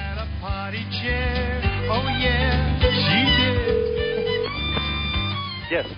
Scott? Scott, yeah. Scott, it's Drew and Mike calling on WRIF Radio. Hi, how you doing? I was calling you on the other line. Oh, okay. How's the swash coming along? Squash is coming along well. Are you selling a lot of them already? Sales have been very strong. Please, I must go toilet. It was higher than we anticipated, and we've been shipping in product by air. Well, I think I want you to overnight one to me, to be honest with you. We can arrange that. Yeah, I saw a couple of weeks ago on a television show they were showing all these high-tech products, and they had a toilet like this, but I thought the Japanese made it. I'm trying to think of who's that big Japanese toilet maker? Toto. Toto. I thought it was a Toto. Yeah, very well could have been. In fact, these products really originated in Japan, and over 60% of them in Japan. I'm done with that part. Want that? Well, when it comes to crappers, I'd rather buy American if I could, And this is American made. Well, we're an American company. It's manufactured in Asia. Oh, okay. But pretty much all these high-tech products are manufactured. Is this a takeoff from the Japanese toy we're just talking about, the Toto version? It's very similar. Our products, for the money, I think offer the best features, the best value for the money out there. It's a heated seat. It just replaces your existing toilet seat on your existing toilet. And at the push of a button, the nozzle comes out and sprays warm water to clean you. Oh. So this goes on your existing toilet? Yeah. Oh, I thought this was a whole new crapper. Well, it is a whole new crapper. I mean, bowl and all. How much demand is there, Scott, for bidets or this type of operation? Because it seems most people are relatively satisfied with toilet paper, but is there some reigning feeling that this is just not enough of a cleanup operation, that people need to be even cleaner than we already are? Yeah, well, if you think about it, what else do you wash with a dry piece of paper? You don't wash your face with a dry piece of paper. You don't wash a dirty dish with a dry piece of paper, yet we're still using dry toilet paper. Mm-hmm. So cultures all over the world have always been using water to wash with just because it's much more effective. America is a little bit lagging in this area, but we think it's time. Although I hear some cultures use their hands, though, seriously. Well, they do, but with water. But what creepy cultures use their hands? Who are they? Yeah. But our product, you don't have to use your hand. That's the whole point. You push a button and the nozzle sprays warm water, and then on our Swash 600 model, it even dries you off when you're done washing. Do we have to line up the nozzle with our our exit point exactly. Well, people are pretty similar in terms of. Yeah, it's designed to hit you in the right spot. You may move around a little bit to make sure that you're getting fully cleaned. I mean, is it one of those things when it first hits you, go woo-hoo-hoo? The first time you use it, you will. But after that, the great thing about our products is once people try them, they really have difficulty going back to dry toilet paper because it is so much better. How long does it take to dry your butt after you're done with the water section of the car wash? About 1 minute. But just with drying your hands with a warm air dryer, if you don't have the patience for that, you can still just pat dry with some toilet paper. Oh, I see. But you're not wiping. With a pat dry. I like that idea. Well, so really what we've got here is the warmer seat and combining the bidet into the toilet are really the two major differences. Is there anything else besides those two things that really make this different? Yeah, it's comfort and hygiene. So washing with water is much more hygienic, and it's especially beneficial for people with issues, whether it's hemorrhoids or mobility issues, those types of things. Gross. Why was the bidet ever separate from the toilet? That makes no sense to me. Yeah, you would have to ask the French. Now you use a remote control type device for this, right? I mean, can I control how long the hot water stays on my butt, or? You can adjust the pressure, you can adjust the temperature, and how long do you want it? How long do you want to get a spray? I don't know. I might want it for maybe a good 10 minutes. What are you trying to get out of this? I don't know. I'm not sure yet. I'd have to try it out. No, could you? If you literally wanted to really wash it good, I mean, could you run the spray for 2 minutes or 3 minutes? You could. It actually has a warm water reservoir, so when that warm water is depleted, it'll gradually transition to the ambient temperature of the room. So, yeah, see, if I go to the bathroom, if I go in there after you, I'm going to get cold water on my buttocks. Absolutely. Well, it warms quite quickly. It'll warm back up within 3 to 4 minutes. Now, somehow or another, I got to hook up a water line to this thing, huh? It's pretty simple. It's just the existing water line coming into your toilet tank. Right. You disconnect that, install our T-valve, which splits the water, reconnect it, and it sends the water into our product as well as... Oh, so the T-valve splits it off. One part of the water goes to the toilet thing here, and the other one goes into the original connection. Correct. It goes into our product and then just originally into the tank, and we filter that water, so it's even cleaner than the water coming out of your tap that is used within our product. Now, is that going to make it so it's forever for the toilet to reload water in the tank area because you're splitting it in half like that, or... No, because our product, the reservoir is about 1 liter, so it's a very small amount of water relative to what your toilet tank is. Oh, okay. With only 1 liter of water. Boy, again, Joe, I might need like 10 liters of water. I mean, the damage I'm capable of, I might have to refill that reservoir 3, 4, 5, 6 times. I just can't imagine how fresh you're going to become when you get a hold of this thing. Scott Pinizzato is with us, and Scott, he's got a new kind of toilet coming our way. It's called the Swash, the high-tech heated toilet seat, and also comes with the wash, the warm water spray, eliminating the need for toilet paper, and it'll blow you dry, too. How much demand is there for this? I mean, I know once something comes out, people go, oh, what a neat idea, but did you do a lot of market research and find that people have been walking around saying, God, I just don't feel like my butt is fresh or clean enough. I wish there was a better way. Well, I think there is a lot of demand. That's why we started the company 2 years ago. And right now, the awareness is still very low in the U.S. People don't know that these products exist. But as that awareness increases, there's a huge demand here. There's 220 million toilets here in the U.S., residential toilets. Is that right? So you can, and our products fit onto those toilets. So there's a big opportunity here. 220 million toilets in the United States?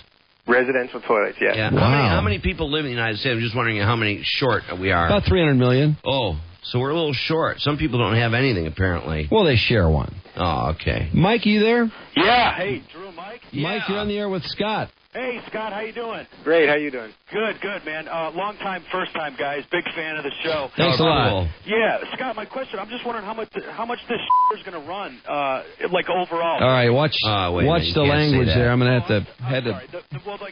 I mean, does it include the ball cock and all that, or do you have to spend more for that? There's no change, actually, to your toilet other than replacing the toilet seat. Okay, that's the only change. I like the idea So as far as the internal plumbing, he mentioned the ball cock, there's no need for any additional parts such as that. Nothing at all. Everything you need is included with the product. I like this warm toilet seat, too. I think that's a plus.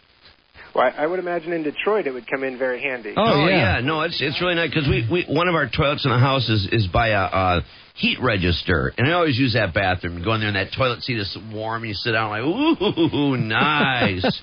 You can pass right out while you're solving the world's problems. Sounds like you really enjoy yourself in the bathroom. I kind of do, Drew. I really I have a great time in there. Let me ask the caller, Mike, is this something you would spend a little extra money for?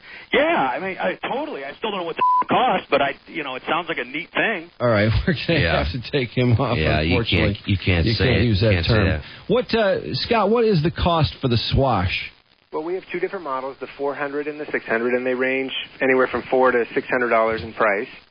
And like I said, that includes everything, the hardware you need to mount it, and all the features. What's the difference between the two? Why the difference in price? The Swash 400 has a side control that's mounted onto the side of the seat, and it does not have the warm air dryer.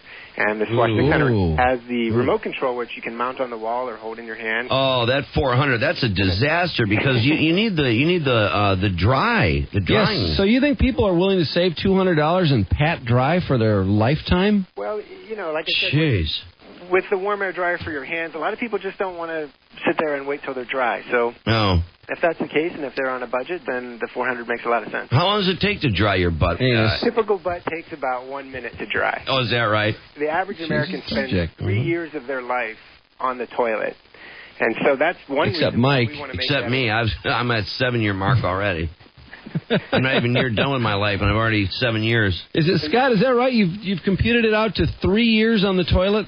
It is, yeah. It's about 3 years on the toilet, and that's, obviously more or less, but, why shouldn't this be the most comfortable seat in your house? We do not treat ourselves to the kind of comfort we deserve for some place that we spend 3 years. Isn't that something? That's amazing. Is this more popular with men or women, or do both like it equally? Well, it both seem to like it equally. There is a feminine wash, so there's another nozzle that washes the front side of a woman. Because women have that added feature. Oh boy, that was delicately handled. Yeah, well, I think women would like that. And is the wash different, or is it warm water in both cases, or would it be vinegar or strawberry? In our case, it's a pink nozzle that comes out, and darling, it's cute. It is a different spray. It's a kind of a wider, broader spray than posterior nozzle. Yeah. And who's the creep that worked on these nozzles to get everything just right? I think we still need a little more research on that area. I have to. Is that right? Yeah. Could you get for the feminine wash? Could you get a scented wash for that, or is that not possible? I'm sorry? For the feminine wash, for the females, you've got two different sprays. Is it possible to have one for the butt and then a separate scented spray for the front, as you referred to it? It's possible. If somebody wanted that, I think in most cases it's better to just use pure water down there. Really, instead of some strawberry flavored something? We'll check into that. Well, with the popularity of douches, they are scented. And gross. I didn't know if that's the way to handle that, or that probably wouldn't be appropriate or fully cover that area. Yeah, just my guess. Right now we're just using pure water. Okay, and Mark, you're on WRIF with Scott Pinizzato. Hey, Scott, great invention. Good morning, Mark. I was wondering if the product came with any guarantee that it will sufficiently clean my butt a little bit. Pardon me? Your what? If it'll clean my butt a little bit. Okay. If there's any guarantee, I don't know. That's pretty hard to. Yeah, there's tough guarantee. Our products do have a 1-year parts and labor warranty. And all I can say is once you try one, I think that you will be satisfied that it cleans your butt sufficiently. And you can always do a little test. You can take some toilet paper and see how well it's cleaning. Let's see if Arnie's got something to add to the conversation here. Arnie, are you there? Oh, yeah. Hey, Larry. I know Scott said he had experience with the Botox injections. I was wondering if he had any experience with the Botox. I don't know what he's talking about. What's in the world? I don't know. We just got an email from somebody who's concerned about someone putting a camera in this device. It's not possible to put a little spy cam in there or something, is it? I guess you could put a camera into any toilet, so... Well, but this would give somebody a specific view that... it would almost seem to give them the opportunity without a lot of work. Yeah, because it's like the nozzle is right there. They just create a little nozzle cam. I suppose it could be done. Please, I must go toilet. Yeah, I don't know. That's kind of If ridiculous. you think that's a big niche market, we can maybe develop a product.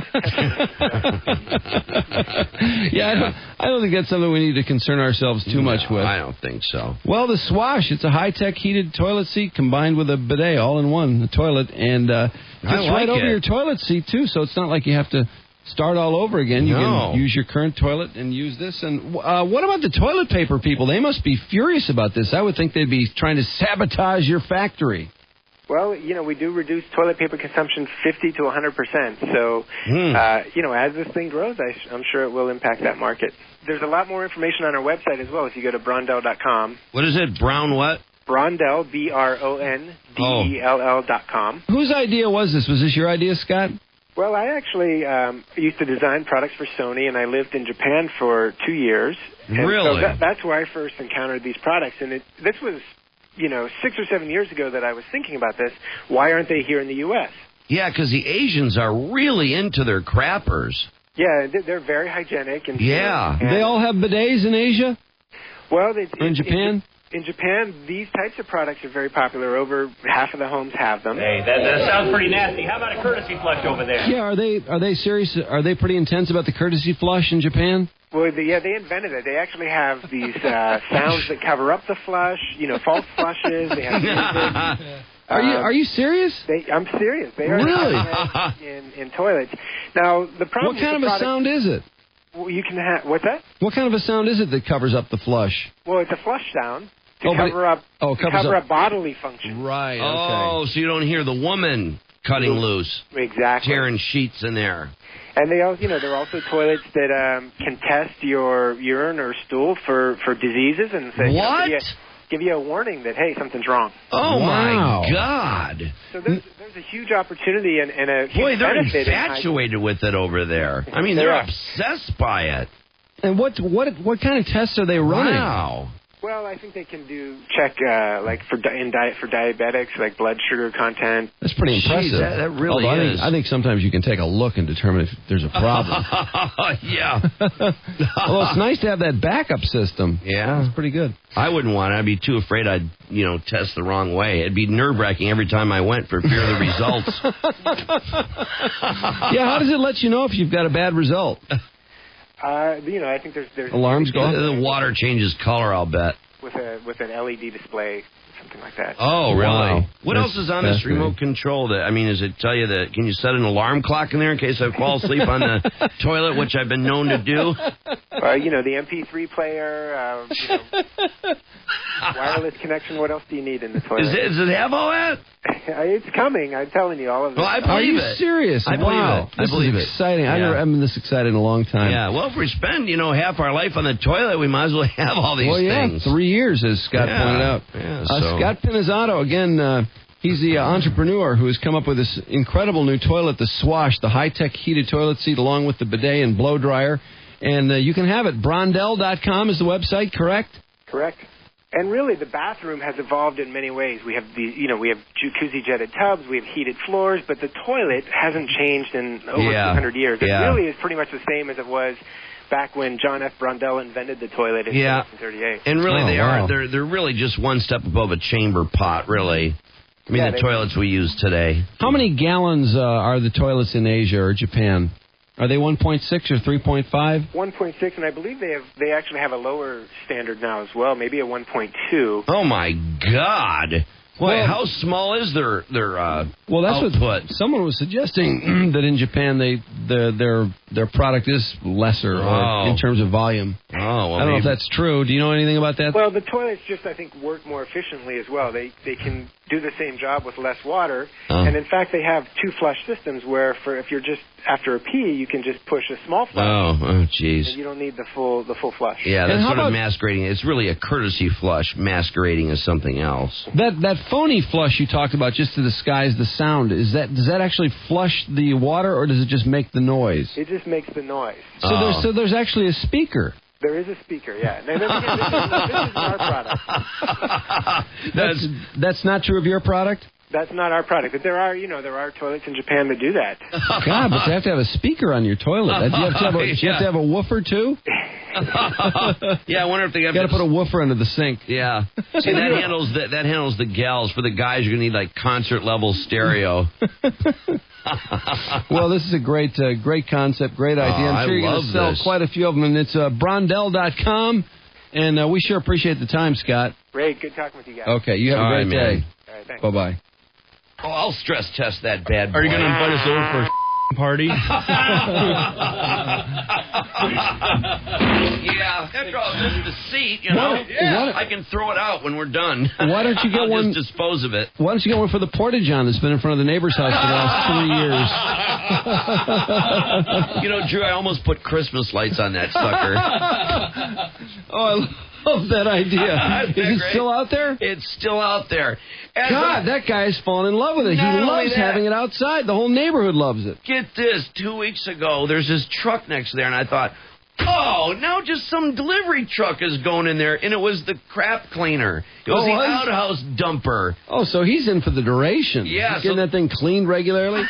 So that's what I told Trish. I said, they're planning on leaving it there for another 10 years. They got a company that empties it. What are they doing to that house? Oh, my God, Drew. They just put on the smallest addition you can imagine. And it's been like 3 years now. And every weekend there's like 2 pickup trucks out there with a couple of guys. And it's like, what? I don't know. Usually people like to get those projects done quickly. Absolutely, because any kind of a renovate, anybody that's renovated will tell you it's a very miserable experience to renovate. It's stressful. It's a lot of work. It's, you know. I think they drag it out so they can keep the crapper in their front yard. I'll have to go along with you on that because absolutely. And it's right by the road, too. You can't miss it. Right there. And I told you, I see the guy that delivers the junky newsletters on all the mailboxes parked there, coming out of there one morning. Well, if you're driving through the neighborhood and you're lost, or you're going to somebody's house and you don't know them that well and you have to go to the bathroom, I mean, it's like, oh, I don't want to go in this guy I don't know him very well, take a huge dump in his house. I'll just stop at this Porta-John. It's been there forever. Yes. Yeah. Obviously, no one has a problem with it. Nobody's complained. Why couldn't they have put it in the back of this? I mean, they could have put it anywhere. They could have put it on the other side of the house. Like, on the one side, he doesn't have a neighbor over there. Or behind some brush or something. I know it. And it's right on the property line, too. I mean, it really is. It's right there. Oh, wow. Man, what a drag. I have to look at that. And now that it's the winter, all the leaves are off the trees. So you just see this bright blue outhouse every time I look out my window. Well, get him the swash. Get him the 400 at least. Because that seat's got to be cold. Oh, yeah. At least you got to have a 400 on that thing. Yeah, and I'm sure those workers, when they come out once every weekend, be glad to run power out there. Drew, it's terrible. You can see it because it's just... The leaves are off the trees. Like, there's the outhouse. Now it's visible from your property. Oh, easily visible. Oh, every once in a while, I sit down there. I'm writing that guy a letter. I'm going to put a letter in his mailbox. I'm going to an anonymous say something letter. About this. Yeah, right. Just can't help but seeing that bright blue outhouse every morning. We replaced a in the downstairs bathroom. And so we had the old was in the garage for about a week. You know, we were waiting to get it picked up. I think we had to make a special call or something. Oh, for crying out loud. And one of our neighbors called and complained about the in the garage because the door was open a lot, the garage door. So he drove by and just saw, this nice car and then a next to it. You weren't using it out there in front of people, were you? It was just, that would have been funny if you'd occasionally sat on it just as cars go by. That would have been very funny. Well, I don't think it was great for property values to have this in an open garage at the very front of the garage too, in plain view. It was only there a week. Mike, you're not one to notice and complain about things in the neighborhood. So imagine how many of your neighbors must be so bummed out about this thing. They must be. They got to be bummed. I mean, the guy across the street is looking right square at it. Oh Yeah, it's the first thing he sees when he looks across the street. Yeah, absolutely. He's got a big picture window. Oh, that's beautiful. Oh, man. Well, there it is. The Swash 400, the Swash 600. Blondell.com is the website again. Mike in the morning. 101 WRIF. 10:27 at the Riff. Trudy in a minute. I got this new book. I'm thinking this is going to be a source of great amusement. It's called Colonel Tom Parker, The Curious Life of Elvis Presley's Eccentric Manager. And we know a little bit about the Colonel. And what? Well, I was going to call him a moron, but really Elvis was the moron. Colonel Parker took 50% of the King's earnings. Isn't that awful? Boy, yeah. Take so advantage of somebody. Actually, he was pretty cunning and, well, smart in a way. I mean, how stupid can you be if somebody will let you take 50% of their earnings? I don't know how you couldn't take it. That's just amazing. The Beatles were fighting over 20 versus 15 versus 10. Elvis also never toured overseas because the Colonel didn't have a passport. Because he had a felony conviction. How ridiculous. Yeah, so Elvis just thought that the Colonel thought it was bad business for him to, tour. He never outside the U.S. that was No, the he had reason. no idea. Oh, man. Boy, the King just was really naive. Yeah, very. Well, he trusted this idiot. Yeah, I sure did. This could be very... it just goes to show what a nasty guy he is, though. I mean, the Colonel, really, to do that to the King. I know. What a... I was starting to read this part about young girls. Uh-oh. The Colonel was desperately worried about Siller, because Siller was 14 when the King met her in the Army. And how stupid could you be? Jerry Lee Lewis had just lost his career with his his first cousin he married, who was, 13? I think so, something like that. Oh, Siller ain't 13, she's 14. What's the problem? King logic. Of course, now we find out down south, hell, that's no big deal. We got all these 30-year-olds marrying 15-year-olds legally in all these different states down there. There's apples and oranges, Colonel. Siller's 14. His first cousin's 13. And Siller ain't my first cousin. So what's the problem? What troubled the Colonel most about Elvis is not the wild parties, the drinking, and the childish pranks, but his appetite for young girls. Toward the end of his stay in Germany, Elvis met the young girl who could cause the Colonel the most grief. Priscilla Bellew was the 14-year-old stepdaughter of Joseph, an Air Force captain. He thought the 24-year-old entertainer was too old for his daughter, but he didn't prohibit her from dating him. How could you not want your 14-year-old going out with 24-year-old Elvis? He doesn't think Elvis is going to want it? Exactly. I just really like her. We're just friends, Joseph. I think she's a real nice girl, and I'd like to take her back to Memphis, and she'll stay at Graceland, and I'll make sure she goes to high school. Okay. How weird. No problem, Elvis. And that's what they did. Mm-hmm. Well, I remember in the beginning with Sergei. Oh, yeah. Yeah, it's a cultural thing. Russian culture. Yeah, she's 15, 16, and he's 20-something, but... it's normal. Yeah, it's just how things are. And no, there's no romance there. The mother is always there, chaperoning everything, and... I think she ought to see a specialist. Yeah. During Elvis saw Priscilla during the Christmas holidays, not stop dating other young girls. During this time, he began to wonder about his looks, and whether he's beginning to show his age. He had acne marks on his face from his teenage years. At the end of November, Elvis began skin treatments with a man named Johannes, who had written earlier in the year from his home in South Africa. Claiming he was a skin care specialist, he offered to cancel all his appointments and fly to Germany to administer treatments to Elvis. Under the impression that he was a medical doctor, a specialist in dermatology, Elvis agreed to undergo the treatments. I feel honored and very privileged to be in your service. In fact, then Johannes said, I'm greatly enthused in my mission. Assure you, as soon as you are soon to see, I'm going to work wonders with your skin. Treatments administered at Elvis's home. According to a report that the Army's Provost Marshal Division prepared for J. Edgar Hoover were directed towards his face and shoulders. Ew, Elvis had zitty shoulders. Oh, no. Gross. Tell me it isn't so. Yep. Oh, and his back, too. No. Gross. The zitty back? Yeah, oh, I hate that. The king had a zitty back? Yep. Oh. When he gets out of the hospital, he's still going to need a speech therapist. Oh, no. Oh, I'm crushed. See, Apparently, he didn't have a Dr. Roche back then who could have just gone in there and took care of business. he had Johannes from South Africa, who was not a doctor. Yeah. He administered treatments on a nightly basis. Elvis spent so much time with him that Priscilla, who had only been seeing Elvis for a month or so, complained he was neglecting her, and Vernon, who wrote the checks for the treatment, complained it was costing too much. The bill for 1 month's treatments was $15,000, roughly the equivalent of the total salary Scotty and Bill had received for the first 3 years they worked for Elvis. Those are his guitar players. The sight of the two men going upstairs and disappearing behind closed doors every night was beginning to make everyone in the household uncomfortable. The treatments continued for almost a month, then abruptly ended when Elvis learned from his entourage that Johannes had made homosexual advances towards some of them. Elvis, in a fit of rage, angrily told Johannes to leave my house. Because, Elvis did not like homosexuals.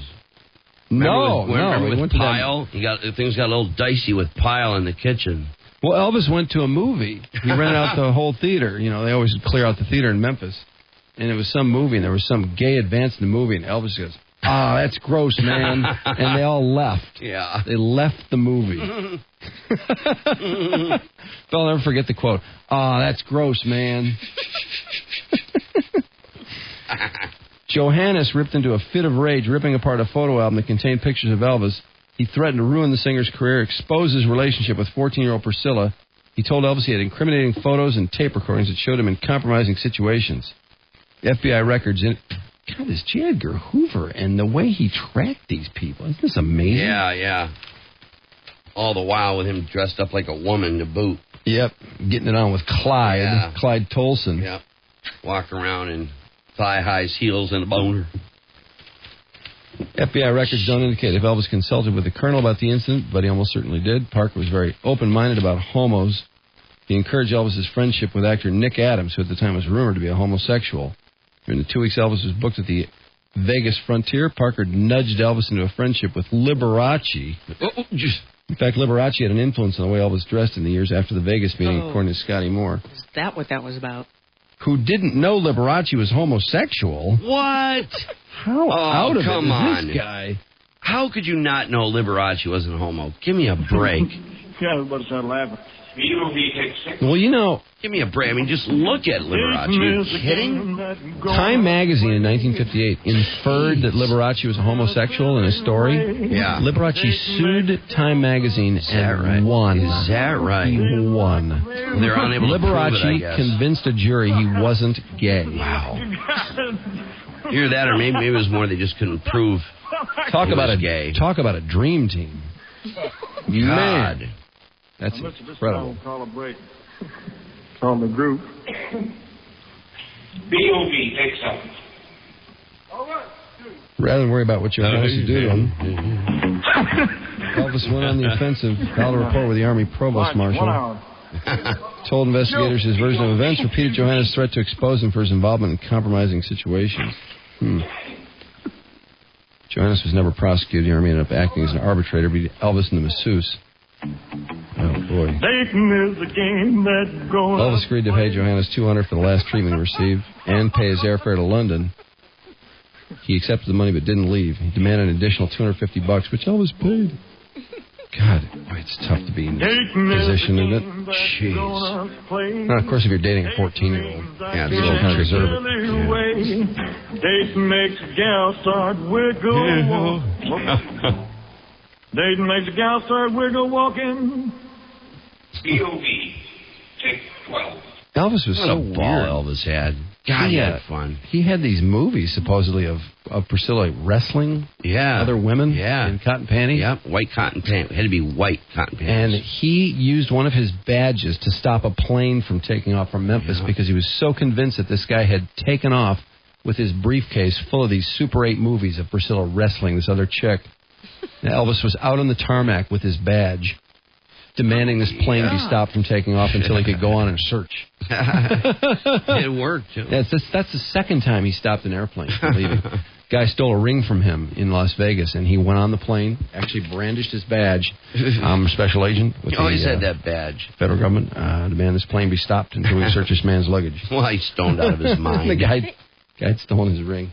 I can't picture the pilot that would actually allow that Elvis to get aboard. They saw this badge. Elvis had Nixon make it up, or Nixon's guy make it up for him. It was some kind of really intense federal... It was a drug badge. Yeah, DEA. Yeah, it was a DEA badge. And he was going to use it. He was serious. Then, in fact, at Graceland, they have all those badges in the basement behind glass. You can look at all Elvis's badges.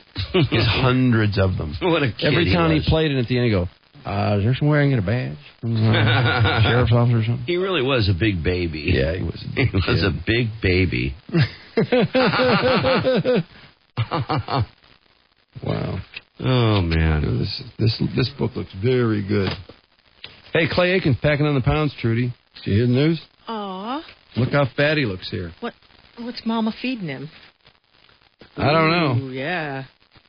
Wow, and his eyebrows are way overgrown, too. He looks sinister. I could see him getting really big. Now that he's on his way. Clay Aikens is evil. I mean, who doesn't see that? I agree. I think he looks... evil face of his. Yeah, guy's a creep. Oh, is he weird. God, look at his new hair. It's all red now. It's all dyed red. Can you imagine? Look how bushy his eyebrows are. He's brushing his eyebrows, which are now also dyed red. Now that he's got all this power, I mean, he's got #1 records and stuff. Can you imagine what he's doing with, other boys? Oh, hell yeah. I just keep waiting for a nasty story to break about him in the John with some guy. Pretty soon he'll be like Rock Hudson coming home to a pool full of young blonde boys. If it hasn't happened already.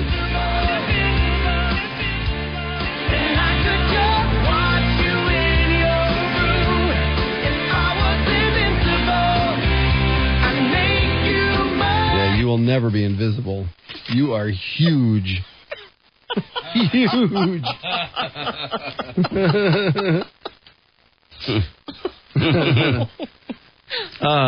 Hey, you know what I was talking about? How you can hire people by the hour now?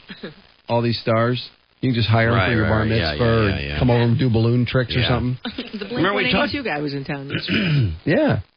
Remember we talked to that guy, too? You could have a celebrity call you on your birthday. Remember that? Oh, yeah. Those were really C-level celebrities, though. Yeah, as these are. And they wouldn't even... All you could do was say, I'll ask them to call between... You had to give them 3 different hours of the day. That's exactly and right. if you weren't home, they just would leave you a message wishing you a happy birthday or whatever. Yeah. And if people thought that they were going to have a little conversation, forget about it. No, nothing. Forget about it. Happy birthday. And if you go, hey, so how's everything going? They'd just go, bye. Click, gone. He wanted us to get involved in that. Yeah, we're he sure did. Wait a second. Can't you just talk to them for a minute or something? Yeah. No, because it just gets too complicated. They just wish you a happy birthday, and then they're gone. They're gone. Wow, you should have one call you. That was funny. And they literally urged you to instruct the people to say, yeah, thanks a lot, bye. Because they'd be saying bye any second, and it could just look bad. If you asked them a question, they said, bye. Yeah. This is what people charge per hour. Vanilla Ice, $15,000. No way. Yeah, can you believe that? Please. For a teen star, a teen queen like Raven Simone, $20,000 to $35,000. What? Susan Lucci, $50,000 to $75,000 an hour. An hour. Britney Spears, she's done a few of these, I guess. $1 million if you want to come to your house and do a concert. Ugh. Jeez, why would you want that? Oh, I don't know. Over $1 million, Jennifer Aniston. Really? For $2 million, Christina Aguilera was flown to the south of France by private plane to sing for an hour at the wedding of billionaire Andrei Melchenko. There wasn't a dry eye in the house when she sang Beautiful. Yeah, they're crying when they saw it cost $2 million. That's why there wasn't a dry eye. God, how stupid. You can rent Paris Hilton for a 20-minute appearance for $200,000. $200,000 for that battled whore. And get this, this club hired her to show up. Yeah. She was 6 hours late, and they paid her $200,000. Is that right? Yep. And she left after 20 minutes. Wow. Didn't even stay 5 minutes extra for being 6 hours late. Huh? Halle Berry showed up for a Walmart shareholders meeting. They hired her for an hour. $500,000. Oh, my God. What a farce. The Rolling Stones played a 60th birthday, this guy's 60th birthday party in Las Vegas. They were paid $11.5 million. Wow. Oh, my God. They played for 400 guests. Doesn't say how long they played, but they were paid $13 million to do a 40-minute gig at the Hard Rock Hotel and Casino in London. Man. God, these people. Holy smokes, the money. The money. Mariah Carey played at a birthday party for a wealthy businessman in Russia. $1 million. $1 million for that big fat ass. Lindsay Lohan, $50,000 an hour. Just to have her show up and bitch. Yeah. God, is that revolting? Isn't that awful? It's like people just have so much money. I guess they do. I know we keep hearing about everybody struggling, and yet the money is flying all over the place. God almighty. God, look at this guy. Nikki Hilton is 5'7". Paris is tall, isn't she? I don't know. Yeah. I've only seen her laying down. Nikki's 5'7". She's dating a guy that's 5'5". And does he look like a putz? Let's see. He's in Entourage. Kevin Conley. Oh, yeah. He's short. That's right. Oh, boy. It's funny, when you see him on that show, he just looks like, relatively cool guy. See him next to a tall woman, and he just looks like a putz. Look at him there next to Nikki. Oh, yeah. Yeah, he is somewhat of a putz. He looks kind of silly. Hugest forehead. Mm-hmm. Oh, my God. Who's Nicole Kidman with? Keith Urban is her boyfriend. Is that who she's with there? Yeah. Yeah, she's nuts about that guy. Yeah. What's that guy do? Country music singer. Oh, yeah. So Renee Zellweger. What's with these Hollywood chicks falling all over these musicians now? Well, I don't know. Country music guys? That's not too cool, is it? And couldn't you at least get a rocker? That's pretty wacky. True to Year brought to us by, how about Detroit Medical Center. Whether you're a professional athlete or a weekend warrior, sports injuries can really be a pain. DMC's Rehab Institute of Michigan has more than 23 outpatient facilities with expert staff ready to help you. Call today, 888-DMC-2500. The confirmation hearings of Supreme Court Justice nominee Sam Alito are underway now. They first are puzzling out the questions fired at him by Vermont Senator Pat Leahy over the kind of power the president should have. It was somewhat akin to is God so powerful that he himself could create a rock so heavy he could not lift it? We passed a law saying it's against the law to murder somebody here in the United States. Could the president authorize somebody, either from an intelligence agency or elsewhere, to go out and murder somebody? Neither the president nor anybody else, I think, can authorize someone can override a statute that is constitutional. Yeah, I think Alito had trouble with that one because it was so dumb. But they're on their way. Kennedy is next, and they'll fire questions at him all day long in these confirmation hearings for Judge Alito. Brimming with Bremer these days. We can't get away from him. He wrote a book, and he's all over the place. And the guy who was in charge in the Green Zone in Iraq shortly after the fall of Saddam, Paul Bremer, was on Dateline last night, says that he tried multiple times to get the White House to hear him about how they needed more troops in Iraq to stop the backsliding of cities into the hands of insurgents once we had fought to free them. But I wasn't looking for another job. This was my last service in the government, and I didn't have to please the president or anybody else. I've always felt that he deserved, therefore, to get my direct views on any matter that he cared to ask about. And what was his reply when you shared with him your view that force protection wasn't up to estimates? This president's style is to ask a lot of questions, to probe, to ask follow-up questions, but not to say at the end, well, gee, you're right, or I agree with you, or something. His style is to guard his counsel, and I think that's quite wise for a president, so he doesn't have a lot of people like me afterwards saying, here's what the president said to me. So was the cowboy, just a few blocks from the Fillmore Elementary School yesterday. A creep grabbed two little girls in Sterling Heights. They wriggled away, though, and ran to school the cops. They did the right thing. The cops were called, but this guy, supposedly skinny, in his mid-30s to 40s, wearing a cowboy hat, walked away from the scene when the girls got away. So they're poring over lists of sex offenders living in the area because they think maybe he knows the neighborhood. This dog food debacle killed a slew of dogs who ate themselves into liver failure in 22 states, including Michigan. A company called Diamond Made Dog Food. They had these several brands that supposedly accidentally got a toxic level of corn mold. The company says pet owners didn't hear about it when they recalled 800,000 bags of this stuff. And as a consequence, many pets died of liver failure, sometimes after only one meal of this stuff. The story is so maddening. Can you believe Diamond this? Pet Food. Now, how can this company ever sell pet food again? Who would ever buy their pet Nobody food in their again? right mind. Well, They've killed people's pets. Oh, my God. A lot of people didn't hear about it, so I they know. kept buying it. Well, I didn't hear about it until yesterday, and I saw this woman whose dog, she had 2 dogs, and one of them died. She's like, our dog entrusted us to feed it and keep it safe, and we killed our dog. I'm like, no, shut up. You did not kill your dog, idiot. It's not your fault. You didn't know. Well, I mean, you know how food I was actually recalls mad at her. go? I mean, they're everywhere. You really hear about anything that's being recalled if it's a human food object. Yeah. It's funny you didn't hear much about this, but I know. so many animals died as a result. God, is that terrible? And this is a dog food. I mean, these are the people that... All these people. I mean, if I was in the dog food, if I was one of their competitors, man, would I get my advertising lying up there. Say, hey, keep that dog alive. Buy our dog food. Diamond, Country Value, and Don't let those jackasses kill your dog. brands are the labels of this Diamond pet food. Nice that going. They say they're recalling. What's the excuse for this?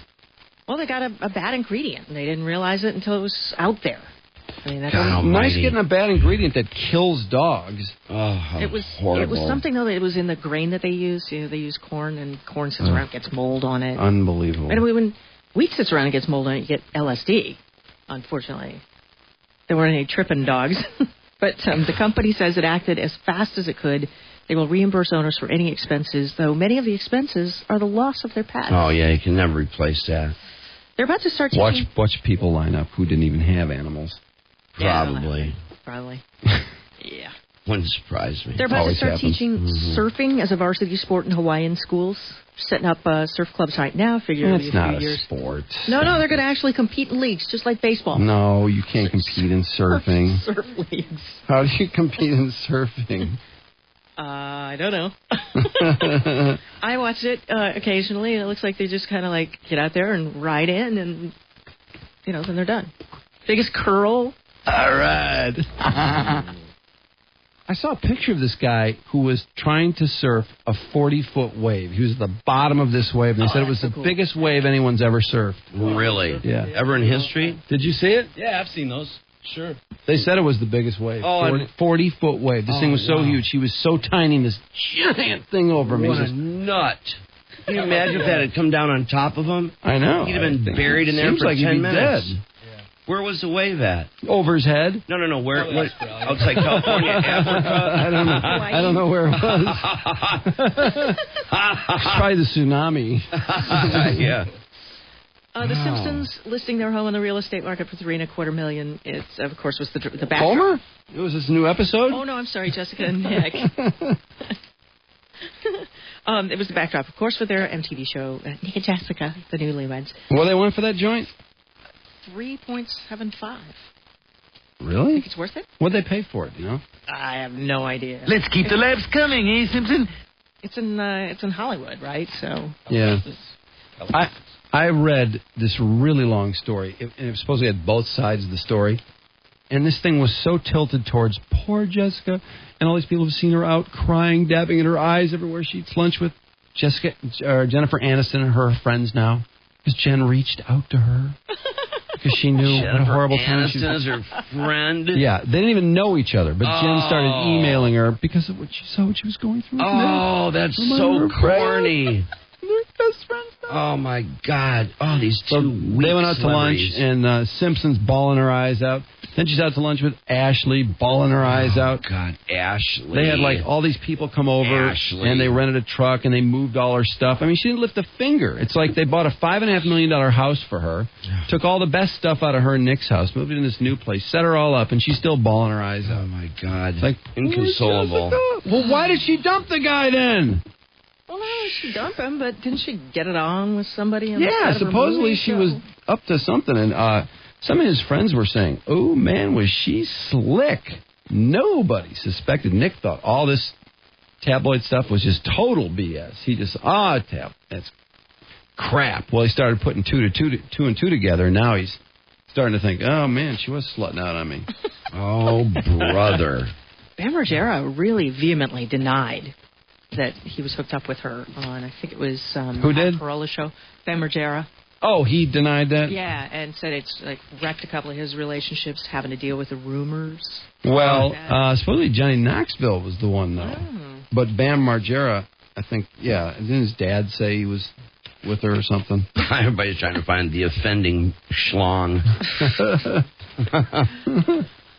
Well, at least, speaking of slongs, they have their sense of humor back in Croatia. After all of the turmoil in that country, police in Karlovac were called by people complaining of a giant penis in the town and found it had been sculpted from snow by some surprising young lads in the town square. 17-footer. And realistic, yet humorous enough, the police decided to let it just melt on its own. Trudy Daniels with Fractional Radio News. 17-foot penis. Yeah. They let it melt, and eventually it looked like Bobbitt's penis. Linda It was Lovelace. half melted. Linda Lovelace's birthday today. She would have been 57. Who? Linda Lovelace. Linda Lovelace. Deep Throat. Boy, I just was watching that Inside Deep Throat documentary. She was an amazing talent. I don't think she gets nearly enough credit for what she did. That was incredible. What a talent. I don't know what you mean. I haven't seen it. I could show you. Worth watching? Yeah, I think it is. Oh, I think okay. definitely worth watching. Wow. Unreal. Sports is brought to you by Macomb Community College, taking life to the next degree. Registration for January classes is now underway. Call 866-MACOMB1 or visit macomb.edu. And this former swimming star, Eric Namesnick, one of the most outstanding swimmers in U of M history, but Monday morning he was recovering in critical condition after suffering 2 punctured lungs and head injuries in an ice-related traffic accident in Pittsfield Township. Saturday morning, there were like 120 accidents in a 4-hour period around here.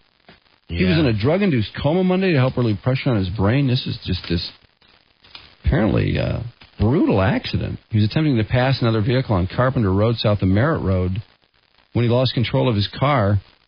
According to the Ann Arbor News, his car spun on ice, was struck on the passenger side by an oncoming vehicle. He was pinned in his car, freed by firefighters. He's got 2 kids with his wife, Kirsten. And for 7 seasons, let's see. I'm sorry, I'm getting confused with his dad here. Anyway, what a terrible story. I mean, I heard about all those accidents, but I didn't realize anyone was hurt this badly. Hall of Fame today, get the announcement, and looks like a reliever. I don't know, sometimes when you have 3 relievers up or 3 starters up, they all divide the votes, and so it kind of screws things up. But Goose Gossage, Lee Smith, and Bruce Sutter, the 3 of them have been close to the number of votes you need for the Hall of Fame. None of them have quite made it, though. I think Sutter was very close last year, so they're hoping one of them will get in. Then there's Andre Dawson and Jim Rice, very similar players. I think Dawson's the better candidate, really. He's got about 50 homers on Rice, got about 100 RBIs. They both run 8 All-Star teams. Dawson was, they both were MVP once.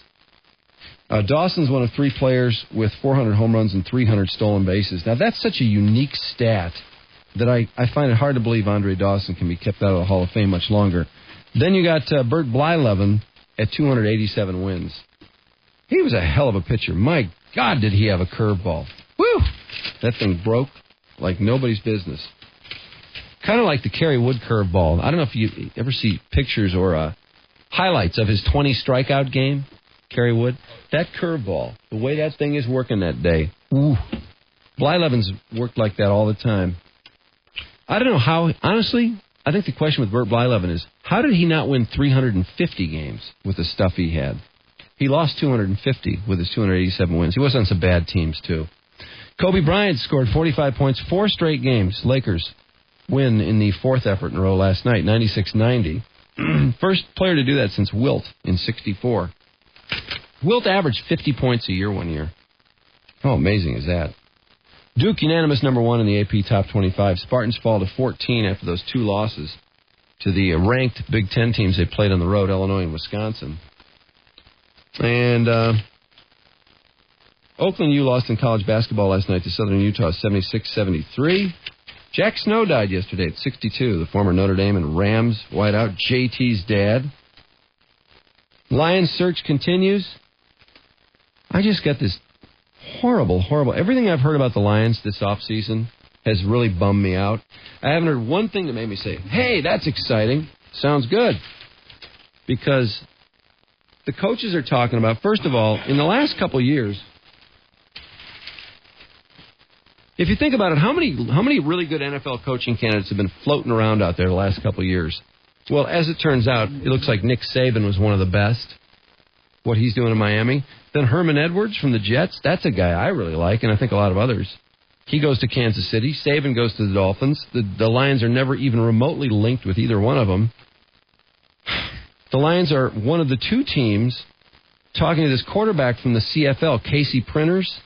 He played for TCU. Has anyone heard of Casey Printers? No. I've never heard of this guy. We're going to end up with a CFL quarterback? I do not trust that guy. God. He's narrowed his choices to the Lions and the Chiefs. Oh, unfortunately, the Chiefs are looking for a backup. The Lions, I guess, I don't know, aren't the Lions looking for a starter? That's how I see it. So, although, who knows, with Millen running the show? To Kansas City, he's a starter, or he's a backup. To the Lions, he's a starter. He's the main man. He was the CFL's MVP in 2004. I don't know what that means. I mean, Doug Flutie was the CFL MVP like 5 times. He was. Safety Sean Taylor fined $17,000. Max Martin leaving U of M to go to Alabama. And Marcus Vick, now he's pulling guns on people. He was just stepping on people. Now he's pulling guns. Tomorrow he'll be murdering ex-girlfriends and waiters. Rafael Furcal needs surgery after the Dodgers signed him for $39 million. Jeff Weaver's a free agent. And that goofy story in Montreal where this guy skates out on the ice, this non-Canadian, this Yahoo, skates on the ice and fires a couple shots at the Canadian goalie on the practice ice. The intruder. Okay, here's the story. The intruder was chased to the sideboards by Coach Claude Julien, but wouldn't get off the ice until he was pulled away by an arena worker. So that was an arena employee that was acting all badass. Remember that guy? Yeah. I knew that was some powerless person who suddenly felt important. It was his chance to go, hey, I'm the least empowered person in this arena that's allowed to be here, so you get out of here.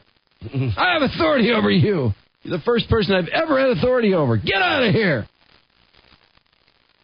The guy that took the 2 shots, by the way, said he was impressed with the Canadian goalie, Theodore. Called him a great goalie. And he didn't score because I didn't have time. I didn't have time. You had plenty of time. I do not trust that guy. Was that funny? That was terrific. That was just hysterical. Oh, boy. Finally, Tom Coughlin and Tiki Barber, they had a little problem after the first-round game because Barber said after the game he thought the Giants were out-coached by John Fox, the former Giants defensive coordinator. Coughlin was really PO'd. I kind of agree with Barber. I thought the Giants looked positively clueless. How bad did their offense look? Now, all we hear about is, well, Eli Manning's young, buddy. Don't tell him. Look what they did in the regular season. Their offense ran pretty. It was pretty nice, functional offense in the regular season. They looked sick in that game, and their defense didn't look all that great.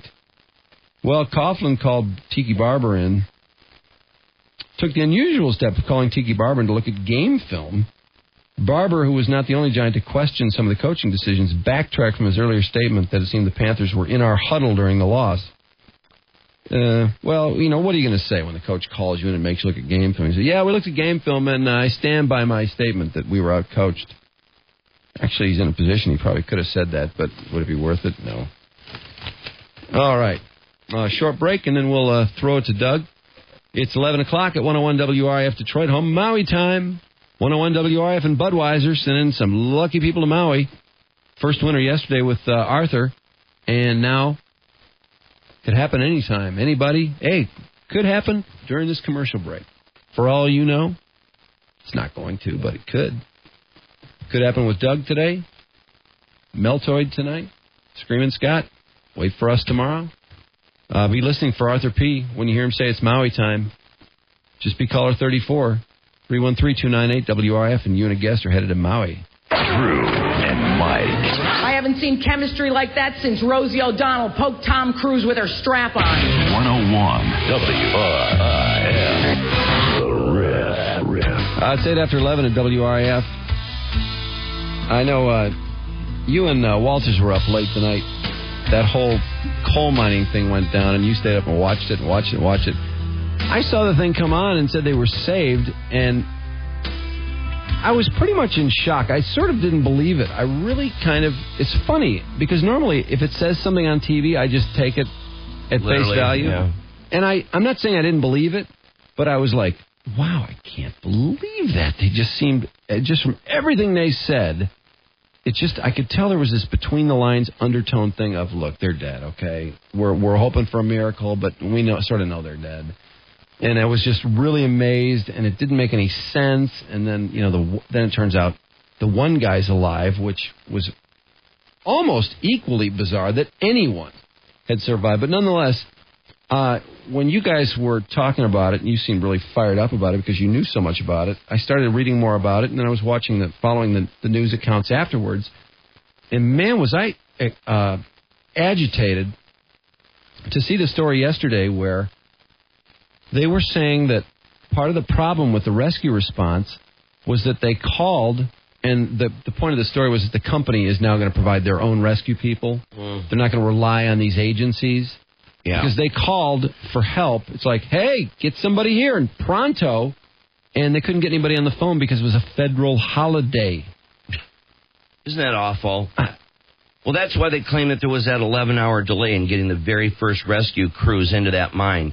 11 hours. Of course, we know from the note and the guy who had a timeline to his death that they were alive for 10 hours. Why are they working on a holiday if you can't get help on a holiday? Well, anyway, some congressman was asked about it. He says, hey, there's a 1-800 number. There's always somebody manning the 1-800 number. I don't see why I need to change anything. I mean, this guy just seemed like he almost didn't. Moron. I know. He almost seemed like he didn't give a crap. Or either that, or he was saying, hey, obviously they called the wrong number.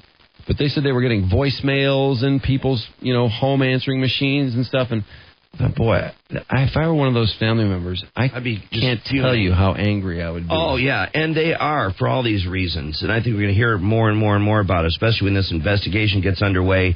And it's exposed even more how outrageous and half-assed this thing was. Because every time you hear it, I mean, we're outraged. Imagine if this was your brother, your dad, or your husband, your son that was lost in here. You'd want to kill somebody for what's happened here. And first of all, for an hour and a half response, and for anybody to call 911, took an hour and a half just to dial 911. And that I'll never understand, given they felt the blast 5 miles away. But, in a way, 911 isn't really even who you call. I mean, for this, it's like 911 couldn't help them anyway, could it? Well, at least it gets somebody moving. I mean, fire departments and police, and at least it gets personnel on the way there, somebody there. But I agree on the fact that if there's a 1-800 number, but you don't have rescue crews available, then what good's the 1-800 number? They're not even in the same state, are they? Didn't the rescue people come from out of state? No, they had to come from elsewhere. Yeah, absolutely. And what the hell is the point of that? What if some guy is buried up to his neck? Well, absolutely. A couple guys are flying in. Just relax. Yeah, and that's just it. It's because because first of all, it's going there and finding these guys, and afterwards you could say, well, let's just take a regular miner, throw an air pack on them, send them in there and get these guys, but you don't know what you've got. If you've got to protect fractures or this, that, and the other, they don't know how to treat these these guys, like maybe CPR or whatever. So that's why when these rescue teams, they had to take regular emergency medical technicians who weren't miners and hook them up in mining equipment. And then babysit them down that tunnel to these guys. Wow. And imagine that. Imagine those guys, how freaked they must have been. Well, I can't get over it. It seems to me that there should have been somebody in this company that was a little more than the pussies they turned out to be. Yeah, you're not kidding. And say, hey, let me get my ass down there and I know. At least inform them they can walk out. Well, absolutely, and that's the sad fact about this.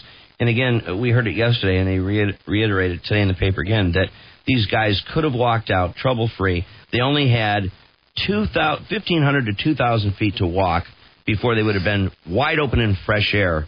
And then but they did what they were told. They did what they were told. Absolutely. And there was smoke and all that sort of thing. Now, they say that they sent a crew in there immediately, but they were turned away by smoke and the gases and all that, and that they didn't know if they had a fire brewing in there. And so, and they've seen that trip other explosions, and so they were being careful. And they also say that they're holding true to federal and state guidelines as far as how they have to rescue somebody. But look, it took 42 hours. I know. 42 hours to get to these guys. That's pretty incredibly ridiculous, isn't it? Especially when you realize that there was nothing at all blocking these guys from just simply walking out.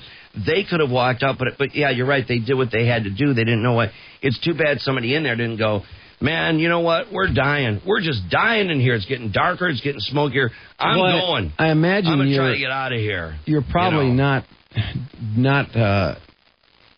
you're not in your right mind, and your energy level is almost completely depleted. Well, these guys were writing suicide, or not suicide, no, I keep saying it. They were writing their final letters to their wives and families. They were eulogizing themselves. I'm like, oh, man. But their words were trailing off, and I guess this one guy wrote, this is weird, this one guy wrote his note, his letters were going downwards, and some were capitals, and some of them were small letters. Yeah, isn't that something? I know, how strange. Susan Ager had a column this morning about just what, in a way, what humanity these guys showed by writing letters at all. Oh, she was saying, gee, would you write a letter if you were in that circumstance just to make everybody feel okay that you didn't suffer or something? I'd write a letter, that's really pretty amazing. Yeah, you'd write a letter. I'd write a letter. Absolutely. If you had pen and paper with you, absolutely I would, and you would.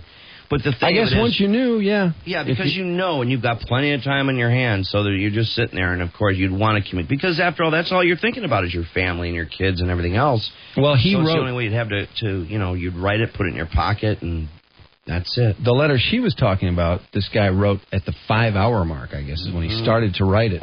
Right. And then on the 10th hour is when it trailed out. And she was saying, and I kind of agree with her, that it was surprising that these guys didn't write stuff like, sue the bastards! Yeah, right.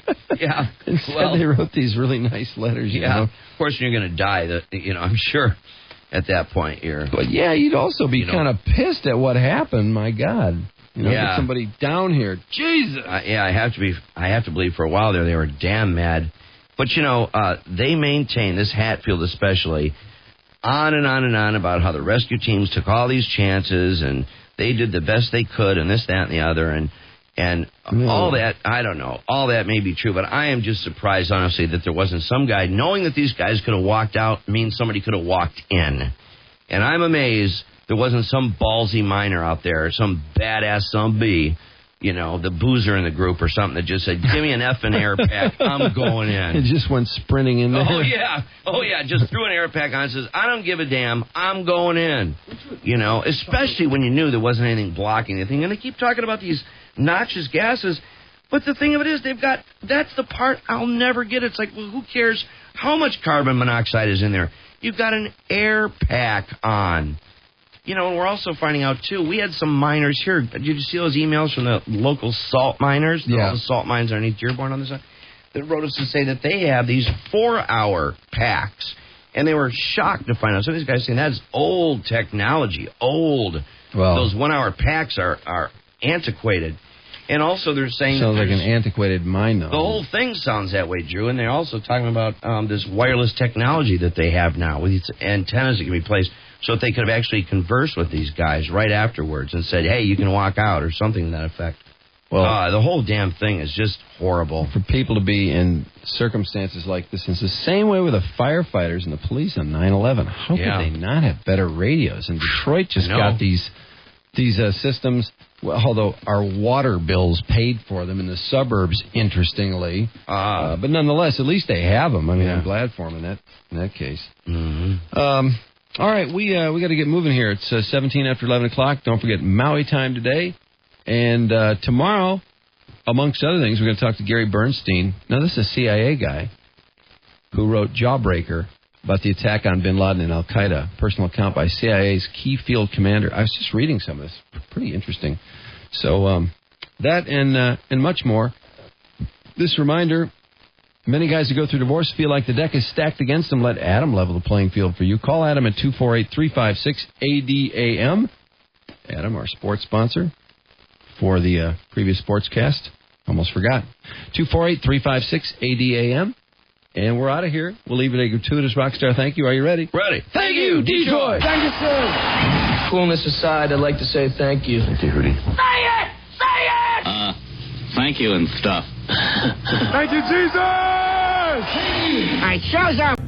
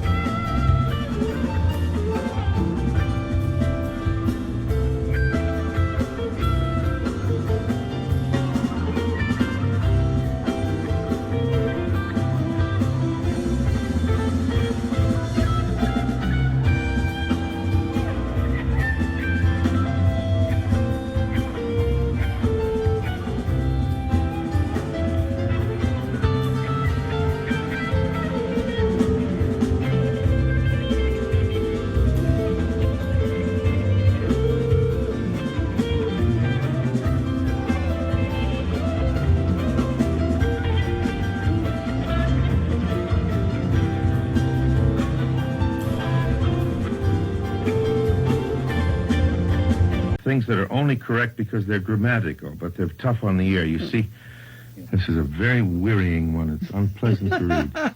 Unrewarding. Unrewarding. Because Findus freeze the cod at sea and then add a crumb crisp coating. Ooh, tough on the ear. That's tough, crumb crisp coating. I think, no, because of the way it's written, you need to break it up, because it's not as conversationally written. What? Take crumb out. Take crumb out. Good. Here under protest is beef burgers.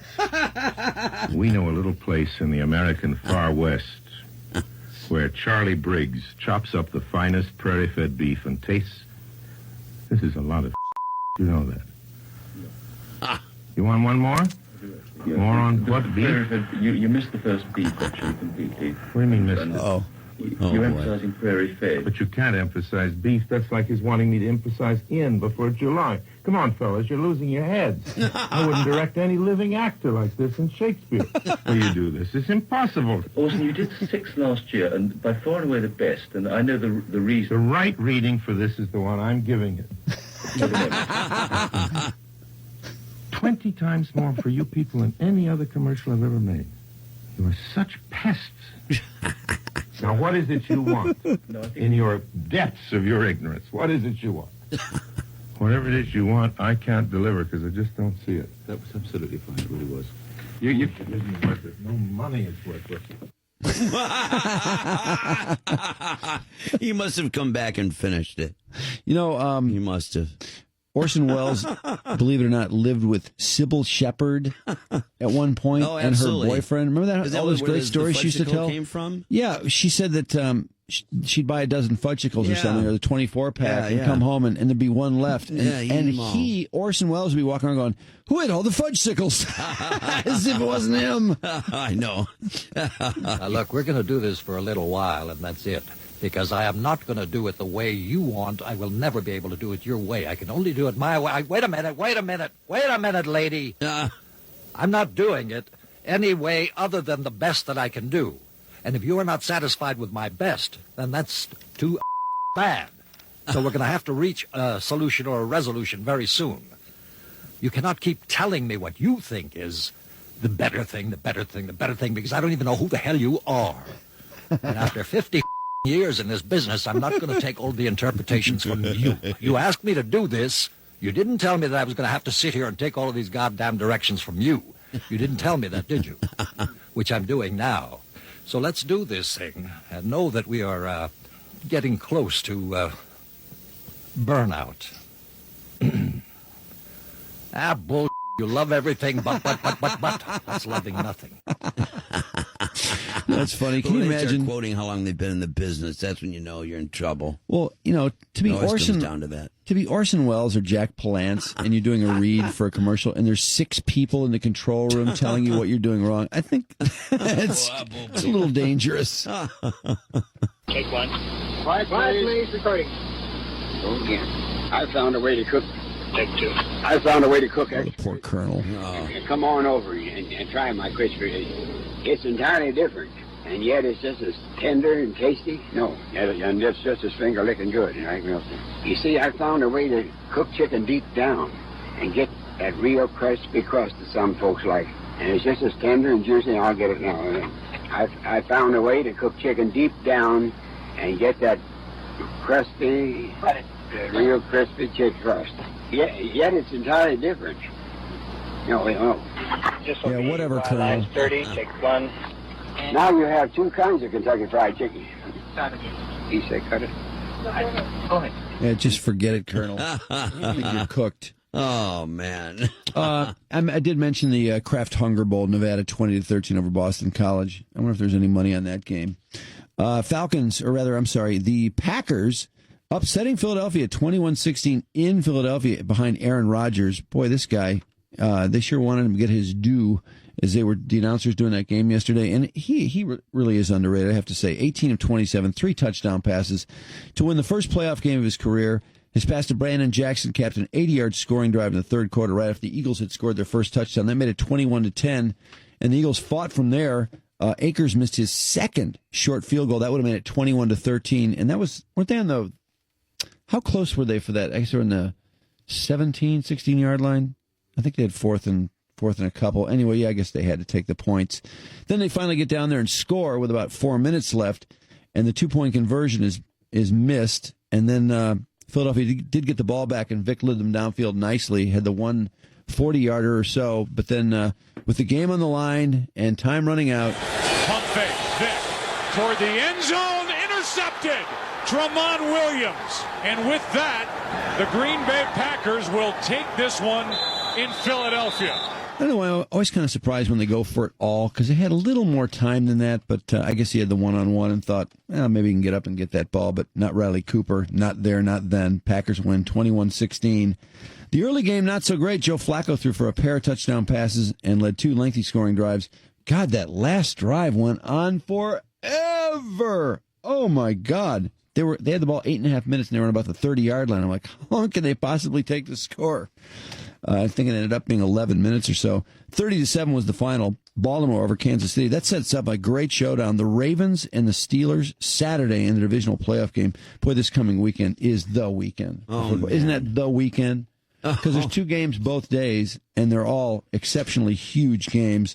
Hall of Fame nominations. Curtis Martin, Jerome Bettis, Marshall Faulk, and Deion Sanders among the 15 finalists. Also Tim Brown, Andre Reed. I don't know how they eliminate anyone from this list, by the way. Chris Carter, who's been passed over a couple times. Offensive lineman Dermody Dawson. Defensive lineman Richard Dent. How do you pass on Richard Dent or Cortez Kennedy or Charles Haley or Chris Dolman? All those guys deserve it. And then Shannon Sharp. I think he has the most yardage among tight ends or close to it. Along with NFL filmmaker Ed Sable. Ed Sable in the Hall of Fame? He ought to be in the Hall of Fame. I'm down with that. Really? Yeah. Over Fred Dean? What, was Fred Dean left out? Oh, no. Snubbed again? No. Dean, I think, actually is in. Chris Carter, did you say? Yeah, Chris Carter's been passed over a couple times. Ed Sable's in and not Chris Carter. No, Sable's not in. He's these are the nominees. Now, they'll whittle this down, I think, to 9 or 10 guys. Gotcha. Calgary Flames forward Tom Kostopoulos suspended 6 games by the NHL on Sunday for his headshot on Brad Stewart. Stewart hurt in the third period of the Wings 5-4 shootout win at Calgary Friday night.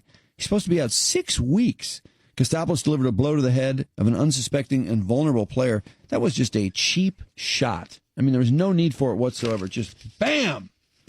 Oh, he's hurt? Oh, I'm so sorry. Pistons and a deal to get Rip out of town. And essentially, this is another case where the Pistons are trading for cap space, not players. It'd be a 3-way deal, I guess, and it eventually brings Carmelo Anthony to New Jersey. It's Denver, the Pistons in New Jersey, and the trade would reunite Chauncey and Rip in New Jersey, along with Carmelo Anthony. There has been progress, but there are some roadblocks amongst them. If Anthony refuses to sign a 3-year, $65 million contract extension with the Nets. The Pistons would get Troy Murphy in this deal, whose contract is up at the end of this season. So, it seems to me about the 3rd or 4th time in recent years the Pistons have made a fairly big trade for cap space. Don't they have to do something with the cap space at some point that eventually makes it so they're not making these deals anymore? I don't know. Great college basketball game yesterday. Michigan and Kansas, number 3 team in Ann Arbor. And they'll have the number 2 team, Ohio State, there Wednesday. What a week.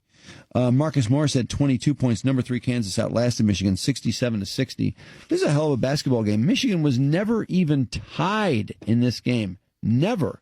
Until, I think it was just about 20 seconds left when this happened. Make sure it's something inside the 3-point line. 4 on the shot clock. Turnaround jumper.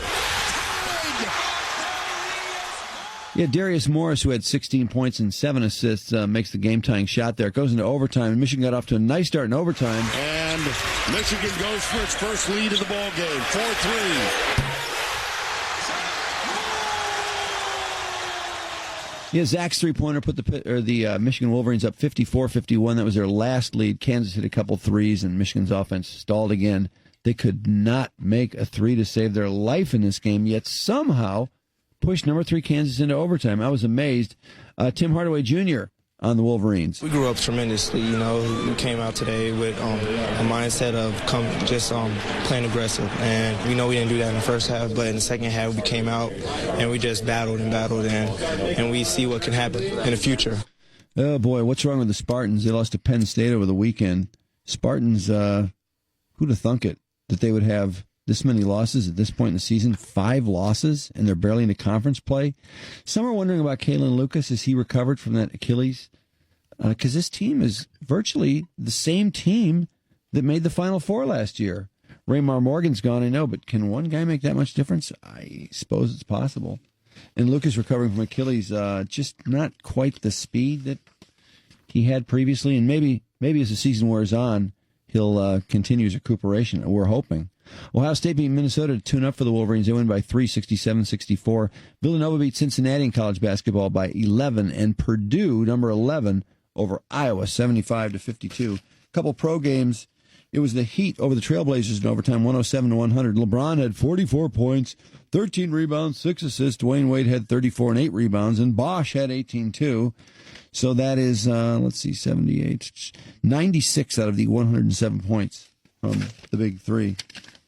Michigan's coaching situation. Well, of course, Harbaugh made it a little easier when he signed with the 49ers 5 years for $25 million. That leaves Brady Hoke, who, according to Bodog Sports, the online betting site, Brady Hoke is the favorite at 3-1. I think Les Miles would be the favorite myself, but he's listed as a close second at 7-2.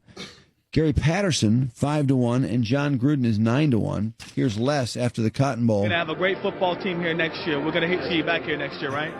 No, I don't want to be back in the Cotton Bowl next year. I want to be back at LSU next year. No. I know exactly what you're saying, but I don't want to be back in the Cotton Bowl. I want to play for bigger stakes. Okay, you gonna be at LSU next year?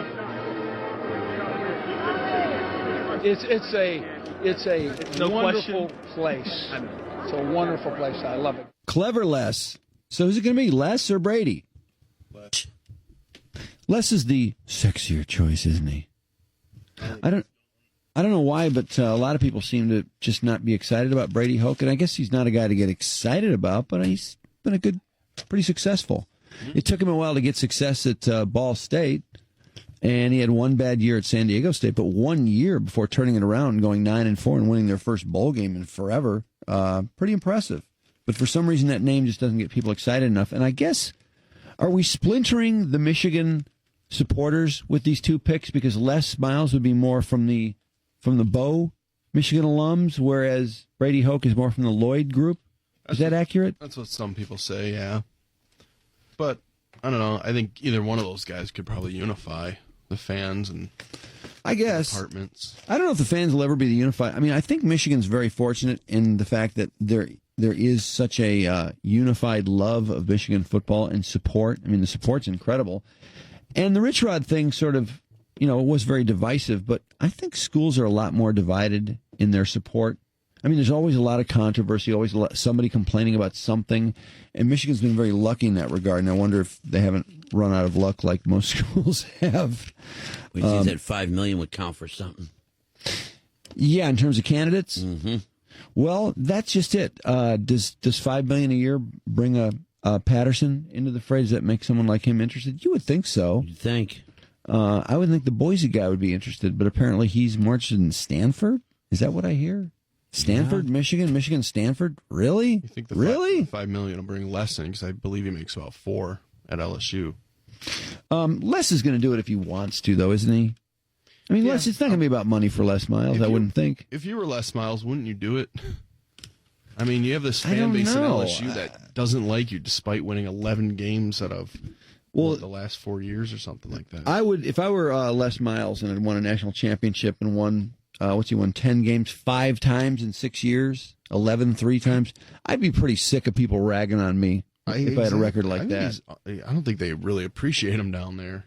No, it sounds like anything but. In fact, my understanding is if he leaves, a lot of people actually would be excited about that. Yeah, that's what he's people are saying. Completely unappreciated. It all comes down to a couple of crazy endings, and he was blamed for some bad clock management, and so I guess people feel he's not worthy of LSU anymore. Not that there are any strangers to it, but he's had some NCAA sanctions down there hooked to recruiting, so... Yeah, and, that's one thing, too. I've been reading a lot about this lately, the fact that in the Southeast Conference, you can sign 40 guys to scholarships and be 10 over, and then you just get 10 guys to quit, basically, to the 10 guys that didn't pan out. Mm-hmm. And you can't do that in the Big Ten. So, I don't know. Would he miss that? Of course, just really making Michigan, well, what a shame.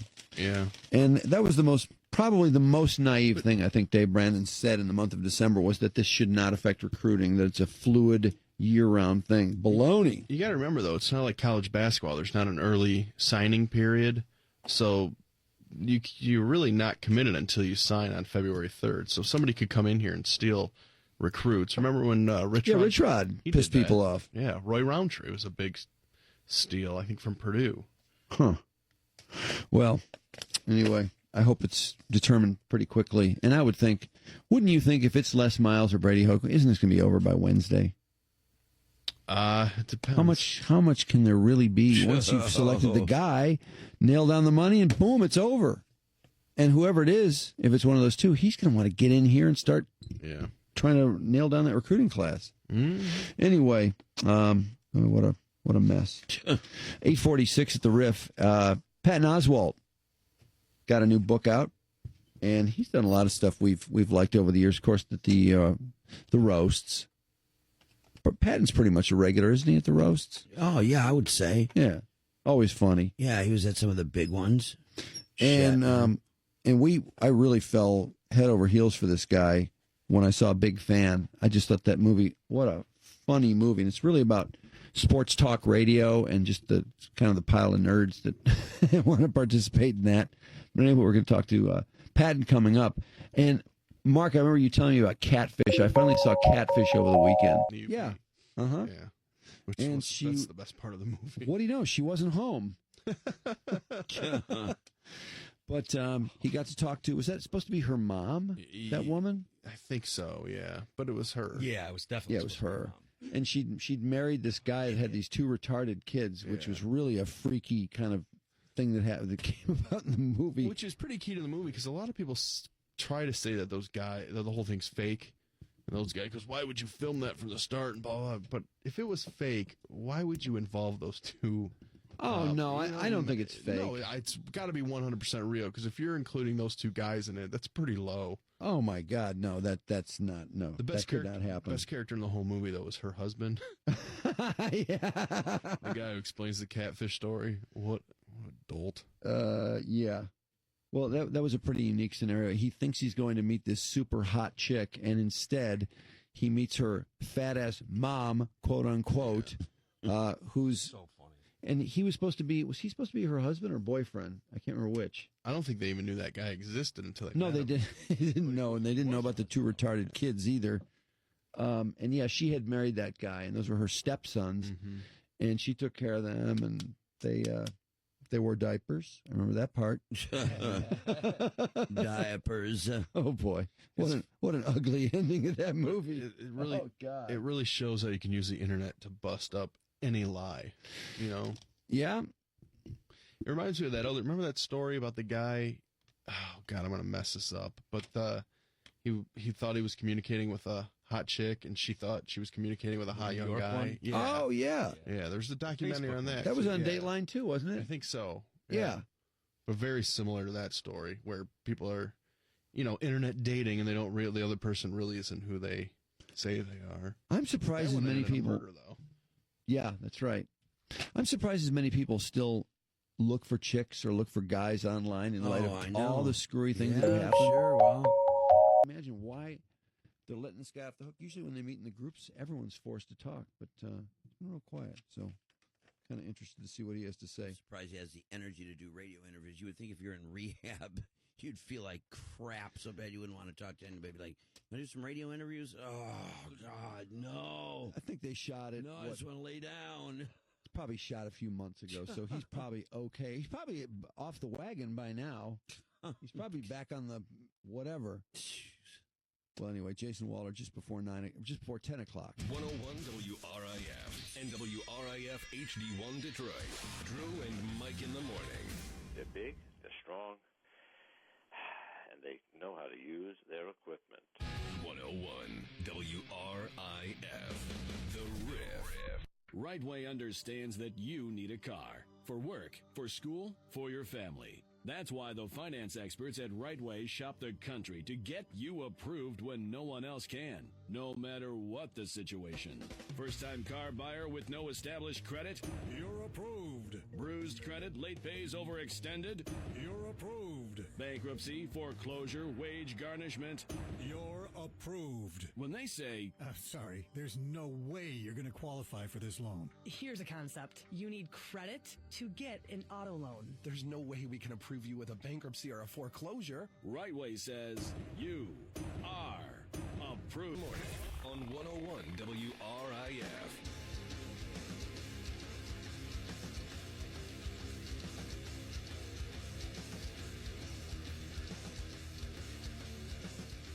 .905 at the Riff. Hopefully I can mention it without laughing again, because I swear I haven't laughed that hard since I don't know when. There's a woman in Arizona who was not only a witness, she was involved in apprehending this a-hole, Jared Lautner, that shot the congresswoman and about 15 other people. By the way, can they come up with another picture besides the picture of Jared Lautner laughing or smiling? I know. I mean, it's funny how they get that one picture, and that's all you're ever going to see, no matter how many days, weeks it drags on. My roommate in college had a real smiling picture, big, like ear-to-ear grin, his baseball picture. And he gave up a 3-run home run in the bottom of the ninth to lose a game against North Carolina. And the next day, there's a picture. Duke Dickerson gave up winning home run, and there's Duke smiling ear-to-ear. Yeah. Yeah. They never seem to pay much attention to the photograph they ever use, anybody. I didn't know if they were making fun of Duke or they probably they just pay attention. Yeah, They that's probably just the only grabbed the picture they had. Oh, God, yes. I mean, do we have a picture of this guy? I don't know. Here's one. Fine. Done. But I don't know where that Lautner picture came from, but it sure as hell, I mean, it's kind of menacing seeing this guy laughing after he just killed 6 people. Mm-hmm. But in the midst of all this, there's this older woman. I don't know, was she 60 years old or so? She's got white hair, so she's got to be up there. Yeah. And she was sort of explaining how the guy was apprehended. In the middle of her conversation with CNN, the most ridiculous ringtone on this guy's phone standing next to her goes off. And it's just such a dumb ringtone. And we just, I couldn't stop laughing. Plus, we heard the guy answer and say he'd call back. And it's one we've sent it to him as one of the default ringtones for Verizon phones. Right. If you didn't want to buy one, it's, one of the ones you just sign. a default. It's a really corny ringtone.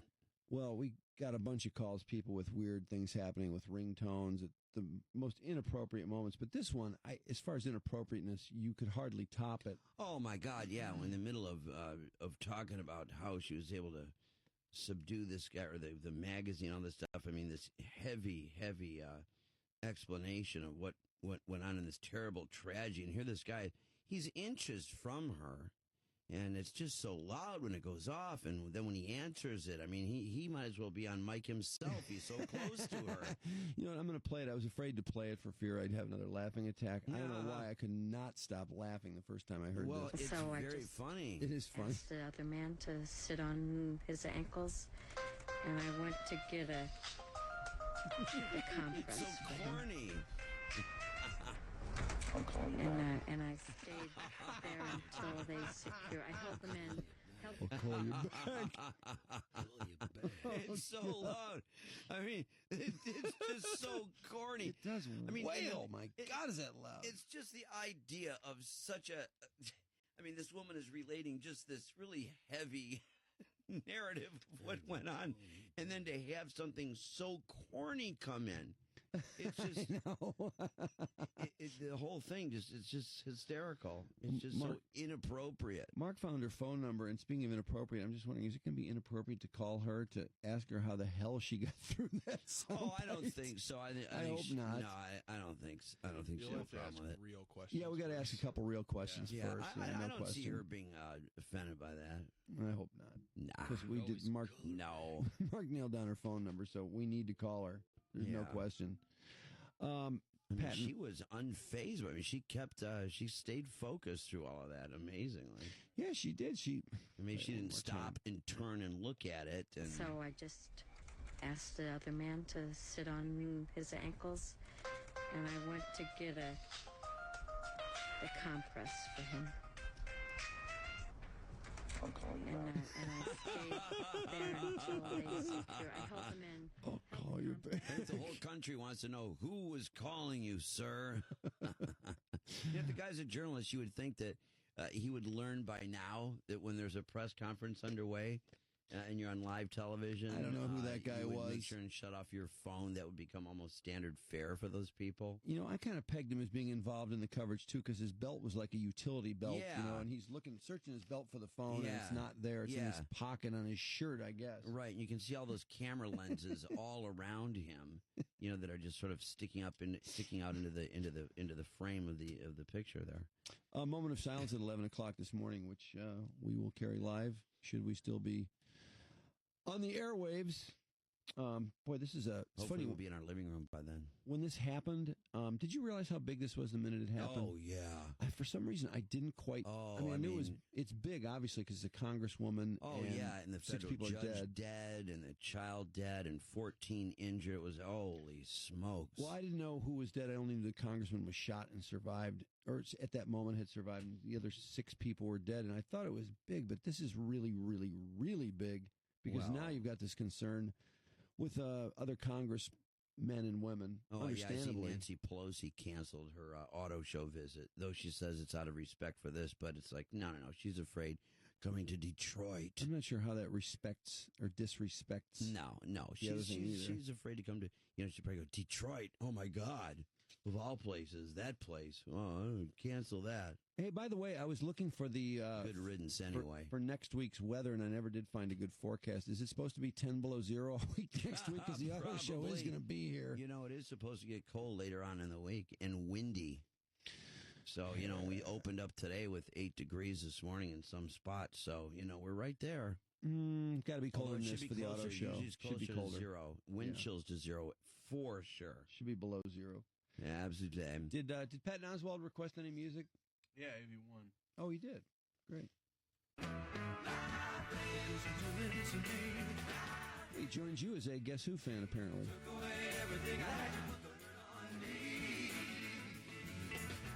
He's got a book, Zombie, Spaceship, Wasteland, a book by Patton Oswalt. Again, 12 after 9. 20 degrees, 26 for the high. Tomorrow, heads up a bit. An inch or 2, possibly. Scattered snow showers with accumulations of, again, 1 to 2 inches. Might be steady and heavy when it does hit. 20 It degrees. could be 2 to 4 even, depending on how that front comes through. Heads up. Yeah. 20 now at the Riff. Hey, Patton. Hey. How you doing? See, I would have thought it was based on the Jim Rome show, just the way the rants are set up, and and that was just so brilliant. Those that have not seen it, this character is, pardon this, but just a humongous loser who puts together these rants all day and all night, writes them down, and is constantly honing them. And I love the part too where your friend calls you after you're on the air, after you've laid your rant down, and tells you how great you are. Yeah, that was. I mean, again, it was such a well-written script. Yeah, whose brain did that come out of? The guy who wrote it is Robert Siegel. He also wrote The Wrestler, and he was the editor at The Onion for years. Okay. Well, it's somebody who's really got a love of sports and sports talk radio. There's no question, because it just was. Did you, when you read that? Because I'm not sure how big a sports fan you are. It sounds like you're not a huge sports radio head. Did you get it right away?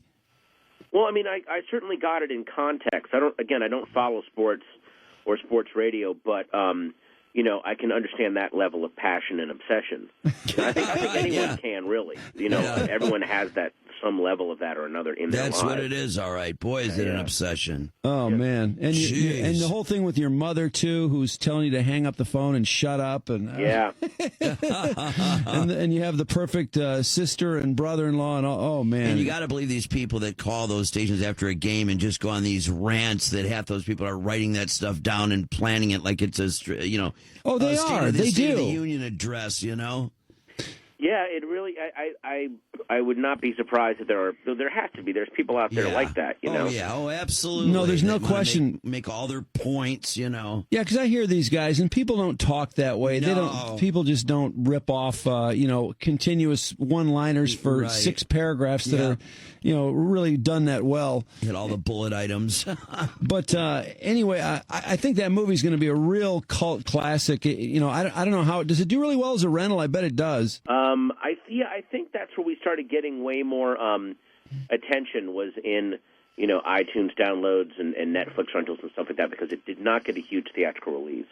Yeah. Yeah. I think if only people knew. I mean, isn't that just the way it is, though? Do people really have any idea what is the best written, performed in terms of movies? I mean, anything, song, music. It's just that's the way it is. I mean, the publicity machine is such a big part of it. But yeah, the word will get out. It'll get out. I hope so, man. That film, deserves more attention than it got, I think. Definitely. Yeah. That's gotta be frustrating. I would be pissed if I put something out there that was that good. And That'd drive me nuts. Yeah. I think that the guy that made it, the right people liked it, and he's getting way more offers to do other stuff that he likes, and, it certainly helped me, too. So, you do something that you love for the opportunity, I think, not for the praise, but for the opportunity to do more stuff that you love. Yeah, after all, would we be reading Zombie Spaceship Wasteland, a book by Patton Oswalt, had he not done Big Fan? Probably not. Well, who knows? I mean, who knows what I would have done after Big Fan, or if I had not done Big Fan, if I had just kept writing. Actually, you never know. We've been well aware of your work, Patton, for quite a while. We've seen you on Comedy Central. And by the way, nice work on the roast, which we love the roast. Thank you. And the stuff with William Shatner and Flava Flav. But I mean, well, all of them are spectacular, but those two were just terrific. And I was waiting to see what Shatner would do when the first 2-page joke hit, because boy. Well, he's not got a great sense of humor with that, but he rolled with it. It was really fun.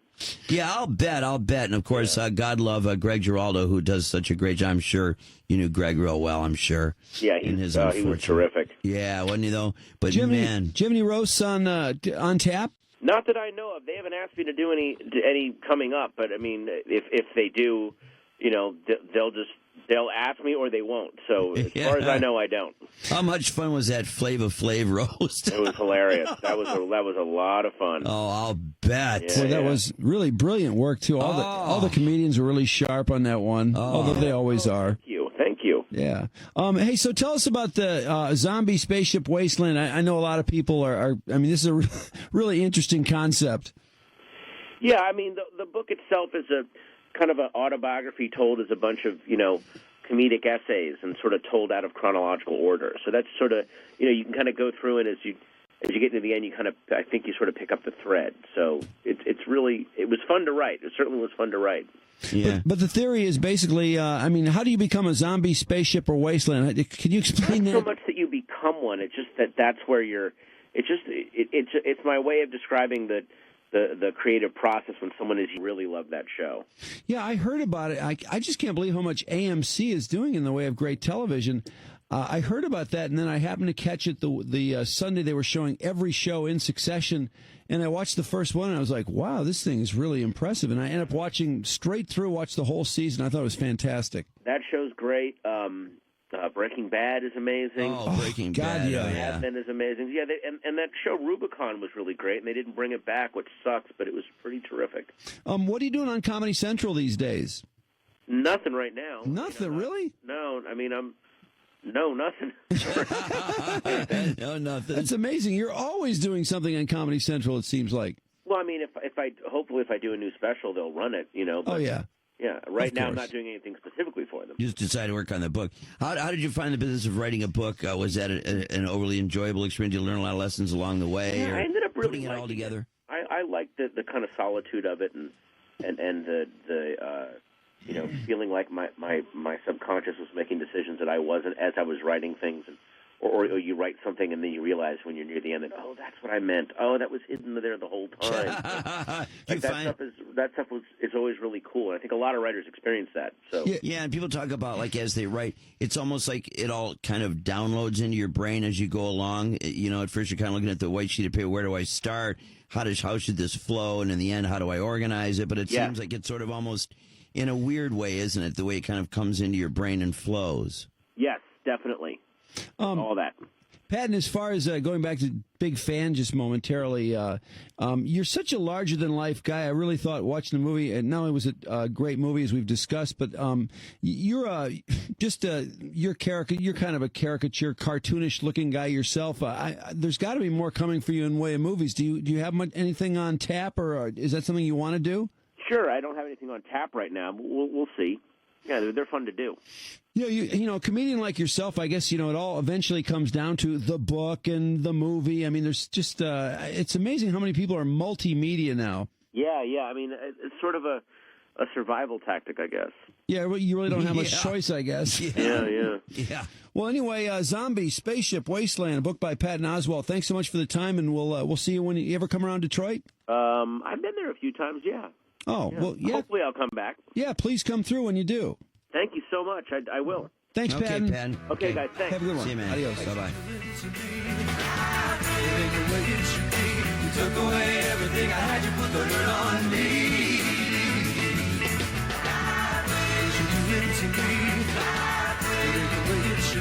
You took away everything I had, you put the hurt on me.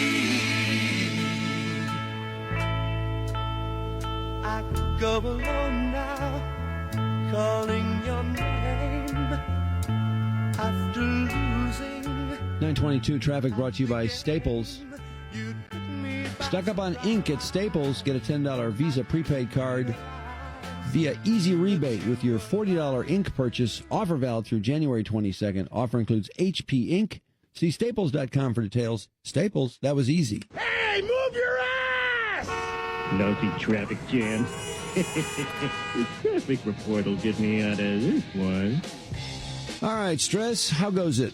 Hey, well, we had like 5 accidents last hour, down to 2 now. This will be 94 westbound between US 23 and State Street. And that actually is, that's closed. Wow. 94 westbound between US 23 and State is closed for a monster accident. And that's backed up all the way beyond Michigan Avenue.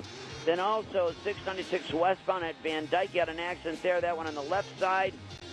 And that is it. That is the nightmarish hell of traffic. Alrighty. Did you watch Simpsons, Trudy? I missed it last. I've been missing The Simpsons a lot lately. You know, I was missing The Simpsons for a long time, and now I'm watching it again. Hey, it's like, starting a new love or something, right? It is a love affair with The Simpsons, no Yeah. question. I took it for granted. I stopped watching, would watch reruns occasionally, but I watched it about a month ago, and I was like, God, this show is so brilliant. Why do I ever miss it? And last night it was typically brilliant. Oh, no kidding. We'll start off with a little segment on dodgeball, which was great. The 4th graders against the 5th graders. Right. And Bart and this other guy, it comes down to those two. And, of course, Bart wins when he pummels this guy. First, he steals the ball from him. They're both standing right near the line. And Bart reaches over and grabs the ball from him and just fires it at his head. The ball goes a mile into the air, and they start celebrating. And, of course, I was thinking, hey, wait, the ball hasn't landed yet. Mm-hmm. Aren't they celebrating prematurely? And sure enough, like 2 minutes later in the show, the kid catches the ball and declares the 5th graders the winners. But, yeah, anyway, it was just a fantastic episode. I forgot, why was Marge getting together with her old girlfriends? Or she wanted to have a girls' night out? Yeah, well, she used to get together with them when Bart was a little kid. Right. And then thought that they were a bad influence on Bart.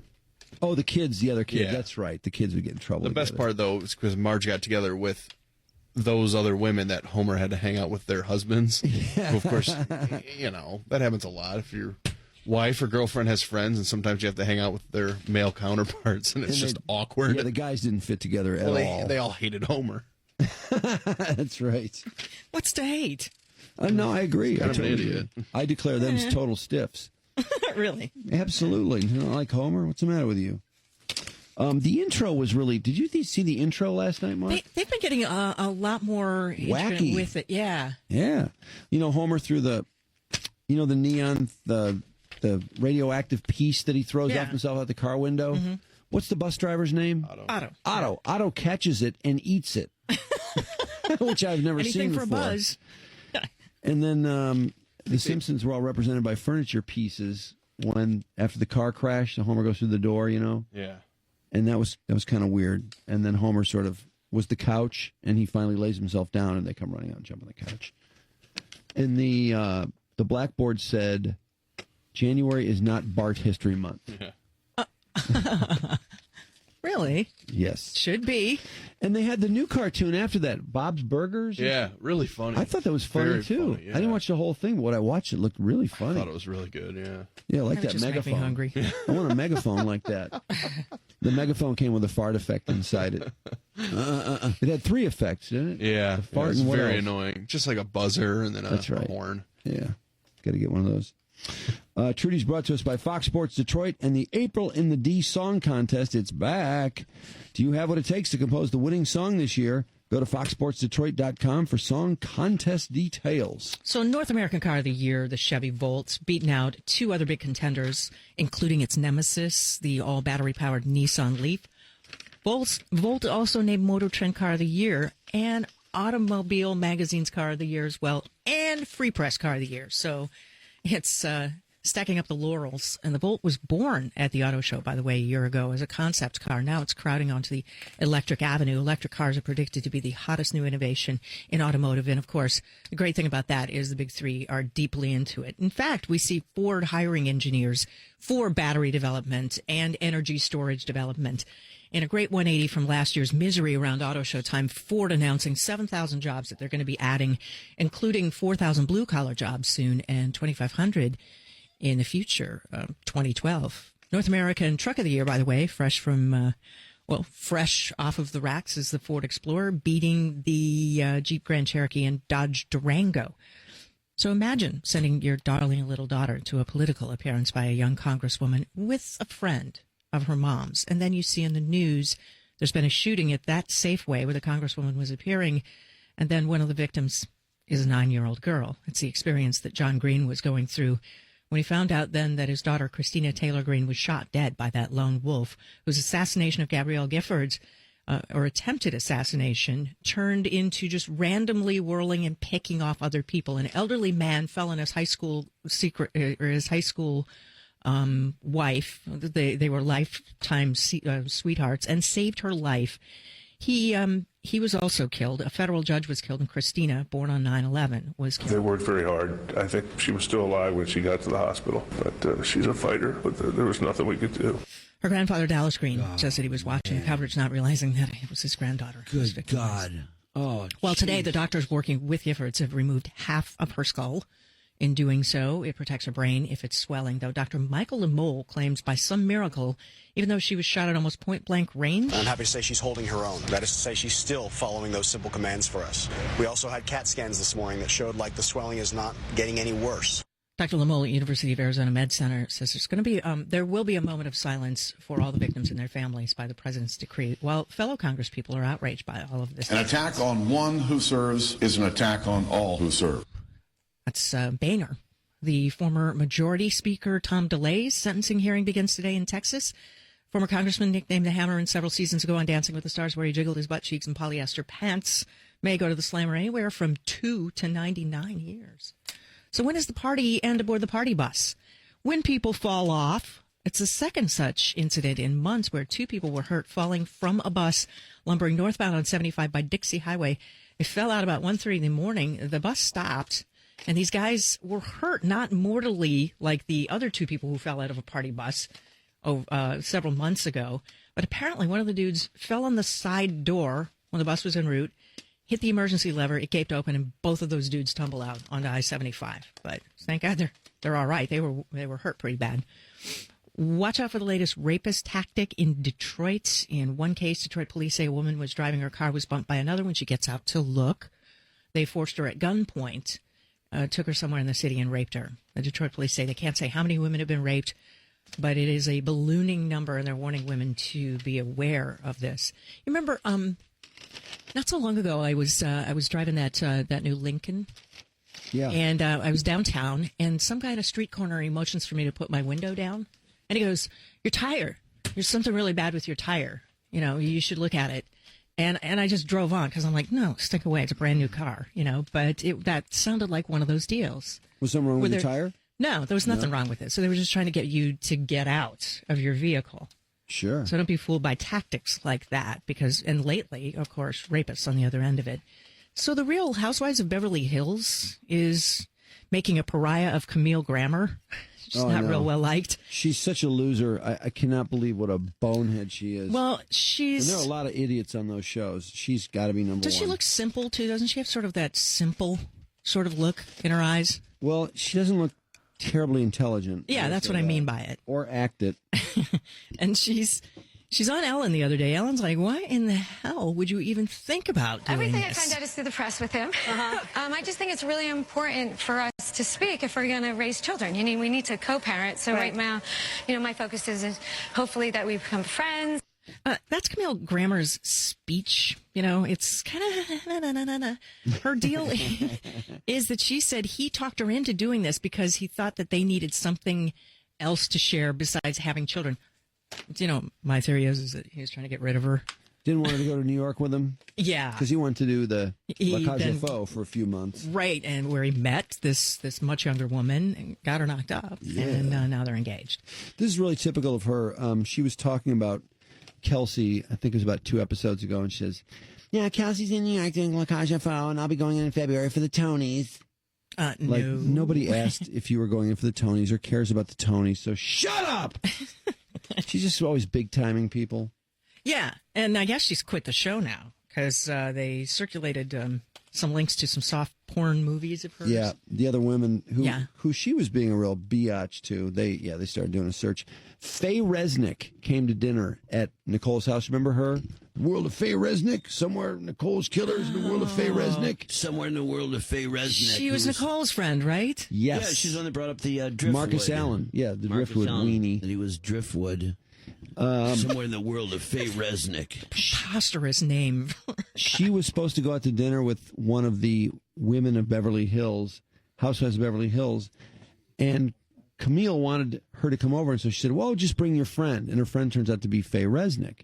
Well, they're just kind of talking and having a drink, and all of a sudden, Camille, out of nowhere, goes, I know where I know you from. You were in Playboy. And then when they go off camera to something, obviously they taped later, and she said, I can't believe what a skank she is to go nude in Playboy after 2 people died. And, of course, Camille's been nude in Playboy like 4 times. Has she? Is it good nude, though? And every time you think about her nude, don't you think about her butt IBS? mouth? Yeah, I know you do. You look real close. Look, is there any Butt evidence of her stains. IBS Look for the in this stains. picture?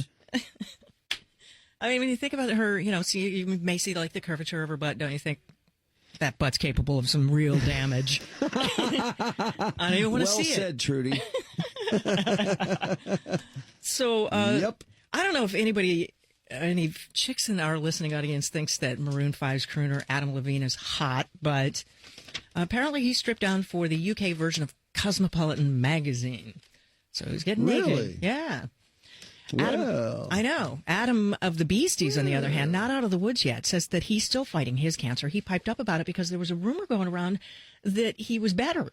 And so in a twist, somebody comes forward to say, no, I'm really not. And the Beastie Boy says he's glad for the positive energy, but the rumors of him being recovered from cancer are exaggerated. He's like the anti-Aretha. And Chuck Norris is fighting mad about the latest weed being offered at some Los Angeles marijuana stores because it's being sold under the name of Chuck Norris Black and Blue Dream. However, Chuck Norris, he doesn't smoke weed. He doesn't appreciate that they didn't ask him. He hadn't signed off on his name being used on this particular strain of weed, but it's called that because apparently it has a real kick to it. Trudy Daniels, Riff Rock and Roll Radio News. Chuck Norris weed. Don't make Chuck Norris mad. Oh, man. Oh, Chuck. Remember when he was in the studio, too? Yeah. Absolutely. What were you All most 4 shocked foot about? 2 of them. I know. How short he was. I was shocked. Yeah. He was so short. Remember he had those heels on those cowboy boots, those like 3-inch heels, and even then he was like 4'5". So that means he was like 3 feet tall. Absolutely. I'd say, seriously, I think he's about 5'2". I'm not kidding. Oh, wow. Because he had the heels on, and you towered over him. Yeah, for me to tower over him means, he had to be 4'8". How tall are you? Oh my God, what, like 5'1"? I'm guessing 5'2". 5'9.5", probably. Barely 5'10". Well, Michael, you went from 5'1" to 5'9". You have range. Yeah. You know what else I remember about his visit? Half the time. The other thing I remember is that I feel like 5'1". While he was in the studio, I think it was during a commercial break, our banner fell down behind him, and he tried to kill it. He put it back up. Oh, I thought maybe he tried to karate chop it.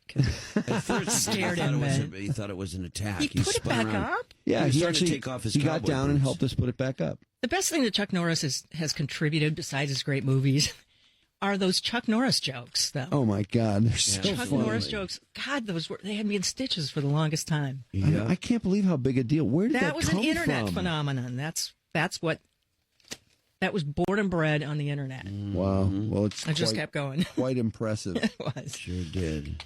Well, let's see. Got some football to talk about. First of all, sports brought to you by Fellhauer School of Media Arts. Start the year right. It's time to do what you really want to do and make your life anything but ordinary. Call 866-61-SPECS or visit spexhauer.edu. And we had the, what's that? The Kraft, whatchamajiggy, The Kraft Hunger Bowl. Nevada beat Boston College 20-13 in that silliness. And then in the most anticlimactic title game I can remember, and I'm not joking, I'm serious. Usually the title game, you've got the New Year's Day Bowls, and then we'd have maybe one on the third, and then there's a championship game. Well, it's been even more games between the championship and the first this year. And it seems to me the 10th, this has got to be the furthest in January we've had the title game. Because there was a review of Auburn, Oregon in the paper over the weekend, and I was just so bored. I'm like, I've read so much about this game. I don't need to read anymore. There's nothing more I can know. Long to play it, and we've talked about this because it used to be all these bowl games. We used to be able to enjoy these on vacation. I mean, over Christmas vacation through if we came back on the 5th or the 6th, that wouldn't be abnormal. And then there'd be those games, maybe one on the 3rd or the 4th or something. That was about it. By the 3rd, I mean, everything is just done. I mean, God, for years that was always that way. It seems like since I don't know, man. Now you come back from vacation and there's Christ Almighty. I can't believe it. Cotton Bowl, Sugar Bowl, championship game, blah, blah, blah. Humanitarian Bowl. Yeah. Yeah.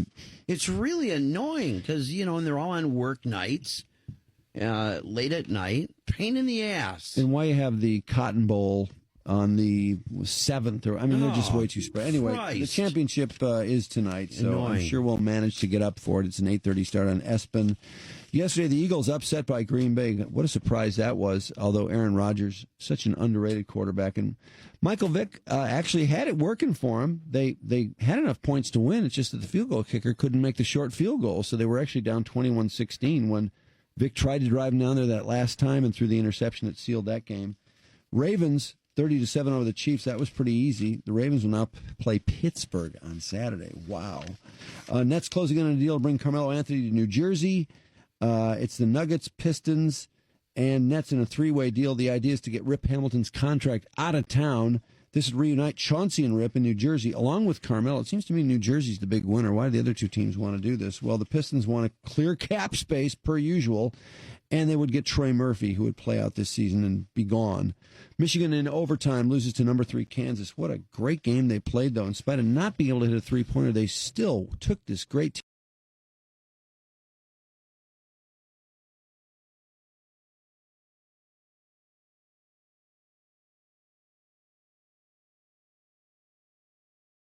team into overtime, and they'll play number 2 on Wednesday. What a week of hoops for the Wolverines. Other than that, LeBron had 44 in the Heat's overtime win over Portland. And betting site lists Brady Hoke as the favorite for the Michigan job. He's 3-1. Les Miles a close second at 7-2. 101 WRIF and WRIF HD1 Detroit. Drew and Mike in the morning.